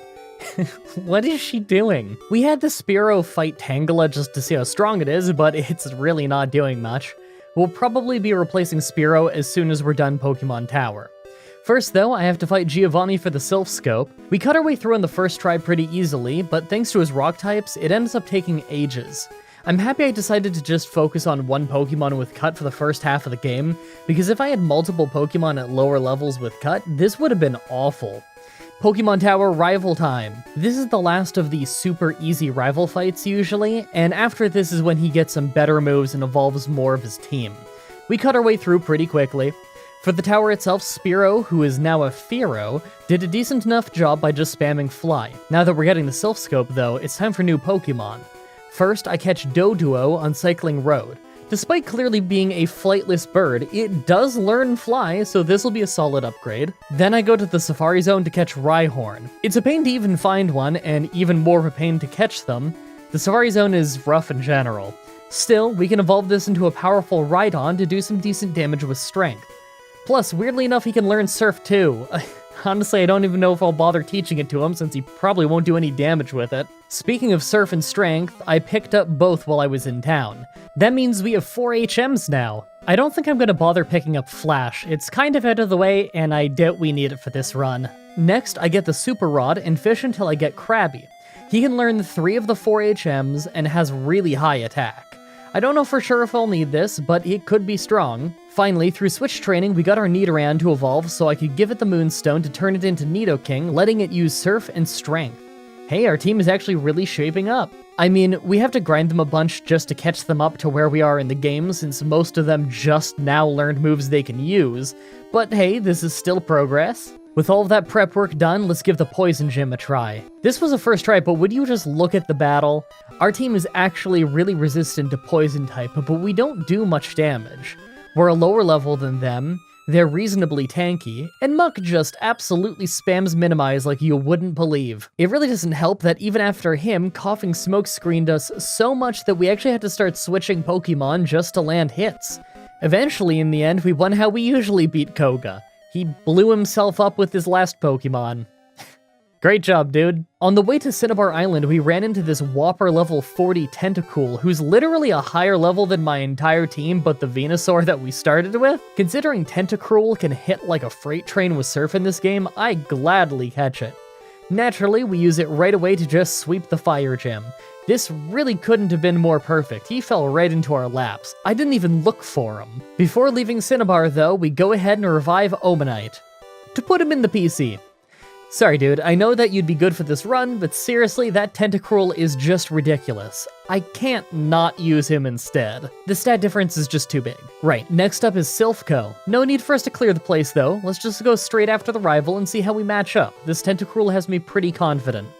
First is Pidgeot. We brute force it down with Surf, but we got crit with a wing attack. Not a great start. For Execute, I sent out Nidoking to brute force it with Strength. We had a great crit at the start, but then he got Reflect up and Leech Seed, so I switched. Reflect in Gen 1 is attached to the Pokemon, so it lasts till he faints or switches. I had Bulbasaur cut him down to finish him off since his powders won't work on him. Not having a great answer for Water Onix, I just kept our Bulbasaur out to spam Cut. It feels weird calling him Bulbasaur when he's a Venusaur, but you know, the nickname, you get what I'm going for. We could have gone down if he kept using Dragon Rage, but we crit a couple times for a quick feint. We switched to Kingler for Alakazam, hoping to just take him out with our high attack stat. He used Disable twice, so he was a quick knockout. Next is Charizard, so it's out to Tentacruel for an easy one-shot with Surf. That was a clean fight. After that is the Silphco Giovanni fight, and this one is normally pretty easy, but this time I didn't even heal after the rival fight. I just went straight in and swept him with Tentacruel. I get the feeling the Ground Gym is going to go the same way. Before the Ground Gym, though, we've got to go do the Psychic Gym. We're in the home stretch. I actually thought we were going to lose this fight because our only Pokemon that are near their level are all weak to Psychic, but Tentacruel's Surf was so strong that we just brute forced our way through anyway. Time for the final gym, Giovanni's Ground Gym. I was originally going to use Kingler to sweep him just to catch up his level a bit, but he ended up going down to a crit by Dig. After that, Tentacruel had an easy time taking out the entire rest of his team. Time for the pre-Elite Four rival fight. Pidgeot is first, and right away we weren't doing much damage. He wasted some of his time with stuff like Agility and Whirlwind, so despite being a way lower level, we actually took him down. Rhyhorn is next, so I just have Kingler one-shot it. Even with our terrible special, Rhyhorn can't handle Surf. Out to our Nidoking for Execute again. but we get paralyzed and seeded right away. I really have to learn my lesson on this. Back out to Bulbasaur again, who cuts him down easily. I feel like Bulbasaur is just my execute counter at this point. Water Onix is up, so I keep cutting him just like the last rival fight. This time, we don't just crit him a bunch, and he uses Dragon Rage more, so we actually went down. By the time Tentacruel came out, he was almost down though, so we finished it fast with Surf. 5th is Alakazam, so I had Tentacruel outspeed it and hit hard with Surf, just to get rocked by a critical Psychic that one-shot us. That was pretty brutal. To cut a long story short, I threw the entire rest of our team at him, but they went down one by one quickly. Alakazam is too fast, hits too hard, and crits all the time. I still like our team overall, but it looks like we're just too low level on some of them. It's a shame that we can't get to Victory Road yet, since that would be great to grind in, but we're not too high of a level yet, so this grind overall isn't too bad. I mostly did it in the Pokemon Mansion, just because the levels there are relatively similar to ours. Back at it again, this time we take Pidgeot down with Rhyhorn instead, super easily. Their Rhyhorn is still a one-shot, and we quickly cut down Execute just like last time. Now it's Alakazam time. First we send out Rhyhorn, but he uses Reflect right away to buff his defense. We don't do much before he takes us down with some Psybeams. Dodrio is next, but we actually got outsped and one-shot with Psychic. Next is Tentacruel, who is faster and left Alakazam with red health, but this time he just used Reflect again rather than Psychic, so he went down. Last was Charizard, but he was an easy one-shot with Surf. Let's take another look at our team now that we're at the Elite Four. Well, a lot of them aren't exactly amazing, but Tentacruel is still a beast. I bet he could get us through a decent chunk of the Elite Four by himself, but we'll still need to deal with Lorelei and Lance. They mostly resist water. Let's grind up everybody to at least level 50, then give it a try. That's still lower than most of the Elite Four's Pokemon. I don't like that Strength and Fly are my best non-water moves, but it's what we've got. This might be enough to win, but I'm not really sure. Make your final guesses on if we can win this or not. Let's do this. First is Ice Trainer Lorelei. Dugong is first, so I sent in Kingler to resist the water and ice moves while dealing damage with Strength. Dugong just ended up going to sleep right away though, so we won. Get it together, Lorelei. For Cloyster, I sent out Tentacruel, knowing that our high special is our best way to overcome the tanky opponent. We actually completely overwhelmed him fast thanks to a crit. Slowbro is next, and he's prone to becoming a beast with Amnesia, so it's out to Dodrio. Slowbro kept going for Growl, Amnesia, and Withdrawal though, so we just kept spamming Fly. He's getting scary strong since Amnesia raises your special in Gen 1, as in the special attack and defense. If he landed a water gun, we'd faint, but he just never did. Next up is Jinx, but we ended up missing our 95 accuracy move, then got crit by Ice Punch. Welcome to Pokemon. Ouch. I sent out Tentacruel just to overpower it with Surf. We took a Body Slam, but it didn't do much, so we took it out on the follow-up. Last is Lapras, so I sent out Kingler for the same reason as Dugong, tanking them while using Strength. We ended up getting paralyzed right away by Body Slam, though, as well as confused. It didn't take long for us to go down between hitting ourselves and their Body Slams. I ended up just sending out Tentacruel to brute force it with Surf. It took a few hits, but it actually worked. We beat Lorelei while being a lower level than her. I actually didn't think that would happen with this moveset. Second is Fighting Trainer Bruno. This was a pretty easy sweep with Tentacruel, especially since Bruno passed up his only chance to hit us with Machamp. Third is Ghost Trainer Agatha. Gengar was first and took us out fast on many runs with Hypnosis. But randomly, Agatha just pulled him out after he got hit once, so we used Surf to take down Golbat. She then sent Gengar back out, and although we got confused early, we also crit Surf to finish it. Haunter re-confused us, but only took 2 hits to go down. On Arbok, we switched to Nidoking, mostly just so that we'd get rid of confusion on Tentacruel. We ended up getting paralyzed by Glare, but as we were using Strength to take it down, she switched to another Gengar. Our Surf did almost nothing, but then on the second try, she switched back to Arbok, who instantly went down. What is she even doing? We switched to Tentacruel and quickly took out the last Gengar. We lost the first few tries of this to Hypnosis and Dream Eater, and then suddenly this. I appreciate that Agatha wants me to have a shorter workday. Fourth is Dragon Trainer Lance. Water Onix is first, so I decided to just open with Dodrio. He kept going for Hyper Beam and Hydro Pump while we were in the air on Fly, so in the end we only got hit by a Dragon Rage. I decided to just keep spamming Fly as long as I could to see how far I could get into the fight. I took down one Dragonair and did quite a bit of damage to the second one. After we went down, I switched out to Rhydon to finish it off. For Aerodactyl, we nailed a one-shot with Surf from Tentacruel. Last was Dragonite, but I wasn't worried. See, in Gen 1, the Elite Four always pick moves that are super effective when they get the chance. Problem is, Dragonite has multiple psychic moves that just power him up, so he's just spamming those on Nidoking, thinking, hey, it's poison type, this'll work. We deal almost no damage to him thanks to him maxing out his defense early, but he also would never go for a proper attack. Thanks to his Hyper Potion, he took ages to take down, but in the end, we beat him without taking any damage. Finally, the Pokemon Champion. Pidgeot was first, so I sent in Rhydon to brute force him easily. For Alakazam, we sent in Dodrio. First round, Alakazam used Recover with full health, so he landed a hit just fine for tons of damage. He healed again, then put Reflect on himself to keep himself safe, but then he kept using Reflect over and over. He did end up hitting Psychic to nearly one-shot us, but we still got the win.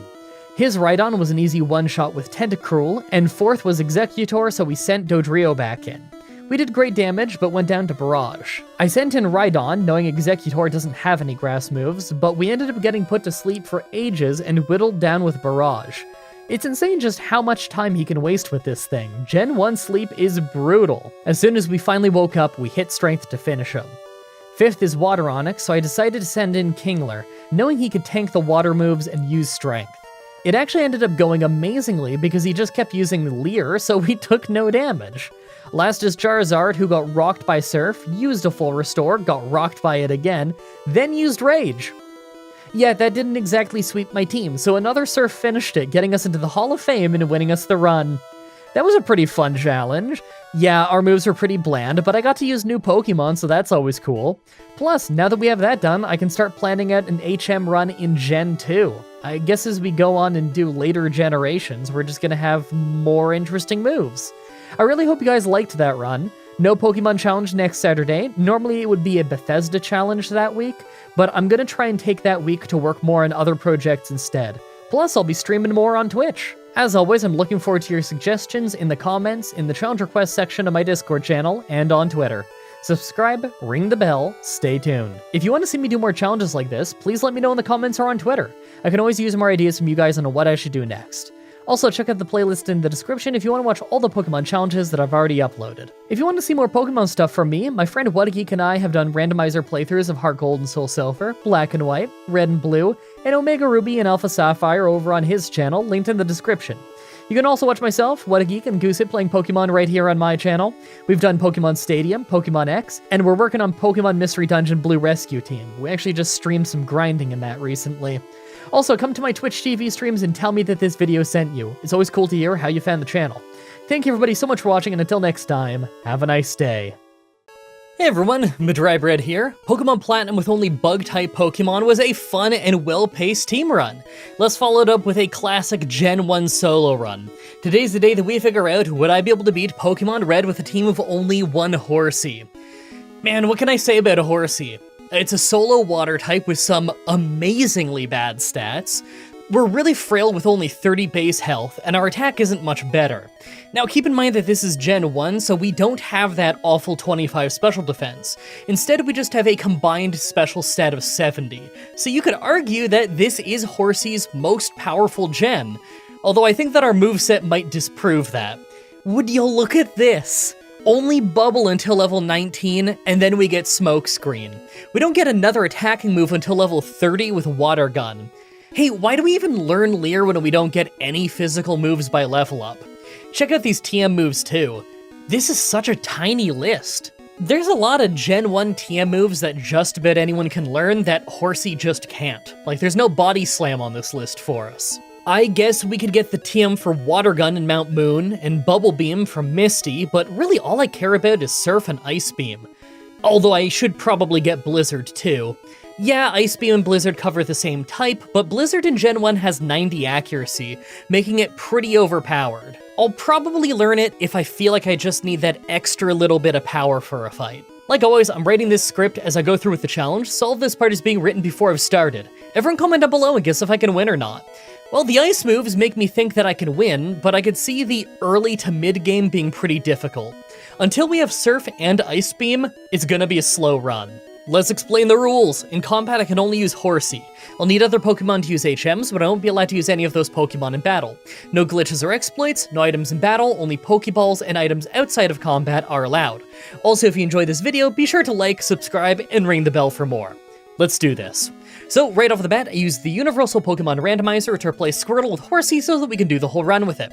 I picked to replace Squirtle so that our rival would have Venusaur, probably the hardest for us to fight. Now, there was a simply unbelievable amount of great name suggestions for Horsey over on Twitter, from 4 Horsemen references to the obvious great choice of Ponyta, but in the end, I named him Horsey, because that's hilarious. So the early game travel is not great as a result of our only move having 20 power, and our stats are not really any better than any of the super early game Pokemon, but at least we have some peace of mind knowing that the Rock Gym is gonna be easy and we can use Water Gun once we get to Mount Moon. The problem is just that the trainers after the Rock Gym are probably gonna be hard enough that I need to heal between every single fight. At least the Water Gun TM is just inside the cave entrance, and I'm sure that I could grind in there fairly easily against Geodudes. You know things are going to be horrible after that, though. A Water Gym that resists all of our moves, and our rival with his sand-attacking Pidgeotto and Bulbasaur with Vine Whip. Yeah, we're going to get brick-walled there pretty hard. I'm going to try and get to the Rock Gym at a fairly low level, and then grind like crazy for Cerulean City. Wish me luck! Also, can I just point out that the back sprite of Horsey is just horrible. There's just nothing in the world like a terrible back sprite from Gen 1. You know, I kinda thought that I'd get hit at least once in the Rock Gym, but nope, we were fine.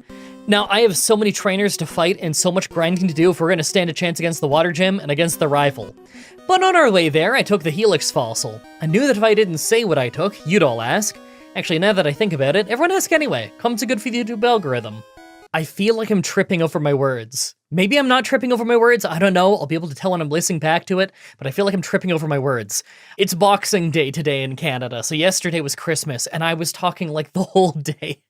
Between that and how my neck is, I just have a lot of jaw tension. Sorry, I'm trying to enunciate, I swear. Alright, this rival fight blew my mind.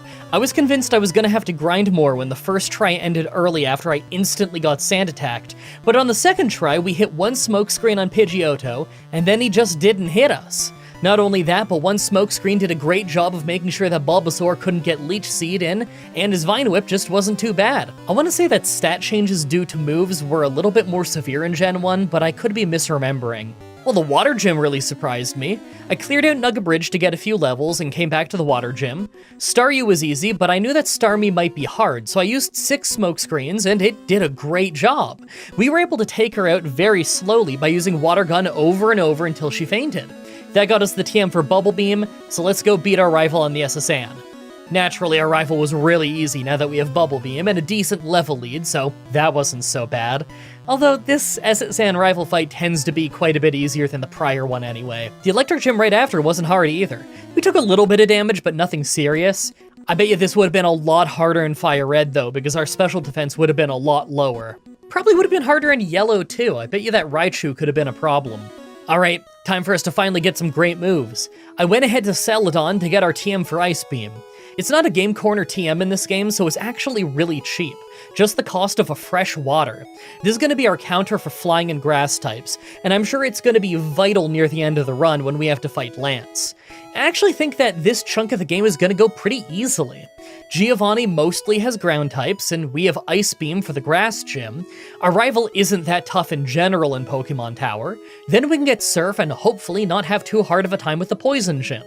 Then we could do the Fire Gym early, and I am quite confident about how that's gonna go. This could be the start of a very easy mid-game. And of course, this show is mostly fan-funded nowadays, so if you want to support the show and get fun perks like watching these videos quite a bit earlier, then check out the YouTube members page or my Patreon page. I put up the early access videos literally the moment I have them edited, so it's usually somewhere from a week early to almost 2 weeks early. I learned my lesson. I always make sure that I have these videos edited well ahead of time. I like being ahead of time on the schedule like that, because you never know when a health thing is gonna get in the way, and I really don't want to miss an episode. So first is Giovanni, and his whole team is incredibly easy as expected. I mean, how else could this go?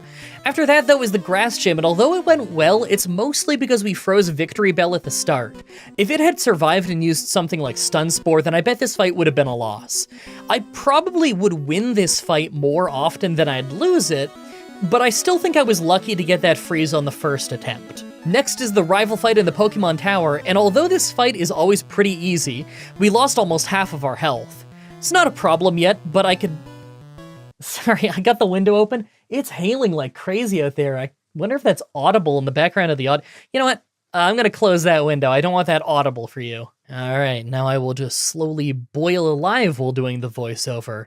Dude, I hate voiceovers in the winter. It gets so swelteringly hot in the home studio. Sorry, right. It's not a problem yet, but I could see the Silphco rival fight being a real problem.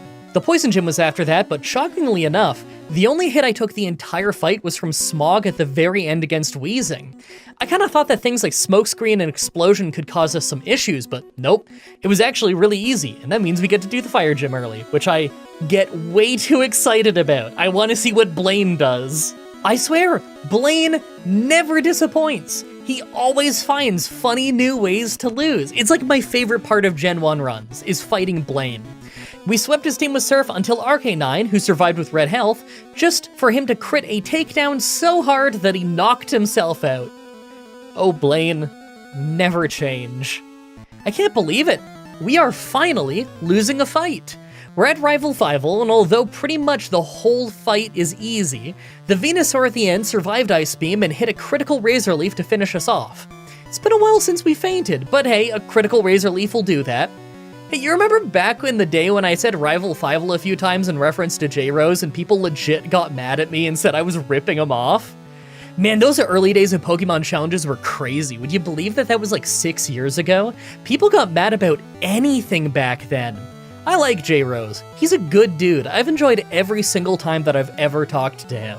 I actually had people complaining about me, saying that I'm a joke thief over that Rival Fival thing on Kiwi Farms of all places. Isn't that insane? Like, why do they even know I exist? That's nuts. Brother, I'm proud of my work, but I'm like, I was a flash in the pan like 5-6 years ago. Why do they care about me? Let me do my thing, I'm having fun. Anyway, the next try at the rival fight, and I just used Blizzard for a one-shot on Venusaur. It was easy, but of course it would be. If he survives with red health off Ice Beam, then of course Blizzard is gonna do the trick. Next is Giovanni, but he was still just a sweep, nothing to see here. The next gym was actually really interesting though. This Psychic Gym is nuts. The whole thing was pretty easy until Venomoth, when we got hit by Stun Spore, and that led us to the most insane Alakazam fight that I've had in a while. Now, I don't know exactly how the odds of losing a turn to Paralysis works in Gen 1, but it can't be like in the other games, because it's crazy how often it happens in a row. We were missing turns constantly, while Alakazam was just spamming Recover and Reflect most of the time. And don't forget, Reflect doesn't just wear off in Gen 1, he doesn't need to use it more than once. She almost never attempted to attack us, despite missing turn after turn after turn. We so easily could have lost this if she simply tried to win, but she didn't. It wasn't even a thing of her spamming Psywave and blowing it that way, she just wasn't trying to fight us. We won despite having no right to win at all. And of course, Ground Gym was a sweep. How could it not be at this point? Alright, the pre-Elite Four rival fight is next, and although it's mostly easy, we were hit here and there on the way to Venusaur every time, and it just results in us getting taken out by Razor Leaf now that Blizzard isn't a one-shot. Yeah, we got crit, but it's Razor Leaf in Gen 1. It's gonna crit way more than in other games. I actually do have to finally gain a few levels, but that's okay. I'm gonna need to do that before the Elite Four anyway. Well, I got just a few levels and came back for a few tries. I was hoping Razor Leaf just wouldn't hit when he used Vine Whip for no reason. Well, that was so weak that we just didn't faint. We did come really close to fainting, but we still won. Now that we're the Elite Four, let's take a look at our stats. I have to say, my stats are better than I thought they would be. I feel pretty good about this. Now I doubt I'm beating Lorelei until closer to level 70, because she resists nearly every move we have, but outside of that, the Elite Four probably won't be bad. I could see us getting stuck on the Pokemon Champion if Alakazam crits us with Psychic, but considering Venusaur should be using Solar Beam, I think this might be smooth sailing. Make your final guesses on if we can win this or not. let's do this. First is Ice Trainer Lorelei. Alright, well if you're looking at the screen, then you instantly see the issue. We do almost no damage with Surf, and Ice Beam isn't any better. No matter what, we lose an unreal amount of power points to Dugong because she uses Rest so often. Eventually, we luck out and we get a knockout just because she uses Takedown, and we're able to get farther into the fight largely because of her own bad move choice, but that luck only takes us to Jinx if we're lucky. Even Blizzard hardly does any damage because our whole team is Ice type. We can't freeze them. I actually think that we might not need as many levels as I thought to get past this, though. I bet you that I could win this around level 65 in a few tries. I'm gonna go eat some rare candies and see what happens.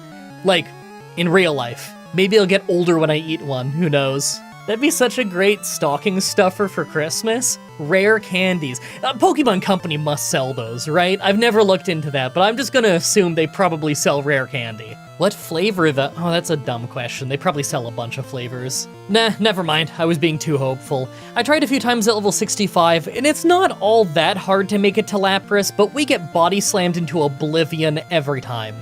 I think her AI will only use Body Slam and Confuse Ray, so it's actually really dangerous. I used Smoke Screen, but it wasn't enough to save us. We need to get stronger. Alright, well, level 70, and it still took a couple tries, and we nearly lost again to Parafusion near the end, but we ended up just hardly pulling out a win with a critical Surf. I mean, it's Gen 1 though, crits happen like 100 times a fight no matter what's going on, so I can hardly call it lucky. In Gen 1, it's not lucky if you do crit, it's unlucky if you don't. Second is Fighting Trainer Bruno. I mean, we all knew this would be easy, but because of Machamp using an X-Defend instead of fighting us, we didn't get hit a single time. I could see the next fight being hard though, it all depends on if they put us to sleep or not. Third is Ghost Trainer Agatha. Now this did take a couple tries thanks to either getting paralyzed or put to sleep early on, but on this try, they mostly went for Nightshade.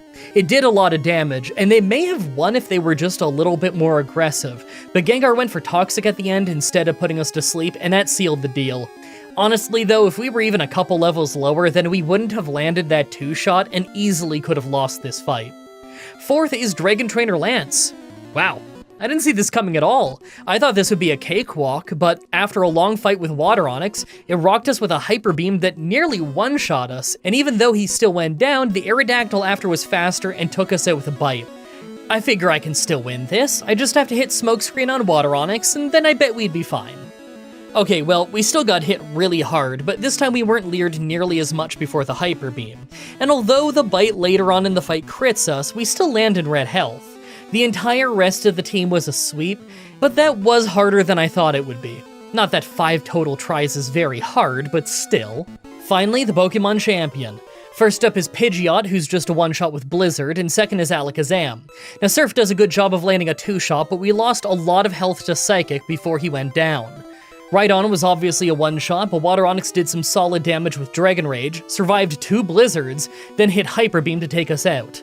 Okay, that was bad, but I bet if I just tried again, we could get to Water Onix with more health.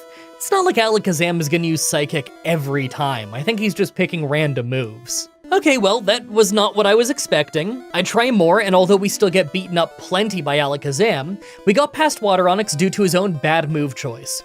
Arcanine was still a one-shot, but last is Venusaur, and not only was Blizzard not a one-shot, but he used Razor Leaf, so we fainted. There's no way we need to level up more for this. I'm gonna keep trying. Well, the very next try, and we take way less damage off Alakazam. Water Onix used Leer a bunch, and Venusaur is a one-shot with Blizzard despite no crit, so I guess there was just a wild damage range. Hey, I'm not complaining. It's just not how I thought I was gonna win. That was a crazy fast run. Like, I know I worked on it all day, but this legit only took me 1 day to beat. It's turning 8 p.m. as I write this, and I started working on this one just before noon. Normally I beat these runs over the course of a week with an average of 5 to 6 days spent recording it. Not literally 1 whole day of work. I have other work to do this week, of course, but still. That means that I get to stream this week, and that'll be fun. Hey, just a reminder that I have a streaming YouTube channel where I upload the VODs to nowadays, although some of those VODs are still gonna go up over here if it's a series that I started on this channel.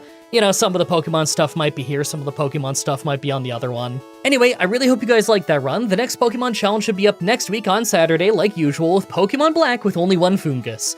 As always, I'm looking forward to your suggestions in the comments in the challenge request section of my Discord channel and on Twitter. Subscribe, ring the bell, stay tuned. Outro time. It is Boxing Day today. I think I said that earlier, which in Canada, that's the day after Christmas. I said in the script there I was going to be able to stream, and I really wish I could have, but I think I brought this up in the outro of last week's one, because I would have done that voiceover after this recording thing, like the day after, I think, 2 days after, something like that. But yeah, I wasn't able to stream that week because I had that awesome work day. I beat the whole Horsey run. It was great. I was feeling pretty good. I've been having some nerve issues with my neck and my back, and it's mostly my neck and my shoulders and stuff, and you get the nerves down into the left hand and whatever. I was having a bit of that, but it wasn't so bad. I had a nice workout and everything. My neck kind of got some of its mobility back on the right side, and I had a nice pop in my neck. I'm like, ooh, that felt good. And then I stretched a little bit, and then the whole right side of my face started going really, really tense, and I was having awful nerve pains for days, and I could not stream. I couldn't actually sit for like more than an hour at a time. It was pretty brutal. I tried taking like a leave and like other anti-inflammatory things, because I remember my physiotherapist told me anti-inflammatories can help when the nerve issues get bad, because sometimes inflammation is like pressing down on nerves, and taking an anti-inflammatory will keep that from happening, which is good because the nerve pains, they aren't just painful, they make it hard to control my hand, specifically my left hand, because the problem's on the right side of the neck. But yeah, it didn't help a ton. I had to lay down with like heat pad. I had to lay down with, it's called motion medicine. It's kind of like an icy hot type stuff that they would use on me back at the physiotherapy clinic. I actually bought it from them. It's wonderful stuff. It does a great job. But it doesn't fix it. It just kind of gets me functional again. Not enough that I would have been able to sit down for a lengthy period of time. And although over the last, 2 weeks, it's been really rough again, knock on wood, I'm recording this on the 26th of December, and I think I'm gonna be able to stream tomorrow. It's kind of case by case and everything, seeing how my health is going, but I think I can finally stream tomorrow, and I really, really want to, because I've really been missing streaming. I love streaming. I go kind of crazy if I don't get to do live commentary stuff for too long at a time. All these Pokemon Challenge things, this is all scripted either than the ad-lib outro-y bit, and I mean, look at my channel, I have over 6,000 videos, and the vast majority of them are live commentary. I vastly prefer live commentary, so I go kind of nutty if I don't get to do that for a long time, because it's my favorite thing to do. But enough rambling about that which doesn't matter. Let's ramble about what does matter, which is the $50 supporters shoutout tier. Thank you so much, Jacob Busby, Javid Kusro, Grayson Fitz, Tara Louise, Alessandra Hedgeblog, Joel Mann, Dark Soul, and Young Smoky VP. I want to point out that was really hard for me to say when I first started doing these shoutouts. Here we are like a few months in now, and it feels so natural. I can understand why the history matters. Dude, has he ever said what his name is? I don't even know. The guy on History Matters, when he has to say all of these names at the outro of every video, I can understand now how he gets into such a flow and it always sounds just right. Because you really do get used to saying some really weird names. That's not me saying Jacob Busby and Grayson Fitz and Javid Kusro. No, those are all fairly normal names. Alessandra Hedgeblog? Hedgeblog is a crazy last name. I love it. But that is a crazy last name. Young Smoky VP is also definitely somebody's rapper name. And Dark Soul's famous. I've heard of those games. This is Dark Soul himself, Mr. Dark Soul. I wonder if Mr. Dark Soul ever laments that Elden Ring stole his whole flow bar for bar. Sorry, I'm having too much fun with this. I need to get this edit done, because the sooner I get this edit done, the sooner you see it, and the sooner I have it done, the more time I have to maybe finally stream. I've really been wanting to stream. Thank you everybody so much for watching, and until next time, have a nice day. Pokemon Black with one Bidoof was a downer, so let's do a fun one. Today's the day we figure out, would I be able to beat Pokemon Red with a team of only in-game traded Pokemon? This is a really interesting generation for in-game trades, because it's the one with the second most of all, followed only by Heart Gold and Soul Silver. There are 9 trades in Pokemon Red and Blue with a decent spread of different typed Pokemon. Even if they're generally not great, none of them are garbage. Just like last time, I'm writing this script as I go through with the challenge, so all of this part is being written before I've started. Everyone comment down below and guess if I can win or not. I can for sure do this challenge, but I think the real challenge will be seeing how low level I can be while I do it. Let's explain the rules. I'm only allowed to use Pokemon that I've gotten from in-game trades. We have to do every trade that's in the game, even if we're not going to use the Pokemon that we get. For the Pokemon that we need to evolve before trading, we're allowed to use them to grind, but we're not allowed to use them to progress in the game. No glitches or exploits are allowed, and we're not allowed to use the items menu in battle. Items are only allowed outside of combat. Let's do this. Now, the first trade in the game isn't for a little while, so I have to get a male Nidoran and work my way to just past the second gym so that we can properly start the challenge. But of course, on my way, I took the Helix fossil. I knew that if I didn't say what I took, you'd all ask. Actually, now that I think about it, everyone ask anyway. Comments are good for the YouTube algorithm. That joke never gets old to me. I trade the male Nidoran for a female one called Spot. Shame I won't get to name Pokemon in this run. Now we can start the challenge for real. So, a little bit of explaining on how traded Pokemon work while I level up. They gain experience at 1.5 times speed, however, if they get to too high a level, then they start disobeying your orders. So over-leveling is a problem, and it'll be hard to avoid until we have a large enough team to spread out the experience. Since we already have the Cascade badge, traded Pokemon will obey us up to level 31, so let's try not to get above that. Oh, also Spot evolved while training, which is super useful. I get her to level 18 and her stats aren't too bad. This should be enough to progress in the game. Now there's a lot of trades in this part of the game, so let's get that going right away. We catch a Sparrow west of Cerulean City and then go and try to catch an Abra. After that, we work our way to Vermilion City where I'm able to trade Sparrow for Farfetch'd. Its name is Dukes and its stats are pretty bad, but the attack power is good and at least I can learn Cut and Fly for later.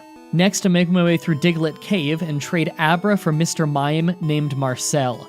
Psychic type is really overpowered in Gen 1, so Marcel is a great addition to the team this early. Still not done with the trades at the start though, since we need a Nidorino to trade for a Nidorina. Crazy that there are no trades until after the second gym, and then there's 4 that you can do right away. We can't get to the area with Nidorina until we have Cut though, and I didn't want to just preemptively catch 2 at the start before I've even done the first trade. It would kind of feel cheap, so we need to go do the SSN. Before we can fight our rival on the SSN though, we're gonna need to be a higher level. We can't go to level 31 without having obedience issues, so I decided to train Marcel and Dukes up to level 20 and go with quantity rather than quality, just for safety. Our rival opens with Pidgeotto and we trade blows as I have Spot spam Scratch. Scent attack gets us 3 times, but luck is on our side and we still win. I switch to Dukes for Raticate so that Spot's accuracy comes back, as I hit a Sand attack, but go down to a Quick Attack and a Hyper Fang. Both crit. Spot is back out and I scratch more. I crit twice, taking him out. Kadabra then takes out Spot in 1 critical confusion. Marcel is out, but Kadabra disables confusion, so I have to spam Barrier for a little bit. Kadabra mostly spams moves that do nothing, but because it's a Psychic versus Psychic fight, it's still pretty slow. I win thanks to Kadabra getting confused. Last is Charmeleon, a couple confusions with 1 crit, and I just hardly managed to win the battle. You may have noticed there are tons of critical hits in that fight. Gen 1 is loaded with glitches, and one of the biggest one is that critical hits happen 4 times more often in Gen 1 than any other generation due to bad programming. My friend over at Salt Factory on YouTube did a video showing off some of the crazier glitches in Gen 1. All of that in the card in the top right. Go comment on his channel, let him know that I sent ya. Now that we have Cut, we can cut our way back to Route 23 near the start of the game and catch ourselves another male Nidoran. I level him up on the route east of Vermilion City by switching out a lot, since Experience Share wasn't an item yet, just a crap version of it called Experience All. We can't even get that until much later anyway. Eventually, he evolves and we trade him for a Nidorina named Terry. I've never heard of a woman named Terry, but maybe that's just me. Weird to think that we can have 2 Nidoqueens if we want to. Not that I'm complaining, that's a great Pokemon. Next is the Electric Gym. Now that Marcel's level 25, he has Light Screen, so that along with his already high special stat makes me pretty confident. Also, I got the trash can puzzle first try. That must be a sign of a divine intervention. Surge sends out Voltorb as I set up my Light Screen. Our critical confusion takes it out. Pikachu is out second, but also goes down to 1 confusion. Last is Raichu, who gets confused off my confusion and hits himself. A few confusions in and I win the battle surprisingly easily. His Thunderbolt hardly hurts me thanks to Light Screen. Next, we need to get to Celadon City by going through Rock Tunnel and a few other routes. I try my best to avoid every trainer battle that I can, because I am petrified of accidentally leveling up too much and getting to level 30 before the next gym. Again, if I pass level 30, my Pokemon stop obeying me, and it'll be a lot harder to use them in battle. Turns out my fears are well founded as Marcel hits level 30 on the last trainer in Rock Tunnel. That's bad, because the next gym is grass, and most grass types in Gen 1 are also poison types, so confusion would be really nice. Actually, now's a good time to bring that up. A lot of people flat out called me stupid in my Rattata challenge for saying there's dual types in Gen 1. There are. Look, Dukes is normal in flying. Type 1, Type 2. There's only one single type grass type in the entire game. Like, there's tons of dual types. I think this confusion comes from the glitch where when you're doing an attack, it says super effective or not very effective based only on one of the two types, but the actual damage calculation is correct. In Gen 1, Poison is good against Bug and bad against Poison, and a Weedle is Bug and Poison. Yet my Poison Sting says super effective on Weedle. That's because the text is glitched and only looking at one type, but it's actually doing the correct amount of damage. So yeah, lesson of the story is, don't call me an idiot when you're talking about a game that I've been playing since before you were born. I was like 6 when this came out. Google things before you call me stupid, stupid. Anyway, sarcasm aside, there's plenty I don't know about Gen 1. I've made it to Celadon and take out the mandatory trainers on my way to the grass gym leader, Erica, and here's our levels. Terry is too weak. Spot might overlevel during the fight, but could beat at least one Pokemon, and Marcel is already disobedient. Thankfully, Dukes has Fly and Sword Dance now, so that might win me the battle. First, she sends out Victory Bell. In Gen 1, critical hits are based on base speed, and Razor Leaf is a high crit chance move, so it's got something crazy like a 97% crit chance. I Sword Dance, but it wraps me. Wrap was awful in Gen 1. It would stop you from attacking and hurt you every turn. If they're faster than you, they can stun lock you as long as they don't miss. I get poisoned as a Fly with Sword Dance almost takes it out. She heals though, and I get caught in another wrap, losing Dukes. I risk sending out Marcel, and he finishes it. Next is Tangela, and Marcel is already disobeying, using the wrong moves. Tangela is a terrible Pokemon though, so I just keep at it until Marcel listens to me and ends Tangela. Last is Vileplume, and Marcel is put to sleep. In Gen 1, sleep can last forever. It's horrible. It takes forever, but Marcel faints. Spot goes down to Petal Dance, as does Terry. I'd have swept like it was nothing if Marcel would just listen to me. Second attempt, and I open with Marcel instead. This time Marcel listens to me enough to beat Victory Bell, but the combo of Poison and Wrap still wrecks him. For Tangela, I use Dukes and get my attack maxed out in 3 Sword Dances, then Fly to finish it off.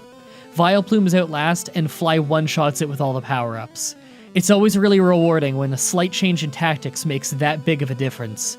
Beating Erica nets us the Rainbow Badge, and now Pokemon up to level 50 will obey us, instantly making the next chunk of the game a lot easier. Giovanni and Team Rocket's hideout was a total sweep with Marcel, so let's get the Poke-Flute so that we can get more Pokemon. First though, we have a rival fight. I swept half his team with Marcel until I switched to a Nisento Kadabra. I started beefing up Dukes' attack, but he got confused and hit himself with his crazy high attack, dooming him. Spot got taken out, but Terry managed to finish it off because Charmeleon started using Rage, a hilariously bad move in Gen 1 due to its insanely low damage, and the fact that once you start doing it, you can't stop. The tower itself was a cakewalk thanks to all the ghosts being poison type, so Marcel's confusion was super effective. I got the Poke-Flute and right away went to get the Super Rod. We can actually get another Pokemon now. Fishing in Celadon with the Super Rod lets me catch a Poliwhirl to trade in Cerulean for a Jinx named Lola. Ice and Psychic are both great offensive types, and Lola can put Pokemon to sleep easily with Lovely Kiss, so I'm very happy to have her on the team. I also fish for a Slowpoke since I'll need Slowbro for a trade later. Right away I go to Cycling Road and start training up Slowpoke to level 37 to evolve it. As soon as it does, I trade it for a Lickitung named Mark, finally getting us the last trade until we have Surf. Mark's nothing too special, but Slam is a good move, and he's a high level, so it's nice having something that can take a few hits. Next is Silphco, and we've got another rival fight. I find this battle's often one of the hardest in the game. He opens with Pidgeot. Whirlwind in Gen 1 doesn't work in trainer battles, so Lola's Ice Punch takes it down. Next is Execute, and another Ice Punch does the deal. Out comes Gyarados as I switch to Marcel to use Confusion. It does great damage on a crit, but Hydro Pump takes out half my health. Thanks to another crit, I take it out. Alakazam is next, and I send out Mark and try and bully my way through with Slam. Confusion does big damage to Mark, and Alakazam starts healing. A second Confusion leaves Mark with low health, as Slam brings Alakazam to a sliver. Psybeam finishes off Mark, so I switch to Dukes.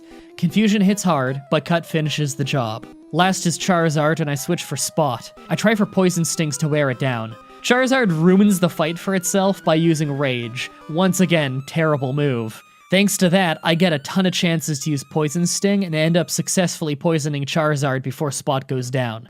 I send out Lola again and wear him down with Ice Punch. Rage has a lot of power at this point, but Lola wins me the fight in spite of being a much lower level than my rival. The following Giovanni battle was much easier thanks to his team being either weak to Psychic or Ice, so he was nothing to worry about. Next is Psychic Gym Leader Sabrina. First is her Kadabra. One Psybeam almost takes out Dukes as I use Sword Dance. Kadabra tries to heal despite having full health because this is Gen 1 and the AI is really bad, so I take him out with Fly. Her Mr. Mime uses a weak double slap, so Dukes hits it with Fly for massive damage, but goes down to Confusion. Mark is out next and finishes it with one big Scoop Slam. Venomoth is out, so I switch for Marcel and use Confusion. Leech Life is super effective, but still doesn't do as much as a second Confusion takes it out. Last is Alakazam. This thing is scary since in Gen 1, Psychic's only weakness was Bug type. Due to a glitch, Ghost moves don't even hit Psychics, and Dark didn't exist yet. There aren't even many attacking Bug moves. I think it's Leech Life and Twin Needle. Alakazam reflects early, so Slam can't finish him despite the crit.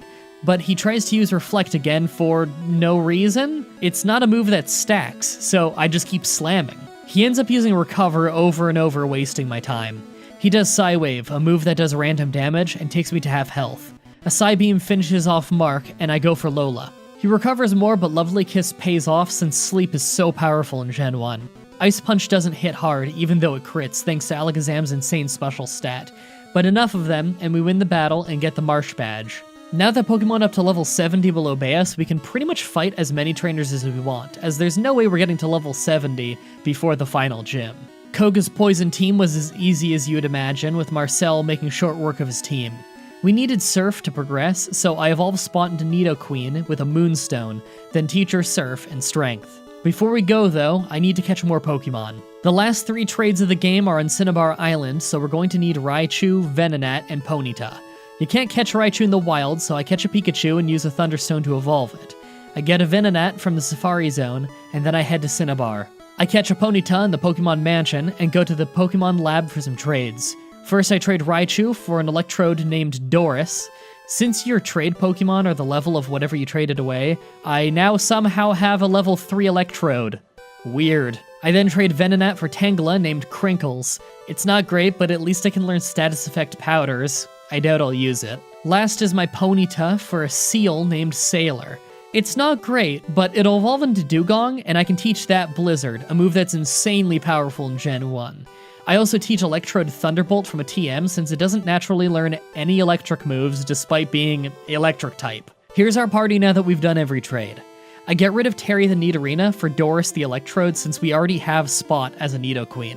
I also replace Mark the Lickitung with Sailor the Seal since Dugong is Ice type and that's much more useful. On to Blaine, the Fire Gym Leader. I mostly just took him out with Sailor using Surf, although at one weird point in the fight, Blaine tried to use a Super Potion on a Pokemon that's not hurt. That's Gen 1 AI for ya. The rest of the battle is pretty easy. Last for the gyms is Giovanni's Ground Gym. It's a total sweep with Surf. Giovanni didn't stand a chance.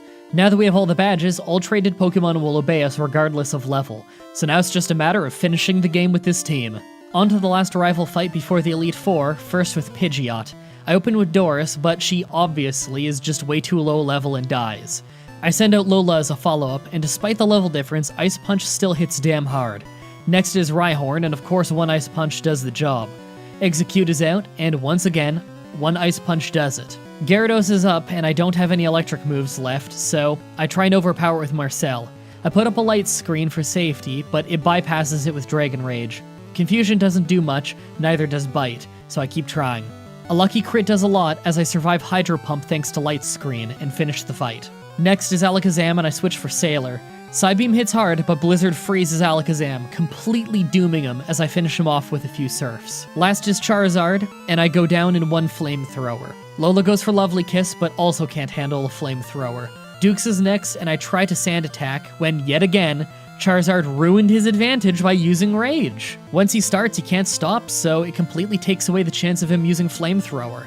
I Sand Attack him and switch for Spot when Dukes is down, then use Toxic to badly poison Charizard. Then I start using Slam because I'm dumb and forgot I have Surf on Spot. Either way, Charizard is doomed at this point, and after Charizard misses a hilarious amount of times, I take him out, winning me the battle. I may have lucked my way through that battle, but it's obvious my team's levels are way too low to handle the entire Elite Four, so I train them all up to level 50. Thanks to traded Pokemon getting extra experience, this doesn't take too long.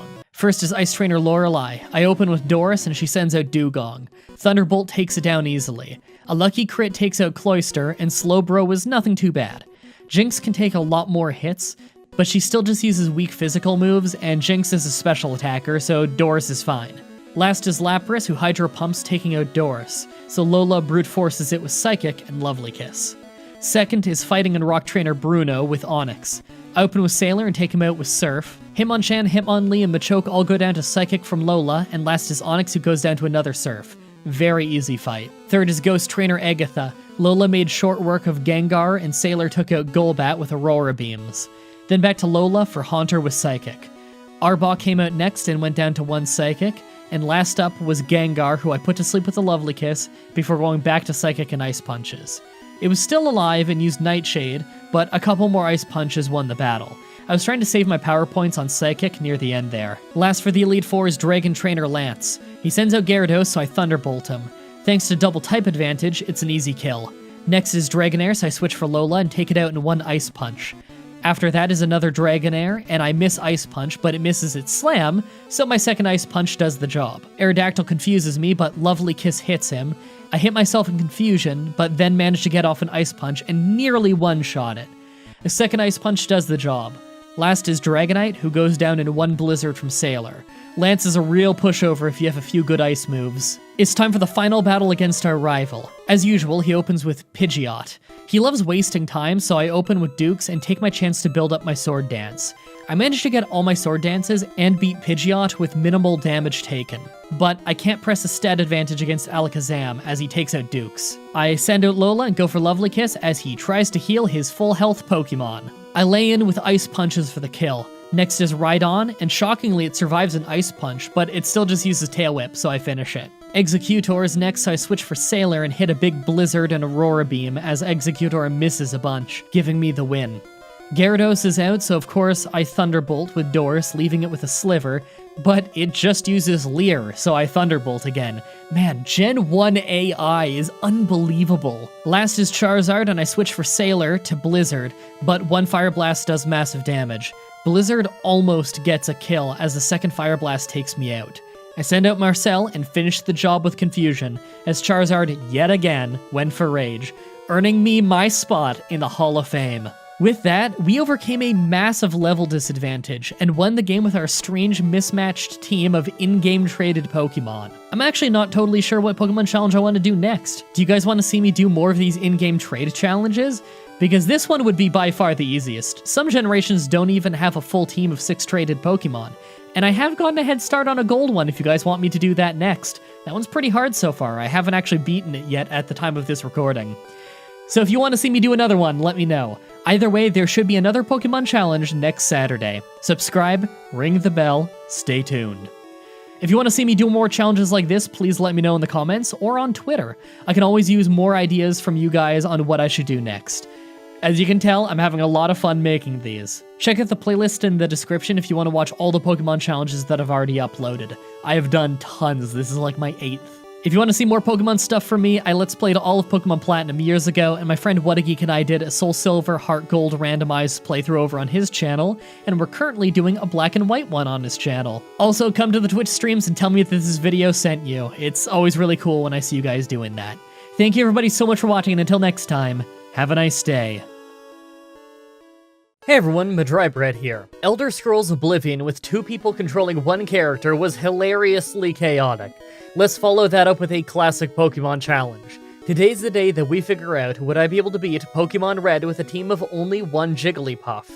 So this is gonna be a rough one. Looking at Jigglypuff's stats, we instantly see that our health is fantastic, and our attack is... well, it's horrible, but it's better than the 20 and the 25 that everything else is. Keep in mind that this is Gen 1, so we don't even get the 45 special attack, it's just 25 special. So we're slow and have almost no defense. By level up, not only do we not learn any good moves for a long time, but we start with no attacking moves, meaning we'll have to level up by using Struggle at the start. The one advantage we have is that by TM we can learn a ton of moves, but that still doesn't make up for just how awful our attacking stats are. Like always, I'm writing this script as I go through with the challenge, so all of this part is being written before I've started. Everyone comment down below and guess if I can win or not. I'm gonna say that it's gonna require that we'll be level 100 just to survive Lance, so I don't know if I can beat the Pokemon champion. Let's explain the rules. In combat, I can only use 1 Jigglypuff. I'll need other Pokemon to use HMs, but I won't be allowed to use any of those Pokemon in battle. No glitches or exploits, no items in battle, only Pokeballs, held items, and items outside of combat are allowed. Also, if you enjoy the video, be sure to like, subscribe, and ring the bell for more. Let's do this. So right off the bat, I use the Universal Pokemon Randomizer to replace Bulbasaur with Jigglypuff so that we can do the whole run with it. I name him Puff Jig, a reference to our Pokemon Stadium Let's Play on this channel. Our stats don't look too horrible yet compared to what's around us, but our only move is Sing, a low accuracy sleep move. We have no attacking moves yet. This is gonna suck. Alright, so what you're watching now is me leveling up twice, played at a really high speed in editing. Normally, to get your first few level ups, it hardly requires any experience, but it takes so long to get any experience that there's a lot to show. So here's our strategy. We're only gonna have Sing until level 9, and we start at level 5. So what I have to do for the first few level ups is walk around in Viridian Forest until I find a Metapod or Kakuna, use up my Sings on it, then use Struggle until it goes down. Because our only good stat is health, we don't take too much damage in recoil in comparison to our max health. In fact, we can take down a few Metapods and Kakunas without having to reuse up our Sings, thanks to some free early game potions giving us a way to heal outside of combat. It sounds bad, but this really isn't as awful as it would have been in any other gen, because at least we have Kakuna and Metapod, and they just don't fight back. This isn't as slow as the time I had to grind a Magikarp here in Fire Red, and it's not as difficult and as frustrating as when I had to grind Plusle in Pokemon Emerald, but this is still a pretty slow start to the run. A while later and we hit level 9, and it's a good thing we did when we did, because I had just run out of potions, and it would have sucked to run all the way back down to town to heal, just to have to run out of Sings again and struggle some more. Just because we have Pound, though, doesn't mean we're ready for the Rock Gym, so I'll grind a bit more. At level 13, I try fighting Brock, but it goes horribly, as you'd probably imagine. He has boatloads of full heals, so he can just keep waking up from sleep easily, and our Pound does just about nothing. Considering Sing has 55 accuracy, and he's got about 5 full heals per Pokemon that he has, we just ran out of power points before we could win, even with good sleep luck. At level 16, I try some more, this time just using Pound the whole time, but I actually just do the same amount of damage as last time, so it's not even close to a victory. This battle seems to mostly be up to luck on what moves our opponent decides to use. If I could just keep him asleep, this would be easy, but his full heals make that just about impossible. At level 19, we got Defense Curl, so I try the gym again. I use 6 curls right away so we can take the least amount of damage possible, then use Pound until Geodude finally went down. Onix was starting off decently, but we still didn't do much damage. He's faster than us, so we can still accidentally end up being hit by Bide, and before we could take it down, we ran out of power points on Pound. This is our only attacking move until level 24, so place your bets now on if we can even win this fight without Double Slap. I try even more at level 22. Geodude goes much better this time with the same strategy, but what surprised me was Onix. I mean, I shouldn't be surprised since I know Gen 1 is programmed so badly that anything could happen, but this was an especially weird one. Onix was put to sleep while using Bide. Normally, it would keep building power from damage and hit me whenever it eventually wakes up since sleep doesn't interrupt it, at least in this gen.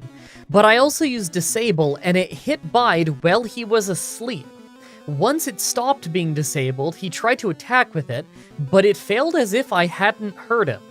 Then later in the fight, I disabled Bide again while he was awake, and it completely locked him into doing nothing for so many turns in a row that we just won. I kinda wanna try disabling active Bide in later gens just to see if it still works that way, because that's really weird. It forgot the damage I dealt. I'm gonna guess it's because of the combo of disabling Bide and him being asleep. Game probably doesn't know what to do if that happens. With that done, we have to do the water gym, but on my way, I took the Helix fossil. I knew that if I didn't say what I took, you'd all ask. Actually, now that I think about it, everyone asks anyway. Comments are good for the YouTube algorithm. At the water gym, we pretty easily take down Staryu, but Starmie was terrifying. Misty just picked random moves, so I just have to hope that she uses her weaker moves like Tackle rather than Bubble Beam or Recover. It was extremely close, but in the end, we managed to win. After that is the normally rough rival fight, but this time it was actually really easy.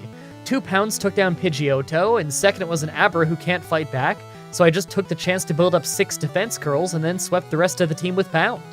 By the time we got to the SSN, we're strong enough that most regular trainers' Pokemon aren't really a problem anymore, but I'm still fighting tons of them. Our high health is nice, but as we're starting to fight more evolved Pokemon, base speeds will be higher and thus will get critically hit more. That's a Gen 1 thing, by the way. Crits are based on base speed. It's really strange. We need to press the advantage while we still have it. Oh, and by the way, while I was here, I grabbed the TM for Body Slam. We were about to learn it in a couple levels anyway, but there's no harm in having it early. Oh, and the SSN rival fight was a borderline sweep, but that's to be expected. This is usually an easy battle. So was the Surge fight, by the way, although I'm sure you were expecting that. I'm not sure if he's ever been an issue outside of Magikarp runs. Anyway, on the other side of Rock Tunnel, I go straight for the Grass Gym. It took a few tries not to instantly fall asleep and get taken out that way, but on the third try we got poisoned and it paid off because they couldn't put us to sleep, so we just slammed our way through the entire fight. The Pokemon Tower rival fight was another easy one. In fact, it was a no-damage sweep.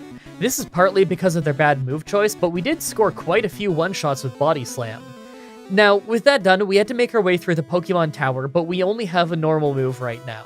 So I decided to replace Sing with that Thunderbolt TM that you get from Surge. It sucks to lose a Sleep move when Sleep is so strong in Gen 1, but it's only got 55 accuracy, and Thunderbolt is a really good move, even with our terrible special stat. So while I'm going through the Safari Zone to get some HMs, let's talk about the run a little bit. We're at level 50 right now, and most major battles recently have been really easy, but I don't think it's gonna last much longer. Because we're starting to fight some fully evolved Pokemon now, as great as our health is, the rest of our stats are gonna really fall behind. I'm thinking I can still probably make quite a bit of progress with Rest and Defense Curl as a combo, but strong special Pokemon are likely to always be an issue. I bet Koga will be easy with that combo though, so let's try that. So this battle actually ended up taking a few tries, mostly because of Smokescreen. See, we have to build up a few defense curls so that we can't get taken out by self-destruct at the end of the fight, but if we waste too much time building it up, then we're likely to be hit by Smokescreen so many times that we can't reliably deal damage anymore. It only took 3 tries, but that actually didn't go as well as I thought it would. After that, I skip ahead to the Fire Gym, where I easily win thanks to Blaine doing things such as using a Super Potion on a Pokemon with full health rather than, say, using Fire Blast? At Silphco, for possibly the first time in any of these Gen 1 runs, the moment I walked in, I just fought the trainers to get to my rival, then beat him on the first try. Normally, Rival Fivel is pretty brutally hard, but Body Slam and Thunderbolt took down his team pretty easily. In fact, if Pidgeotto didn't crit us at the start, we wouldn't have gotten anywhere near red health. Even the Giovanni fight after it easily could have gone worse if not for how they often didn't pick their best moves. That's nothing new in Gen 1 though, most trainers just pick random moves back then. After that, I went after the Psychic Gym and actually got outsped by your team. We had to resort to rest at one point because we got both paralyzed and heavily damaged, but we recovered from that pretty well. Alakazam is what really surprised me, because when we paralyzed him with Body Slam, he still ended up being faster than us. That's pretty rare, especially with the level lead we end up with often in these Pokemon challenges. Finally, it's the last gym fight with Giovanni. First was Rhyhorn, so I started by using 3 defense curls so that we don't get beaten up too bad, then a few Body Slams to try and take him down. Dugtrio was second and instantly bypassed the defense with a critical slash, but one Body Slam took it down as well. Nidoqueen almost went down in one hit, but our Poison Sting didn't poison us, so we finished it. Nidoking was nearly a one-shot, but he also hardly hurt us before going down, and last was Rhydon. Body Slam did almost nothing to him, but we paralyzed him right away. His Stomp did hurt enough that I knew a crit would take us down though, so I used Rest, then curled more to undo his Tail Whips that he did while we were sleeping, before finishing him off. After that is one last rival fight before the Elite Four, and although we still won on the first try, it wasn't exactly the easy sweep that we're used to. I had to spam out a ton of defense curls against Rhyhorn, because he just kept using Tail Whip on us, and we couldn't afford to have low defense, and I even had to use Rest to heal up against it. In fact, Charizard almost took us out by the end because Flamethrower is a special move, and Slash crits a lot. I'm not sure if we're able to beat the Pokemon Champion yet. Speaking of the Pokemon Champion, and by extension the Elite Four though, that's next, so let's take one last look at our stats after Victory Road. Our health is pretty great for one of these runs, and our attack is passable? Our defense, speed, and special are all completely awful though. We've somehow dominated most of the run though, so maybe this will be easier than I expect. Make your final guesses on if we can win this or not. Let's do this. First is Ice Trainer Lorelei. I tried this one about a dozen times, and this was the best attempt. I think we finally reached the tipping point where our special is so weak that even basic special moves can deal massive damage to us, and our attack isn't even close to high enough to take out many of our opponents fast enough to not just get obliterated. Considering just how much higher our attack is than our special, Body Slam is by far the strongest move we can learn just for attacking. We could learn Mega Kick, but it misses quite a bit and can't paralyze the opponent. At the end of the day though, our stats are abysmal. Let's just level up a little bit. It's been a while since I bothered showing you a bit of grinding in one of these runs, hasn't it? Yeah, I don't usually show this that much anymore, mostly because you've probably heard me talk about it a million times in my earlier challenges. You know how this grind is. I've got to do it at the Seafoam Islands so that I'm not running into Rock-type Pokemon constantly, and I just slam and Thunderbolt my way through over and over. It takes forever, but you probably already knew that, so I don't want to waste your time. Let's just get back to the fight. I try a few more times after a serious grind session, and sometimes I still just go down due to being frozen solid. But it didn't take many tries before I could finally win. Weirdly enough, one of the biggest problems in this winning run was that they kept using Growl to lower my attack, so Body Slam wasn't good enough anymore. Hilariously enough though, because this is Gen 1, whenever your stats change, the game reapplies your badge bonuses. Lorelei had no idea she was actually buffing my special, allowing me to get the win with Thunderbolt. Second is the fighting trainer Bruno. He was no problem though. I just defense curled a bunch to make sure that any fighting moves that could slip through wouldn't one-shot us, then slammed our way through the rest of the team. Third is Ghost Trainer Agatha, and this one is awful. Pokemon being switched in and out for no reason, constantly getting confused and put to sleep, and all of this with us doing almost no damage with Thunderbolt due to our abysmal special stat. Even with all the defense curls that I had to use for safety, the extra special it ended up giving us due to the badge boost glitch was never enough to take out even half of her team. After the bulk of this run being so easy, I'm surprised that it's this rough in the Elite Four. I just don't have the firepower I need, so I'm gonna have to level up more. A handful more levels later, and I have about a dozen attempts of mostly just hitting myself over and over, but eventually we get this brutally weird run where I pull out the victory. This battle is all about luck. Fourth is Dragon Trainer Lance. This one was actually really easy. I just used a TM to replace Thunderbolt with Blizzard, slammed down Gyarados, and then the rest of his team went down easily to Blizzard. Finally, the Pokemon Champion. Pidgeot was first, so I took this chance to defense curl 3 times, then took out Pidgeot in 2 body slams. Alakazam is second, and instantly set up Reflect, so we couldn't one-shot him, but he just used to recover, and we outdamaged his heal, so we won. Rhydon was a one-shot with Blizzard, but Executor hung on. He was just using Barrage though, a pretty garbage move, so we finished him off with a body slam. Fifth is Water Onix, who we instantly paralyzed, but he hit us for tons of damage with Hydro Pump. I decided to rest so that I'd have more health for Charizard in case he crits me with Flamethrower. After that, I took him down. Last is Charizard, but he goes for Rage, pretty much giving up the fight by locking himself in, as we easily slammed him down for the victory. Well, that was a crazy one. I thought it would be totally brutal the whole way through, but it ended up being hard right at the start, incredibly easy for most of the middle, then super hard right at the end again. I really hope you guys like that run. For next week's Pokemon Challenge, I'm doing the much requested Pokemon Gold with 1 Spinarak. That one should be pretty brutal considering Sludge Bomb is gonna probably be my best move. As always, I'm looking at your suggestions in the comments, in the challenge requests section of my Discord channel, and on Twitter. Subscribe, ring the bell, stay tuned. If you guys want to see me do more challenges like this, please let me know in the comments or on Twitter. I can always use more ideas from you guys on what I should do next. Also, check out the playlist in the description if you want to watch all the Pokemon challenges that I've already uploaded. If you guys want to see more Pokemon stuff from me, my friend Whatageek and I have been doing a randomizer playthrough of Heart Gold and Soul Silver, Black and White, Red and Blue, and now we're doing Omega Ruby and Alpha Sapphire all over on his channel, linked in the description. You can also watch myself, Whatageek, and Gooseit playing Pokemon Stadium and Pokemon X here on my channel. Also, come to the Twitch TV streams and tell me that this video sent you. It's always cool to hear how you found the channel.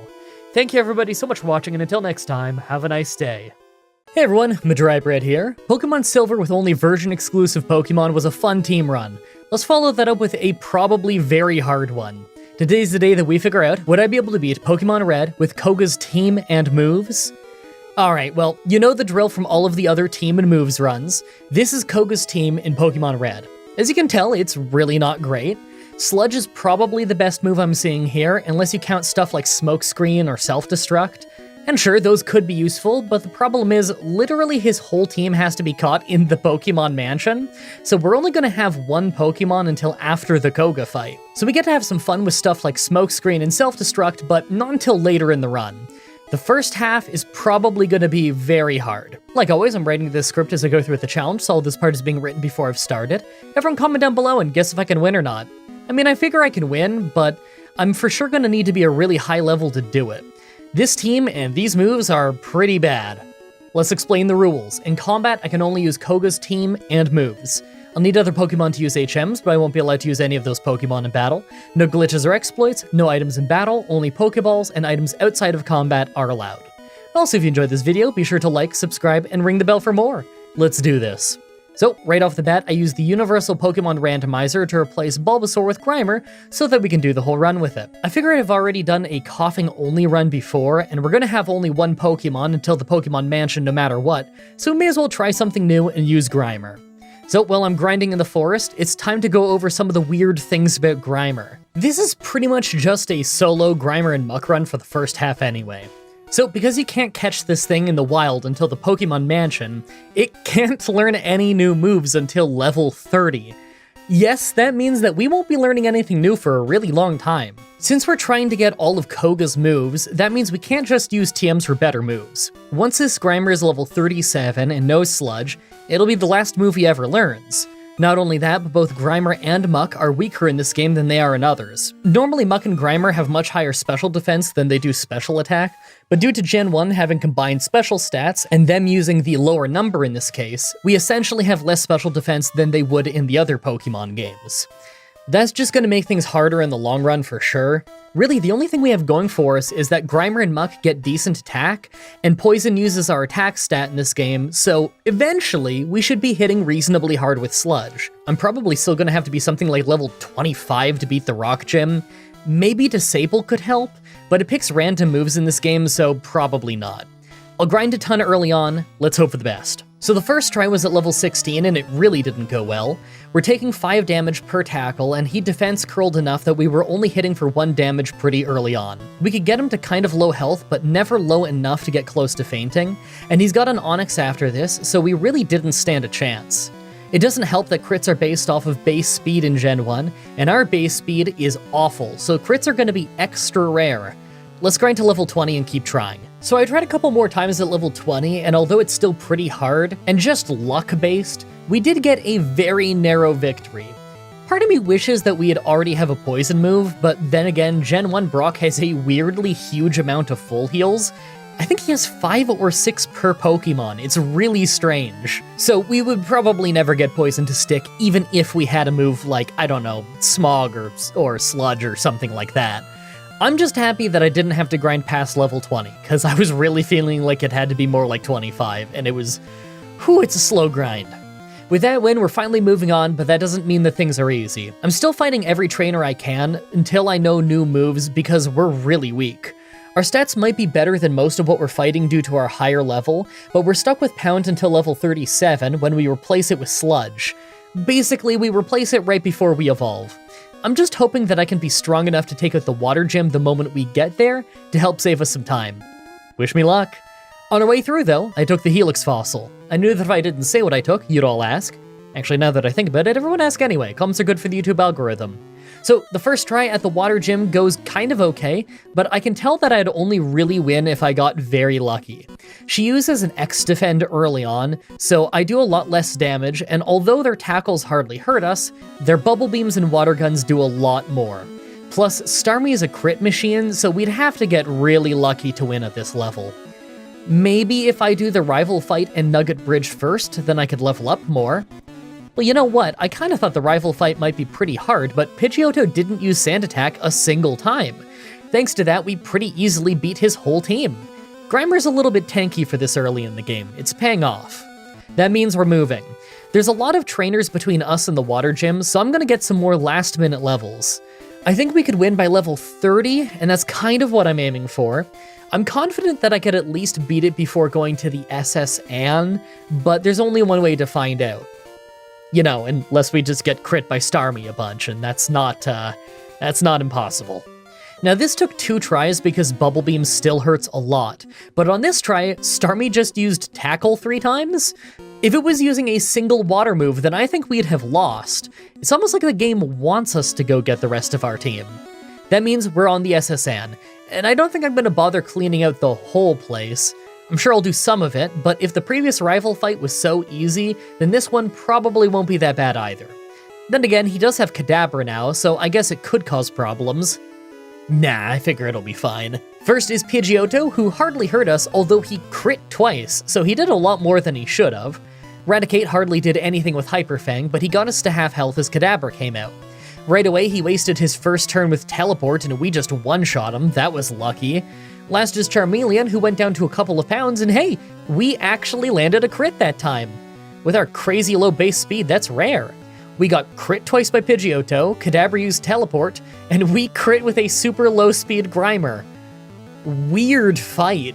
The Electric Gym right after was a very, it was a very Surge fight at first, with them seemingly always picking their worst possible moves, but Raichu actually did put up a bit of a fight near the end.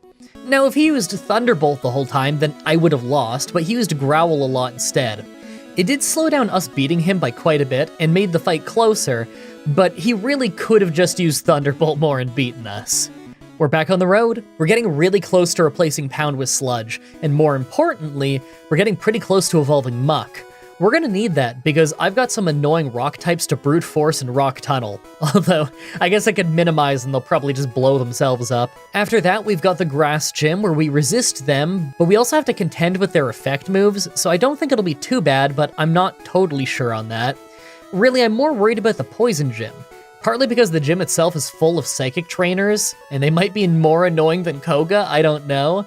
But also that I'm fighting Koga's whole team with Sludge, a move that he resists.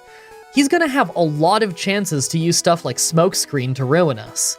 Let's hope that we're just really strong when we get there, because that sounds like it's gonna be a nightmare. So the Grass Gym was pretty easy. They didn't actually go for any scary Affliction moves, so we just hardly ended up taking any damage.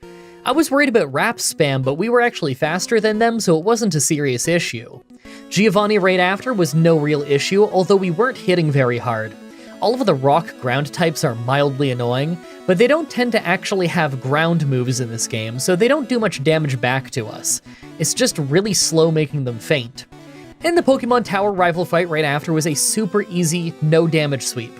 This rival fight is pretty much always easy though, it's just how it is, nothing to worry about. That means we're traveling to the Poison Gym. Now I'm really hoping that I'll be able to win it quickly, because the moment we win, then we can go get 3 Coughings, but I'm skeptical. I could see Smokescreen spam being a serious problem, and I figure I'll probably have to spam Minimize myself to stay competitive. It's not exactly a fun strategy, and just one Smokescreen getting through and hitting us will drop our chances of hitting Sludge by a third, because this is Gen 1 and it works a little different, but it's all we can do. I'm gonna use some PowerPoint ups on Sludge to make sure we have enough uses of it, and then I'll start making attempts. Okay, so this Poison Gym fight was amazing. It both went exactly as badly as I thought it would, and yet Koga threw us a bone anyway. So right away we were getting ruined by smoke screens. I didn't bother using Minimize at all because I wanted to see if I could win with Sludge Spam first, and it's kind of working, but when his Muck came out and started using Minimize, we were missing like crazy. Still, we would hit every once in a while and it would do decent damage. As we finally made it to his Wheezing, we only had 8 uses of Sludge left, and the first one missed. We probably would have run out of power points and lost the fight, but Koga decided to use Self-Destruct, hardly hurting us, and handing us the win and the TM for Toxic that we're gonna need for our own Wheezing. Thanks, Koga. You're a bro. You know what that means? We finally get the rest of our team. Right away, I surf to Cinnabar and catch myself 2 Coughings, and I catch a Wheezing, cause Wild Wheezings are here. Each one has to level up a little bit to learn their moves, but they don't really need to level up very much. I give the TM for Toxic to Wheezing right away so that it matches Koga's team, but to be honest, I think I'm gonna have the most fun with Wheezing just blowing up. I should probably buy a ton of revives. I'm expecting to blow them up for fun pretty often. Let's see if we can beat the Fire Gym early. It's tradition. Alright, so the first Growlithe just uses agility instead of fighting, and Blaine decided it was worth using super potions on it anyway, so that gives you an idea of what we're dealing with. I was thinking that maybe I'd use other members of the team for fun, but I forgot to set the battle style to shift, and I usually have it set on set so that I'm not constantly getting bugged on if I want to switch to HM Pokemons. So, I beat the entire gym only with Muck like it was nothing at all. Again, I know I've said it before, but Blaine really needs to have his badge revoked. This is ridiculous. That means I'm on to Silphco.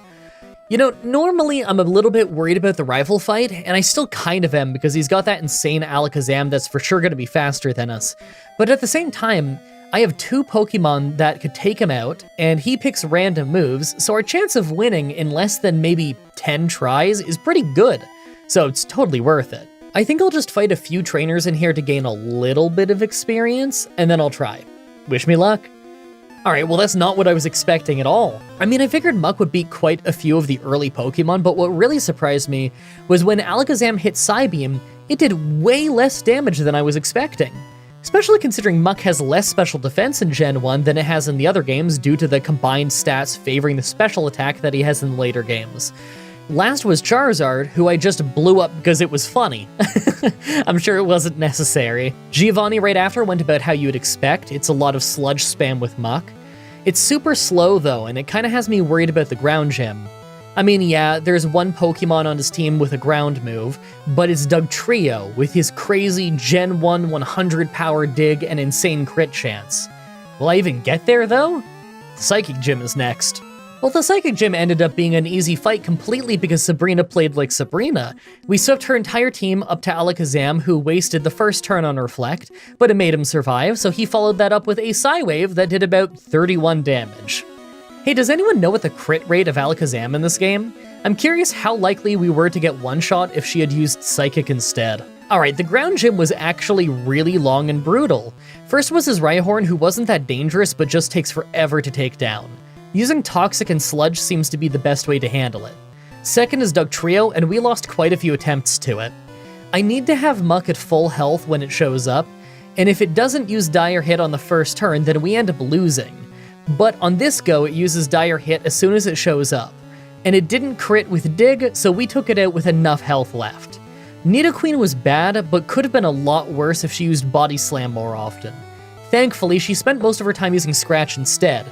Nidoking was pretty brutal because he was using Thrash a lot, and not really hitting himself in confusion nearly as much as I would like. We lost Wheezing, and Muck only had 2 health by the time he went down. Last was Rhydon, so I sent in Coughing to hope to poison it with Sludge.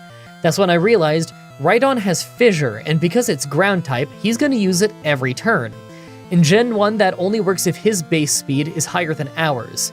Now, Rhydon isn't faster than much, but it does have a higher base speed than Coughing, so eventually we went down to that. But you know what it doesn't have a higher base speed than? Muck. Our 2 health Muck just sat there for an entire minute, slowly taking out Rhydon with Sludge as poison damage chipped away at it. What an incredibly Gen 1 victory. Last is the rival, who was a total squash until Alakazam hit a Psychic that nearly took out Muck before we one-shot him. Last is his Charizard, and he's incredibly tough, so I blew up Zingui to weaken him, then threw in a Coughing to slowly finish him off. Now if he just used Slash every turn, then I think he would have taken out both of our Coughings, but he used Rage pretty quickly, and it doesn't crit nearly as often, so we won pretty fast. I hope that he's easy at the end of the game, but somehow I don't think he will be. So we're traveling to the Elite Four, and I'm kind of dreading it. Maybe Lorelei will be okay, Bruno should be fine. I'm not even that worried about Lance because he's just gonna spam Agility, but Agatha is gonna be a nightmare. Her entire team is Poison type, so she resists Sludge and I can't use Toxic. Not only that, but she'll use Hypnosis and Dream Eater. That heals her and will probably just one-shot a lot of our Pokemon.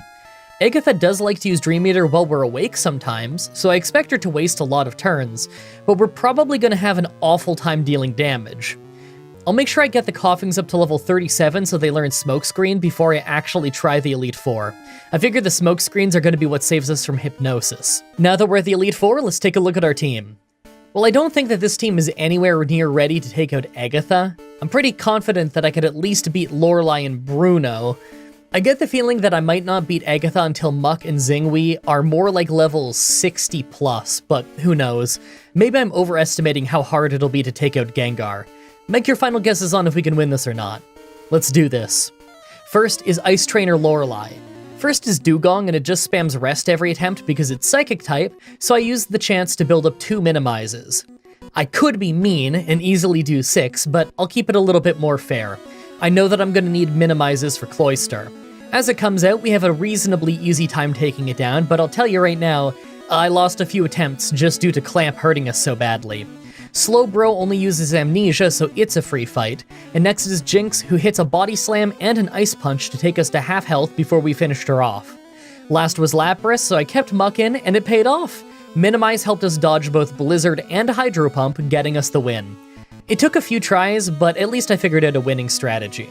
Second is Fighting Trainer Bruno. This one is really simple, Toxic for the Onix and Sludge with the Muck for the fighting types. I mean, other than Machamp, who I blew up on at first because it was funny.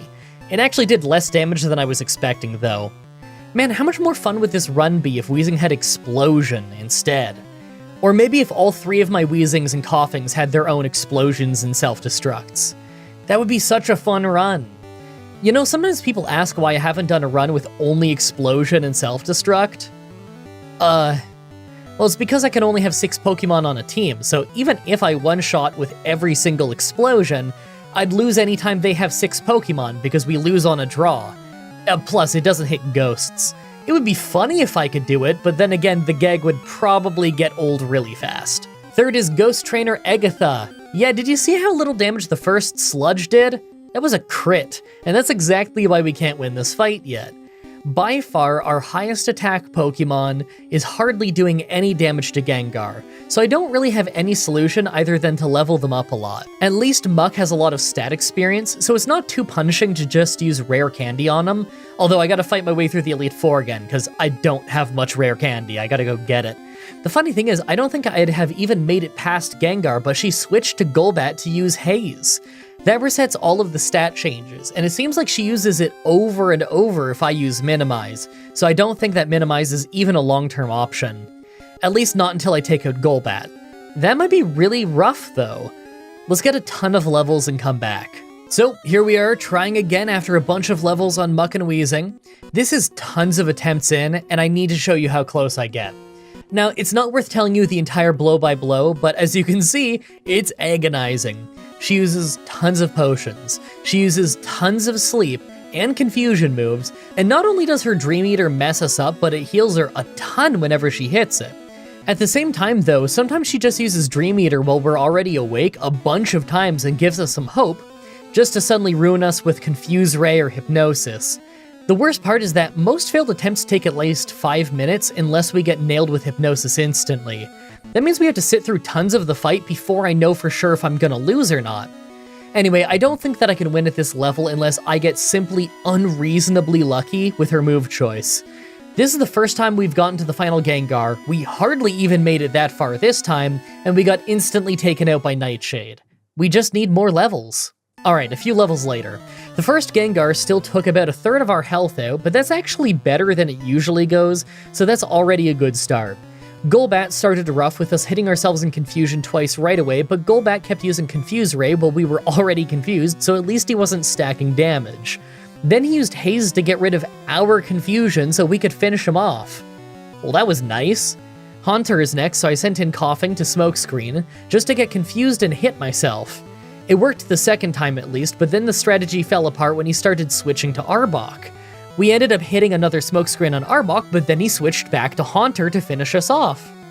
Alright, Smokescreen isn't gonna work yet. So I sent in Zingui as Arbok came back out, and thankfully it was just using Acid instead of Glare, so we took it out pretty fast. Haunter was sent right back out, so I sent in Coughing, knowing that I don't think it can switch between the Gengar and the Haunter to remove debuffs. Problem is, we got put to sleep, confused, and then one-shot with Dream Eater, so Smokescreen is off the table.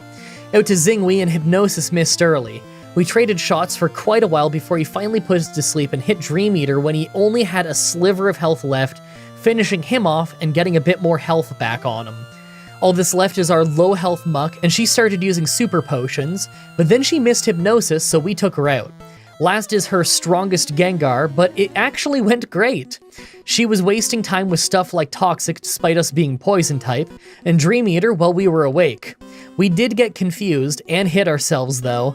Every time I thought I was about to win, she'd use a potion or confuse us, but in the end she ended up wasting enough time and we actually finally took her down. That was the hardest fight this whole run by far. Fourth is Dragon Trainer Lance. This one was super simple. All of his dragons have Psychic-type buff moves, so they just use that over and over. The only Pokemon that actually fight us are his Water Onix and Aerodactyl. Water Onix was super easy with Sludge, and for Aerodactyl, I just hit Toxic, blew up on it, then had Muck finish it with Sludge. It would have been super easy, but we hit ourselves in confusion, and then he used a Hyper Potion. It was okay though. We were tanky enough to last long enough to take it out. I'm sure if Dragonite used real moves, it could have put up a serious fight, but it didn't, so it was easy. Finally, the Pokemon Champion. First is Pidgeot, who did the genius move of using Mirror Move as the first move, so nothing happened. Then he followed it up with a Whirlwind in a trainer fight when it does nothing in this game. He went down fast. Second was Alakazam, and we got nailed with Psybeam for half of our health, got confused, then one-shot him with Sludge. Hey, that's one huge threat down. Rhydon is next, and this thing takes a year to take down, so I used Toxic, and then sent in Coughing to spam Smokescreen before eventually switching back into Zingui to hit Sludge more. It didn't look like much, but that took almost 3 minutes. Executor was just a one-shot with a critical Sludge from Muck, and fifth is Water Onix. Now this started awesome with us hitting it hard, it just using Dragon Rage, and us poisoning it. Problem is, we got it a sliver from fainting, and it just hit a Hyper Beam to take us out. Then he used a full restore as I sent Coughing in to finish him off, so I just hit a weak Sludge before he Hyper Beamed that down too. I sent out Zingui, and thankfully he missed his Hyper Beam, so we hit Sludge, but then he started using Dragon Rage, so we're still taking damage. We really lucked out when he missed Hydro Pump, and we finished him off, but all we have left is Zingui and one Coughing. That's when the magic happened. Charizard used Rage on the first turn. So to avoid powering him up by actually hitting him, I used Toxic to start dealing damage, then switched to Coughing to spam Smokescreen. We fainted eventually, but then I could send Zingui back in to hit Sludge and finish it off. We finally won. You know what? That team sucked, and it could have had a more fun moveset, but I still really had fun with that run. I love a lot of Gen 1 poison types, so it was fun to use them, and just getting to use stuff like Self-Destruct and Smokescreen is always a fun time, even if it's a little bit later into the game than I would have liked. I really hope you guys like that run. The next Pokemon Challenge should be up next week on Saturday, like usual, with Pokemon Heart Gold with only one Tropius. Sounds like a weird one, right? That's why I want to do it. As always, I'm looking at your suggestions in the comments in the challenge request section of my Discord channel and on Twitter. Subscribe, ring the bell, stay tuned. Outro time. I have been streaming more. You may have seen it on the channel, because I do, of course, upload all the stream footage onto the YouTube channel after, so you may have seen a little bit, and you may not have, but you can look through the video section or the playlist section if you want to find those.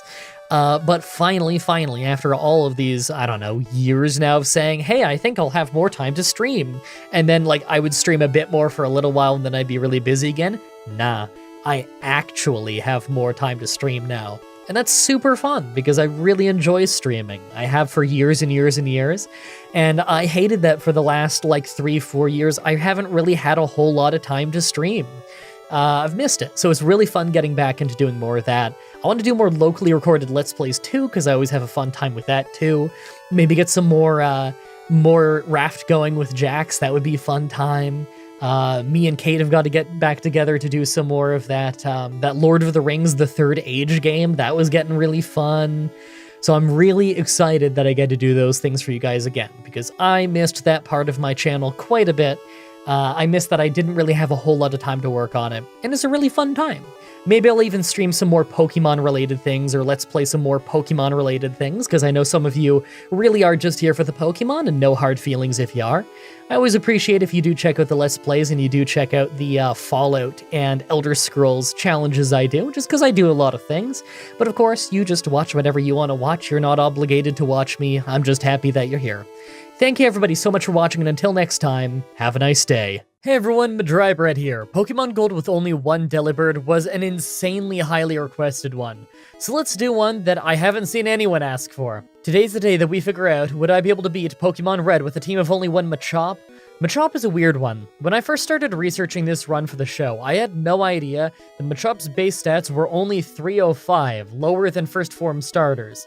His attack and health aren't bad for a first form Pokemon, but his speed and special are absolutely awful. Battles with strong special attackers could be a real problem, and considering just how slow we are, I don't know how well we'll be able to take out the Psychic Gym. Our level up moves are incredibly underwhelming, considering that in Gen 1, Low Kick is just a 90 accuracy move that can cause flinching, and Karate Chop is normal type. We don't really learn any good moves by level up.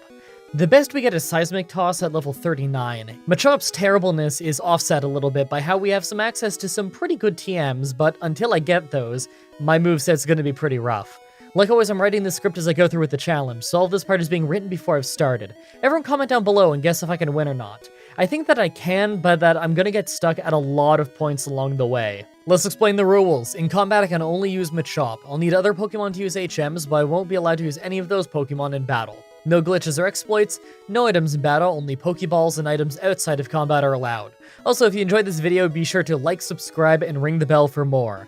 Let's do this. So right off the bat, I use the Universal Pokemon Randomizer to replace Bulbasaur with Machop, so that we can do the whole run with it. I replaced Bulbasaur so that my rival would have Charizard, the hardest for us to fight. I name him Aldous, because if you're gonna aim high, you may as well aim for the top. So right off the bat, I'm karate chopping bugs. Now, if you're like me, you probably didn't think that this is how the run was gonna start. When I first thought of this challenge, I thought that I'd destroy Brock, no problem, because I have fighting moves, and that I'd be underleveled when I get to Cerulean, and that'd probably be the first stumbling point. But I quickly realized while researching this that we don't learn a fighting move until level 20, and by then we could probably just crit a bunch with Karate Chop to get the win. Despite it being called Karate Chop, this literal martial arts move was a normal type move until Gen 2. I have no idea why. Also, our back sprite looks half hilarious and half terrifying. There is something weird about him. Oh, by the way, the poison made us faint literally on the step where I could have asked for healing, and I lost half my money due to that. Gen 1 can be really ruthless sometimes. When I get to Brock, I'm only level 12, but it's still worth a try. It looks like we're only hitting for about 1 damage when we don't get a crit, but weirdly enough, Geodude spams Defense Curl so much that we actually only get hit once by Tackle before he goes down. We don't have the same luck with Onix, though. He's got Bide, and we don't have any non-damaging moves, so we just have to hope that he doesn't use it that much. We hardly ended up hurting him before we went down. We're only at level 12, we don't know Wrist Lock from Wrist Watch yet, so I decided to get a few more levels. At level 15, I try again, and thanks to Geodude using Tackle more, we actually had more damage coming into the fight with Onix than last time. We did end up doing much better against Onix, partly because we got luckier on his move choice, but critical hit luck is a big factor in this fight. Karate Chop is like Slash. It crits a lot, and we need that because it bypasses stat changes. By the time that we went down, we had almost taken out Onyx. Another level and a little luck should get us through it. After 5 more tries at level 16, we finally get just the right balance of critical hits while he's not using Bide, and non-critical hits while he is using Bide, to just hardly hang on and get us our first title. In Mount Moon, I decided to grind just a bit until I hit level 20 and learn how to low kick. In Gen 1, it's just a weak 50 power, 90 accuracy fighting move. It's got a solid 30% chance to cause flinching, but we're also pretty slow, so we probably won't get much use out of a flinch move. On our way through, though, I took the Helix Fossil. I knew that if I didn't say what I took, you'd all ask. Actually, now that I think about it, everyone ask anyway. Comments are good for the YouTube algorithm. On the other side, I decided to go straight after Misty's Water Gym. Staryu went down quickly, but did some solid damage with Water Gun, but Starmie was far too strong for us. Our special is terrible, and our speed is just as low, so Bubble Beam made really short work of us. I go after the rival next. Pidgeotto is first, but he doesn't have any flying moves, and its sand attack misses, so we take him out pretty quickly. Second is Abra, who can't fight back, and third is Rattata. He does a bit of damage with Quick Attack before we take it out in one low kick, and last is Charmander. It scratches us for a little damage, we Karate Chop it for most of his health, he uses Leer, and I finish it off. He probably should have just used Ember and hoped for a burn. After taking out all of the trainers in the north, we come back to Misty's Water Gym, and for yet another run, she randomly doesn't use Bubble Beam, and instead, she just loses fast because she decided X Defend and Tackle were the right moves, while I just crit her with 2 Karate Chops in a row. Next is the SSN, so while I'm there, I make sure to pick up the TM for Body Slam. It's got 85 power and 100 accuracy, so it's already way more reliable than Karate Chop. It's also got a solid 30% chance to paralyze, although because of the weird way that Gen 1 is programmed, it can't paralyze normal types. I had to make sure I grabbed it right away, though, because the SSN leaves after, and it would suck to miss out on this TM. Now that we can scoop slam people, though, we go ahead and drop our rival's whole team on their necks and get back on my journey. The Electric Gym also goes just as easily, mostly because he picked terrible moves, and then the 256 glitch made Raichu's 100 accuracy Thundershock miss. I actually didn't know that the opponents can run into the 256 glitch. I don't know if I've had that happen yet. I'd redo the fight to give Surge a fighting chance, but I think we all know he wasn't gonna win. I make my way to the Grass Gym next, and it looks like our Body Slam sweeps might be coming to an end soon. Right away, Victory Bell outspeeds us and misses its first Poison Powder, but the second one hits as we take it out. Tangela tries to bind us, and that would have been really bad due to also being poisoned, but it missed and we took it out. Last is Vileplume, and its Mega Drain takes a solid chunk out of us twice, but our Body Slams are just too strong, and 3 did the job. With that done, I go and spin around in the Rocket hideout under the Game Corner. You have to wonder, does Team Rocket own the Game Corner, or did they just have a working relationship with the owner? Is this some kind of racket? Is the money that I spend in the Game Corner going back into funding Team Rocket? I never really thought about it before, but there's some dark implications going on here. Anyway, Giovanni was just an easy beatdown, as I'm sure you expected. Fighting is good against both rock and normal types, and that's all he has. At the end of the fight, we hit level 39 and learned Seismic Toss. It's not great, but it's better than Leer, so I'll take that. The rival fight in the Pokemon Tower is usually an easy one, and this time was no different. We body slammed our way through the fight just fine, although we did lose half of our health in the process. Alright, you see where I'm standing. I'm sure plenty of you are thinking this could be the end of the run right here. Another sizable chunk of you are probably thinking that I'm gonna need to use Bide to get past here. Another weirdly large chunk of you are yelling Toxic right now, and you can't get that until after Koga, and these ghosts are all also poison type, so that wouldn't work, but some of you say Toxic is the solution to everything, so I'm not surprised. What I am surprised about is the actual solution. Seismic Toss works on ghosts. I have absolutely no idea why I can throw a ghost. I've made jokes about Guldine's Horn Attack and Peck being the same move and how it doesn't make sense why only one of them can hit ghosts, but this is even dumber than that. I cannot chop a ghost with my hands. I cannot kick a ghost with my feet. I cannot lift and slam a ghost on the ground, and yet somehow I can throw a ghost. Someone get Zach Baggins on the horn again. I think we've made a paranormal breakthrough. Poison gym time, and we basically didn't have a level advantage at this point. The first coughing I luck out on, and none of his poisoning moves hit, and second is Muck, who misses Disable as we slam him. He starts using Minimize, and he hits us with Poison Gas, but after a ton of rounds of missing while he used X items, we took him out. The next coughing was an easy 2-shot thanks to a crit, but the poison is building up. Wheezing is last, and it instantly self-destructed, taking us out. I think it's fair to say that I could have beaten that with better luck without missing, but I decided to just go ahead and get a head start on Silphco instead. I'm gonna need to clear out the place eventually anyway. During the process, Aldous hits level 46 and tries to learn Submission.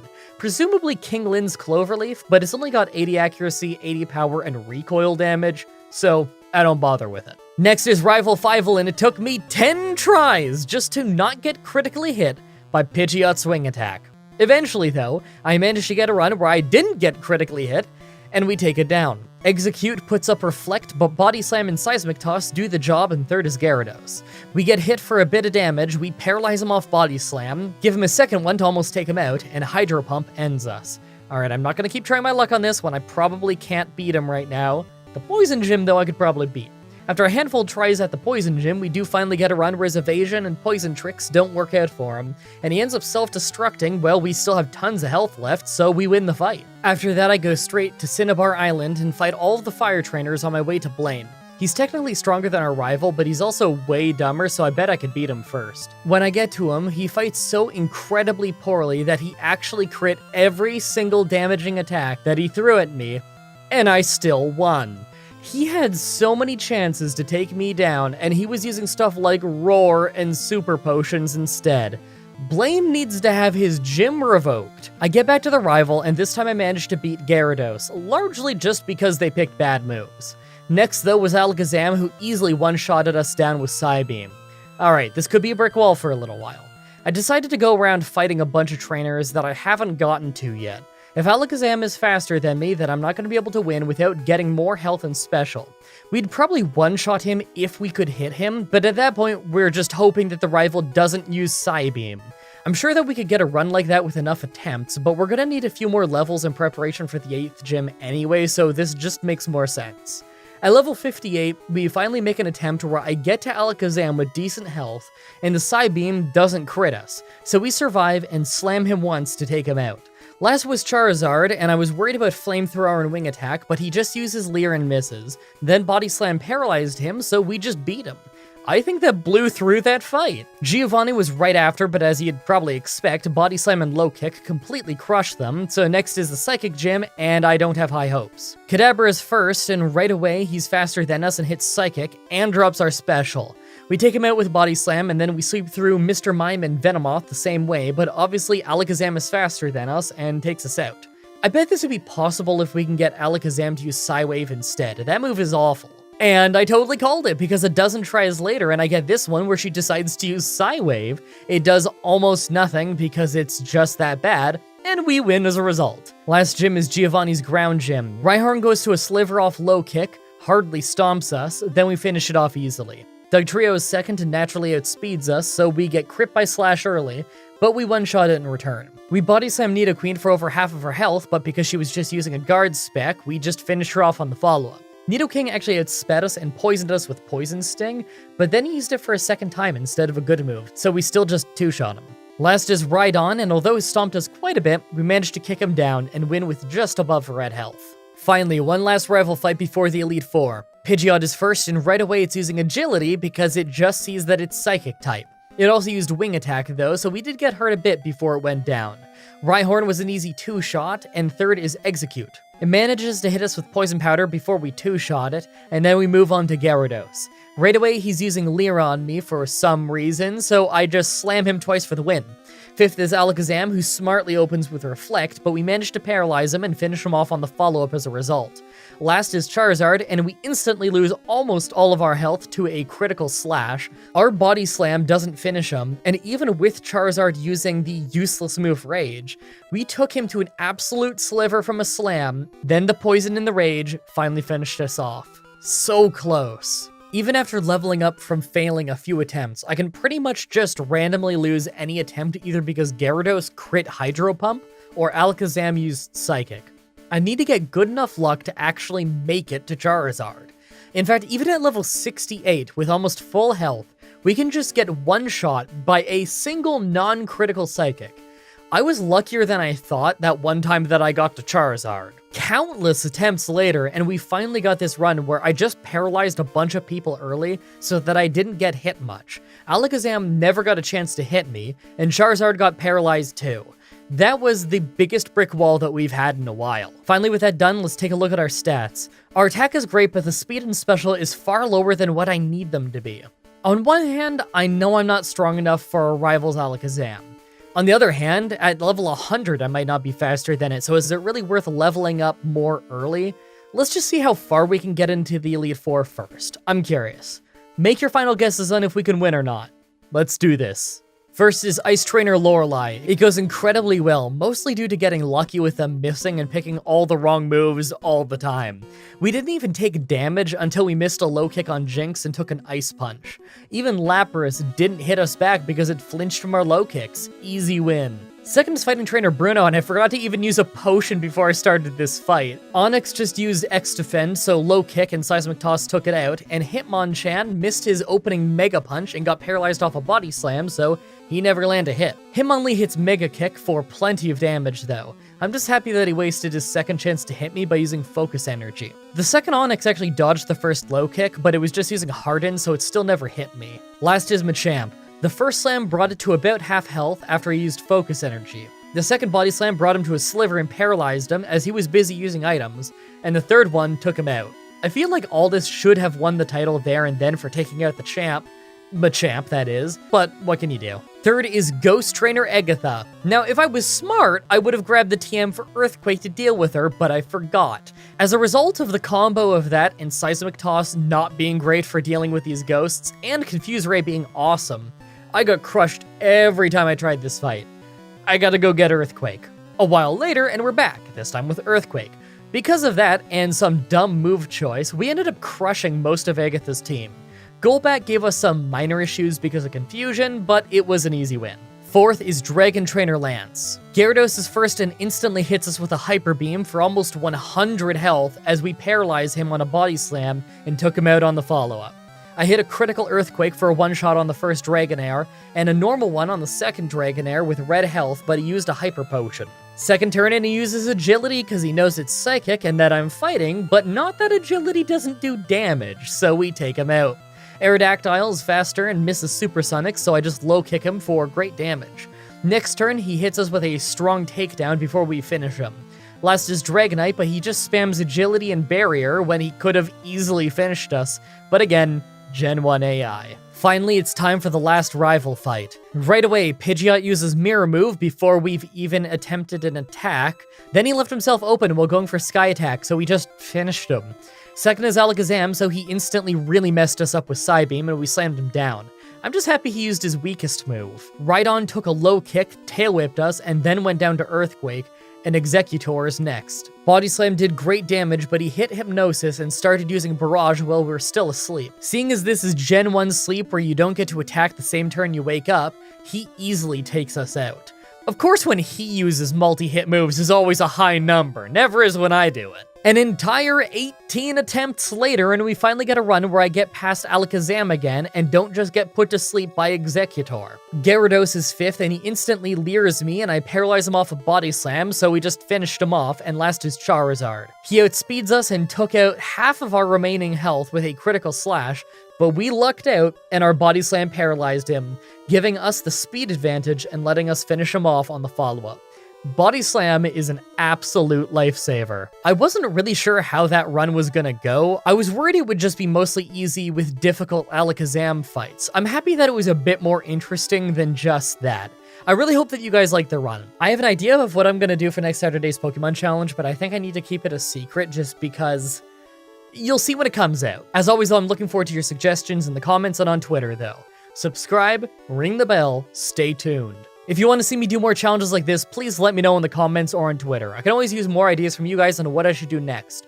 Also, check out the playlists in the description to watch all of the Pokemon challenges that I've already uploaded. If you guys want to see more Pokemon stuff from me, my friend Whatageek and I just finished a Gen 1 randomizer over on his channel, linked in the description. You can also watch myself, Whatageek, and Goosit playing Pokemon Stadium here on my channel. Also, come to my Twitch TV streams and tell me that this video sent you. It's always cool to hear how you found the channel. Thank you everybody so much for watching, and until next time, have a nice day. Hey everybody, Mah-Dry-Bread here. Elder Scrolls Oblivion, while completely invisible, was a hilariously broken mess of a run. Let's follow that up with a classic Pokemon solo challenge. Today's the day that we figure out, would I be able to beat Pokemon Red with a team of only one Magnemite? Alright, this looks like it's going to be a brutal one. I'm expecting this to go about as horribly as the Lieutenant Surge run. So we're all looking at the stats, right? Now, Magnemite is both weaker and stronger in Gen 1 than he is in the rest of the series, in a weird way. We're stronger because there's no special attack and special defense, just special. And we have a special of 95, so that's actually really high. Like, that's a lot more special defense, essentially, than a Magnemite would normally have. Problem is, Steel-type didn't exist in Gen 1, so we don't have all those resistances that would come with it, nor do we have, like, the Levitate ability or whatever it is Magnemite normally has in Gen 3 onward. We still have decent defense for a first form Pokemon, but our health is awful. For level up moves, we don't really learn that much, just all the typical Gen 1 moves for electric types. Thunder Shock, Sonic Boom, Supersonic, Thunder Wave, Swift, Screech, all the standard ones. In fact, only the standard ones, since we don't learn things like Thunderbolt by level up. Yeah, I think I'm basically just rolling with Sonic Boom for rock and ground types, and then Thunder Shock for everything else until we get the Thunderbolt TM. Speaking of, here's the TM list. No Body Slam is rough, since that's usually the best normal move we can learn in Gen 1 runs, since, you know, Return didn't exist yet. Reflect could be pretty good since it doesn't wear off in Gen 1, but I'm not sure if I'll actually end up using it. You know, if being frail is too much of an issue at the end of the game, then maybe I could use Reflect and Rest? Then again, Rest is weaker in Gen 1 since you miss an extra turn. Probably not worth it. Like always, I'm writing the script as I go through with the challenge, so all this part is being written before I've started. Everyone comment down below and guess if I can win or not.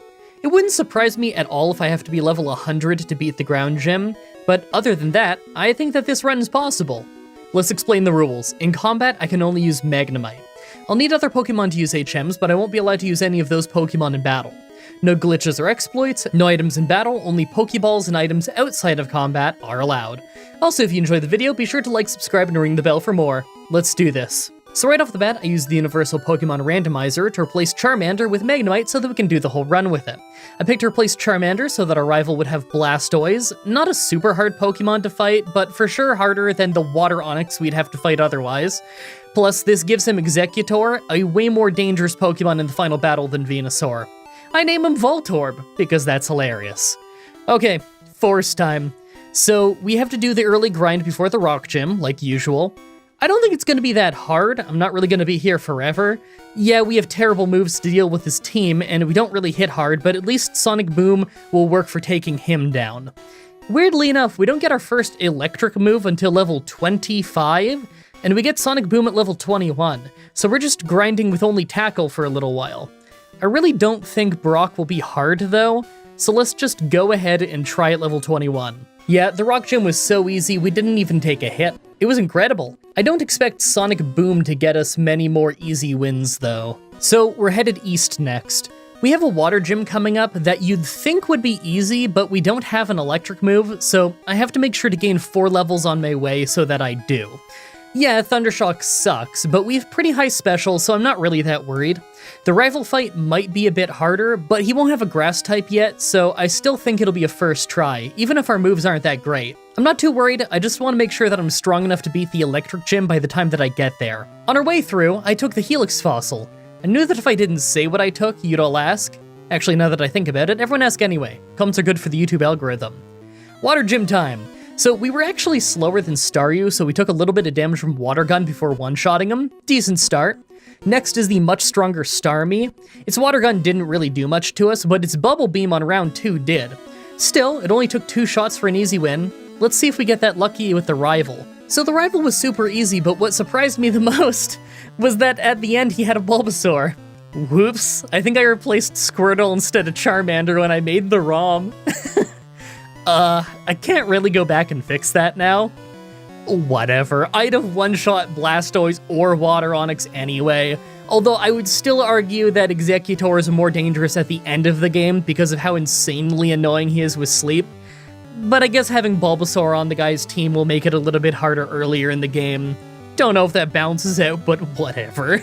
Next is Nugget Bridge. Yeah, this place isn't too bad either. There's like a hiker that I have to use Sonic Boom on, and it's kind of annoying when I have to fight grass types because I don't do much damage, but it's pretty rare to run into a real issue here. I still need to do it though, and it's worth getting as much experience as I can. Again, I'm convinced that the ground gym near the end of the run is going to be brutal after doing that Lieutenant Surge run, so getting experience now will save me some time later.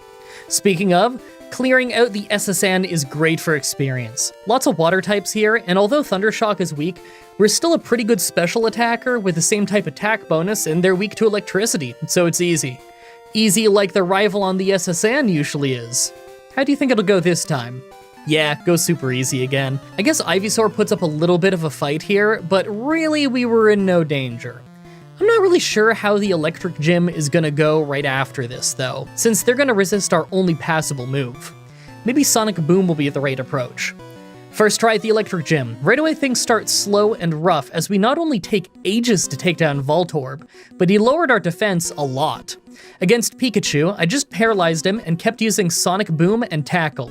He did hit a quick attack, but we actually didn't take that much damage.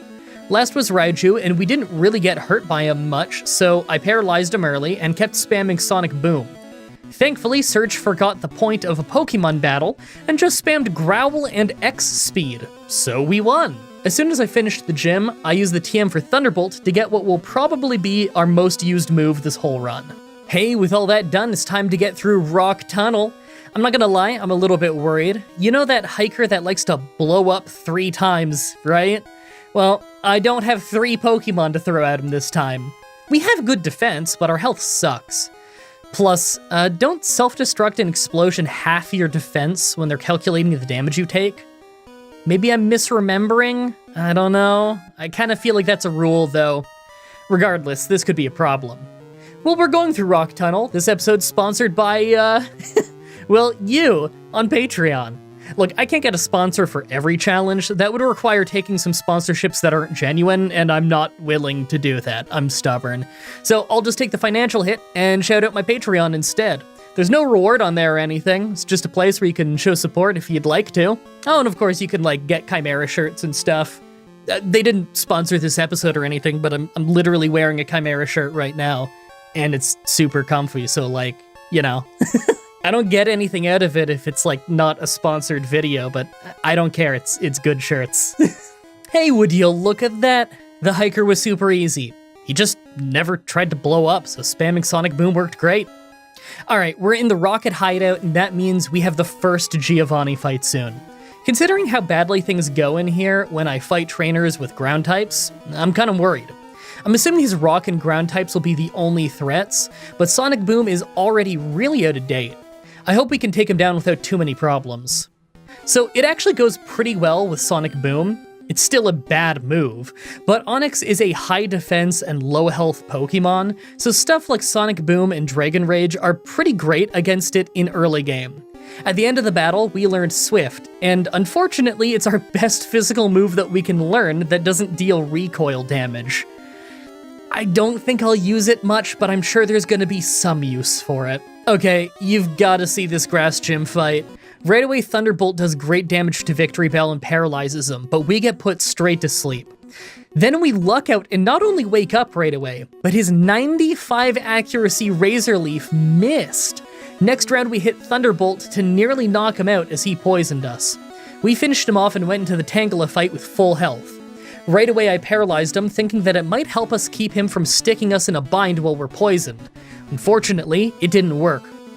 We got hit with bind and got stuck in it for 5 whole rounds, taking bind and poison damage every single time.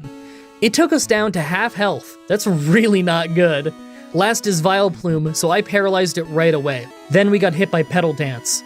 With that little health left, I thought I was doomed, when we landed a critical hit to nearly one-shot it. Poison dropped us to 22 health, Petal Dance dropped us to only 4 health, and then we finished it off. One more round, and Poison would have made us faint. That was a great battle. Next is our rival again, but he was super easy. We didn't get hurt the whole fight, unless you count getting poisoned on the last round. Okay, so next up is the Poison Gym or Silph Co, whatever we want to do first. It's tradition that I go for the poison gym first, since if we win, then we can go to Cinnabar Island early and have a fun time taking down Blaine way ahead of time. If the poison gym goes badly though, then I'll try Silphco early. Hey, while we travel, it's time for another session of MDB AMA. Yeah, sorry I haven't done this in like a month or something. I could explain, but we'd be here forever. So I'm gonna grab a few comments that contain the acronym MDB AMA, all one word, and then I'll answer them on the show. Okay, first question, and I get this one a lot. Ma-Sa wants to know why I don't use vitamins in my Pokemon challenges. Well, the answer is that I do use them a little bit if I stumble across helpful ones early enough in the game, but all vitamins do in Gen 3 and onward is raise your effort values. Considering one vitamin gives you the same effort values as fighting 10 weak Pokemon, I tend to end up maxing out my effort values really early in solo runs. Like, it's not uncommon for me to max out my effort values before the second gym. I've maxed it out before the first gym in some runs with rock gyms starting it. One Pokemon is making 100% of the opposing Pokemons in the entire game faint, so you're gonna max out your EVs really early. Usually by the time I get a vitamin, it's all maxed out. Alright, question 2. I got loads of questions about coffee of all things. I'm gonna guess I probably talked about it in an outro and then forgot. So I'll answer this one from John Treadway, who asked what my favorite roast is and if I have a cutoff time for coffee. I actually don't have a cutoff time for when I drink coffee, because for the last year or so, the only coffee I've had is decaf. We've got this really nice brand here named William Partivento, and they've got this decaffeinated coffee that's just fantastic. It's the only decaf that I've had that tastes exactly like regular coffee. I don't drink pop, and basically all of my tea and coffee is decaffeinated.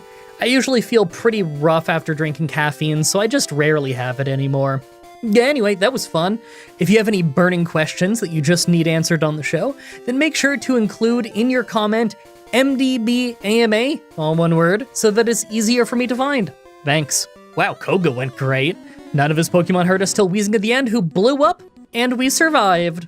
That means we get to have some fun. I'm going straight for Blaine's Fire Gym. Steel didn't exist in Gen 1, so we're not actually weak to fire moves, so between that and our good special stat, I'm feeling very confident. That and, you know, Blaine plays Pokemon worse than a 3-year-old. Alright, we have another insane one. Growlithe and Ponytail were easy, but Rapidash was faster than us and made us flinch twice in a row with Stomp. Because of that, we took tons of damage and could have fainted against Arcanine. But then he illegally used a Super Potion on the first round while having full health, got paralyzed off our Thunderbolt, then fainted on the next turn since we now had a speed advantage. Maybe Blaine's more cut out to be like the first gym leader. That means Silphco's next. We've got the first rival fight that might be hard, and the Giovanni fight. I think the Giovanni fight will actually be easy this time since we only need Sonic Boom for a little bit of his team, but the ground gym is still gonna be horrible. Our rival though? I'm honestly not super worried. He doesn't have any ground moves, so really the biggest threat is probably Alakazam, but we're a high special Pokemon. I think that as long as we don't get any serious status afflictions or special drops, we should be fine. Rival time. Pidgeot was a one-shot, of course, and second was Wateronyx, who also went down in one hit. Growlithe was also a one-shot, but Alakazam was next and he was faster than us. Now, he could have done something dangerous, but instead he used Confusion, so we just took him down. Last was Venusaur, who failed to get us with a Poison Powder of all things before we took him down. Well, that was easy. Time for Giovanni. His first 2 Pokemon are one-shots with Thunderbolt, so our first real challenge is Rhyhorn. I switched between Swift and Sonic Boom a little bit to try and figure out what did more damage. Seems like Sonic Boom does just a little bit more, so I used that for the bulk of the fight, but man, he did a ton of damage to us. He can lower our defense and everything, so being in a long fight is pretty bad. We got to Nidoqueen, but we didn't last long. Body Slam hits us real hard after the defense drops. Maybe if I just try this a few more times. So, after a few more tries, I managed to get past Rhyhorn with more health, but Body Slam is still messing us up way too badly. We're finally consistently losing. This is where the run is gonna get hard. I still have lots of trainers left. Let me go get a few levels and come back. Okay, after many tries at level 58, I have this run where we win just by the complete and total luck of Nidoqueen using stuff like Scratch. As soon as she body slammed, she crit to nearly take us out, so it was still close, but we finally got a win. The ground gym is gonna be horrible, won't it? First though, the psychic gym. Yeah, it was super easy until Alakazam, who at least tried to fight us with Psybeam, but probably would have done much better if he used Psychic instead. We won. Ready to go lose to Giovanni for the rest of the run? Make your guesses now on what level we'll need to be before we win. I'm personally guessing level 85. Let's go give it a try. So, first off, we have a super long fight with Rhyhorn. It went okay, but we lost some defense. Next was Dugtrio, who obviously was going to one-shot us with Dig, but he used a guard spec illegally well underground. And because Swift hits Pokemon during Dig in Gen 1, we got 2 hits and knocked him out without getting hit. That's the luckiest thing that could have possibly happened. Next was Nidoqueen, and things were going great until near the end when we got poisoned. We did a lot of damage to Nidoking right after, but the poison did catch up with us. You know what the worst part is? If we didn't get poisoned, we'd have beaten Nidoking, and because this is Gen 1 and Rhydon has Fissure, he'll use it forever. We'd have won this on the first try, all thanks to insane Dugtrio luck. It's not gonna go that well next time, is it? Level 65. Rhyhorn goes badly, we beat Dugtrio with a little bit of health to spare, but we still get beaten up way too much even without getting poisoned, and we can't make it past Nidoking. Man, if I could just get faster than Dugtrio, then he wouldn't get a chance to hit us with Dig. We only need a 2-shot with Swift after all. Level 70. Rhyhorn goes amazingly this time, and we ended up critting to one-shot Dugtrio, so that was a great start. Against Nidoqueen, we take a little bit of damage, but really, we stomped her pretty hard, so I was just paranoid about getting poisoned against Nidoking. It never happened, though. He went down fast, and last was Rhydon. Because the AI never runs out of power points in Gen 1, he'll just miss with Fissure forever, so we can take our time winning the fight. Man, I way overshot. I thought this was going to take a lot longer to win this fight. Alright, well, let's go do our rival fight. First was Pidgeot, who was a one-shot, and second was Rhyhorn. Now, I don't know how, but his Rhyhorn is way harder than Giovanni's. He brought us all the way to 50 health by the time we whittled him down, and that was followed by me one-shotting his entire team until Venusaur. We hit him for less than half his health but paralyzed him, as he hit Razor Leaf to nearly take us out. I was hoping Paralysis would save us, but we dropped into a Sliver, and he finished us off. Ugh. Alright, let's just try a few more times. I think we just need a little bit better Rhyhorn luck. Next try, and I get a little bit better luck on Rhyhorn, but it didn't matter since Venusaur used Vine Whip instead, so, you know, we won. Why can't you just do that the first time? Alright, we're on our way to the Elite Four to end the run. We're in the low-level 70s, so about average for this point in these challenges. I've got to say, I'm feeling pretty hopeful about this one. The only ground types we have to fight in the Elite Four itself are Onix, and they're super weak to Sonic Boom. Other than that, I could see us being able to sweep a lot of the end of the game. Lance might be hard, and I could see the rivals Rhydon being an issue, but other than that, I'm feeling pretty good. Now that we're at the Elite Four, let's take a look at our team. You know what? 183 special has got to be some of the highest special for a Pokemon in the low 70s that we have ever had in one of these challenges. We're not super fast, but I think that it's enough that we can probably sweep a decent amount. Make your final guesses on if we can win this or not. Let's do this. First is Ice Trainer Lorelei. Yeah, it's basically a sweep. Well, at least that means grinding will be easy. Second is Fighting Trainer Bruno. This was super easy as expected outside of the couple of Onix that could stall us for a while. Rage can actually be an issue because of how much we have to hit them, and thus how much attack they have to build, but they never made us faint, so it was fine. Third is Ghost Trainer Agatha. This could have gone worse if not for her Gengar at the start using Dream Eater while we were awake, and then missing Hypnosis. I love Agatha's insane AI. We took her down pretty easily. I'm feeling good about this. Fourth is Dragon Trainer Lance. I wish there was some big action-packed battle to recap, but Lance spent most of the fight using agility, even when he was faster than us. He really threw this fight. Finally, the Pokemon champion. Right away is Pidgeot, who is a one-shot, and second was Alakazam.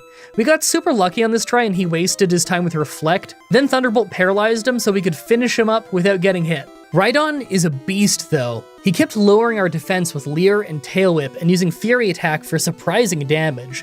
It took forever to take him down and our defense was absolutely ruined by the end. Best part?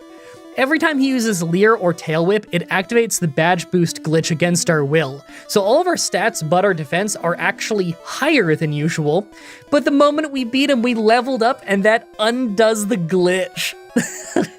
That's no good. Water Onyx was a one-shot, but after that was Arcanine, who's faster than us and finished us off easily with Takedown. Brutal. Let's try again in a few more levels. So after losing 4 tries to Rhydon, we had this try where we still got beaten up real badly and lost all 6 stages of defense. But we took him down and we're a few levels higher than last time.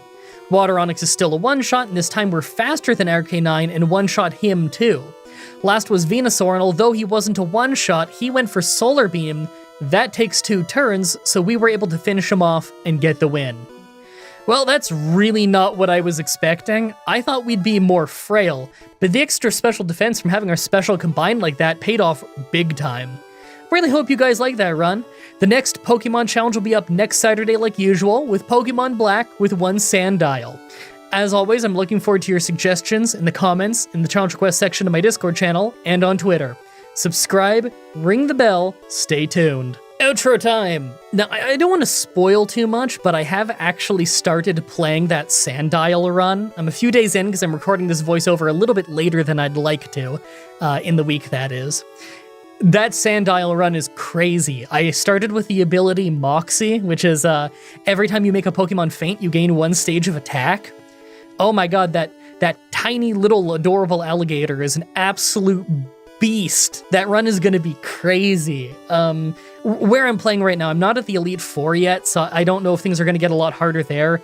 I kind of suspected that the fighting Elite Four member is gonna be a real big problem, because so far most of the problems I've run into in that Sandile run is when I run into a strong fighting type, or maybe a normal type with like tons of health. That can be a problem too. So I'm kind of excited to see how that goes. I'm supposed to fight the Elite Four later today, so I guess I'll find out, and you'll find out in like a week. I need to go edit this stuff, because I'm recording this voiceover so much later in the week than I thought I was going to, so it's going to be a little bit of a rush to edit this one. So look forward to all the editing mistakes. Actually, you know what? If there's no editing mistakes, it's because I got the video done early. I put it up for early viewing for you guys on Twitter, so people on Twitter get to see it earlier than everybody else. It's free, by the way. You can just go look at my Twitter. And yeah, whenever I put it up early, people end up catching all of my editing mistakes early. So if you've been wondering why there's less editing mistakes in the videos recently, it's not that I stopped noticing them. I am a flawed editor, I'm fully aware. However, people catch them early now because I put it up early on Twitter, and so I'll re-render out a new fixed version when those problems occur. A lot of problems started occurring when I updated my my editing software, and a lot of things got messed up. But there's also plenty where I just don't notice something, or I make a typo, or whatever. It happens. Anyway, that's enough rambling for me. I gotta go get this edited. Thank you everybody so much for watching, and until next time, have a nice day. Hey everyone, Mah-Dry-Bread here. Pokemon X with only 1 Regigigas was a fun Christmas run. Let's follow that up with something much more frail. Today's the day that we figure out, would I be able to beat Pokemon Red with a team of only 1 Mankey? Alright, so Mankey is a first form fighting type with solid attack and speed, but it's pretty awful at everything else. It's actually slightly weaker in Gen 1 than in the other games because of its combined special stats being lower than what the separated stats would be in the later games. Essentially, we'll be slightly weaker at resisting special moves than we would be in other games because of our defense and our special being about the same. Combine that with low health, and it looks like it's a glass cannon run. Now, the level up move list is a little weird. In Pokemon Yellow, you get low kick really early on, so you get a normal attacking fighting move. But you don't get that at all in Pokemon Red. We actually don't get a single regular attacking fighting move. It's an issue that a decent amount of Gen 1 fighting types seem to have. We learn Karate Chop, but despite Karate being in the name, it's normal type in Gen 1. Seismic Toss is fighting type, but it's not really super effective against anything. It always just deals damage based on your level, like Nightshade. Really, our level up moves are not very good. I think Karate Chop could be alright, just because of the way crits work in Gen 1. By TM, we can learn a few good moves. Gen 1 Dig is amazing, and although Submission is awful, is the only normal fighting move we can learn, so I think I'm gonna have to get it. Rock Slide is pretty solid too, and although we can learn Thunderbolt, our special is so low that it'll probably not be worth it. The move list is not amazing, but I get the feeling we're entirely using TM moves at some point. Like always, I'm writing the script as I go through the challenge, so all of this part is being written before I've started. Everyone comment down below and guess if I can win or not.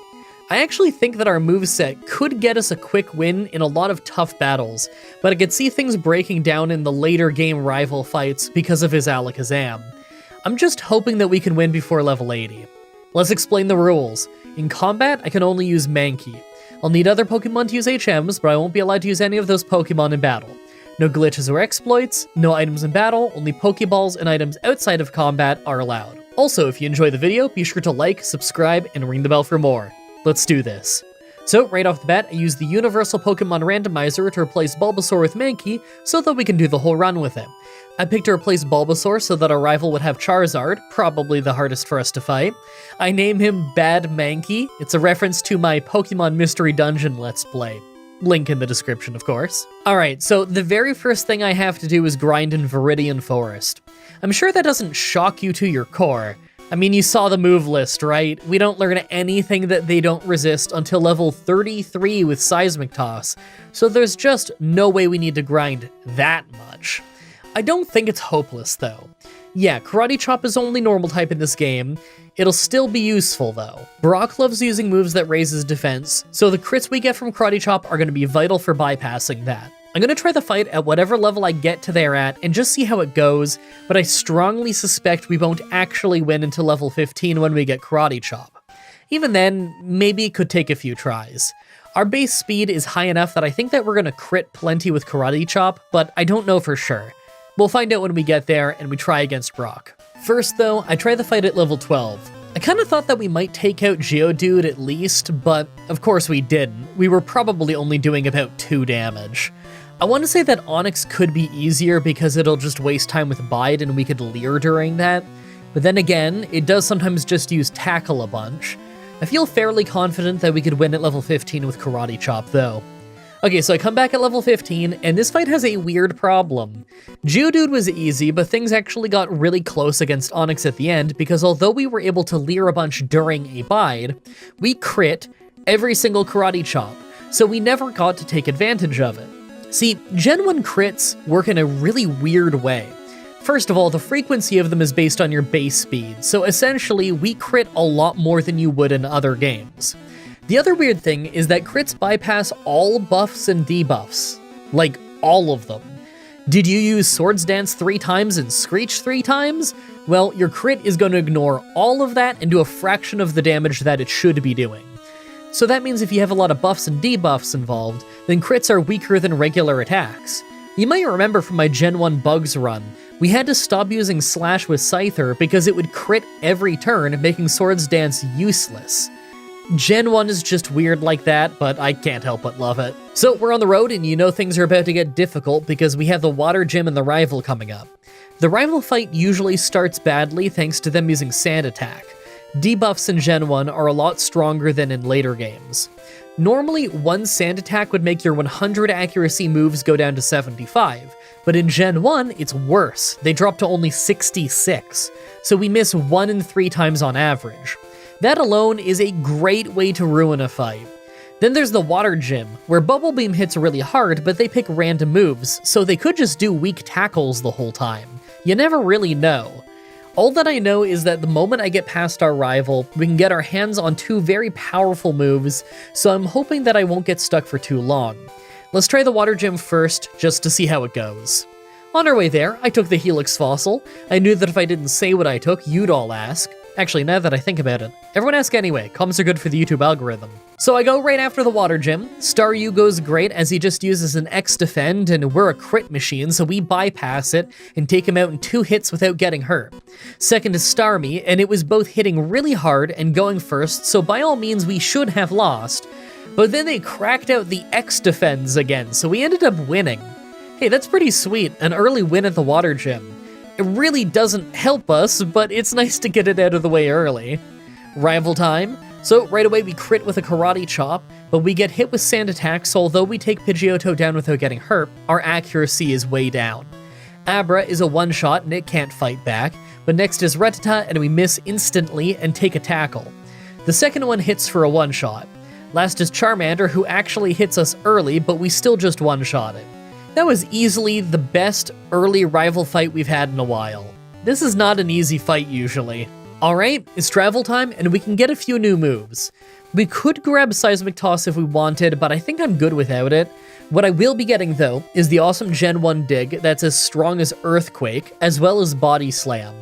Now Body Slam is actually going to be weaker than Karate Chop most of the time, since Karate Chop crits basically every time, and Body Slam won't crit that much, but I still think I want Body Slam. Not only can it paralyze, but when it does crit, it'll be stronger than a critical Karate Chop. There's probably instances where I would prefer Karate Chop, but I'm not going to keep it the whole run. Body Slam is too good to pass up. After that is our rival and the Electric Gym, and although I'm tempted to get Thunderbolt from the Electric Gym, I probably won't. It's a great move, we just have terrible special. There's other moves that we can get really soon that I'm going to want more. In fact, I think we'll have our full moveset by the time we get to Giovanni. Let's go beat our rival. Okay, as expected, the SSN rival fight wasn't anything bad at all. We hardly got hurt. Is the SSN one ever as bad as the one before it? Probably not, although I don't really know why. I guess just fighting all those extra trainers always ends up making it a lot easier in comparison to the previous fight. After that is the Electric Gym, and not only did I show up without full health, but I won the whole fight without getting hit.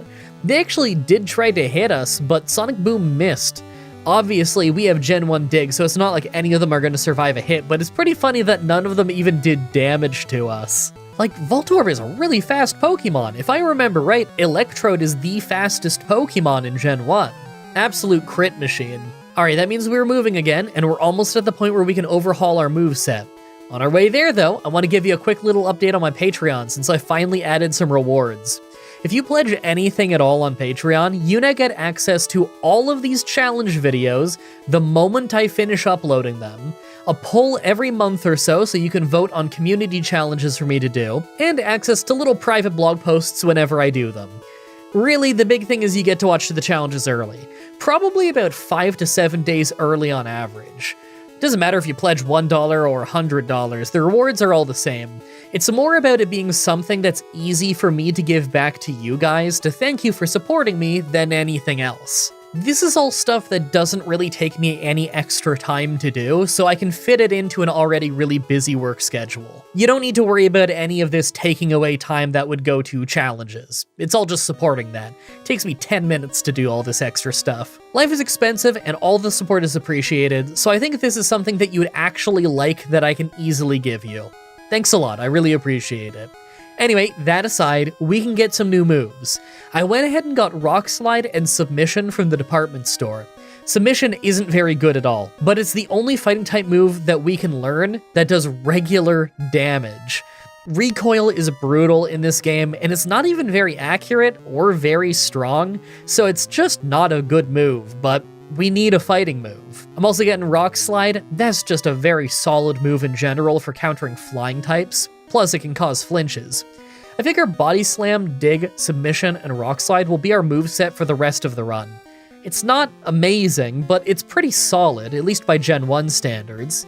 Let's go do a little boss rush. We've got Giovanni, the Grass Gym, and our rival to fight.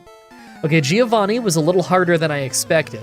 Both of his rock types obviously went down instantly to Dig and never really hurt us, but Kangaskhan seriously messed us up. We missed our first submission and got rocked by Comet Punch to go down to half health. Then our next submission hit for a one-shot, but it dropped us to only 11 health because Gen 1 recoil damage is really rough. I can't believe we came that close to fainting against Giovanni. Next is the Grass Gym, and Dig wasn't able to one-shot Victory Bell, so we got crit by a Razor Leaf to lose more than half of our health before we could finish him off. Next is Tangela, and often it gets us stuck for a while with Bind, but we lucked out, and it used its nearly useless Constrict to crit us for only 2 damage. What a garbage move. Is it the lowest power move in Gen 1? I think it might be a 10 power move. That's weaker than, like, Poison Sting and Leech Life. Last is Vileplume, and we easily could have lost to Sleep Powder, but it missed, so we ended up taking it out without getting hit. Gen 1 Sleep is so rough. We lucked out on that missing. It could have made us lose for sure. Last is the Pokemon Tower rival fight, but the only thing that really messed us up here is Execute, who survived a hit, put us to sleep, and spammed a barrage for an incredibly long time. So we lost about half of our health by the time we woke up and took him out. The entire rest of his team was easy. It's crazy how much getting put to sleep can ruin you in Gen 1. Alright, we have the Poison Gym coming up, and although this would probably be really hard if it was Fire Red because of Levitate, it'll probably be really easy in this. Not only does Ground hit his whole team, but Dig is extra strong in this game, so I'm really not worried. Plus, that means we can do the legendary Blaine fight early, and that's always a fun one. This'll probably be the last easy bit of the run, though. Our rival in Silph is usually pretty hard. Yeah, Giovanni will still be easy after, but most of the rest of the fights won't be. You know that second from last rival fight's gonna be brutal. Let's have fun with these last few easy fights before we get to the hard part. Yeah, that's what I thought. We one-shot swept Koga's entire team until Weezing, who blew himself up while we were underground. Alright, place your bets now. We're underleveled and probably outsped. Are we gonna beat the Fire Gym first try anyway, just because Blaine is the worst trainer in the universe? Well, Blaine had chances to hit me, but decided that agility was much more important than actually doing damage. RK9 even did his signature move of using a super potion as the second move in a round while already having full health. A move that's illegal in 2 different ways. We crit him with a dig to one-shot him. Once again, I must say, Blaine is the worst trainer on the planet. Hey, that means that we're in Silph and there's only a few battles left until the Elite Four. We have our rival, Giovanni, the Psychic Gym, Giovanni again, then our rival again. I actually feel pretty good about this, though. I think that all these fights are going to be a first try either then the last rival one. I think that's when we're going to be hitting that tipping point, and Alakazam is going to be way faster than us. If he is faster than us, then it's all luck. Either he can use something like Psychic and we get one shot, or he can use Recover with full health and we'll probably one-shot him with Body Slam. Either than that, though, I actually feel great about the next part of the run. Even the Elite Four, I'm not too worried about. Maybe I'm overconfident, but I think that there's a real chance we just breeze our way through to the Pokemon Champion. Rival time. First we Rock Slide Pidgeot, but it survived with a Sliver and hit a Wing Attack. Thankfully, Wing Attack is as weak as Peck in this game, so we didn't get hurt too badly. Execute didn't get to put us to sleep this time, thanks to our amazing Body Slam paralyzing him, so we took him out in 2 hits, and Water Onix nearly got one shot with Rock Slide before biting us. We took him out on the second hit, but we're pretty hurt. Alakazam is next, and we're actually faster, so we dug to dodge a Psybeam and one-shot him, so that was nice. Last is Charizard, but we missed a Rock Slide and went down to a Critical Slash. Okay, that Rock Slide absolutely would have one-shot him, we just got really unlucky. That was like a 1 in 10 chance to miss that. We'll just try again. Okay, next try, and we missed again, but thankfully he used Ember and didn't crit us, so we got to Rock Slide again. That one hit him and took him out. Well, that was harder than it needed to be. Next is Giovanni, and he was mostly really easy. We took some damage from recoil off submission, but it was almost a simple fight, until Nidoqueen at the end nearly took us out with a critical body slam. Hey, if that paralyzed us, then I think we would have lost. We won though, let's go take out the Psychic Gym. First is Kadabra, who is a one-shot with a critical body slam, and second is Mr. Mime, who hangs on from a body slam, but just uses Light Screen, so that did nothing, we took him out. Third is Venomoth, and Body Slam did good damage, but Psybeam took out almost half of our health before we took him out. That's not good. Last is Alakazam, but he's faster than us, and took us out with a non-critical Psybeam instantly. Alright, kinda figured that might happen. I think we'll have to keep trying until he uses Psywave. This might not take too long though, he loves throwing the fight with that terrible move. So I tried the fight again, but this time we use Dig against Mr. Mime and Rock Throw against Venomoth, so that we take no damage going into the Alakazam fight. We go from full health to only 7 off Psybeam, hit Dig, but it leaves him with a Sliver, and we get taken out by Psywave. Okay, I'm thinking I'm gonna keep Body Slamming instead. Sooner or later, he's gonna use Psywave first, and we might get a Paralysis or a crit with Body Slam. Either way is a win, so this shouldn't take too long. There we go. Next try, and he uses Psywave to do almost nothing on the first turn, then Reflect on the second. We easily two-shot him. Grand Gym should be pretty easy, right? Yeah, Giovanni hardly hurt us at all. We lost a little health to Rhyhorn at the start and took a pretty big stomp from Rhydon near the end, but Dig in Gen 1 is just so good that they never stood a chance. Time to go lose to our rival. Right away, Rock Slide does not one-shot Pidgeot, so we get hit by Wing Attack just like in Silphco, so we lose a good chunk of health before we take him out. Rhyhorn is of course just a one-shot with Dig, and Execute is going for Solar Beam, so we managed to two-shot him pretty easily with Body Slam. Rock Slide is almost a one-shot for Water Onix, but he hits Dragon Rage, so our health is really low when we take him out. The problem is Alakazam is faster than us and one-shots us with Psybeam. Maybe if I try a few times, then he'll do something dumb like using Recover with full health. It's really not that bad getting to him, so I don't think that the luck required will be too crazy. Well, it took another 4 tries, but it turns out that we have a speed tie, so sometimes we do go first. On this try, we did, and he used Reflect, so we just Body Slammed him twice. Last is Charizard, but obviously we can just one-shot it with Rock Slide, so that's a win. Alright, well, we're on the final road. I can't really believe we're such a low level. I figured this might be a fast run, but I didn't think we'd be below level 60 by the time we get here. Part of it is that we crit a lot due to it being Gen 1, and part of it is that our moves are alright, but that can't carry us forever. This Pokemon Champion fight might be really hard. I don't think we're one-shotting any of them, so Exeggutor and Alakazam could both be especially difficult. Now that we're at the Elite Four, let's take a look at our stats. Our attack is great, and our speed is alright, but defense, special, and health are all pretty low. We're frail, so anything could cause an issue if they use the right move, and we don't one-shot them. I could see stuff like Jinx being a real problem. The Gengars could also be an issue if we don't outspeed them, but at least Lance will be pretty easy because he's just going to spam agility most of the fight. I'm not convinced that we can win at this low of a level, but we might not need to level up before we can win. Make your final guesses on if we can win this or not. Let's do this. First is Ice Trainer Lorelei. Right away we Rock Slide Dugong for good damage, but he just goes to sleep with rest. That's okay, we take him out before he wakes back up. Cloyster is next, and it's super tanky, so although Rock Slide is super effective, it still takes 3 hits to take it down.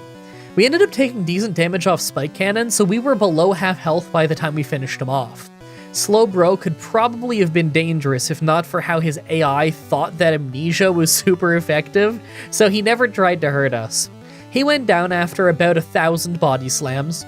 Eventually, Jinx came out, but we were actually faster, so we just one-shot her with Rock Slide. That's better than I thought it would be.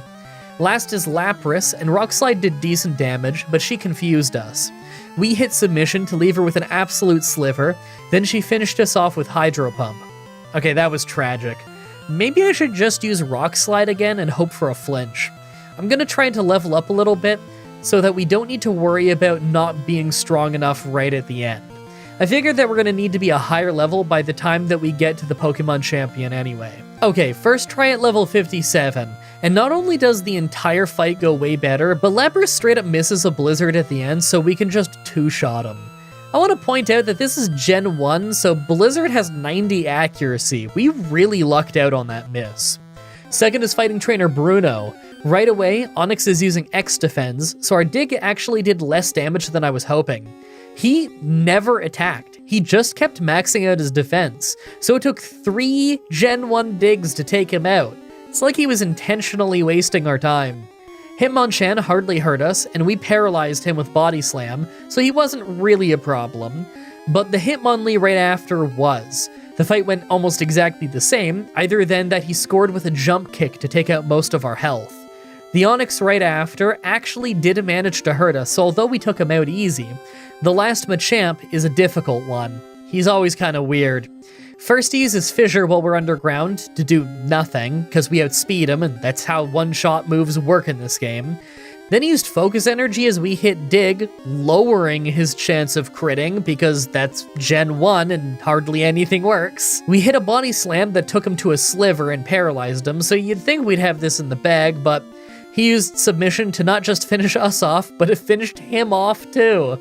Well, we lose on a draw in, I think, every Pokemon game, so we gotta try again. A couple of tries later, against Hitmonlee, we ended up taking less damage, and that gave me some hope. Onix was still easy this time, but Machamp just totally threw the fight, so it didn't matter. He was using stuff like Leer instead of fighting me. He basically didn't even try. Not that I'm complaining. Third is Ghost Trainer Agatha. Right away, Gengar outspeeds and confuses us, but we shake off the confusion almost instantly and land a one-shot with Dig. Weird opening. Golbat is next, and it survives Rock Slide, but then it uses an illegal potion to heal a little bit before we took it out. It would have been more dangerous if it just did a move. Haunter was also a one-shot with Dig, and Confuse Ray didn't work while we're underground, so that was fine. And Arbok was a one-shot with Dig as it was glaring at a pile of dirt. Last is the final Gengar, and we got confused again, and we actually hit ourselves while we were underground, but it's fine. We shook off confusion right after, and we hit Dig for yet another one-shot. You know, if they just hit Hypnosis, we would have been doomed. Dream Eater would have been a one-shot for sure. Fourth is Dragon Trainer Lance. Right away, we Rock Slide Water Onix twice, as he just uses Leer, so he goes down. Next is Dragonair, but he just spams Agility because he thinks it's super effective, so we Body Slam him until he goes down. And after that is another Dragonair who has the exact same AI issue, so it can't hurt us either. Fourth is Aerodactyl, though, and this thing's pretty dangerous. We take huge damage off takedown right away, our Rock Slide nearly takes him out, then he bites to finish us off. Okay, that was bad, but we absolutely could win this in a few tries. Maybe we need takedown to miss. I come back a few tries later, and this time we get confused off Supersonic right away, but it's better than getting hit by takedown. He uses Supersonic again, next turn, for no reason, but we ended up hitting ourselves so we didn't finish him off. He bites us to take us to red health, but then we took him out. We could have still lost as Dragonite came out since we were still confused, but we lucked out, and we didn't hit ourselves, so it went perfectly fine as he's using Agility, because he's got the same AI problem as the rest of his dragons. Hey, that was pretty hard considering he only had 2 Pokemon that could hit us. Finally, the Pokemon Champion. First is Pidgeot, and it always goes pretty easily. It just uses Mirror Move most of the time to Rock Slide us, and we resist to that, so it hardly hurts us. Problem is, next is Alakazam, and even its non-critical Psybeams make us faint. Okay, maybe I could give it a few tries. He's picking random moves, maybe he'll try using Recover with full health and we can Body Slam. Okay, 4 tries later, Alakazam uses Reflect twice right away, and we paralyzed him on one of the Body Slams to get us the speed advantage, so we could just take him out in a few hits. Finally. Rhydon is as simple as could be with Dig, and Executor gets paralyzed early so he never got to put us to sleep. That's good, because Hypnosis and Stomp can really ruin you against Executor. I almost wonder if Executor is more dangerous than the Venusaur that he replaces. Water Onix takes a Rock Slide for big damage, misses Leer, the most dangerous move in the game, then feints to another Rock Slide. Last is Charizard, and it outspeeds us, but it uses the always useless Gen 1 Rage. So although we missed our Rock Slide, we got him on the next one for a one-shot. Hey, he was actually doing decent damage to us on that second Rage thanks to a crit, but doesn't matter, we won. That was a fun solo run. Some chunks were pretty fast, other bits were really difficult, but I never really had to do an absurd amount of grinding. The pace of the run was good, and although the moveset was not great, I kinda love it. Using these weird Gen 1 movesets can be fun. And seriously, why is a Karate Chop a normal type move in Gen 1? Is this that whole thing about how in Japan, fighting type is like hero type? Something like that? Regardless, Karate Chop being normal in this game has got to be one of the weirdest move type choices in the whole game. I mean, karate is in the name. It's like if Ice Beam was a water type move. Anyway, I really hope you guys liked that run. The next Pokemon challenge should be up next week on Saturday like usual, with Pokemon Platinum with only 1 slacking. As always, I'm looking at your suggestions in the comments, in the challenge request section of my Discord channel, and on Twitter. Subscribe, ring the bell, stay tuned. Outro time. No real huge news this time either then. You may have noticed, if you were here right at 4 o'clock Eastern time, you know, when I put up these challenges, that there was no premiere. Well, I'm sure you've seen YouTubers talk about it before, but for years and years and years, ever since premieres were new really, a lot of YouTubers have pointed out that they get way worse views when they do premieres. that there's something about the YouTube algorithm that doesn't calculate the initial amount of views they get very well, and so it thinks that the video is kind of bombing, and so it doesn't promote it very much, and you get less views. Now, I did premieres for years and years and years anyways, and I took a break for a little while on it because, yeah, it does hurt your views, but I was doing the premieres anyway because I didn't need the views so bad. I was making a good living anyway, and the premieres are really fun. I like hanging out with you guys in the live chat, and we can all watch the run together, and when I inevitably say something wrong, or I accidentally wrote something in the script wrong, or something like that happens, everyone can laugh about it in the chat and everything, and I can point out how I messed it up. That stuff is all fun. But,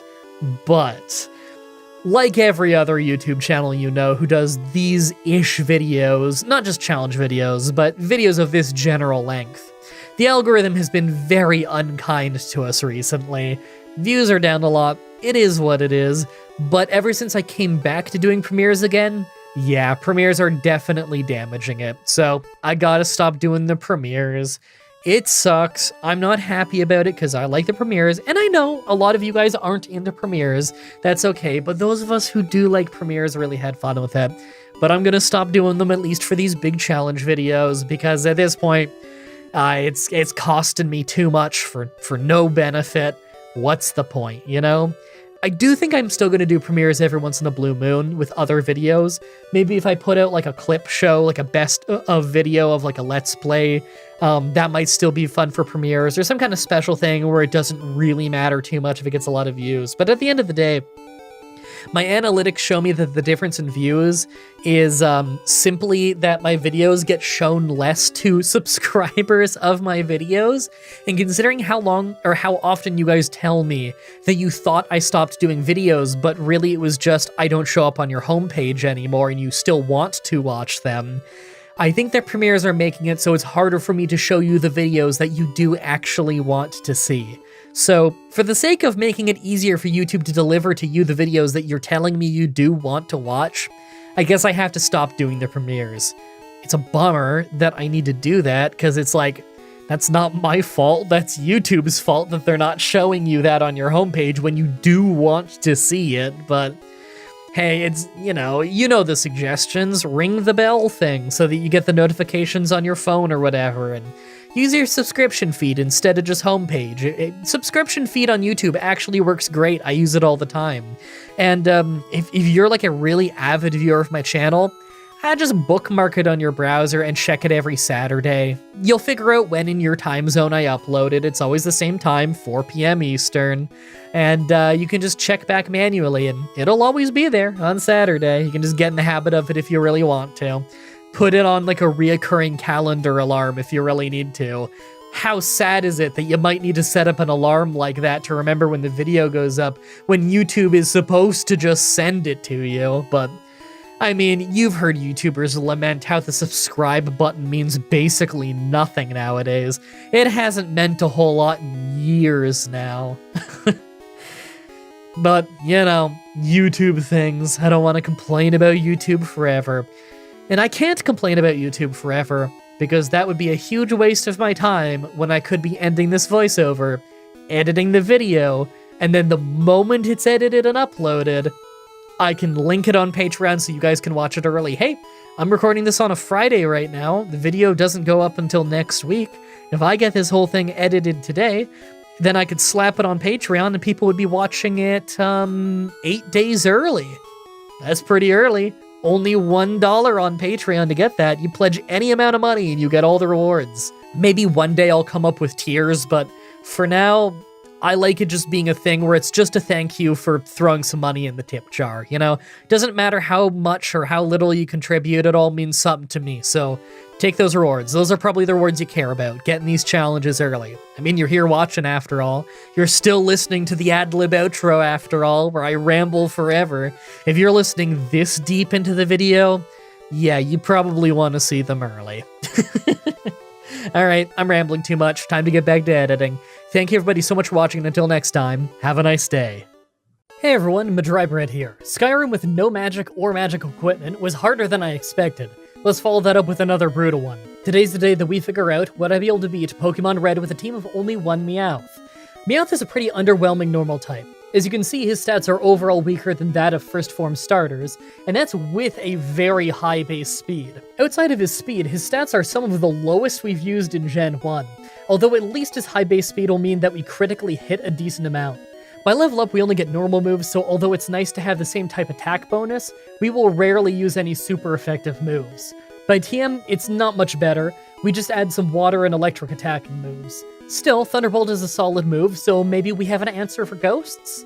Like always, I'm writing the script as I go through the challenge, so all this part is being written before I've started. Everyone comment down below and guess if I can win or not. I think that I can do it, but that I'll need to be level 100. I just can't see us dealing enough damage by the end of the game without it. Let's explain the rules. In combat, I can only use Meowth. I'll need other Pokemon to use HMs, but I won't be allowed to use any of those Pokemon in battle. No glitches or exploits, no items in battle, only Pokeballs, held items, and items outside of combat are allowed. Also, if you enjoyed this video, be sure to like, subscribe, and ring the bell for more. Let's do this. So right off the bat, I used the Universal Pokemon Randomizer to replace Squirtle with Meowth so that we can do the whole run with it. I name him Sabu, because seriously, look at my kitten, Sabu. The more he grows, the more he looks like the Meowth evolution line. It's amazing, especially considering he is a breed of Persian cat. Get it? Like Persian, like evolution of Meowth? I think it's clever, shut up. Our stats look about how you'd expect them to right now, equal other than speed. For moves, we have Scratch and Growl, so not much yet. Anyway, you know how Gen 1 runs where you don't have any water or grass moves start? We have to grind. Viridian Forest was actually super easy to get through for once, but that doesn't mean that I don't have to grind. Onix and Geodude, two rock types with high defense, that's the first gym. Even when we crit, I bet we wouldn't do more than 3 or 4 damage. If I get to at least level 12, then I'll have Bite. Dark type didn't exist in Gen 1, but this means that it's normal type, so we get the same type attack bonus, and it can still cause flinching, so that could get us the win. At level 12, I tried the fight a couple of times, but we're not ready yet. We actually got pretty solid critical hit and flinch luck on the first try, but it wasn't quite enough to take down Geodude. His defense curls made our non-critical bites pretty useless, but maybe in a few levels our crits will be strong enough that it won't matter. I tried a few more times at level 15, and it was finally the first run where we were able to outmuscle Geodude, but what really surprised me was Onix. We had an incredibly long and close fight with him, but every time he'd use Bide, we'd growl a few times to drop his attack so the tackle wouldn't hurt as much. We still hardly did anything, and honestly had terrible flinch luck with him, but in the end, we still got the win. Right after that is Mount Moon, so I quickly go and grab the TM for Water Gun and learn it right away. It'll be our weakest move, but we simply need something for when we run into rock types. Water Gun is going to be a lifesaver against the hikers after Nugget Bridge. But on my way to Nugget Bridge, I took the Helix Fossil. I knew that if I didn't say what I took, you'd all ask. Actually, now that I think about it, everyone ask anyway. Comments are good for the YouTube algorithm. Once I get to town, I go after the rival right away, and on the first try, we don't even get sand attacked on, we easily win. Honestly, I was a bit surprised, but Bite is doing a lot more damage than I was expecting. After that is the Water Gym, and it went amazingly, with Staryu going down to a crit, and Screech did a great job of dropping Starmie's defense enough that we could two-shot it. It's a good thing we did, by the way, because Bubble Beam is dangerous. Speaking of, we used the Bubble Beam TM that Misty gave us to replace Water Gun. I'm not sure if we'll actually need it, but it's an upgrade, so why not? Oh, speaking of TMs, next is the SSN, so I make sure to grab the TM for Body Slam to replace Payday. Body Slam could potentially be our best move this run, although you could argue that Slash would be better since in Gen 1, a Meowth would probably crit almost every single time. Anyway, the arrival on the SSN was incredibly easy on the first try with Body Slam, and only got any real damage in on us because they had a few Pokemon with Quick Attack. We weren't really in any real danger. For the Electric Gym, we also got an easy victory, although if Raichu's Thunderbolt had crit me, I'd probably have gone down. Rock Tunnel is normally a pain in normal type runs because of this mandatory hiker who just blows up a bunch of Geodudes on you, but Bulba Beam lets us sweep our way through, so that was actually really quick. Erica's Grass Gym is next, and it actually took a couple tries. It's not that it's a very hard fight in general, but if you get hit by Sleep Powder, you're pretty much done. Gen 1 Sleep is brutal since you don't attack on the turn that you wake up, but it only took about 4 tries before we didn't get put to sleep and won. The Giovanni fight was kind of funny. We obviously Bubble Beamed down the 2 rock types, but against Kangaskhan we took massive damage off Comet Punch, just for him to follow up with Rage, a nearly useless move in Gen 1 that does pretty much nothing, so we won. The Pokemon Tower rival fight was just about as easy as usual with Body Slam. You know, as weird as it can be that we can learn Bubble Beam, it's a good thing that we can. It would be awful to have to use something like Bide to fight ghosts. With that, and a little bit of grinding out of the way, I go get the HMs from the Safari Zone. Let's use this time for a little debrief on the run. We have Slash now, and although it's weaker than Body Slam, in Gen 1 our base speed is probably going to get us a critical hit nearly every time. A critical Body Slam would be stronger and have a chance of paralysis, but the crits aren't as reliable with that, so I'm not really sure what the better move would be in general. I'll keep them both for now, but I might end up having to give one of them up eventually. Anyway, I tried fighting Koga's Poison Gym, but I could tell from the start that it probably wasn't going to end well. If we're not strong enough to one-shot Coughings, then there's no way we could one-shot Wheezing, and of course, he just blew us up. That's fine, we still have Silphco to do. So surprisingly enough, Rival Fivel was easy again for the second run in a row. Again, normally this is one of the hardest rival fights, but for whatever reason, it was a total no-damage sweep on the first try. He had plenty of chances to attack, they just didn't. In fact, Giovanni did far more damage than the rival did. It still wasn't much, but hey, that doesn't happen very often. To make the run even weirder, we easily beat the Psychic Gym on the first try before doing the Poison Gym. I'm not sure that I've ever actually done the two gyms in that order, but I guess having a run where you have a fast glass cannon who critically hits every slash results in some really weird fights. Finally, half a dozen tries later, and we finally got a run on Koga where we have high enough health going into the Wheezing fight that we just hardly hang on from self-destruct. This took a while, but hey, still not as bad as fighting Brock. Blaine's Fire Gym was an easy first try as usual. I was pretty worried since one Fire Blast would probably take us down, but they never ended up using it, and our critical slashes are actually stronger than Bubble Beam against pure fire types, so we did decent damage. Finally, the last gym is Giovanni's Ground Gym, but once again, an easy first try. Bubble Beam is quad effective against his rock types since they are rock and ground, and Slash is enough to cut our way through the rest of the team just fine. Last before the Elite Four was another rival fight, and once again we hardly took any damage at all. Critical slashes are completely carrying us through this run. Alright, things are about to get a lot harder. We can't use Slash in the upcoming Agatha battle, and we know that our special isn't high enough to carry us through that fight. So I decided to fight most of the trainers that I'd normally pass by in Victory Road to get some much needed experience. A couple of power point-ups later, and here's how our stats are looking. Our insane speed aside, these are some of the worst stats we've had going into the Elite Four in a while. Let's just hope that our critical slashes are enough to carry us through at least the first battle. Make your final guesses on if we can win or not. Let's do this. First is Ice Trainer Lorelei. This fight was actually shaping up to be a really easy win all the way through until the very end when Lapras came out, nearly took us out with one Blizzard, and we missed a Body Slam due to the 256 glitch. That was just mean. Still, if I was about 2 levels higher, I could probably one-shot most of her team, so let's just do that. Finally, 8 tries later, and we finally get this one where we get our first win against Lorelei, and it only worked out that way because Lapras missed Hydro Pump. Our crazy low special is seriously a problem. I'm starting to get really worried about that Agatha fight. Second is the fighting trainer Bruno. This was an easy no-damage fight. Honestly, they probably had multiple chances to just one-shot us, but they never took it, so on to Agatha. Third is the ghost trainer Agatha, and this was a long one. I thought I was doomed the instant I hit my first Thunderbolt and saw that it did almost nothing, but because of just how random Agatha's move choice is, she almost never directly attacked me. I know we're a normal type, but in Gen 1 Nightshade still works on us, so she could have attacked, but often didn't. Regardless of how great our first try went, we still lost in the end just because we do almost nothing. I should fight the entire Elite Four a few more times and get some experience. Maybe then it will take less than 5 Thunderbolts per Gengar.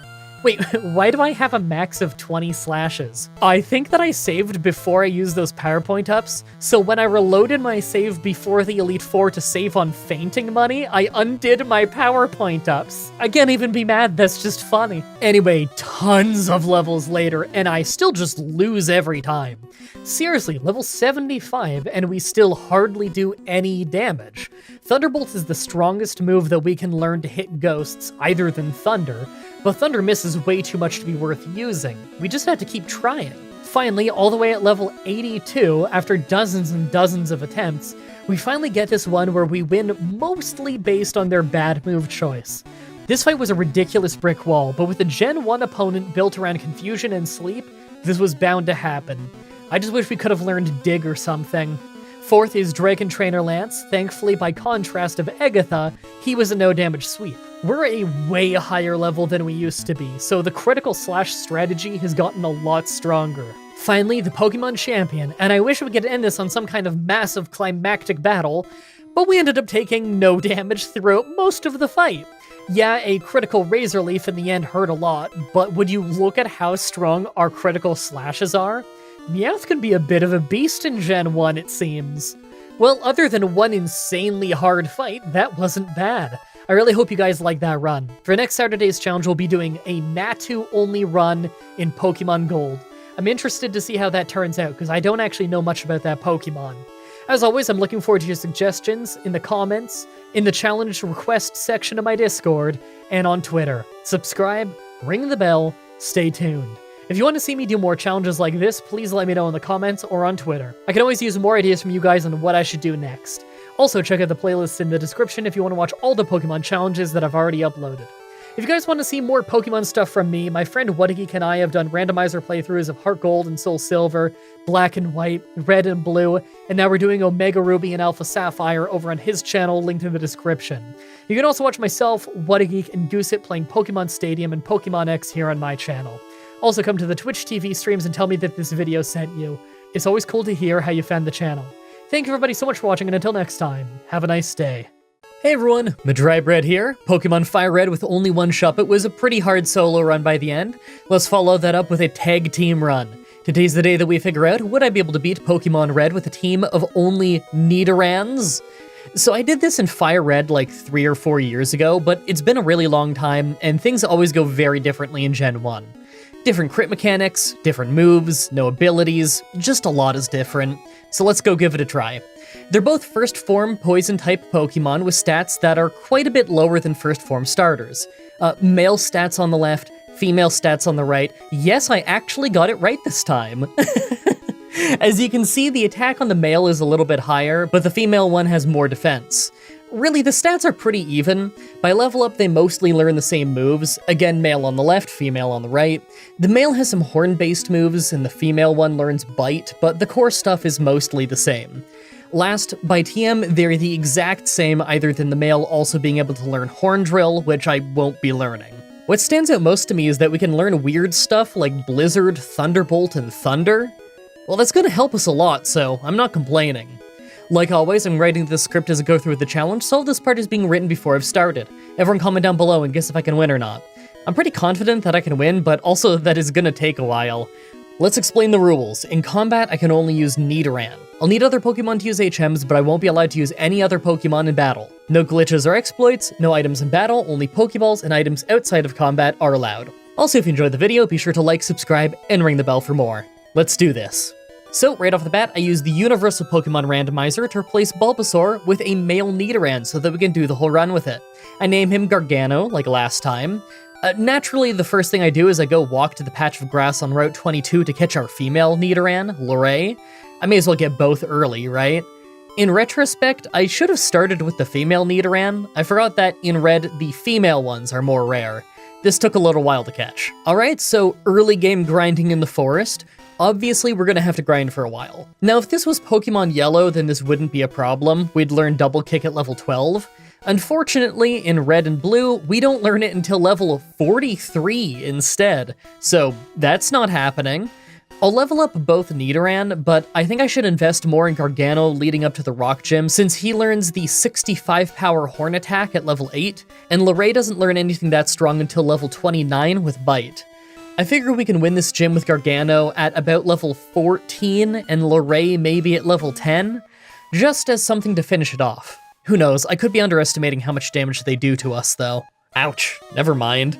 We did it at 13 and 11, but it was a disaster. The moment the Onix fight started, and it was faster than us, I knew that we really didn't stand a chance. We get lucky with their terrible move choice, but I'm gonna have to be stronger. Maybe more like 15 each? Okay, both at level 15, and this took forever, but it was a win.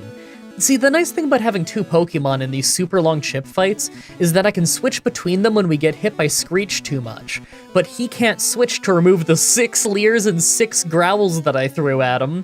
His Geodude can use Defense Curl, so I don't bother leering it, but Onix doesn't, so it works great. I don't often say this, but this fight would have been a lot worse without Leer and a Growl. That means we're moving, and I'm still fighting most of the trainers. The upcoming rival fight is always kind of hard, although I think we stand a better chance than usual just because Sand Attack is less of a death sentence in this than it would be in a solo run. The Water Gym, though? I don't know. They spam X-Defend and we only have physical moves for a while. That might have to wait until after Nugget Bridge. We don't get a special move until after the Electric Gym. On our way through, though, I took the Helix Fossil. I knew that if I didn't say what I took, you'd all ask. Actually, now that I think about it, everyone asks anyway. Comments are good for the YouTube algorithm. So, Arrival was incredibly easy. Sand Attack ended up missing us twice in a row right at the start, so all we got hit with was a single gust. Gargano was able to take out the entire team, and I think we only got hit twice in the process. That went better than I thought. That's good, because I'm sure we'll need more experience before we can beat the Water Gym. Bubble Beam is a decent move this early in the game, and we don't really have any way to survive it if they spam it. Maybe their random move choice will let them pick weaker things like Tackle, but considering they're going to be using X-Defend, it's going to take too long to actually take them down. Even their weaker moves will take us out eventually. Ouch! Even after Nugget Bridge, we got destroyed at the Water Gym. We don't really hit hard, and they do with their Water Gun and Bubble Beam spam. I think I need slightly better moves to win this fight, and I know where to go for that. I go straight to the SSN.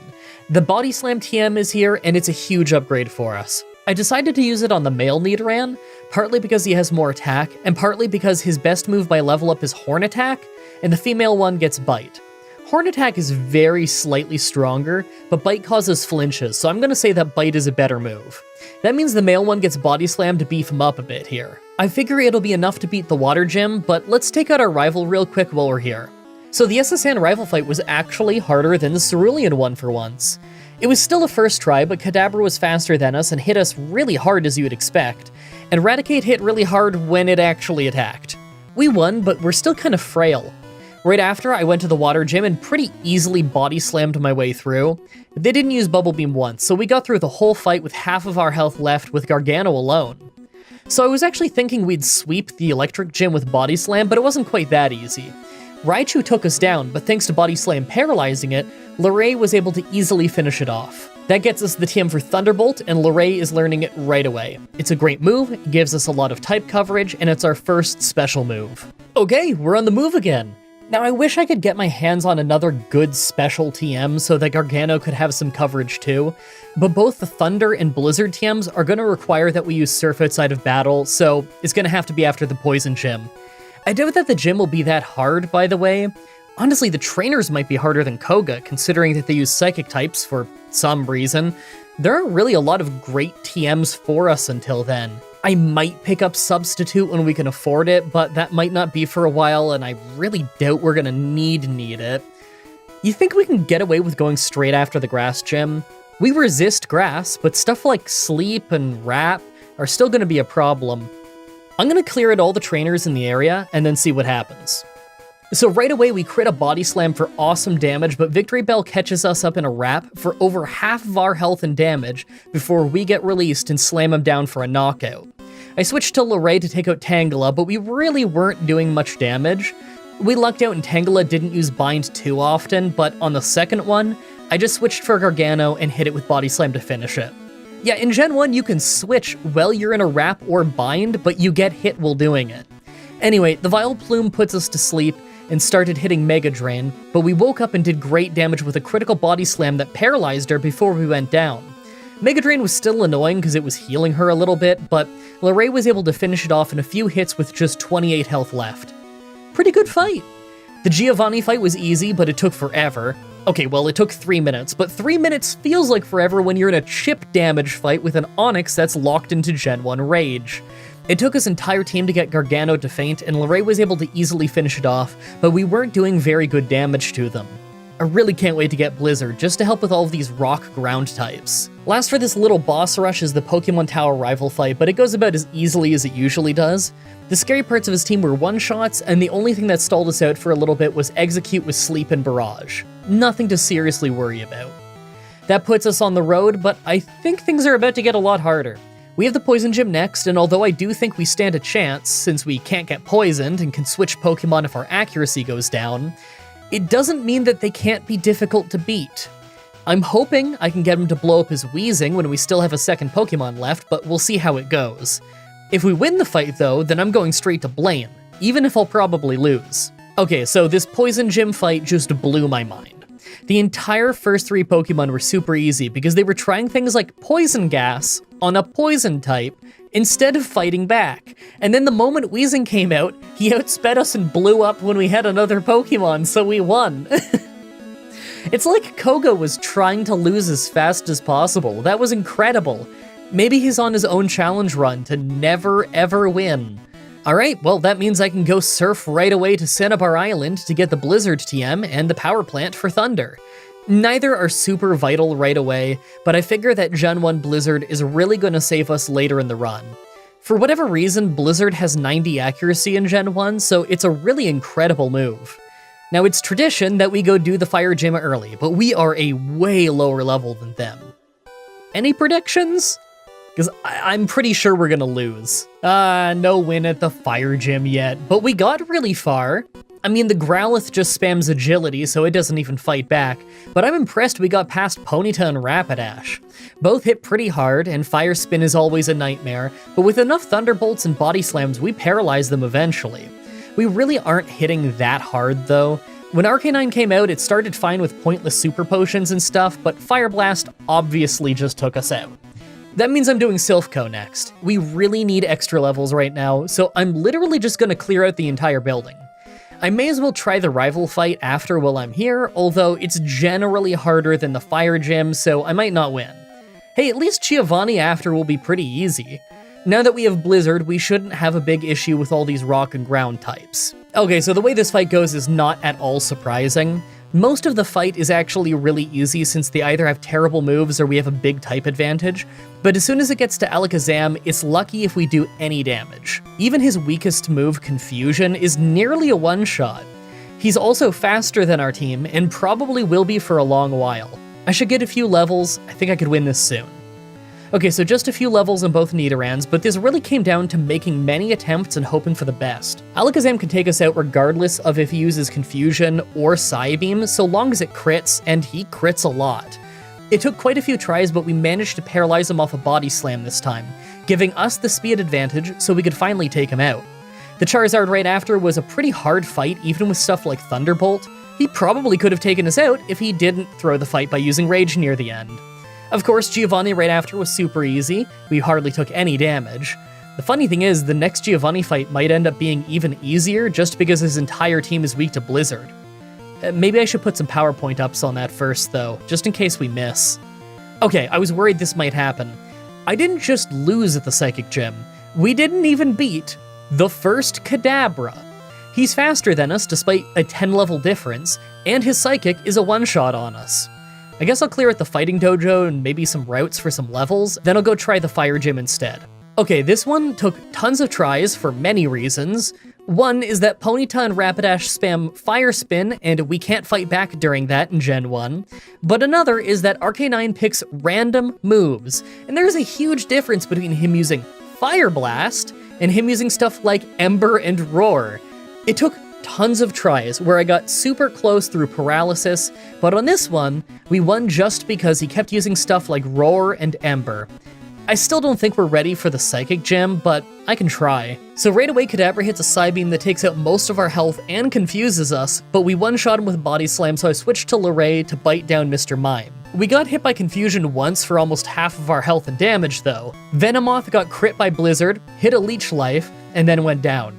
That Leech Life was super effective and still didn't do much though, it's just kind of a weak move in this game. Last was Alakazam, who hits us with a weak Psy-Wave, then misses the second one as we bite him down into red health.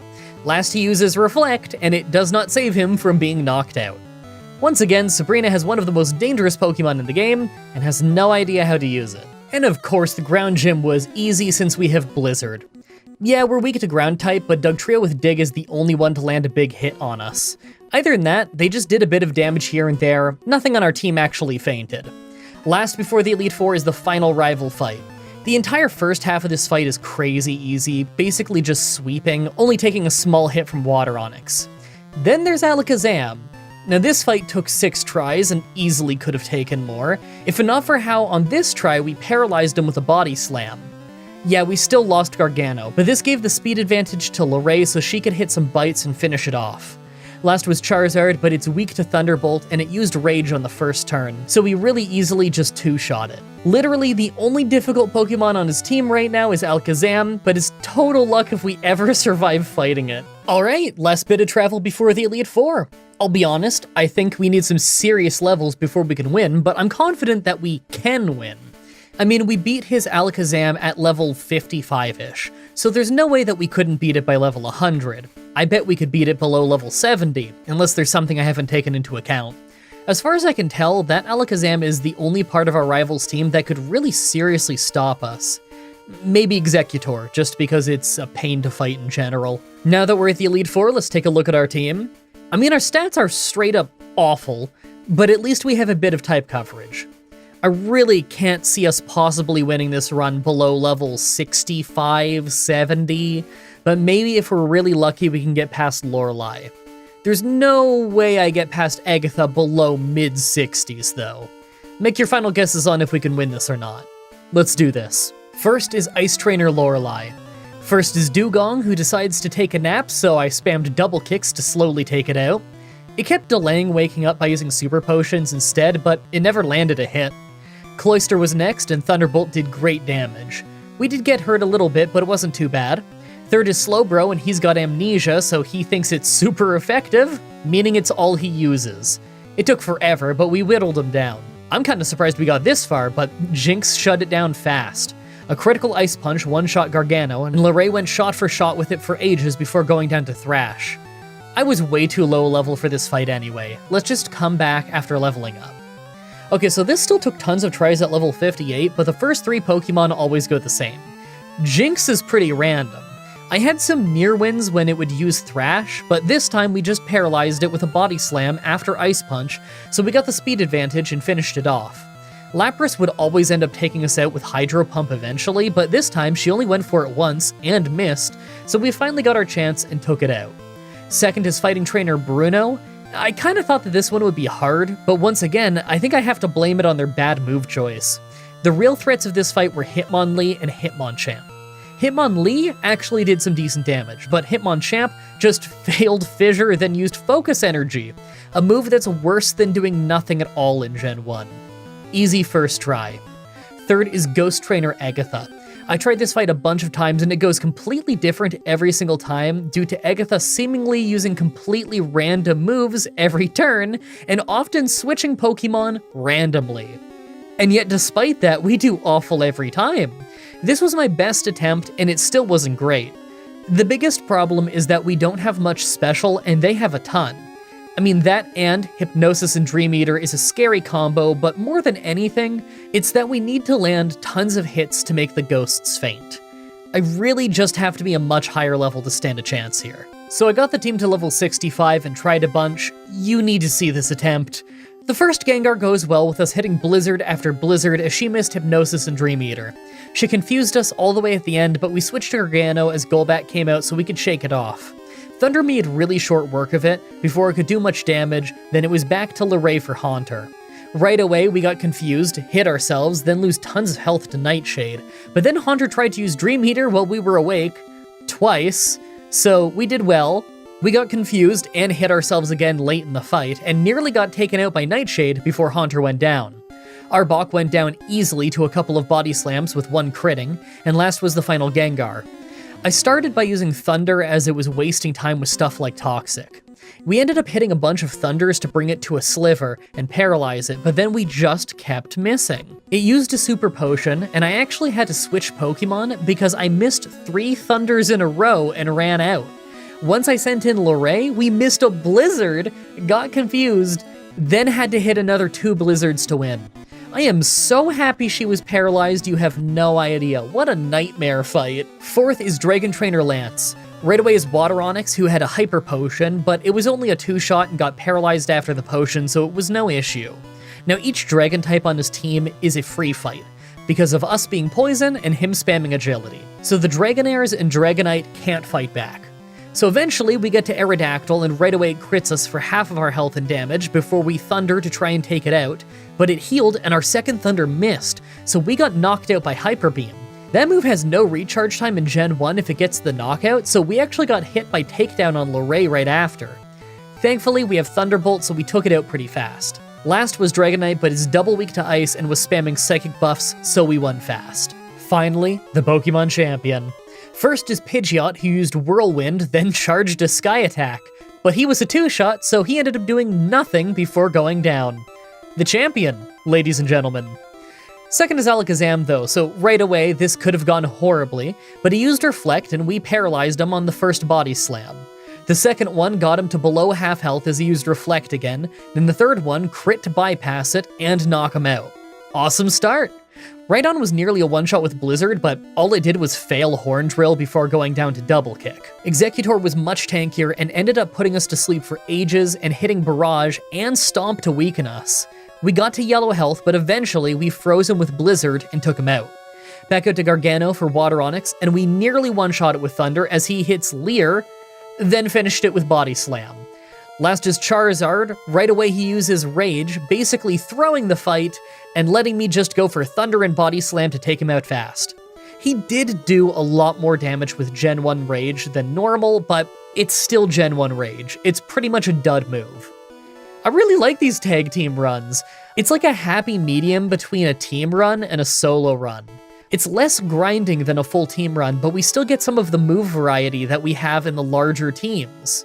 Personally, I think that a 3 to 4 Pokemon team is perfect for a lot of these team runs, so having one less than that is a little bit of a fun challenge. I really hope you guys like that run. The next Pokemon challenge should be up next week on Saturday like usual, with Pokemon Diamond, with only HM moves in combat. I think it's my first time doing Diamond or Pearl on the show, not counting when I did the remake of Diamond. That's its own kind of kettle of worms. Oh my god, that was brutal. That was one of the hardest challenges I ever did. The no new moves run on that. Oh, that was brutal. As always, I'm looking at your suggestions in the comments, in the challenge request section of my Discord channel, and on Twitter.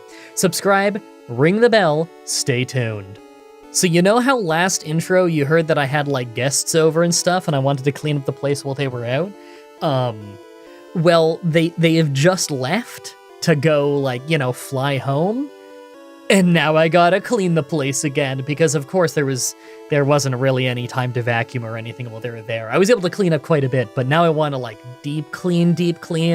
So, I'm gonna go deep clean. Thank you everybody so much for watching, and until next time, have a nice day.